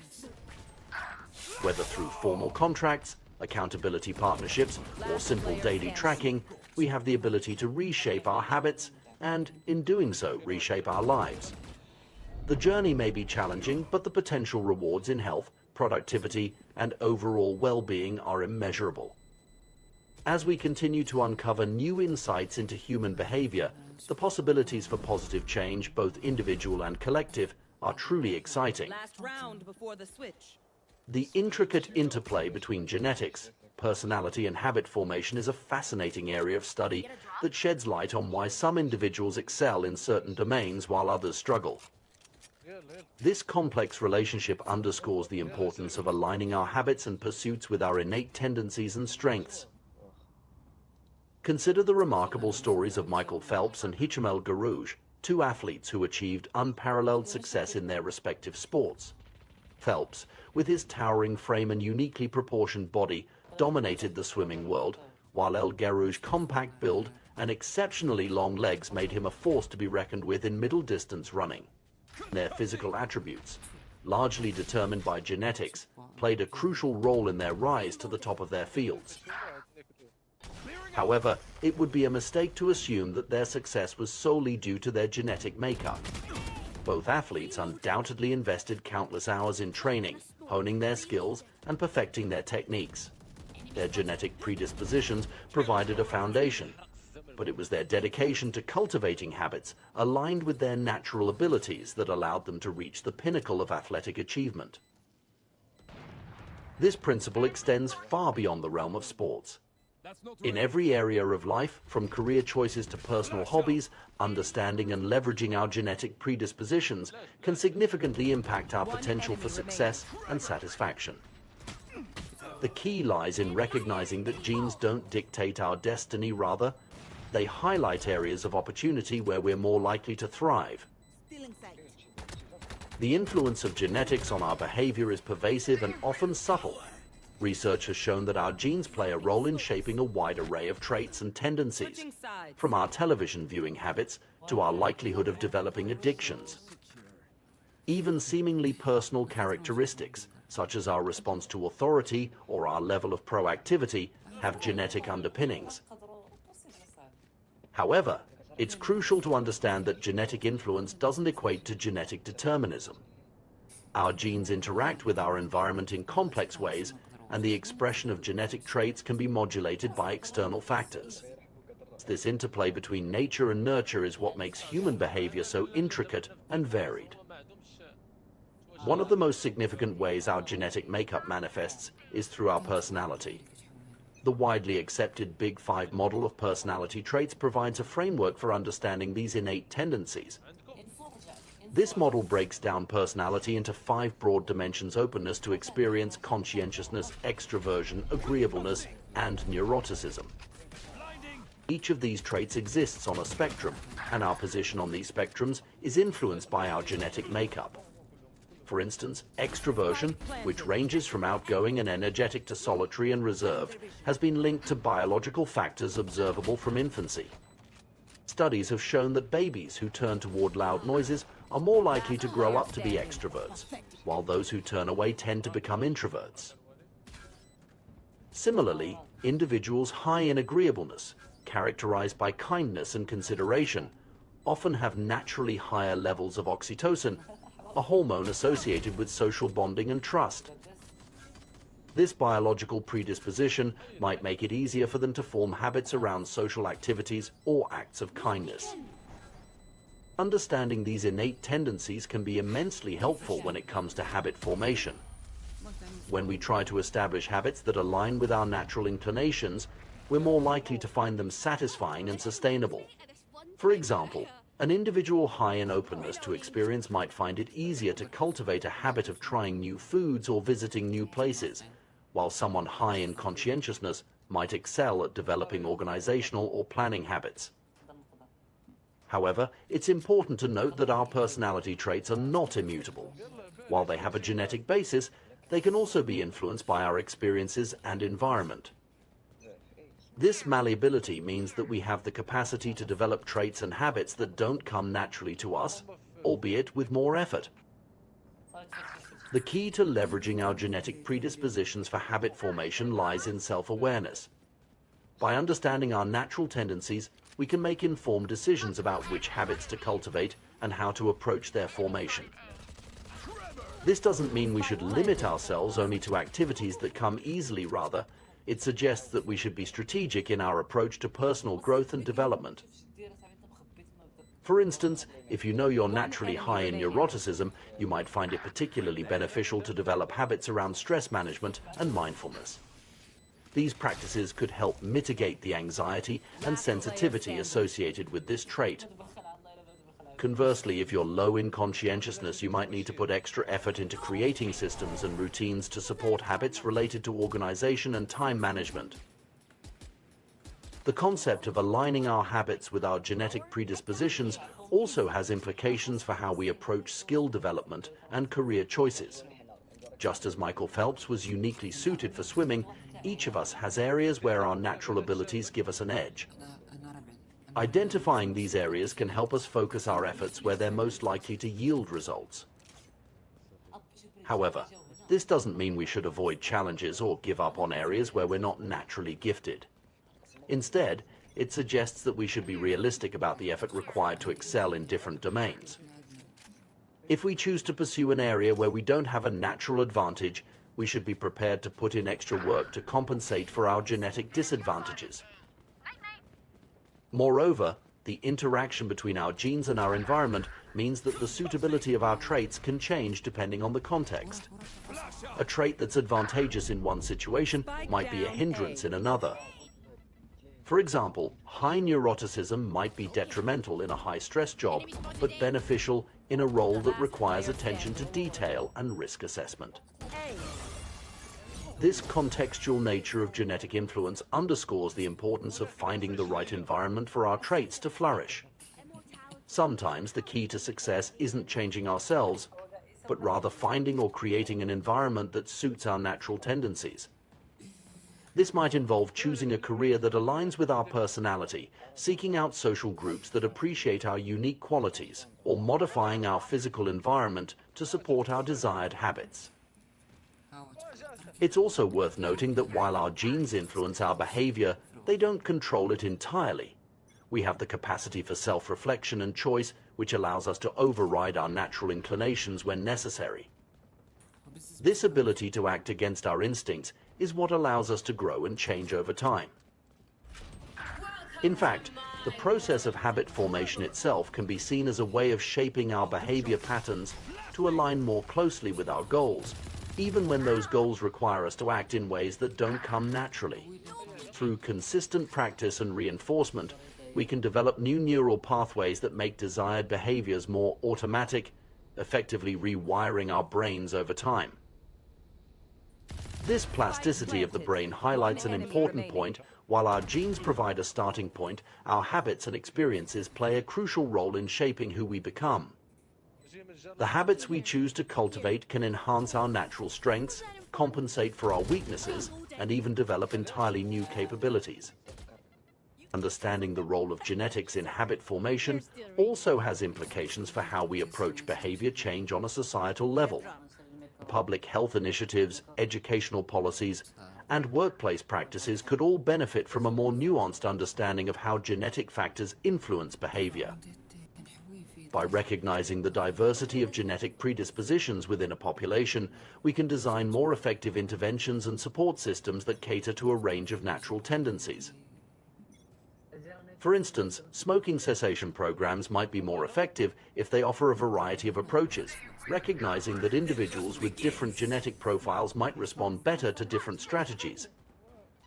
Similarly, educational systems could be designed to accommodate a wider range of learning styles and personality types, helping each student find the approach that best suits their innate tendencies. As our understanding of genetics and behavior continues to evolve, we're likely to gain even more insights into how our genes shape our habits and tendencies. This knowledge has the potential to revolutionize our approach to personal development, allowing us to craft more effective strategies for growth and change. However, as we delve deeper into this field, it's crucial to maintain a balanced perspective. While genetic factors are important, they are just one piece of the puzzle. Our choices, experiences, and environment all play significant roles in shaping who we are and who we can become.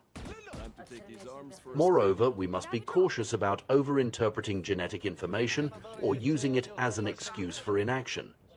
The knowledge of our genetic predispositions should empower us to make informed decisions, not limit our aspirations or justify harmful behaviors. In conclusion, The relationship between genetics, personality, and habit formation is a complex and fascinating area of study.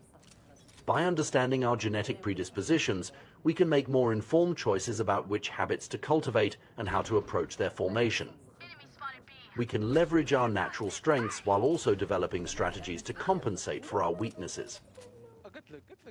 At the same time, we must remember that our genes are not our destiny.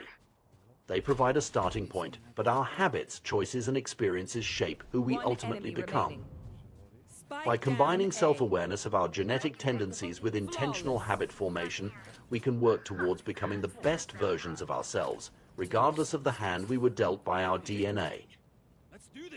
The journey of personal growth and habit formation is a deeply individual one, influenced by the unique interplay of our genes, personality, and environment.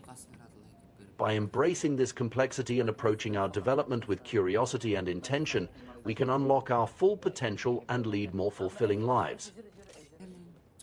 The journey of personal growth and habit formation is a complex and fascinating process, deeply influenced by our innate tendencies and the environments we find ourselves in. While we often focus on willpower and discipline as the primary drivers of habit change, the reality is far more nuanced. Our genetic makeup, personality traits, and natural inclinations play a significant role in determining which habits we're likely to stick with and excel at. Consider the trait of neuroticism, a personality characteristic that all individuals possess to varying degrees. Those who score high in neuroticism tend to be more anxious and prone to worry. This isn't simply a matter of choice or weakness. Research has linked this trait to increased sensitivity in the amygdala, the brain region responsible for threat detection. Essentially, these individuals are hardwired to be more attuned to potential dangers in their environment. Understanding these innate tendencies doesn't mean we're prisoners of our genes or personalities. Rather, this knowledge empowers us to work with our natural inclinations rather than against them. One enemy remaining. For instance, a person who scores lower on conscientiousness might struggle with organization and routine.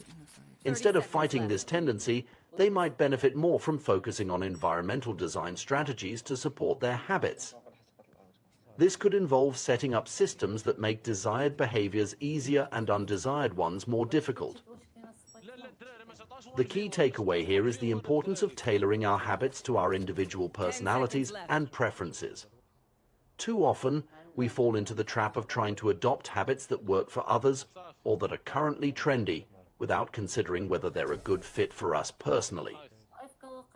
This approach is often counterproductive and can lead to frustration and failure. Instead, we should seek out versions of habits that bring us joy and satisfaction. If you're trying to incorporate more exercise into your routine, don't force yourself to follow a bodybuilding regimen if you find it tedious. Perhaps you'd be more motivated by rock climbing, cycling, or dancing. The specific activity matters less than finding something that resonates with you personally. This principle extends to all areas of life. If you're trying to read more, don't feel pressured to tackle dense non-fiction if you find yourself drawn to romance novels or science fiction. The goal is to cultivate the habit of reading the genre as secondary. By choosing activities that naturally appeal to us, we're more likely to stick with them in the long run. However, finding the right habits is only part of the equation. To truly thrive, we need to identify areas where we have a natural advantage, situations where the odds are in our favor. This concept is crucial for maintaining motivation and achieving success.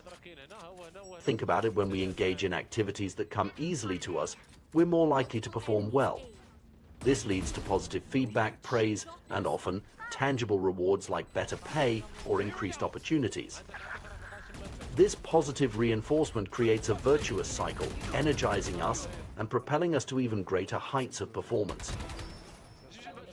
The challenge, of course, is identifying these areas of natural advantage. Life is short, and we don't have the luxury of trying every possible career, hobby, or skill. This is where the concept of the explore-exploit trade-off comes into play. In the early stages of any new endeavor, whether it's a career, a relationship, or a hobby, there should be a period of exploration. This is the time to cast a wide net, try out different possibilities, and gather information. In relationships, we call this dating. In education, it's the liberal arts approach. In business, it might manifest as split testing or market research. After this initial exploratory phase, the focus shifts to exploiting the best options you've discovered. However, it's crucial to maintain some level of exploration even at this stage.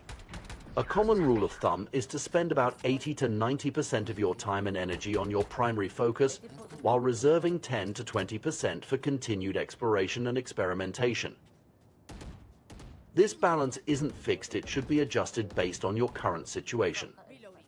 If you're succeeding in your chosen area, it makes sense to double down on what's working. If you're struggling, that's a sign to increase your exploratory efforts.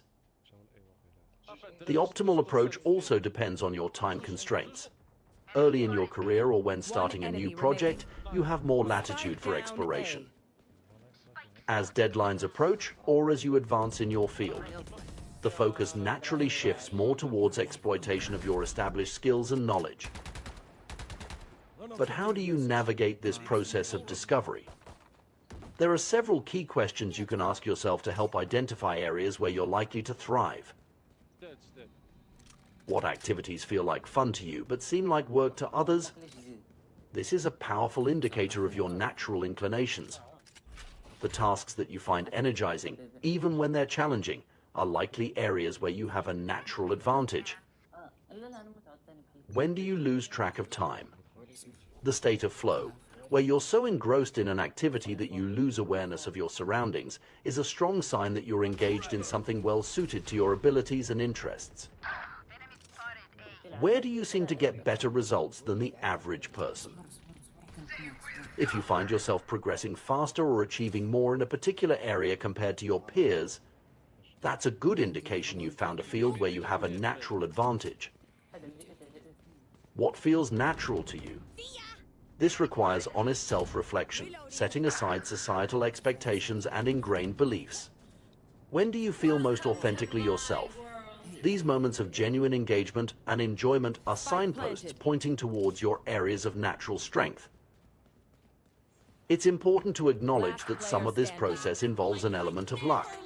We don't choose our genetic makeup or the environment we're born into. Some individuals, like Olympic athletes Michael Phelps or Hicham Gerouj, are fortunate to have rare physical attributes that are highly valued in their specific sports. Moreover, they had the opportunity to be exposed to and develop those talents. However, this doesn't mean we should leave our personal growth entirely to chance. By actively exploring different areas, paying attention to what energizes us, and being willing to pivot when something isn't working, we can significantly increase our odds of finding our personal sweet spots. This approach to personal development and habit formation represents a shift from the traditional no pain, no gain mentality. It's not about forcing yourself to adopt habits or pursue goals that don't align with your natural inclinations. Instead, it's about understanding yourself deeply, identifying your areas of natural strength, and then leveraging those strengths to achieve your goals. This doesn't mean avoiding challenges or staying within your comfort zone. Growth often requires pushing our boundaries. However, when we're working in areas aligned with our natural talents and interests, these challenges feel more like exciting opportunities than daunting obstacles. Moreover, this approach can lead to more sustainable success and fulfillment. When we're engaged in activities that naturally resonate with us, we're more likely to persist in the face of difficulties. We're also more likely to achieve a state of flow, which research has linked to increased happiness and life satisfaction. It's worth noting that this process of self-discovery and alignment is ongoing. Our interests and strengths can evolve over time, and what worked for us at one stage of life might not be as effective in another. This is why maintaining that element of exploration is crucial, even when we've found areas where we excel. This perspective on personal growth also has implications for how we approach education and career development. 30 seconds left. Rather than pushing everyone towards a standardized set of skills or career paths, we should be encouraging exploration and helping individuals identify their unique strengths and interests. One enemy remaining. In the workplace, this might mean allowing employees more flexibility to shape their roles around their strengths, or providing opportunities for people to explore different areas of the business. In education, it could involve more personalized learning paths that allow students to delve deeper into areas where they show natural aptitude or interest. However, it's important to strike a balance. While focusing on our strengths is generally a good strategy, there's also value in developing a broad base of skills and knowledge.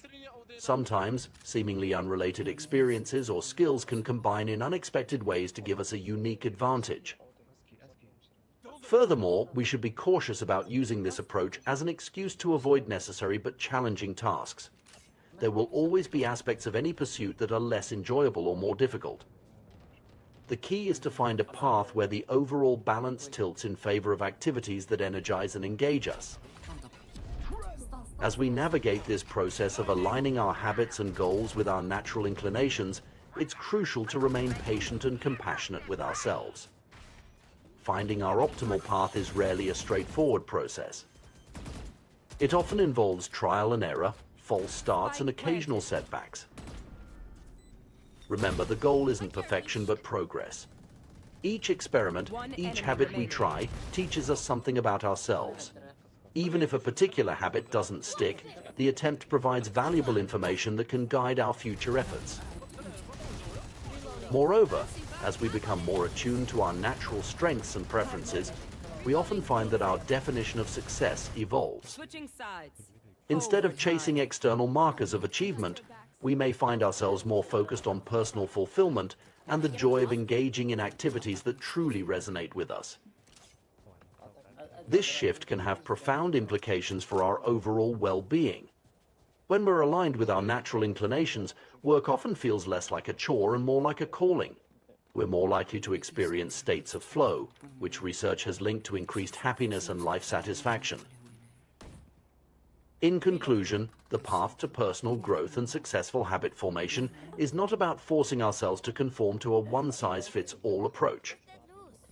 Instead, it's a journey of self-discovery, of finding and nurturing our natural strengths, and of aligning our habits and goals with our innate tendencies. This doesn't mean avoiding challenges or staying within our comfort zones. Growth often requires pushing our boundaries. However, when we're working in areas aligned with our natural talents and interests, these challenges feel more like exciting opportunities than daunting obstacles. By understanding our genetic predispositions, personality traits, and areas of natural strength, we can craft a personal development strategy that works with us, rather than against us. This approach not only increases our chances of success, but also leads to a more fulfilling and enjoyable journey. Remember, the goal is not to become someone else, but the best version of yourself. By embracing your unique combination of traits and talents, and continually exploring and refining your path, you can create a life filled with habits that not only serve you well, but also bring you joy and satisfaction. The journey to success in any field is often long, challenging, and filled with unexpected twists and turns. Yet, some individuals manage to persevere through years of struggle, honing their craft, and ultimately achieving remarkable success. The story of Steve Martin, one of America's most beloved comedians, perfectly illustrates this path of persistent dedication and gradual improvement. Martin's journey began in the most humble of circumstances as a 10-year-old boy selling guidebooks at Disneyland. This early exposure to the world of entertainment sparked a passion that would shape the rest of his life. As he transitioned to working in the park's magic shop, Martin began to experiment with performance, trying out simple tricks and jokes on visitors. It was here that he discovered his true calling was not in magic, but in comedy and performance more broadly. The road from this realization to stardom was long and arduous. Martin spent his teenage years performing in small clubs around Los Angeles, often to indifferent or non-existent audiences. He would sometimes deliver his routine to empty rooms, persisting even when there was no one there to appreciate his efforts. This dedication to his craft, even in the face of apparent failure, is a testament to Martin's intrinsic motivation and love for comedy. What's particularly noteworthy about Martin's journey is the gradual, incremental nature of his progress. He didn't burst onto the scene with a fully formed hour-long set.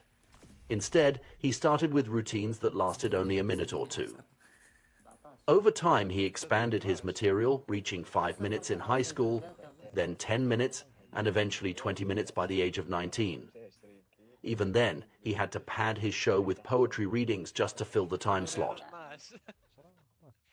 This gradual expansion of his repertoire highlights a crucial aspect of skill development and habit formation: the importance of consistent, incremental progress.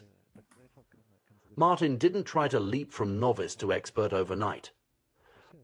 Instead, he focused on steady improvement, constantly refining and expanding his material. This approach allowed him to build his skills and confidence gradually, avoiding the overwhelming pressure that might have come from trying to create a full-length show right from the start. Martin's persistence is particularly impressive given the nature of stand-up comedy. Few endeavors are as immediately and brutally honest in their feedback as comedy. A joke either lands or it doesn't, and the comedian knows instantly whether they've succeeded or failed. The courage required to face this potential rejection night after night, for years on end, is remarkable. It took nearly 15 years of this dedicated practice and refinement before Martin achieved his breakthrough. When success came, it came in a big way. His tours drew tens of thousands of fans, and he quickly rose to the top of his field. But this overnight success was, in reality, the result of almost 2 decades of persistent effort. Martin's own reflection on his journey is particularly insightful. He describes it as 10 years spent learning, 4 years spent refining, and 4 years as a wild success. This breakdown offers a valuable perspective on the nature of mastery and success. The learning phase, the longest part of the journey, is where the foundational skills are developed. The refining phase is where these skills are honed and polished. Only after these 2 crucial phases does the success phase begin. This pattern of long-term dedication leading to eventual success is not unique to Martin or to comedy. It's a common thread in the stories of many high achievers across various fields.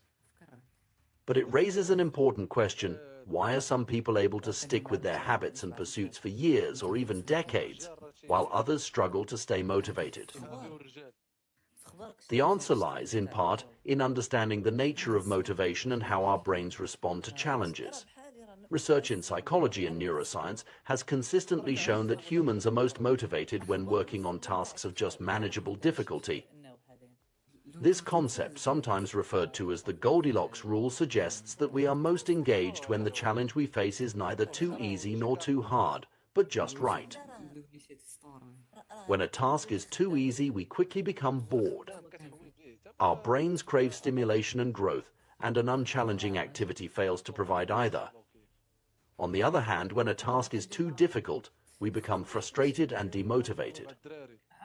The constant experience of failure without progress is disheartening and can lead to giving up. The sweet spot lies in between these extremes. When we're working on something that stretches our abilities but remains within reach, we enter a state of optimal engagement. This state is often associated with the concept of flow, described by psychologist Mihaly Csikszentmihalyi as a condition of full immersion in an activity characterized by energized focus and enjoyment. In Martin's case, we can see how he intuitively followed this principle throughout his career.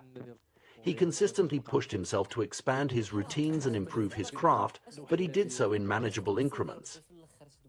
Each small success, a new joke that landed well, a slightly longer routine successfully delivered, provided the motivation to continue pushing forward. This approach of seeking just manageable difficulty can be applied to any habit or skill we're trying to develop.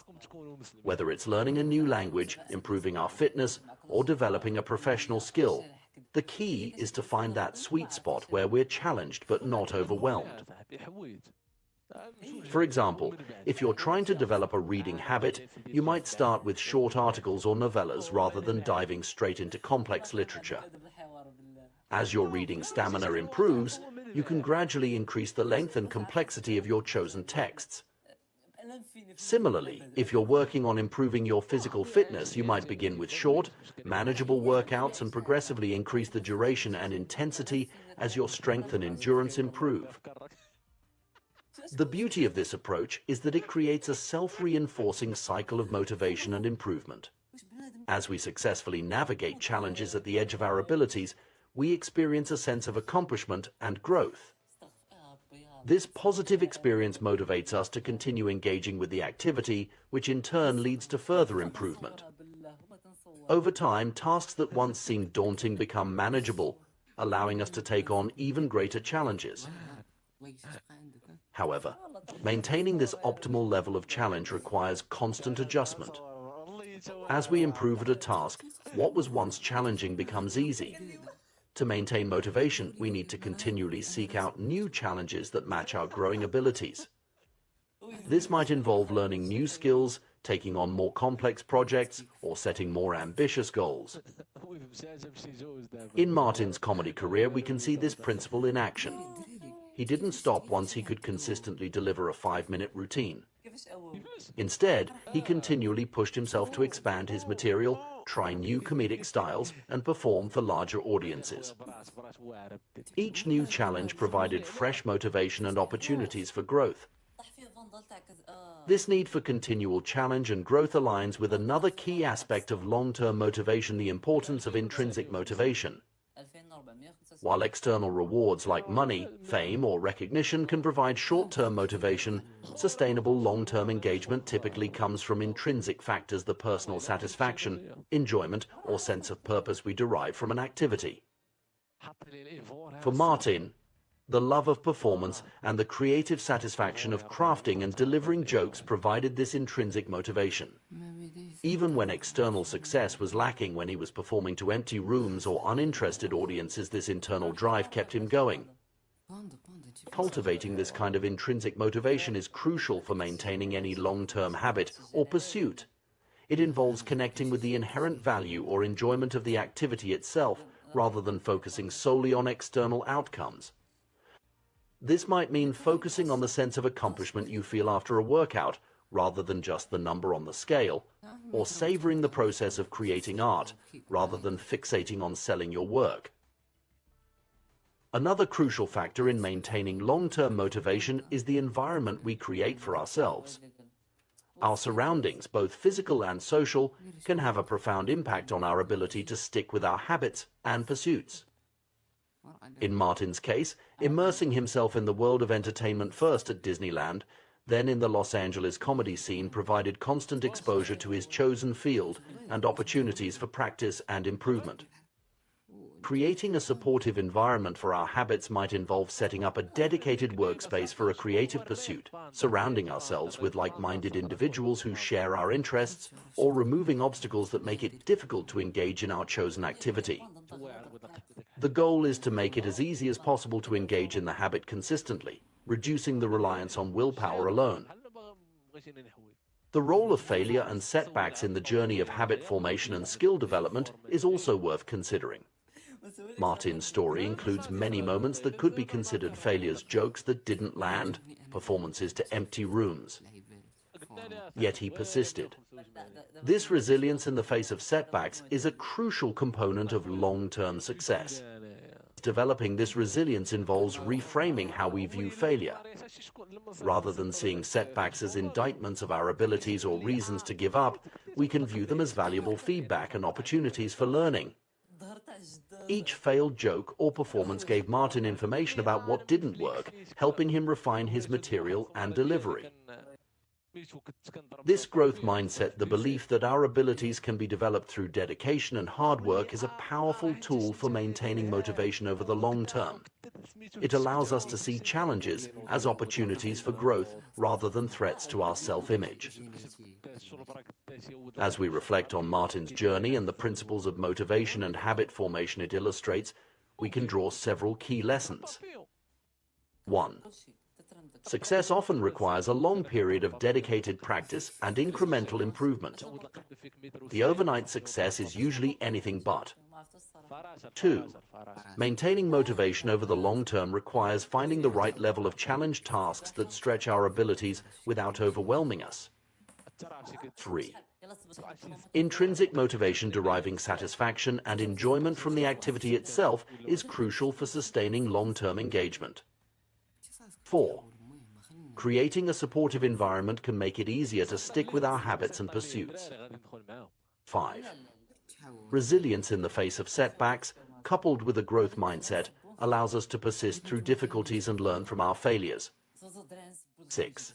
Continual adjustment and seeking out new challenges is necessary to maintain engagement as our skills improve. These principles can be applied to any area of life where we're seeking to develop new skills, form positive habits, or achieve long-term goals. Whether we're aspiring comedians like Martin, or simply individuals looking to improve our health, learn a new skill, or advance in our careers, understanding and applying these concepts can help us stay motivated and achieve our objectives. In conclusion, the story of Steve Martin's rise to comedic stardom offers more than just an inspiring tale of perseverance. It provides a roadmap for anyone looking to achieve mastery in their chosen field or stick with a challenging habit over the long term. By embracing the process of gradual improvement, seeking out appropriate challenges, cultivating intrinsic motivation, and persisting through setbacks, we can all work towards our own versions of success, whatever form that may take.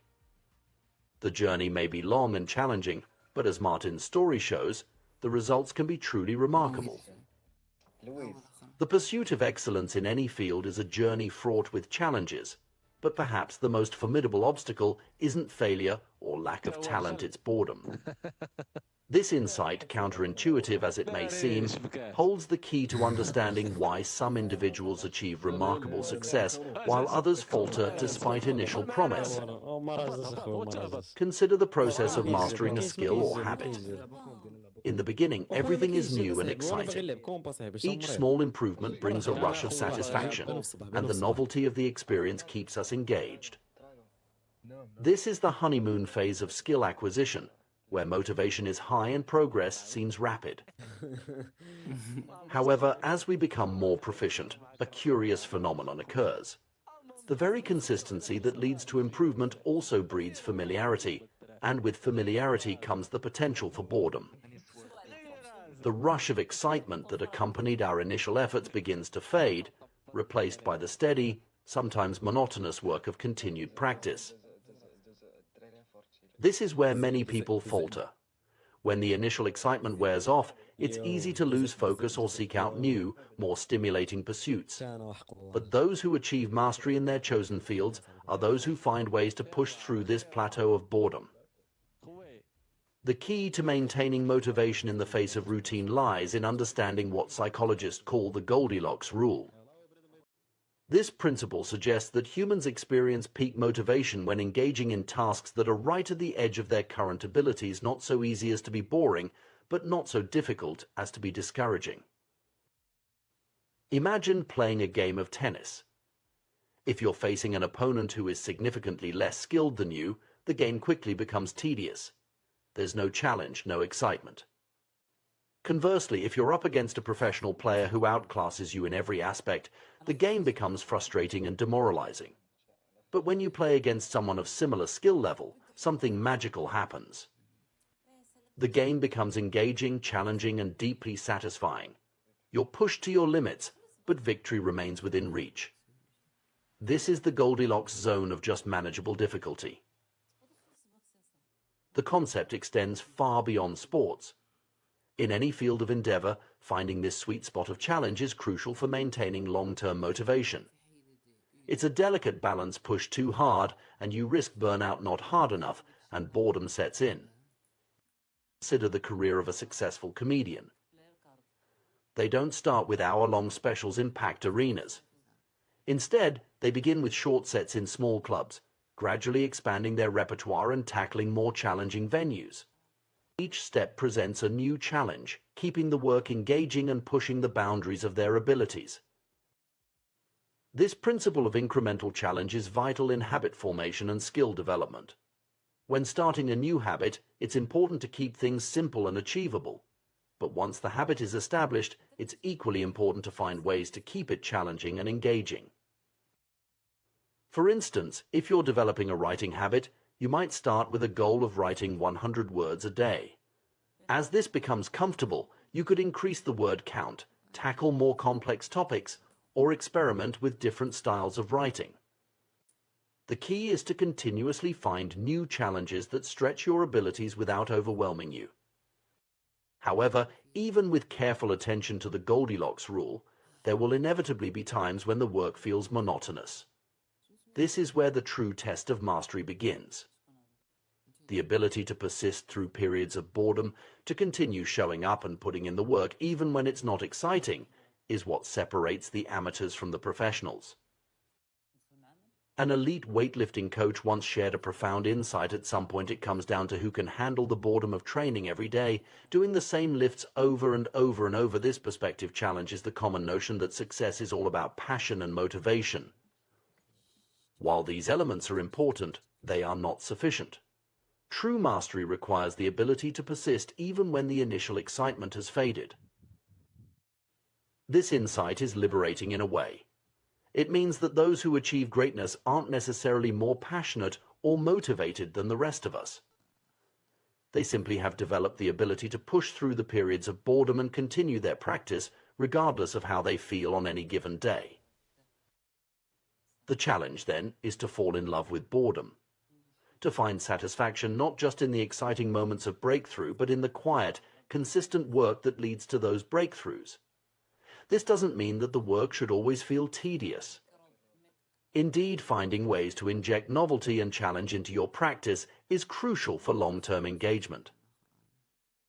One way to maintain interest is through the concept of variable rewards. This principle, well known in psychology, explains why activities like gambling can be so addictive. When rewards are unpredictable, they create a stronger dopamine response in the brain, enhancing memory recall and accelerating habit formation. While not all habits should or could involve variable rewards, imagine if flossing only sometimes resulted in clean teeth. Understanding this principle can help in designing practices that remain engaging over time.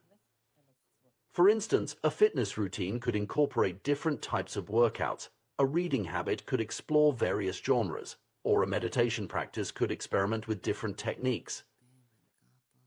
However, it's important to note that novelty alone is not the answer. Jumping from one new thing to another may keep boredom at bay, but it prevents the deep learning and skill development that comes from sustained practice. The key is to find a balance between consistency and novelty to keep the core of the practice steady while finding new challenges within it. This brings us to another crucial point: the importance of identity in maintaining long-term habits. When we tie our habits to our sense of identity, when we see ourselves as the kind of person who does this, we're more likely to persist, even when the initial excitement fades. A writer writes, even on days when the words don't flow easily. An athlete trains even when they don't feel particularly energetic. A meditator sits, even when their mind feels especially restless. Developing this kind of identity requires a shift in focus from outcomes to processes. Instead of fixating on the end goal, becoming a published author, winning a competition, achieving enlightenment, we learn to find satisfaction in the daily practice itself. This doesn't mean abandoning our aspirations, but rather recognizing that the journey towards them is where the real growth occurs. Moreover, this perspective helps in dealing with the inevitable setbacks and plateaus that occur in any long-term endeavor. When progress seems slow or non-existent, it's easy to become discouraged. But if we've learned to appreciate the process itself, we can find satisfaction in the simple act of showing up and doing the work, regardless of immediate results. This mindset also helps in managing expectations. Often we have unrealistic ideas about how quickly we should progress or how consistently we should feel motivated. Understanding that boredom and frustration are normal parts of the journey can help us persist through these challenging periods. It's also worth considering the role of community in maintaining long-term motivation. Surrounding ourselves with others who share our goals and values can provide support, accountability, and inspiration during times when our individual motivation flags. This could be a formal group, like a writing circle or a sports team, or simply a network of like-minded individuals pursuing similar goals. Another strategy for maintaining engagement over the long term is to periodically step back and reconnect with the bigger picture. Why did you start this practice in the first place? What are the larger goals or values that it serves? Sometimes, zooming out and reminding ourselves of the broader context can reignite our motivation and help us push through periods of tedium. It's also important to recognize that motivation often follows action, not the other way around.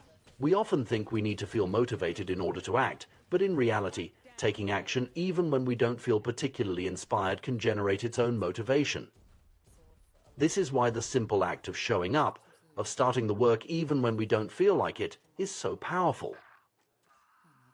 Ultimately, the ability to persist through boredom is a skill that can be developed, like any other. It requires practice, patience, and a willingness to sit with discomfort. But the rewards of this skill are immense. It's what allows us to push past the plateaus that stop most people, to achieve levels of mastery that seem out of reach to those who rely solely on sporadic bursts of motivation. This doesn't mean that the journey should be joyless.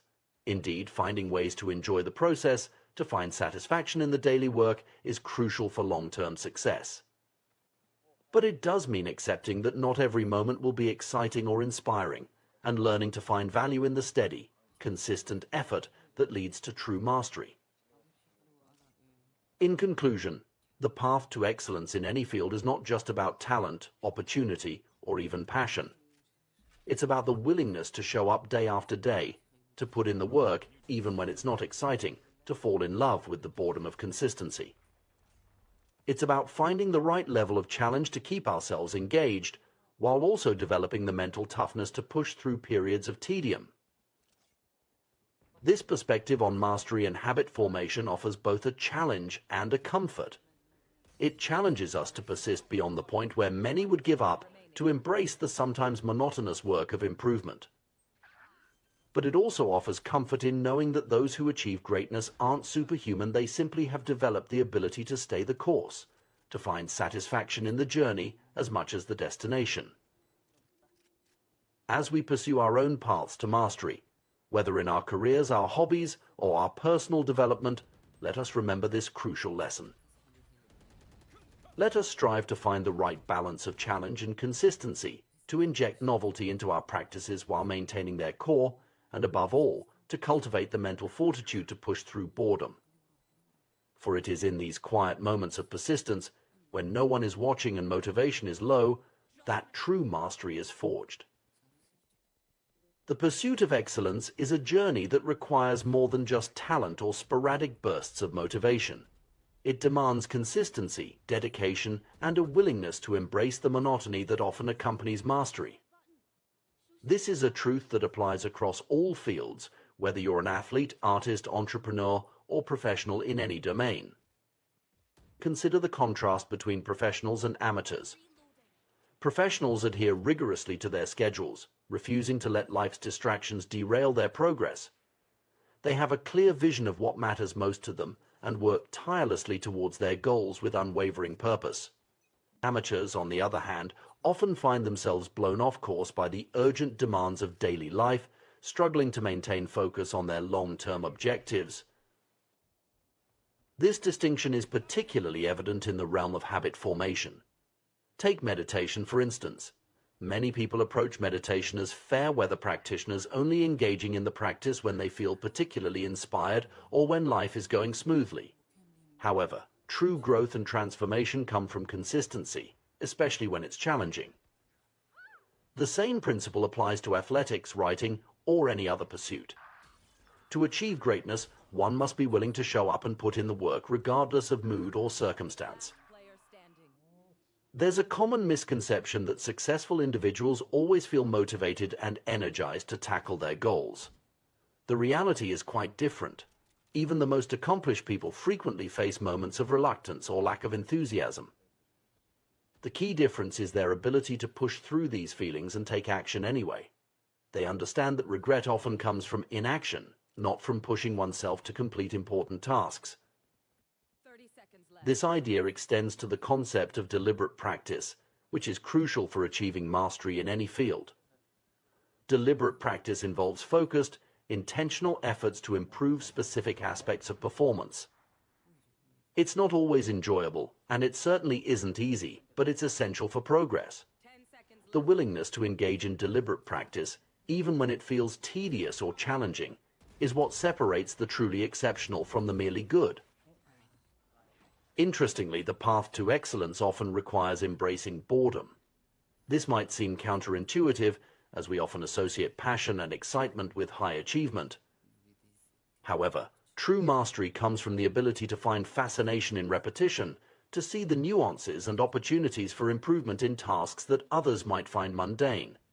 It's about falling in love with the process, not just the outcome. This brings us to an important psychological principle known as the Goldilocks rule. This concept suggests that humans experience peak motivation when working on tasks that are right at the edge of their current abilities, not too easy, not too hard, but just right. This sweet spot of challenge keeps us engaged and propels us forward. However, as we improve and tasks become easier, we risk falling into a comfort zone that can lead to stagnation. The greatest threat to success, then, is not failure but boredom. As habits become routine, they often become less interesting and less satisfying. This is a natural part of the skill acquisition process, but it's also a potential pitfall. The key is to recognize this phenomenon and develop strategies to combat it. One effective approach is to continually seek out new challenges within your field. As you master one level of skill, immediately begin pushing yourself to the next. This constant progression keeps the work engaging and prevents complacency. It's also important to develop a mindset that values consistency over fleeting bursts of motivation. Anyone can work hard when they feel inspired, but it's the ability to keep going when the work isn't exciting that truly makes the difference. The formation of good habits is undoubtedly crucial for success. Habits create the foundation for mastery by automating basic skills, freeing up mental space for more advanced thinking. In chess, for example, it's only after a player has internalized the basic movements of the pieces that they can focus on higher-level strategy. This principle holds true across disciplines. When fundamental actions become second nature, attention can be directed to more nuanced and complex aspects of performance. However, the very automaticity that makes habits powerful can also become a limitation. As behaviors become automatic, we risk falling into mindless repetition. This can lead to a decrease in sensitivity to feedback and a tendency to let small errors slide. The danger here is that we might assume we're improving simply because we're gaining experience, when in reality we may just be reinforcing existing patterns, including any flaws or inefficiencies. This phenomenon highlights the need for a more nuanced approach to skill development, especially for those aiming for elite levels of performance. While habits are necessary, they are not sufficient for true mastery.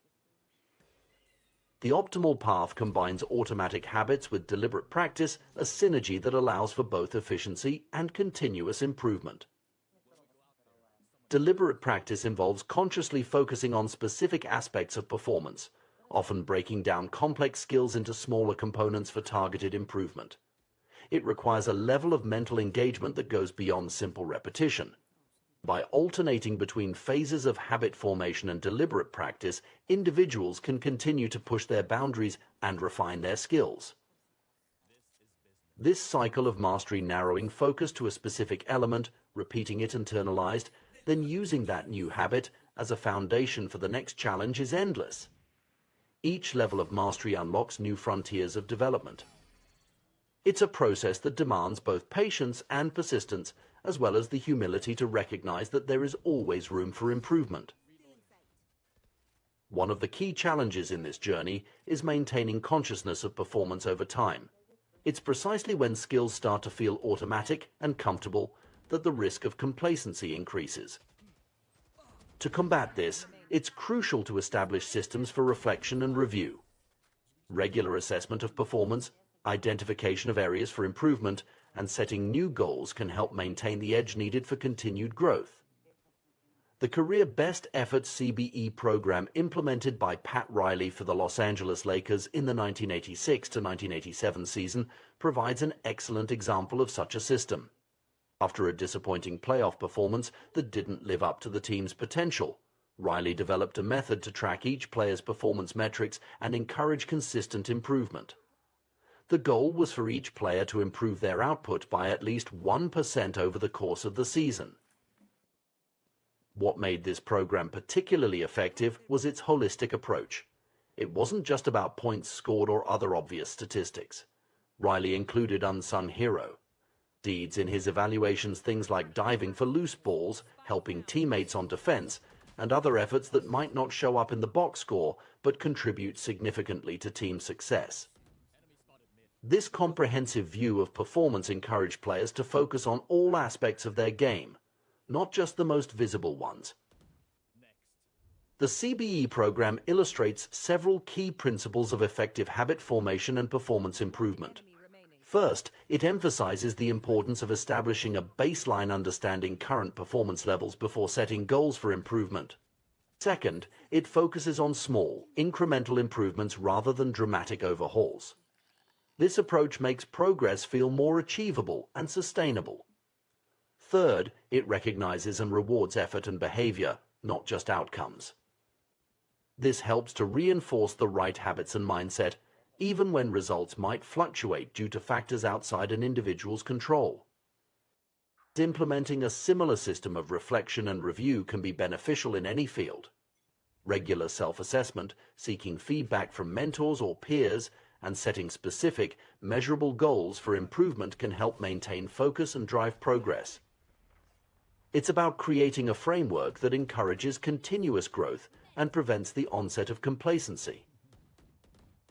The journey to mastery is not a straight line. It involves periods of rapid growth followed by plateaus, moments of breakthrough insights, and times of frustrating stagnation. The key is to embrace this process, understanding that each phase plays a role in long-term development. The plateaus, in particular, are often where the most important work happens, refining skills, ingraining habits, and preparing for the next leap forward. In conclusion, the path to excellence is paved with consistent effort, deliberate practice, and a willingness to embrace the sometimes monotonous nature of skill development. It requires the discipline to stick to schedules and routines, even when motivation wanes. It demands the humility to continually seek improvement, even after achieving a high level of proficiency. And it calls for the wisdom to implement systems that promote ongoing reflection and adjustment. True mastery is not about reaching a final destination, but about committing to a lifelong journey of growth and refinement. It's about finding joy in the process, challenges in the familiar, and opportunities for improvement in every repetition. By cultivating these attitudes and approaches, we can unlock our full potential and push the boundaries of what's possible in our chosen fields. The road may be long and at times arduous, but for those committed to excellence, it's a journey worth taking. The journey to excellence in any field is a complex and multifaceted process, one that requires not only talent and dedication, but also a systematic approach to improvement. This is perhaps nowhere more evident than in the world of professional sports, where the margins between success and failure are often razor thin. The story of the Los Angeles Lakers' transformation in the 1980s under coach Pat Riley provides a fascinating case study in how to cultivate a culture of continuous improvement and achieve sustained success. In 1986, the Lakers were already a formidable team, boasting some of the most talented players in the NBA. However, despite their individual brilliance, they fell short of expectations in the playoffs, failing to reach the NBA Finals. This setback prompted Riley to develop an innovative system he called the Career Best Effort CBE program, designed to push each player to consistently perform at and beyond their previous best. The CBE program was revolutionary in its approach to performance measurement and improvement. It went beyond traditional statistics, incorporating a wide range of factors that contributed to a player's overall impact on the game. This comprehensive evaluation system assigned numerical values to various actions on the court, including both obvious contributions like points scored and rebounds, as well as less tangible efforts such as diving for loose balls or helping teammates on defense. What made the CBE system particularly effective was its emphasis on personal improvement rather than comparison to others. Each player's performance was measured against their own past achievements, with the goal of improving by at least 1% over the course of the season.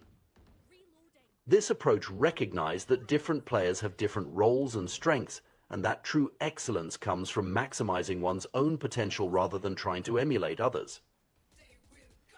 The implementation of the CBE program had a profound impact on the Lakers' performance. In the following season, they claimed the NBA championship, and they repeated this feat the next year, becoming the first team in 2 decades to win back-to-back titles. This success demonstrated the power of a systematic approach to improvement, even for a team that was already considered among the best in the league. The principles underlying the CBE program extend far beyond the basketball court. They speak to a fundamental truth about the nature of excellence and the path to mastery in any field. At its core, the program was about creating a culture of reflection, review, and continuous improvement. It provided a structured framework for players to assess their performance, identify areas for growth, and track their progress over time. This approach to performance enhancement aligns closely with the practices of top performers across various disciplines. From world-class athletes to successful business leaders, those who consistently operate at the highest levels tend to engage in regular self-reflection and performance review. These practices serve multiple purposes. They provide accountability, help identify strengths and weaknesses, and guide future efforts for improvement. Consider, for example, the routines of elite athletes like Eliud Kipchoge, one of the greatest marathoners of all time. Despite his numerous accolades, including an Olympic gold medal, Kipchoge maintains a habit of taking detailed notes after every training session. He reviews his performance, looking for even the smallest opportunities for improvement. This level of self-awareness and commitment to growth is a hallmark of true excellence. Similarly, in the world of comedy, performers like Chris Rock demonstrate the value of systematic review and iteration. When developing new material, Rock performs at small clubs dozens of times, meticulously recording audience reactions and refining his jokes based on this feedback. This process of constant refinement and adaptation is what allows him to consistently deliver top-tier performances on the biggest stages. In the business world, many successful executives and investors maintain decision journals where they record major decisions, the reasoning behind them, and their expected outcomes. By reviewing these journals periodically, they can assess the quality of their decision-making process and identify patterns or biases that may be influencing their choices. This practice not only improves their decision-making skills over time, but also provides valuable insights into their own thought processes and assumptions. These examples highlight a crucial point. Improvement is not just about forming habits, but about continuously refining and optimizing them. It's about creating a feedback loop that allows for ongoing adjustment and growth. This process of reflection and review ensures that efforts are focused on the most impactful areas and that course corrections can be made when necessary. For individuals seeking to apply these principles in their own lives, there are various approaches to implementing a system of reflection and review. One effective method is to conduct regular, structured assessments of performance and progress. This could take the form of an annual review, where one looks back on the past year's achievements and challenges, or more frequent check-ins, such as monthly or quarterly evaluations. A comprehensive review process might include questions such as: 1. What were my major accomplishments during this period? 2. Where did I fall short of my goals or expectations? 3. What new skills or knowledge did I acquire? 4. How have my habits and routines supported or hindered my progress? 5. What unexpected challenges or opportunities arose, and how did I respond to them? 6. How well did I align with my core values and long-term objectives? 7. What adjustments or changes should I make going forward?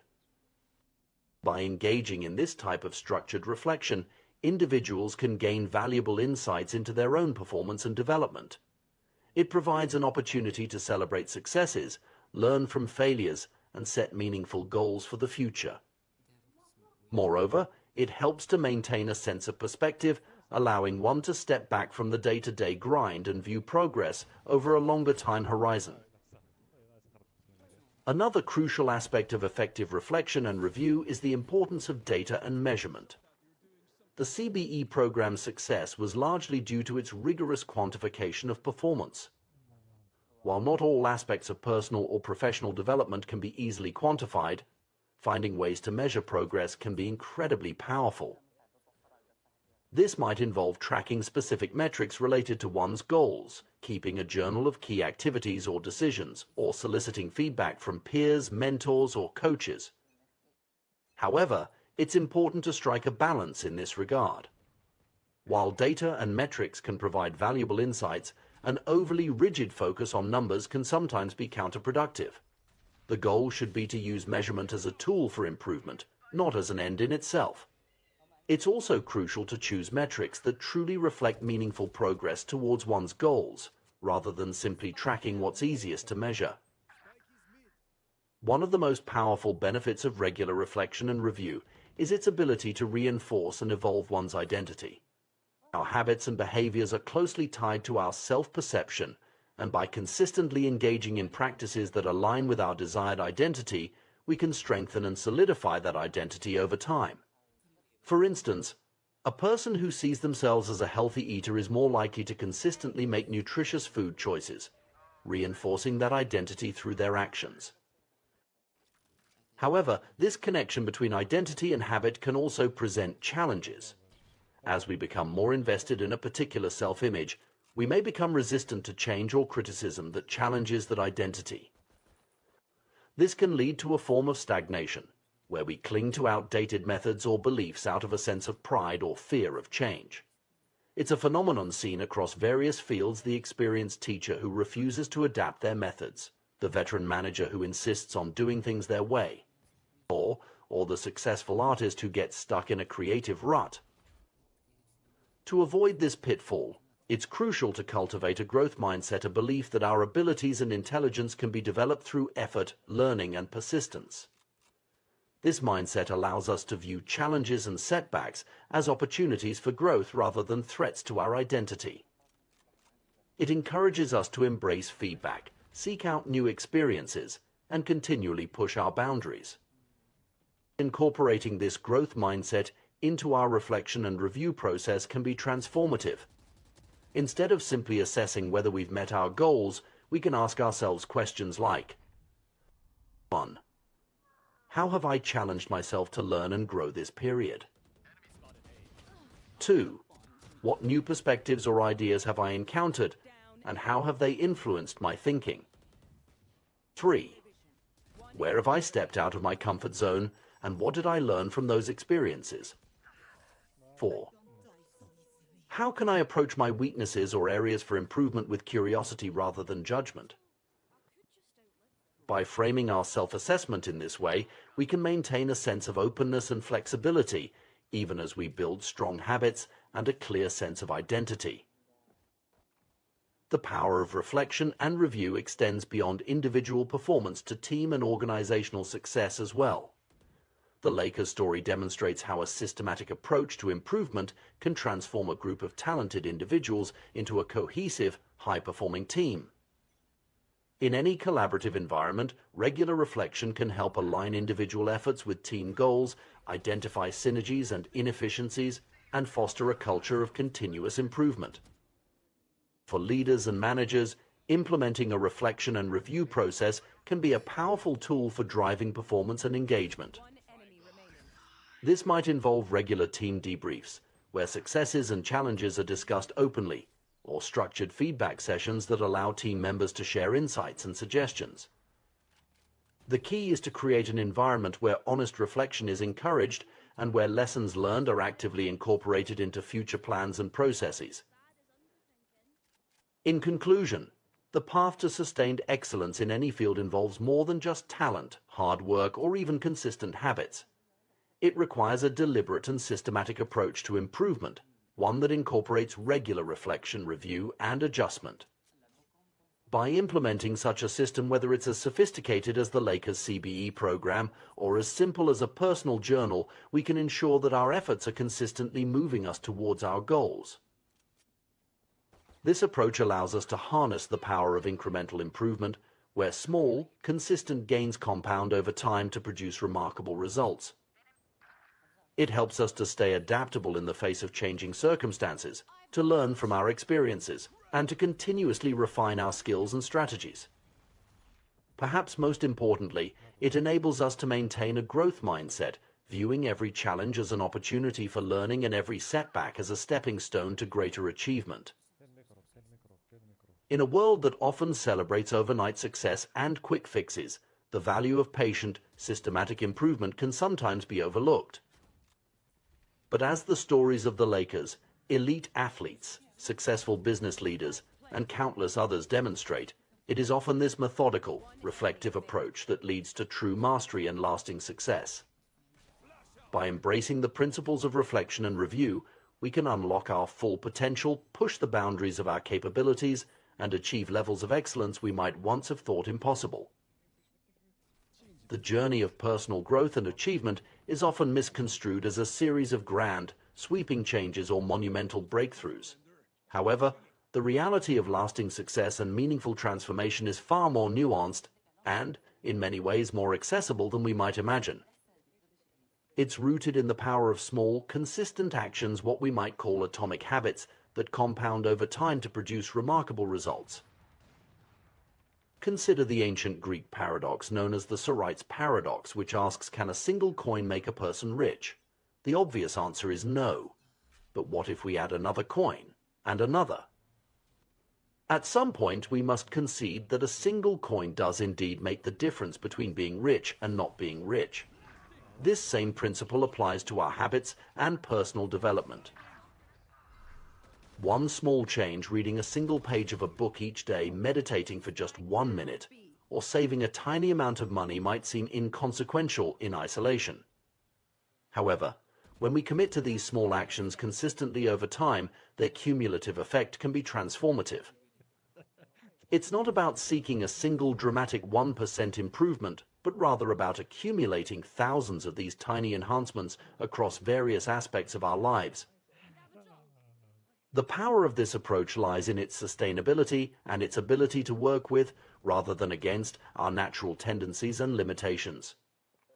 Grand, sweeping changes often fail because they require a level of willpower and effort that's difficult to maintain over the long term. Small habits, on the other hand, can be integrated into our daily routines with relative ease, gradually shifting the balance of our behaviors in a positive direction. This concept is particularly powerful when we consider the nature of complex systems, whether that's our personal lives, our professional endeavors, or even large organizations. In the beginning, small improvements might seem futile, their effects washed away by the inertia of the existing system. But as we continue to layer these small changes on top of one another, we eventually reach a tipping point. Suddenly, the weight of the system begins to work in our favor rather than against us. We can see this principle at work in countless success stories across various fields. Olympic athletes don't become champions overnight. They achieve greatness through years of consistent, incremental improvements in their training, nutrition, and mental preparation. Successful businesses aren't built on a single brilliant idea, but on thousands of small optimizations and adaptations over time. Even in creative fields like art or comedy, mastery comes not from sporadic bursts of inspiration, but from the daily practice of one's craft. The key to harnessing the power of atomic habits lies in understanding and applying the 4 laws of behavior change. Make it obvious, make it attractive, make it attractive, make it easy, and make it satisfying. These laws provide a framework for designing our environment and routines in a way that supports positive habits and discourages negative ones. Making a habit obvious involves creating clear cues in our environment that trigger the desired behavior. This might mean placing a book on our nightstand to encourage reading before bed, or setting out our exercise clothes the night before to prompt morning workouts. By making the cues for our desired habits more prominent, we increase the likelihood of following through. Making a habit attractive is about associating it with positive emotions or rewards. This could involve pairing a challenging habit with something we enjoy, like listening to our favorite podcast while exercising or celebrating small wins along the way. When we find ways to make our habits more appealing, we're more likely to stick with them even when motivation wanes. Making a habit easy is crucial for long-term success. This often involves breaking down larger goals into smaller, more manageable steps. Instead of committing to an hour-long workout, we might start with just 5 minutes of exercise. By lowering the barrier to entry, we make it more likely that we'll start, and starting is often the hardest part. Finally, making a habit satisfying helps ensure that we'll want to repeat it in the future. This could involve tracking our progress, sharing our accomplishments with others, or simply taking a moment to appreciate the sense of accomplishment that comes from sticking to our commitments. By applying these 4 laws, we can gradually shift our behavior patterns, making positive habits more automatic and negative habits less appealing. Over time, these small shifts can lead to significant changes in our lives. However, it's important to recognize that this process is not a one-time effort, but an ongoing journey of refinement and adaptation. Success is not a fixed destination, but a continual process of improvement. As we progress, we may need to adjust our strategies, identify new areas for growth, and continually challenge ourselves to reach higher levels of performance. This perspective on personal growth also highlights the importance of patience and persistence. In a world that often celebrates overnight success and quick fixes, the power of small, consistent actions can be easily overlooked. But it's precisely this steady, incremental approach that often leads to the most sustainable and meaningful results. Consider the compound effect of these small habits over time. Reading just 1 page a day might not seem significant, but over the course of a year, it amounts to several books. Saving a small amount of money each week might not feel impactful in the moment, but given enough time, it can grow into a substantial nest egg. These examples illustrate how small actions, when repeated consistently, can lead to outcomes that far exceed our initial expectations. One of the most powerful aspects of this approach is its ability to transform not just our actions, but our very identities. As we consistently engage in positive habits, we begin to see ourselves differently. The person who reads a page every day starts to identify as a reader. The individual who exercises regularly begins to see themselves as someone who values health and fitness. These shifts in identity can be profound, creating a positive feedback loop that further reinforces our new habits. However, it's crucial to approach identity change with flexibility and openness. While our habits can shape our identities in positive ways, clinging too tightly to a single identity can sometimes hinder our growth. For instance, an athlete who defines themselves solely by their sport might struggle when their athletic career ends. A business owner who sees themselves only as the CEO might face an identity crisis after selling their company. The key is to define our identities in ways that are both meaningful and adaptable. Instead of "I'm an athlete," we might say, "I'm someone who values physical challenge and mental toughness," rather than "I'm the CEO," we could think, "I'm someone who builds and creates." By framing our identities in terms of our values and transferable qualities, rather than specific roles or achievements, we create space for growth and adaptation. This flexible approach to identity aligns with ancient wisdom, as exemplified in the Tao teaching the hard and stiff will be broken. The soft and supple will prevail by remaining adaptable in our self-conception. We become more resilient in the face of life's inevitable changes and challenges. As we progress on our journey of self-improvement, it's essential to incorporate regular reflection and review into our routines. While habits allow us to perform actions without conscious thought, a generally beneficial trait, they can also lead us to overlook small errors or areas for improvement. By periodically stepping back to assess our progress, identify challenges, and refine our approach, we ensure that our habits continue to serve us well.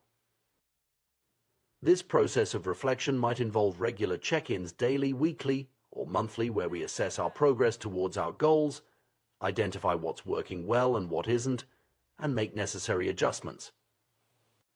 It might also involve seeking feedback from others, as outside perspectives can often highlight blind spots or opportunities for growth that we might have missed.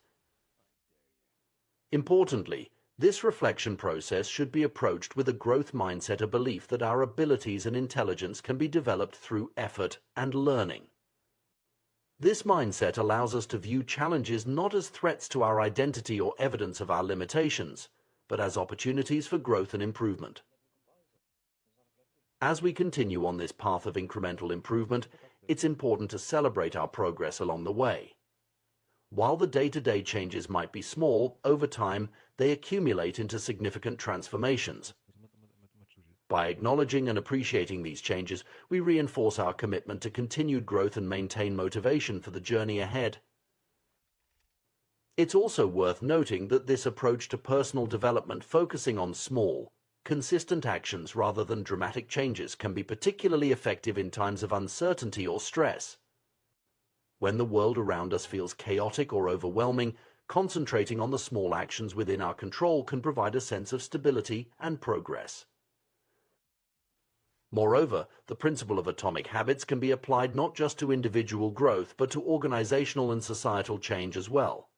Companies can transform their culture and performance through small, consistent improvements in processes and behaviors. Communities can address complex social issues through the cumulative effect of many small, positive actions by individuals. In conclusion, the path to lasting change and meaningful achievement is rarely marked by dramatic leaps or sudden transformations. Instead, it's a journey of small steps, taken consistently over time. By focusing on creating positive atomic habits, making them obvious, attractive, easy, and satisfying, we set in motion a process of continuous improvement that can lead to remarkable results. This approach requires patience, persistence, and a willingness to trust in the power of incremental progress. It asks us to shift our focus from immediate results to long-term growth, from dramatic changes to small, sustainable actions. But in doing so, it offers a path to success that is both more achievable and more enduring. The secret to results that last is, quite simply, to never stop improving. It's about layering one small change upon another, day after day, year after year. It's about understanding that true transformation doesn't happen overnight, but through the compound effect of countless tiny actions. In embracing this philosophy, we open ourselves to a journey of continuous growth and discovery. We free ourselves from the pressure of seeking perfect results immediately and instead find joy and satisfaction in the process of gradual improvement. And perhaps most importantly, we set ourselves on a path that doesn't just change what we do, but transforms who we are one small habit at a time.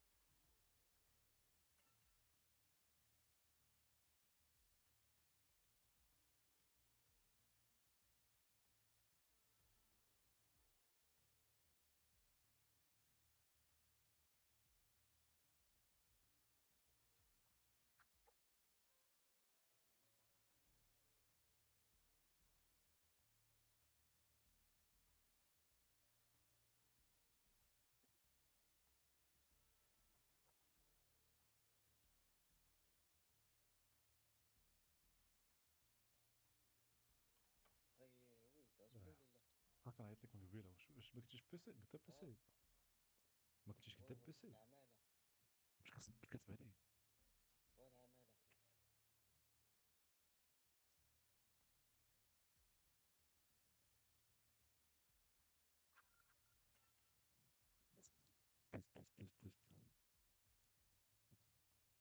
تست كتسمعني الصوت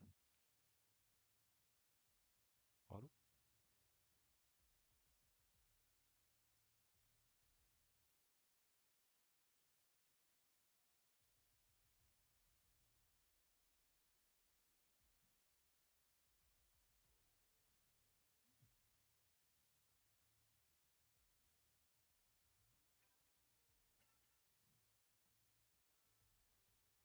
لونسي لونسي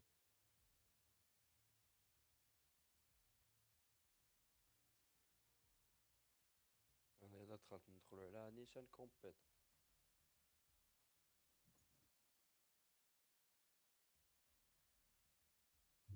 كتسمعني الو اي تست وي كتسمعني وي يا صافي هضر حيت الميكرو ما تسمعنيش الميكرو واش كتسمعني ناري شكون اللي لعب بلي بيا عماد الغدر هذا هو اللقحبة الغدر هذا الغدر هذا عماد لعب بلي بيا سقسيش راجل هذا هو اكونت ديالي راه الاخر ديال الدراري جيري زيدو شي واحد الدراري ولا ندخلو كاصن بما يلا عزيز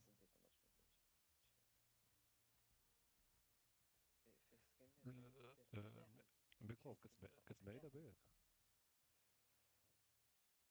تسمعني هاد الميكرو عندي شي مشكل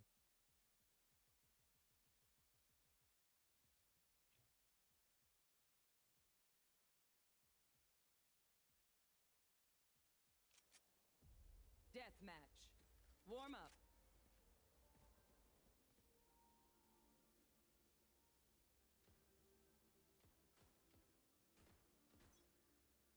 ما هذا الميكرو هذا صح فهمتش Everyone's motor functions okay?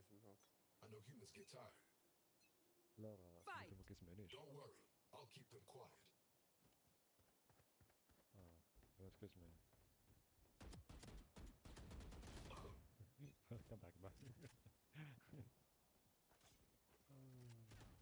راه مكانش عندي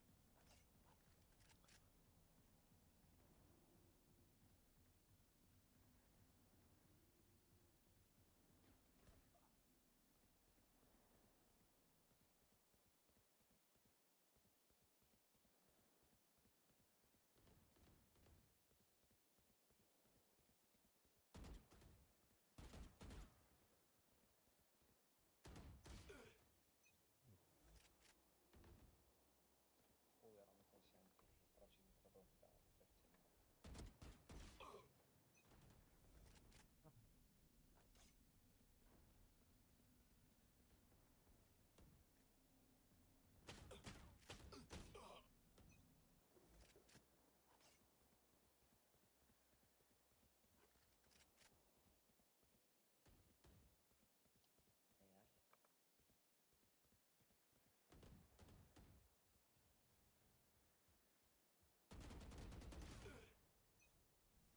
صيفطتيني الى عماد هاي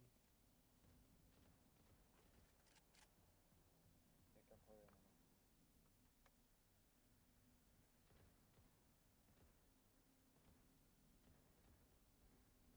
ولا خويا وقت النهاية شوط ماشي ضروري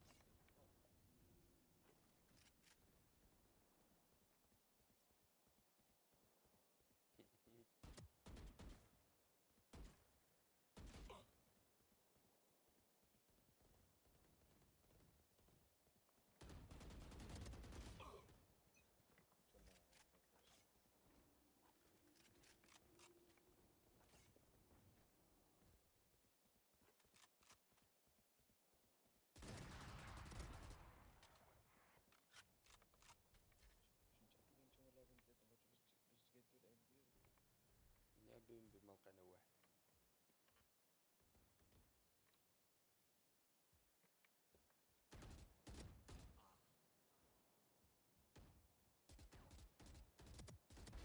Cancelled.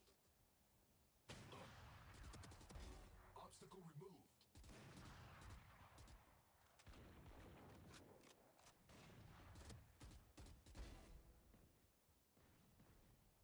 بسم عليكم شوية. Tango down.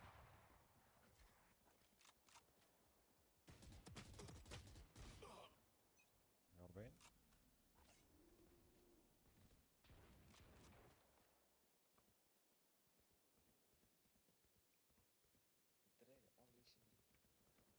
الدراري اونلي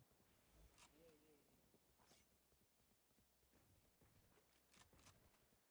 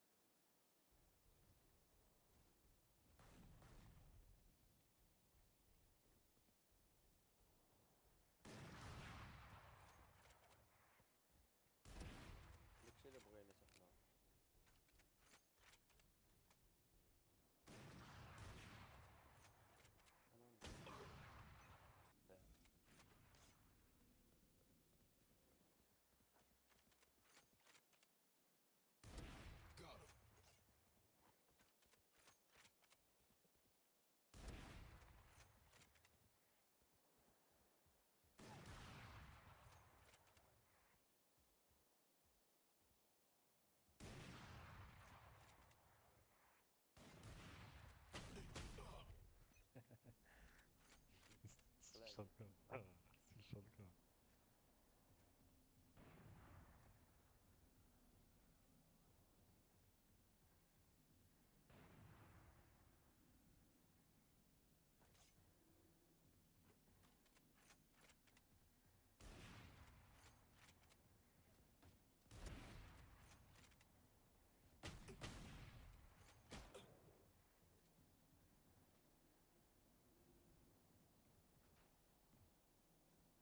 1 minute remaining. دوس حيدرش ليك لا حيدرش ليك درت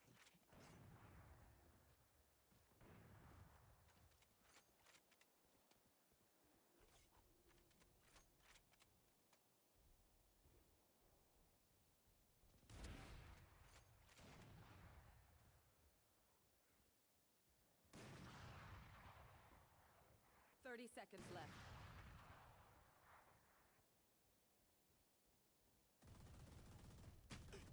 Ten kills remaining.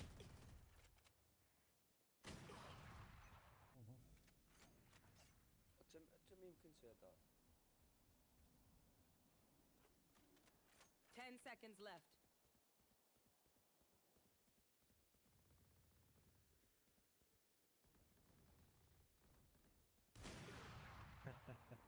Stop.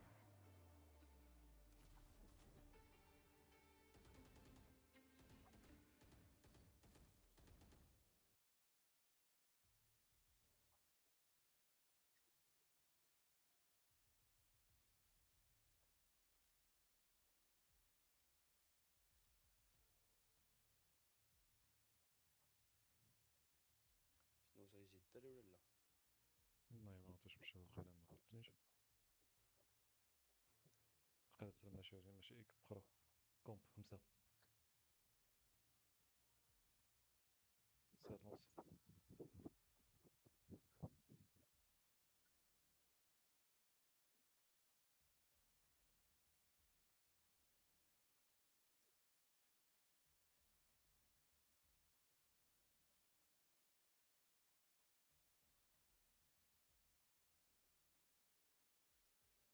صاحبي راه ورايا غير الفاميلا الفاميلا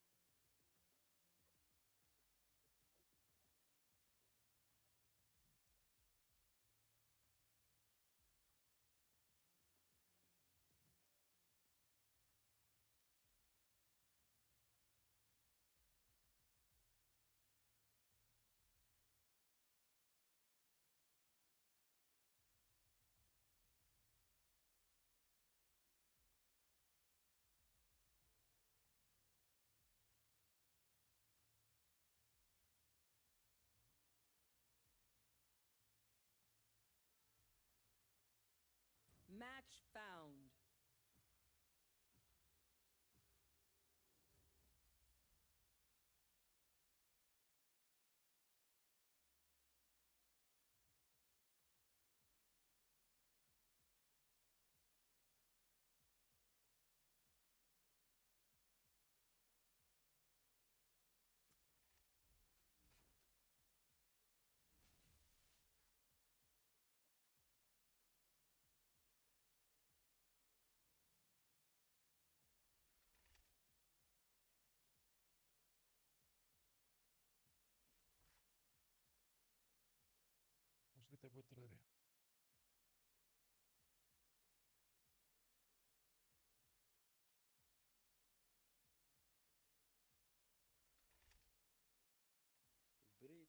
ايس بوكس متأكد.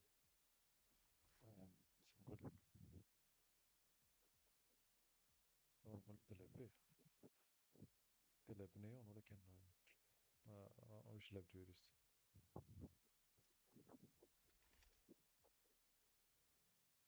قلت نشوف كون كبير جي به. لا هي بريش صراحة في ايس بوكس ماشي ذا بيست ماشي ذا توب فهمتي معاك حتى شوية ولكن قادر غيرها.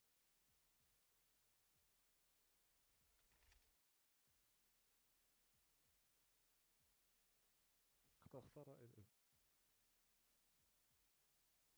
بيكيتيش. وظل شي كناكل نسيت. بصراحة الله لا بخير.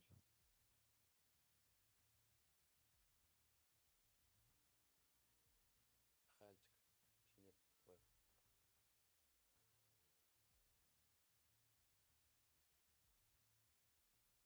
شتي ديك السمية اللي داير الصوت تاع ال دو زوج ديال لينيج لا ديك السمية اللي داير ديال لينيج ديال واحد اللي كاين سميتها لينيج لا ال دو زو ديال واحد البيرسوناج في ناروتو سميتو لي وي عرفتو. حيتاش بغيت تخدم ليا هنا زدتي لها ديك الجوج زدت الزوج. صابني لينيج واحد اللعبة زينة كانت شحال هادي.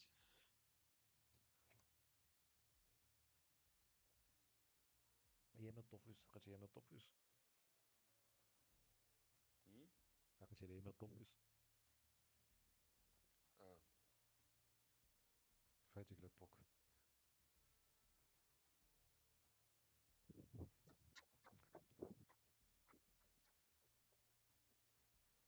باقا الكلاوات بحال ياسين دابا كيلعبو دوفيس. وي الرئيس الصاحبي راه صافي مات شحال ولاتي واحد 15 عام هادي قول كاع واحد 10 سنين كاع. عرفتي انت لعبنا دوفيس هنايا راه 2000 2006 2007 بحال ما هكاك. لعبت اخويا. لا زوين دوفيس الصراحة خوت 2000 واش 2007 بحال هكاك 2008 2009 بقينا كنلعبو حتى ياسين ل باقا ما 2012. تزادش. ويلي ياسين كان باقا ما تزادش.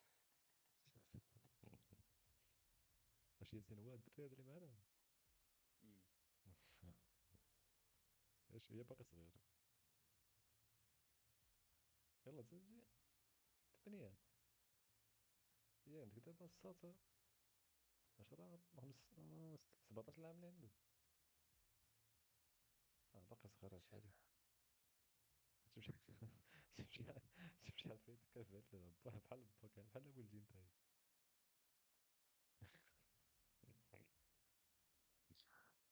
راه الله شحال فايتك ب 14 عام. اي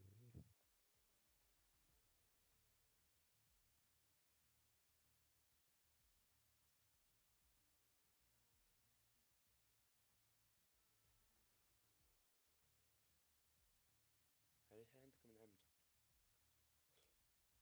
انا خويا 31. بارك الله.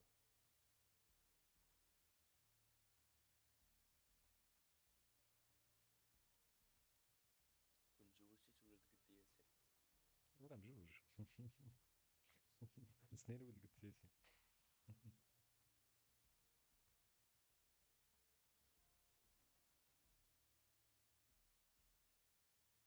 عندك 29 نيت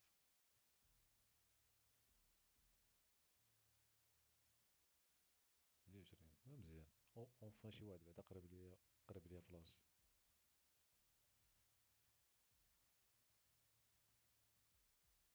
Match found. زيد شنو حيد من 10 قول لي. الله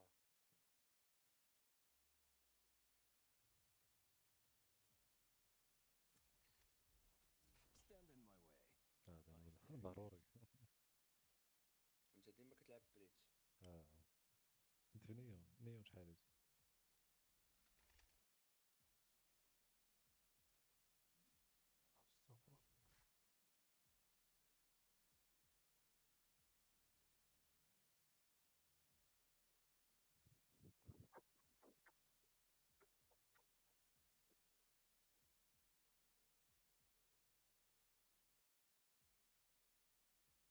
هادي انا بديت كنلعب فيه في ماب وحده صافي كنصالعو فيها اللي هي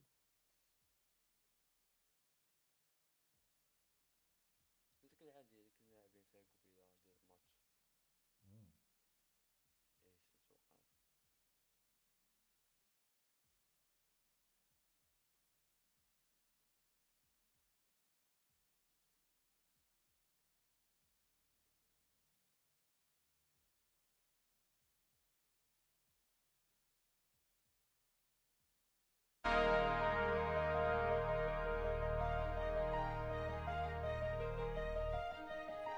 Harper Audio presents Manifest Your Destiny, written and read by Wayne Dyer.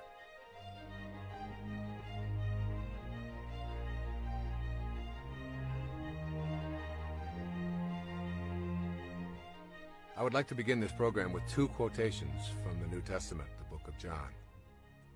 I'd like you to keep them in mind as you listen to this entire program because they really are reflective of all of the messages that are in these 9 principles. The first is from John 10, verse 34. Is it not written in your law, I have said, you are gods? And then from John 14, verse 20, on that day you will know that I am in my Father, and you in me, and I in you. You have the power within you to attract to yourself all that you could ever want. This is the central theme of Manifest Your Destiny, which is unlike any book or program that I have ever previously produced.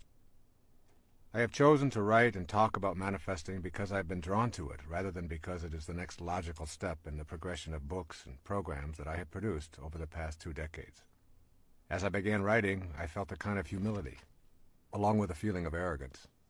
These feelings created questions such as, who am I to write about this capacity to manifest? Isn't this territory reserved for divine beings? What gives me the authority to tell others about an ability that is unique to the gods? These questions swirled around inside of me, and I was motivated by more self-doubt than I like to acknowledge. And then I did what I have encouraged my readers to do in my most recent book, Your Sacred Self. I banished all my doubts, and I began listening to the inner voices that kept telling me I would receive the guidance I needed, and that I would not be alone in this project. In other words, I surrendered and went deep within in my meditations and allowed myself to release all fear and doubt and simply to trust. It was at this time, as I was considering writing these principles and producing this program, even though I had no clear idea what they were precisely, nor in what order they should be presented, that I received a message from a teacher named Guruji, to whom this book is dedicated. Sri Guruji instructed me to listen to a tape on the power of manifesting and to practice in my own life what I was being taught, and then to present this manifesting technique to the world. I began to practice the manifestation principles in my daily meditations, just as they are presented in this book and in this program. I experienced astonishing results almost immediately. A few months later, I produced a compact disc and a cassette tape titled Meditations for Manifesting, and thousands of people began to use these principles and practice the manifesting meditation techniques. The results have been mind-shattering. I've heard stories of manifesting job promotions, having a baby, which was supposedly an impossibility, selling a home that had been on the market for years without potential buyers, and other stories of prosperity and healing that border on being miracles. I know that these principles work. Their miraculous power is not based on a belief, it is a knowing. I know that we have a divine power that has gone untapped primarily because of our conditioning. I know that you can begin to manifest for yourself virtually anything that you're capable of conceiving if you practice these 9 principles studiously. Make an effort to listen to these principles and begin to apply them in your daily life without judging them based on what you have been conditioned to believe about yourself as a person who is, quote, only human, unquote, and therefore limited. What you desire is of central importance, though you may never before have even thought of desire and higher spiritual awareness as compatible concepts. Yet the process of creating begins first with a desire. Your desires, cultivated as seeds of potential on the path of spiritual awareness, can blossom in the form of the freedom to have these desires in peace and harmony with your world. Giving yourself permission to explore this path is allowing yourself the freedom to use your mind to create the precise material world that matches your inner world. That inner world is the catalyst for determining your physical world experiences. You will have to abandon the idea that you are powerless over the circumstances of your life. You will need to shift out of the group mentality that says you are incapable of manifesting. Examine the pressures and beliefs which reflect the thinking of your immediate family, your extended family, your community, your religious groupings, your ethnic grouping, your educational business groupings, or any of a multitude of specialized units of people. Determine the areas of your life that are jammed up with the teachings of those mindsets, causing your personal evolution to be slowed down because what you truly desire or believe is not getting any energy from your unique individuality. As you unplug your circuits from those external forces, you will see the speed of your evolvement increase drastically. If you hear a voice behind your eyeballs that says, "Move forward," you no longer wait for everyone else to make a move forward before you take your first step. When you cultivate the inner conviction to manifest from the world of the unseen into the material world, you understand that there is a universal God force that is in all things in the universe. There's not a separate God for each individual, each plant, each animal, each mineral. They are all one. The same God force that is within you and causes you to think and breathe is simultaneously in everyone and everything else as well. There is no place that it is not. Consequently, that which you perceive to be missing from your life also contains the same God force or universal intelligence that is within you. Manifesting then becomes doing nothing more than bringing into form a new aspect of yourself. You are not creating something from nothing. You're learning to align yourself with an aspect of your being that your senses have not known they could activate. You and that which you want to manifest into your life are one. As I wrote this book, I had the most peaceful experience of writing that I've ever enjoyed. What you are listening to right now is the result of these 9 principles. The key word I kept in mind as I wrote and allowed these principles to manifest through me was the word tight. That means to me, no extraneous verbiage, no case studies, and a minimum of quotations. Each principle is explained in as straightforward a manner as I know how. Each came directly from my heart and not from my head. When I felt I had said what was needed to be said, and when I had provided specific suggestions for implementing the principles, I simply stopped. You are listening to the tightest handbook I know how to devise to teach the fundamental principles for spiritual manifestation. My internal knowing is that when you practice these 9 principles, you will be given guidance. You will not be alone on this journey, and you will see your desires manifest as your destiny in your daily life. Finally, you will know that your job is to say yes rather than how. I'm sending you all green lights. The first principle is called becoming aware of your highest self. Within you is a divine capacity to manifest and attract all that you need or desire. This is such a powerful statement that I suggest you listen to it over and over again and savor it before you begin this journey. Remember, within you is a divine capacity to manifest and attract all that you need or desire. Most of what we are taught to believe about our reality conflicts with this statement. I have a divine ability to manifest and attract what I need or desire. Becoming aware of your highest self does not happen through physical effort, nor can one rely solely upon supernatural techniques. What is essential is that you learn that you are both a physical body in a material world and a non-physical being who can gain access to a higher level. That higher level is within you and is reached through the stages of adult development. I present these stages with some degree of expertise because I've spent many years in each of them. They have been stepping stones to my awareness of my higher self. Each stage involved experiences that permitted me to move ahead in my thinking and my awareness. There are 4 stages of adult development. The first is called the athlete. The word athlete is intended as a description of the time in our adult lives when our primary identification is with our physical body and how it functions in our everyday world. This is the time when life seems impossible without a mirror and a steady stream of approval to make us feel secure. The stage of the athlete is the time in our adult development when we are almost completely identified with our performance, attractiveness, and achievements. Obviously, it is healthy to take good care of your body by treating it kindly and exercising and nourishing it in the best way your circumstances allow. Having pride in your physical appearance and enjoying compliments does not mean you are body fixated. However, if your daily activities revolve around a predetermined standard of performance and appearance, you are in the stage that I am calling here the athlete. The second stage is identified by the word the warrior. When we leave the athlete stage behind, we generally enter the stage of the warrior. This is the time when the ego dominates our lives and we feel compelled to conquer the world to demonstrate our superiority. My definition of ego is the idea that we have of ourselves as important and separate from everyone else. The ego-driven warrior objective is to subdue and defeat others in a race for the #1 spot. During this stage, we are busy with goals and achievements and competition with others. This ego-dominated stage is full of anxiety and endless comparison of our successes. Trophies, awards, titles, and the accumulation of material objects record our achievements. The warrior is intensely concerned with the future and who might be in his way or interfere with his status. The third stage is identified by the term the statesperson. The statesperson stage of life is the time when we have tamed our ego and shifted our awareness. In this stage, we want to know what is important to the other person. We've begun to know that our primary purpose is to give rather than to get. The statesperson is still an achiever and quite often athletic. However, the inner drive is to serve others. Authentic freedom cannot be experienced until one learns to tame the ego and move out of self-absorption. When you can let go of your own thoughts about yourself and not think of you for a long period of time, that is when you become free. The statesperson stage of adulthood is about service and gratefulness for all that shows up in your life. At this level, you're very close to your highest self. The primary force in your life is no longer the desire to be the most powerful and attractive or to dominate and conquer. You have entered the realm of inner peace.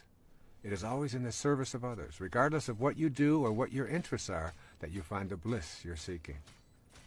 There is one stage even higher than the statesperson, and this can be described by the word the spirit. When you enter this highest stage of life, regardless of your age or position, you recognize your truest essence, the highest self. When you know your highest self, you're on the way to becoming a co-creator of your entire world, learning to manage the circumstances of your life and participating with assurance in the act of creation. You become literally a manifester. The spirit stage of life is characterized by an awareness that this place called Earth is not your home. You know that you're not an athlete, a warrior, or even a statesperson, but that you are an infinite, limitless, immortal, universal, and eternal energy temporarily residing in a body. You know that nothing dies, and that everything is an energy that is constantly changing. This inner infinite energy is not just in you, it is in all things and all people who are alive now and have ever lived. You begin to know this intimately. When you reach this level, you're in the space I think of as being in this world, but not of this world. Most people think of the spiritual world as a future occurrence that they will know after death. Most of us have been taught that the highest self is something that you cannot know as long as you're trapped in a body. However, the spirit is now. It is in you in this moment, and the energy is not something that you will ultimately come to know, but is what you are here and now. The unseen energy that was once in Shakespeare or Picasso or Galileo or any human form is also available to all of us. That is because the spirit energy does not die, it simply changes form. It can't die because it has no boundaries, no beginnings, no ends, no physical characteristic that we call form. That energy is within you. Gaining the awareness that you have a higher self that is universal and eternal will lead you to gaining access to the world more freely and to participating in the act of creation, or manifesting your heart's desire. I'll do my job, you do yours. There is something called the seen and the unseen. Consider for a moment the world of form that you see around you, including your body. Who is that invisible eye inside all of the tubes and bones and arteries and skin that are your physical form? To know yourself authentically, you must understand that everything that you notice around you was and is caused by something in the world of the unseen. That something is the world of the spirit. When you look at a giant oak tree, ask yourself what caused that tree to become what it is. It started from a tiny acorn. Your logical, rational mind says that there must be something resembling treeness within that acorn. But when you open the acorn, you find nothing resembling a tree. All you find is a mass of brown stuff. If you further examine the brown stuff, you will discover distinctly acornish molecules, then atoms and electrons, then subatomic particles, until finally you find that there are no particles, only waves of energy that mysteriously come and go. Your conclusion will be that the acorn and the tree itself have a creator that is unseen, immeasurable, and called by those of us who need to classify such things the spirit or soul. This unseen world that is the source of the world of the seen is also the cause of you. In the beginning is energy, energy that has no dimensions, energy that is not in the visible world. This is our original self. It is potentiality, not an object, a future pull, if you will. It is this world of the unseen that I would like you to consider as you listen to these words. Look around you now at the world of form. Then look within and realize that the world began in the unseen dimension. Then make the big leap to the awareness that you are both of these worlds simultaneously.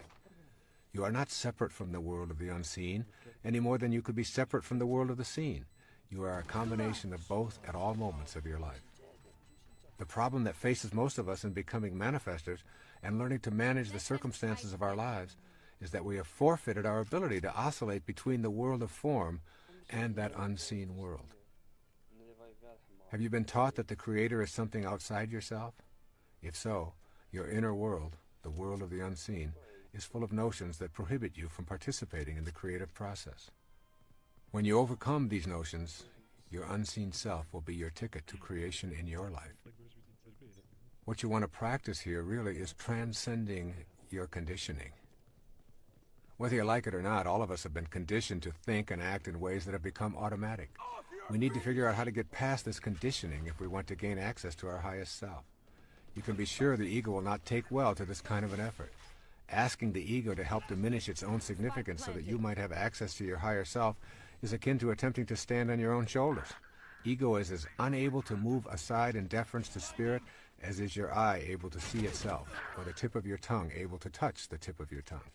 Your task thus becomes a quagmire of paradoxes. If you rely upon your ego to get past the influences of the ego, it will only strengthen its hold on you. You must figure out how to emancipate consciousness from the limitations of your mind and your body. In the ego state, you generally experience yourself as a separate entity.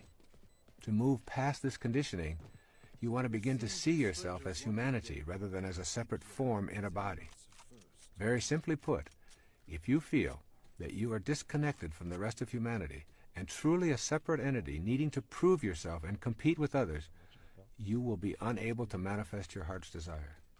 If you are able to see yourself as a part of what you desire, you will have transcended the conditioning of your ego and of all the other egos who have contributed to this process in your life. Here are a few of the conditioned thoughts that keep your ego in charge of your life and prevent you from materializing what you desire and what desires you. The first is called, I am not in charge of my life. That force is outside me. You can change this perception. Turn your attention away from the ego-dominated thoughts about the circumstances of your life to the present moment. By consciously noticing your breath, the sounds, textures, smells, and scenes that the life force is experiencing through you. A second conditioned thought says, people cannot manifest. It is all a function of the cosmic throw of the dice. It's all just luck. Well, blaming luck or some external invisible force that controls the universe is a habit of conditioning that leads to disempowerment and ultimately to defeat.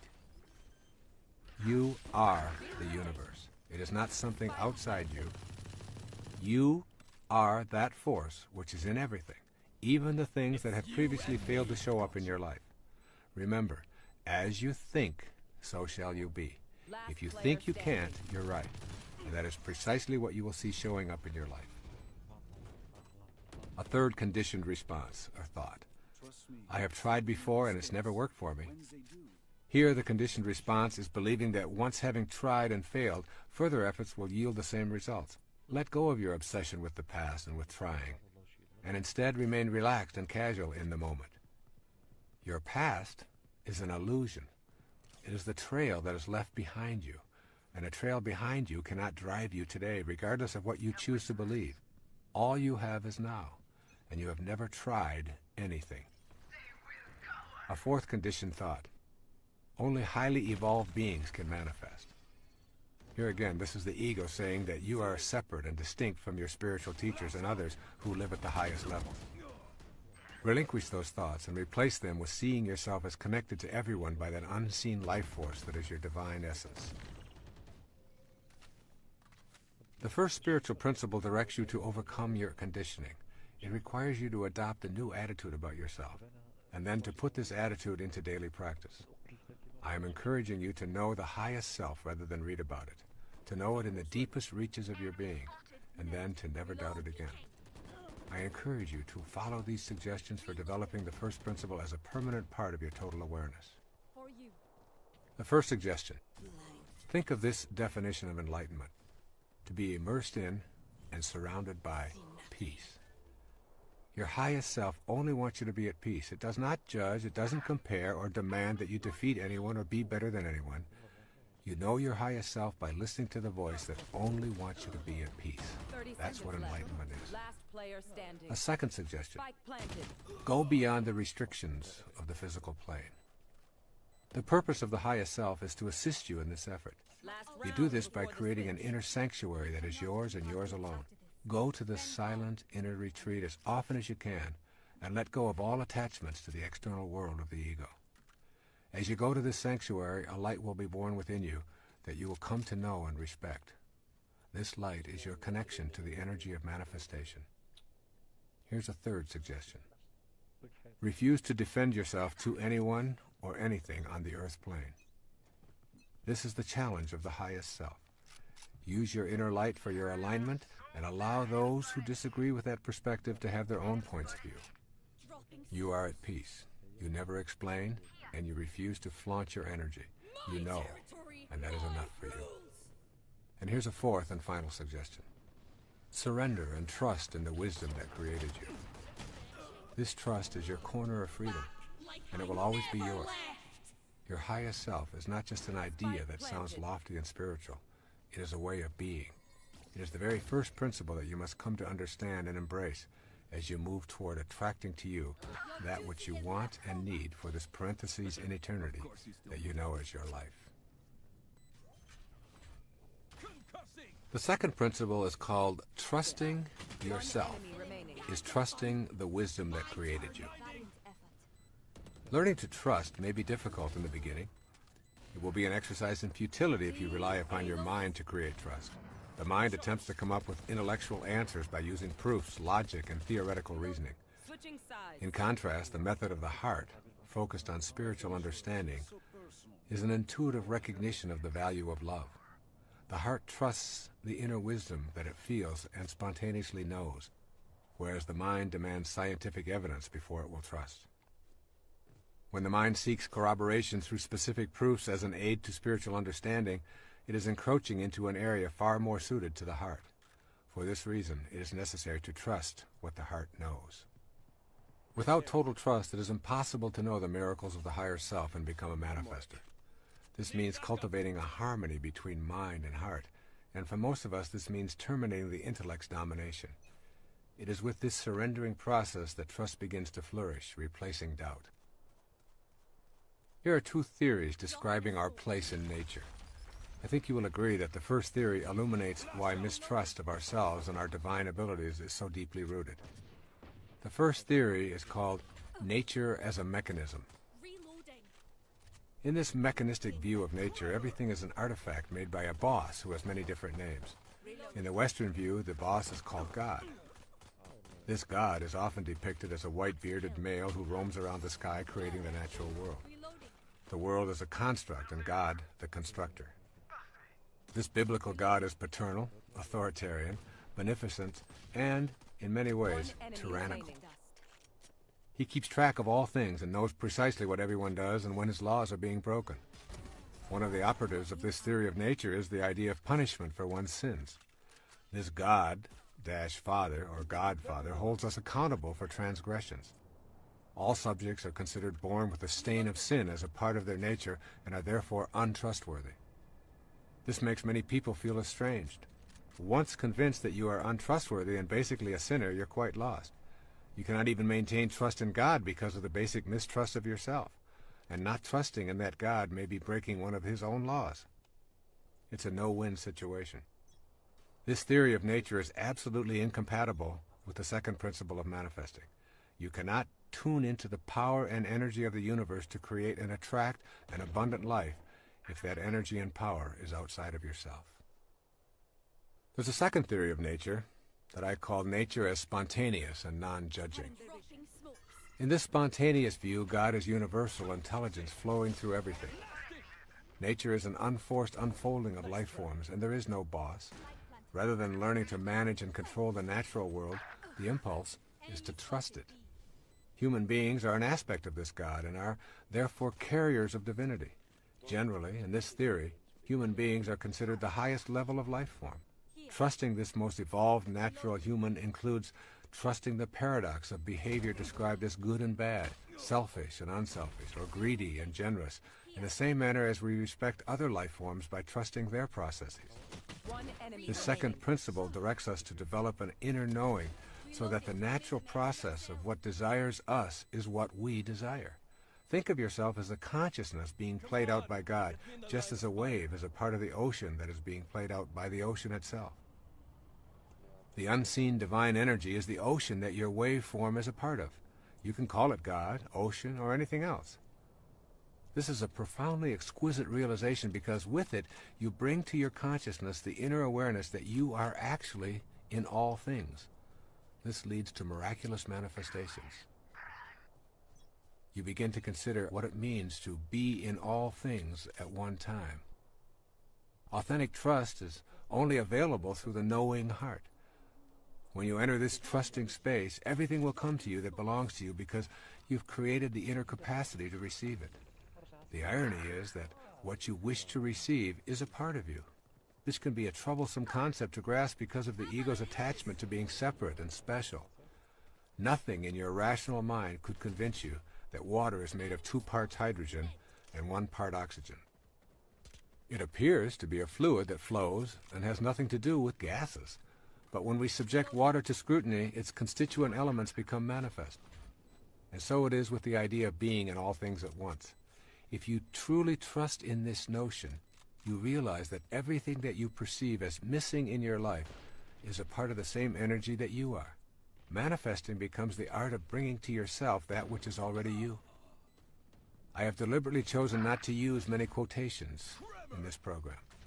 But I want to emphasize that every spiritual master and all of the saints and teachers and gurus or priests throughout history have espoused similar advice. This perennial philosophy connects all humanity from tribal and ancient to civilized and present times.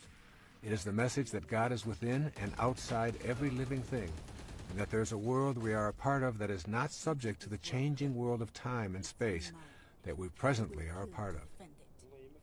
Since it is everywhere, it is not only within you, it is you. The meaning of this is that God is not to be found so much as discovered within yourself. The statement, "Thou art the path," is more than an ecclesiastical admonition. It is a statement of your reality. And then you must consider prayer and what it means to understand this concept of trust.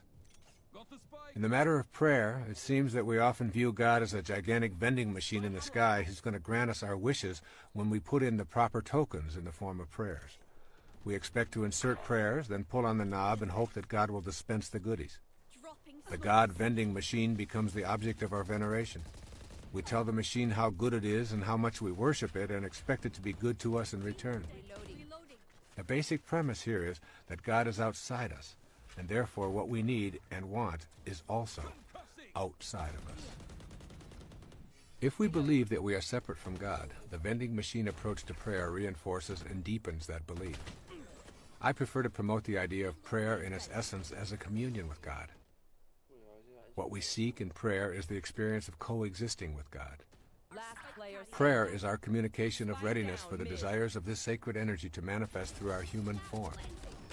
Therefore, the true experience of God does not change or alter God, but it changes us. It heals our sense of separation. If we are not changed by prayer, we have denied ourselves the opportunity to know the wisdom that created us.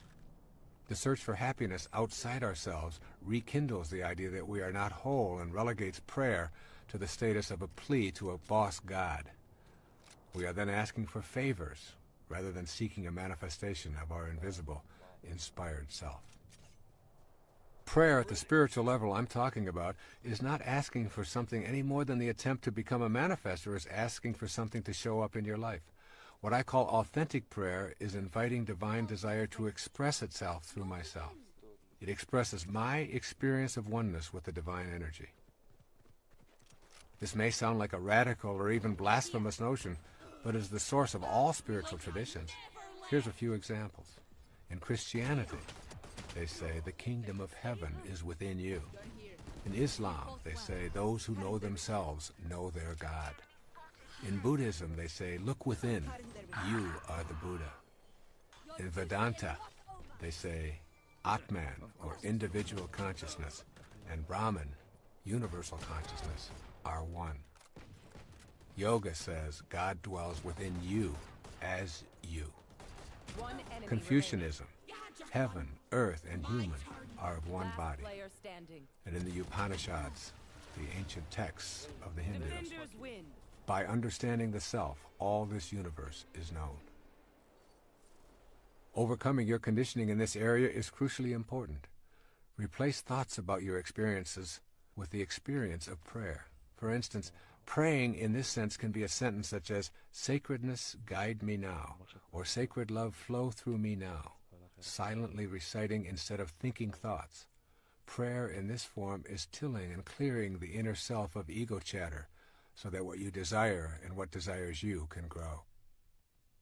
My own personal practice of prayer is participating in a communion with God, wherein I see God within me and ask for the strength and the inner awareness to handle whatever confronts me. I keep reminding myself that heaven on earth is a choice I must make, not a place I must find. Trust, then, is the cornerstone of my praying, and with it comes the peace that is the essence of manifesting. And this idea of peace really becomes the result of this trust.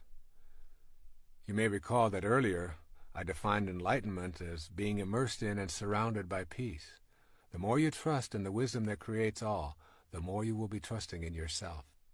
The result of trusting is that an enormous sense of peace becomes available to you. As this awareness grows, you will discover that you are a more peaceful person, and consequently, that enlightenment becomes the way of your life. Being independent of the good opinion of others and being detached from the need to be right are two powerful indicators that your life is shifting toward a consciousness of trust in yourself and trust in God. Yet there are many people in our lives who disturb our state of peacefulness. The people whom we agree with and share similar interests with us are easy to accept and actually teach us very little. But those who can push our buttons and send us into a rage at the slightest provocation are our real teachers, disguised as manipulative, inconsiderate, frustrating, non-understanding beings. The peace that is enlightenment means that you are not only at peace with those who share your interests and agree with you, and with strangers who come and go, but also with those master teachers who remind you that you still have some work to do on yourself.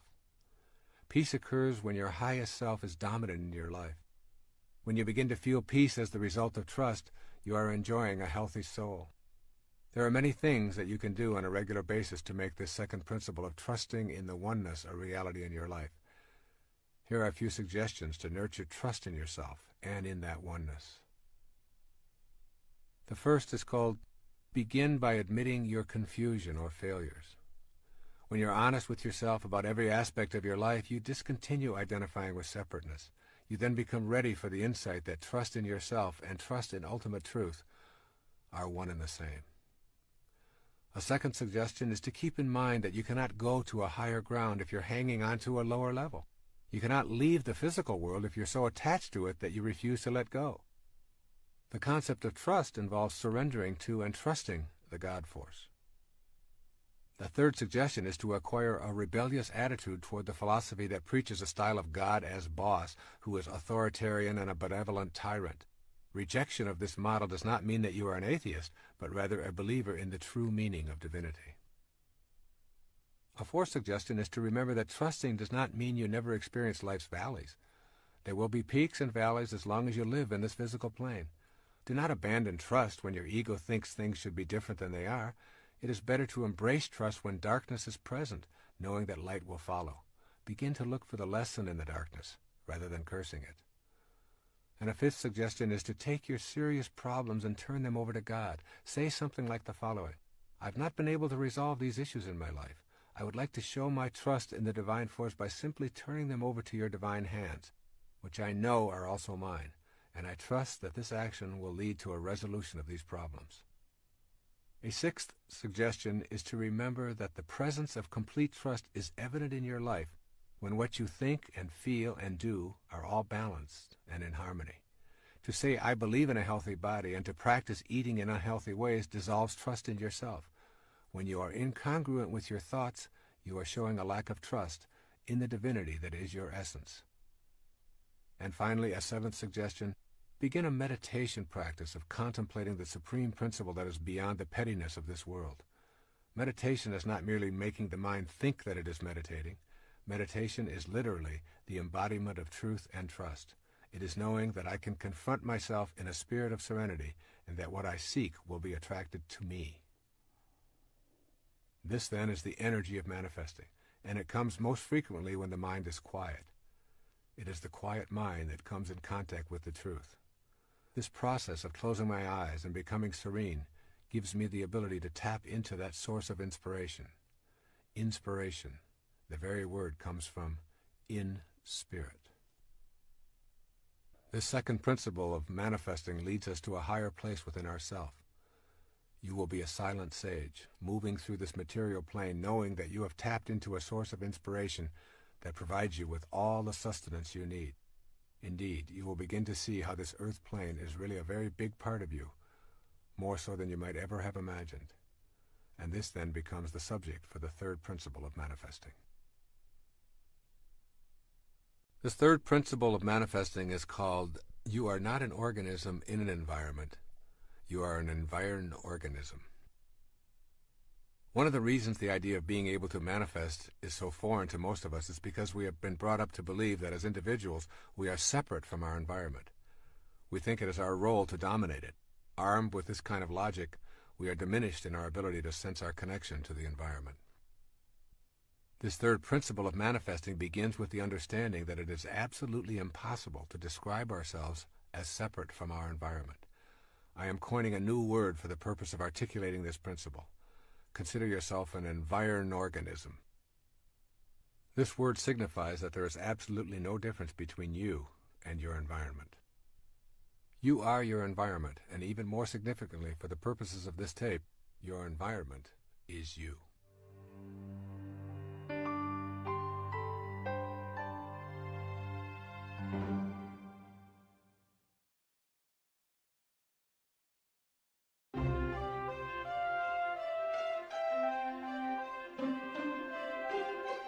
Think about your own nature as an environed organism. Try thinking of the external world, your environment, as your extended body. That is, you are not separate from the external world. In this concept, it is impossible to describe yourself without including your surroundings. In fact, it is not even possible to see or hear yourself as a separate entity apart from your environment. For example, describe yourself walking, just you walking. There cannot be walking without also describing what it is you are walking upon. Without the floor or the ground, there would only be your legs moving back and forth, and of course that's not walking. Your experience of walking also includes the air you are breathing, the gravity that keeps you from floating off into space, the pebbles or carpet or sand or cement that you walk upon. And I invite you to shift your awareness away from yourself as an organism in the environment to yourself as an extension of your environment and always inseparable from it. This means that you have to think of yourself as an individual and as an environment simultaneously. Have you ever seen a person with a front but without a back? Have you ever seen a person with an outside but without an inside? Well, these rhetorical questions are meant to stimulate you to consider how you can be differentiated and undifferentiated at the same time, and why this is important in learning to manifest your life as you choose. The nature of the physical world is essentially that of waves. Each wave of energy that makes up a physical mass has a crest or a peak and a nadir or a valley. These tops and bottoms of the waves are always easy to identify as separate, yet they are always together. You can never ever get a bucket full of peaks and observe them independent of their corresponding valleys. This is the fundamental feature of nature. Your front always has a back. Your inside always has an outside. And now you must extend this understanding outward as well. You are distinct, just like the tops of the waves that make up your natural physical self, but you are irrevocably connected to the outer world, just as that bottom of the wave always has a top. When you begin to see this simple truth, mystical experiences of manifesting also open up to you as a genuine possibility. You see, you're either pushing nature around, or you're seeing it as yourself, one or the other. When we think of ourselves as distinct from our environment, we take on a posture of exercising control over it. We destroy forests and swamps and mountains and rivers and wildlife or anything else that obstructs profit and convenience over something we call advancing civilization. We defend these activities without understanding that we are also destroying ourselves. As we have seen, we cannot be described independent of our environment any more than our outside can be described without our inside. When we can respect that which appears to be external to us, we will build to live in harmony with, rather than in control over, our environment. In our personal lives, recognizing nature as ourselves opens up an entirely new world of manifestation. Your new faith will no longer permit you to see anything as separate. The separateness will always be there, just as the peak of the wave is separate from the trough. But they remain inseparable, even while separate. You will have fused the dichotomy that prevents you from putting this connective energy to work. You will begin to view yourself as an organic part of this world, rather than as a separate entity in this world. And then you'll see yourself as an organic part of this world. There's a popular belief that we come into this world. Thus we are continuously embracing the idea that who we are and where we come from are two different worlds. The essence of the third spiritual principle for manifesting your destiny is that there is no separation, and rather than coming into this world as a construction project, you actually grow out of it. You are a result of what the universe is doing on a conscious level, just as a wave is what the ocean is doing, and a plum is what the plum tree is doing. The intelligence that is you, unseen as it may be, is you in every stage of your creation and life experience, and it is also the same in every other person, as well as in all things in our physical world. Notice that everyone breathes the same air, walks on the same ground, and thinks as an organism just like you. You are indeed connected to all of these beings. It is not an accident that someone living in a distant country with different outward physical characteristics and a separate language could die and donate their liver or kidney or cornea to you, and it would accommodate the life force flowing in you. A profoundly important Native American saying is, "No tree has branches so foolish as to fight among themselves." Imagine the result of such behavior by the tree. The tree and all of its parts would die from such an absurdity. Yet that is precisely what we do when we see ourselves as divided from all of the other people who are being peopled from the same divine intelligence. When you know that you grow out of this world just as an apple does from an apple tree, then you identify with the spiritual essence. It is in identification with this inner essence that you make your connection to everything else. And it is with this connection that you begin to attract your desires to your physical world. I want you to gain a clear sense of how you are actually growing out of this world. You are not a momentary flash of embodied consciousness between two eternal blacknesses. You are an essence that is eternally growing in this world, a world in which the spirit and the manifestation of that spirit appear to be different to the senses, and indeed they are, but they are also connected. This awareness is crucial as you proceed along the manifesting path. That power is in you, but it's not yours alone. The power and the magic of this world cannot be reserved for the exclusive use of anyone, including you. It is available at all times. However, it does not belong to anyone.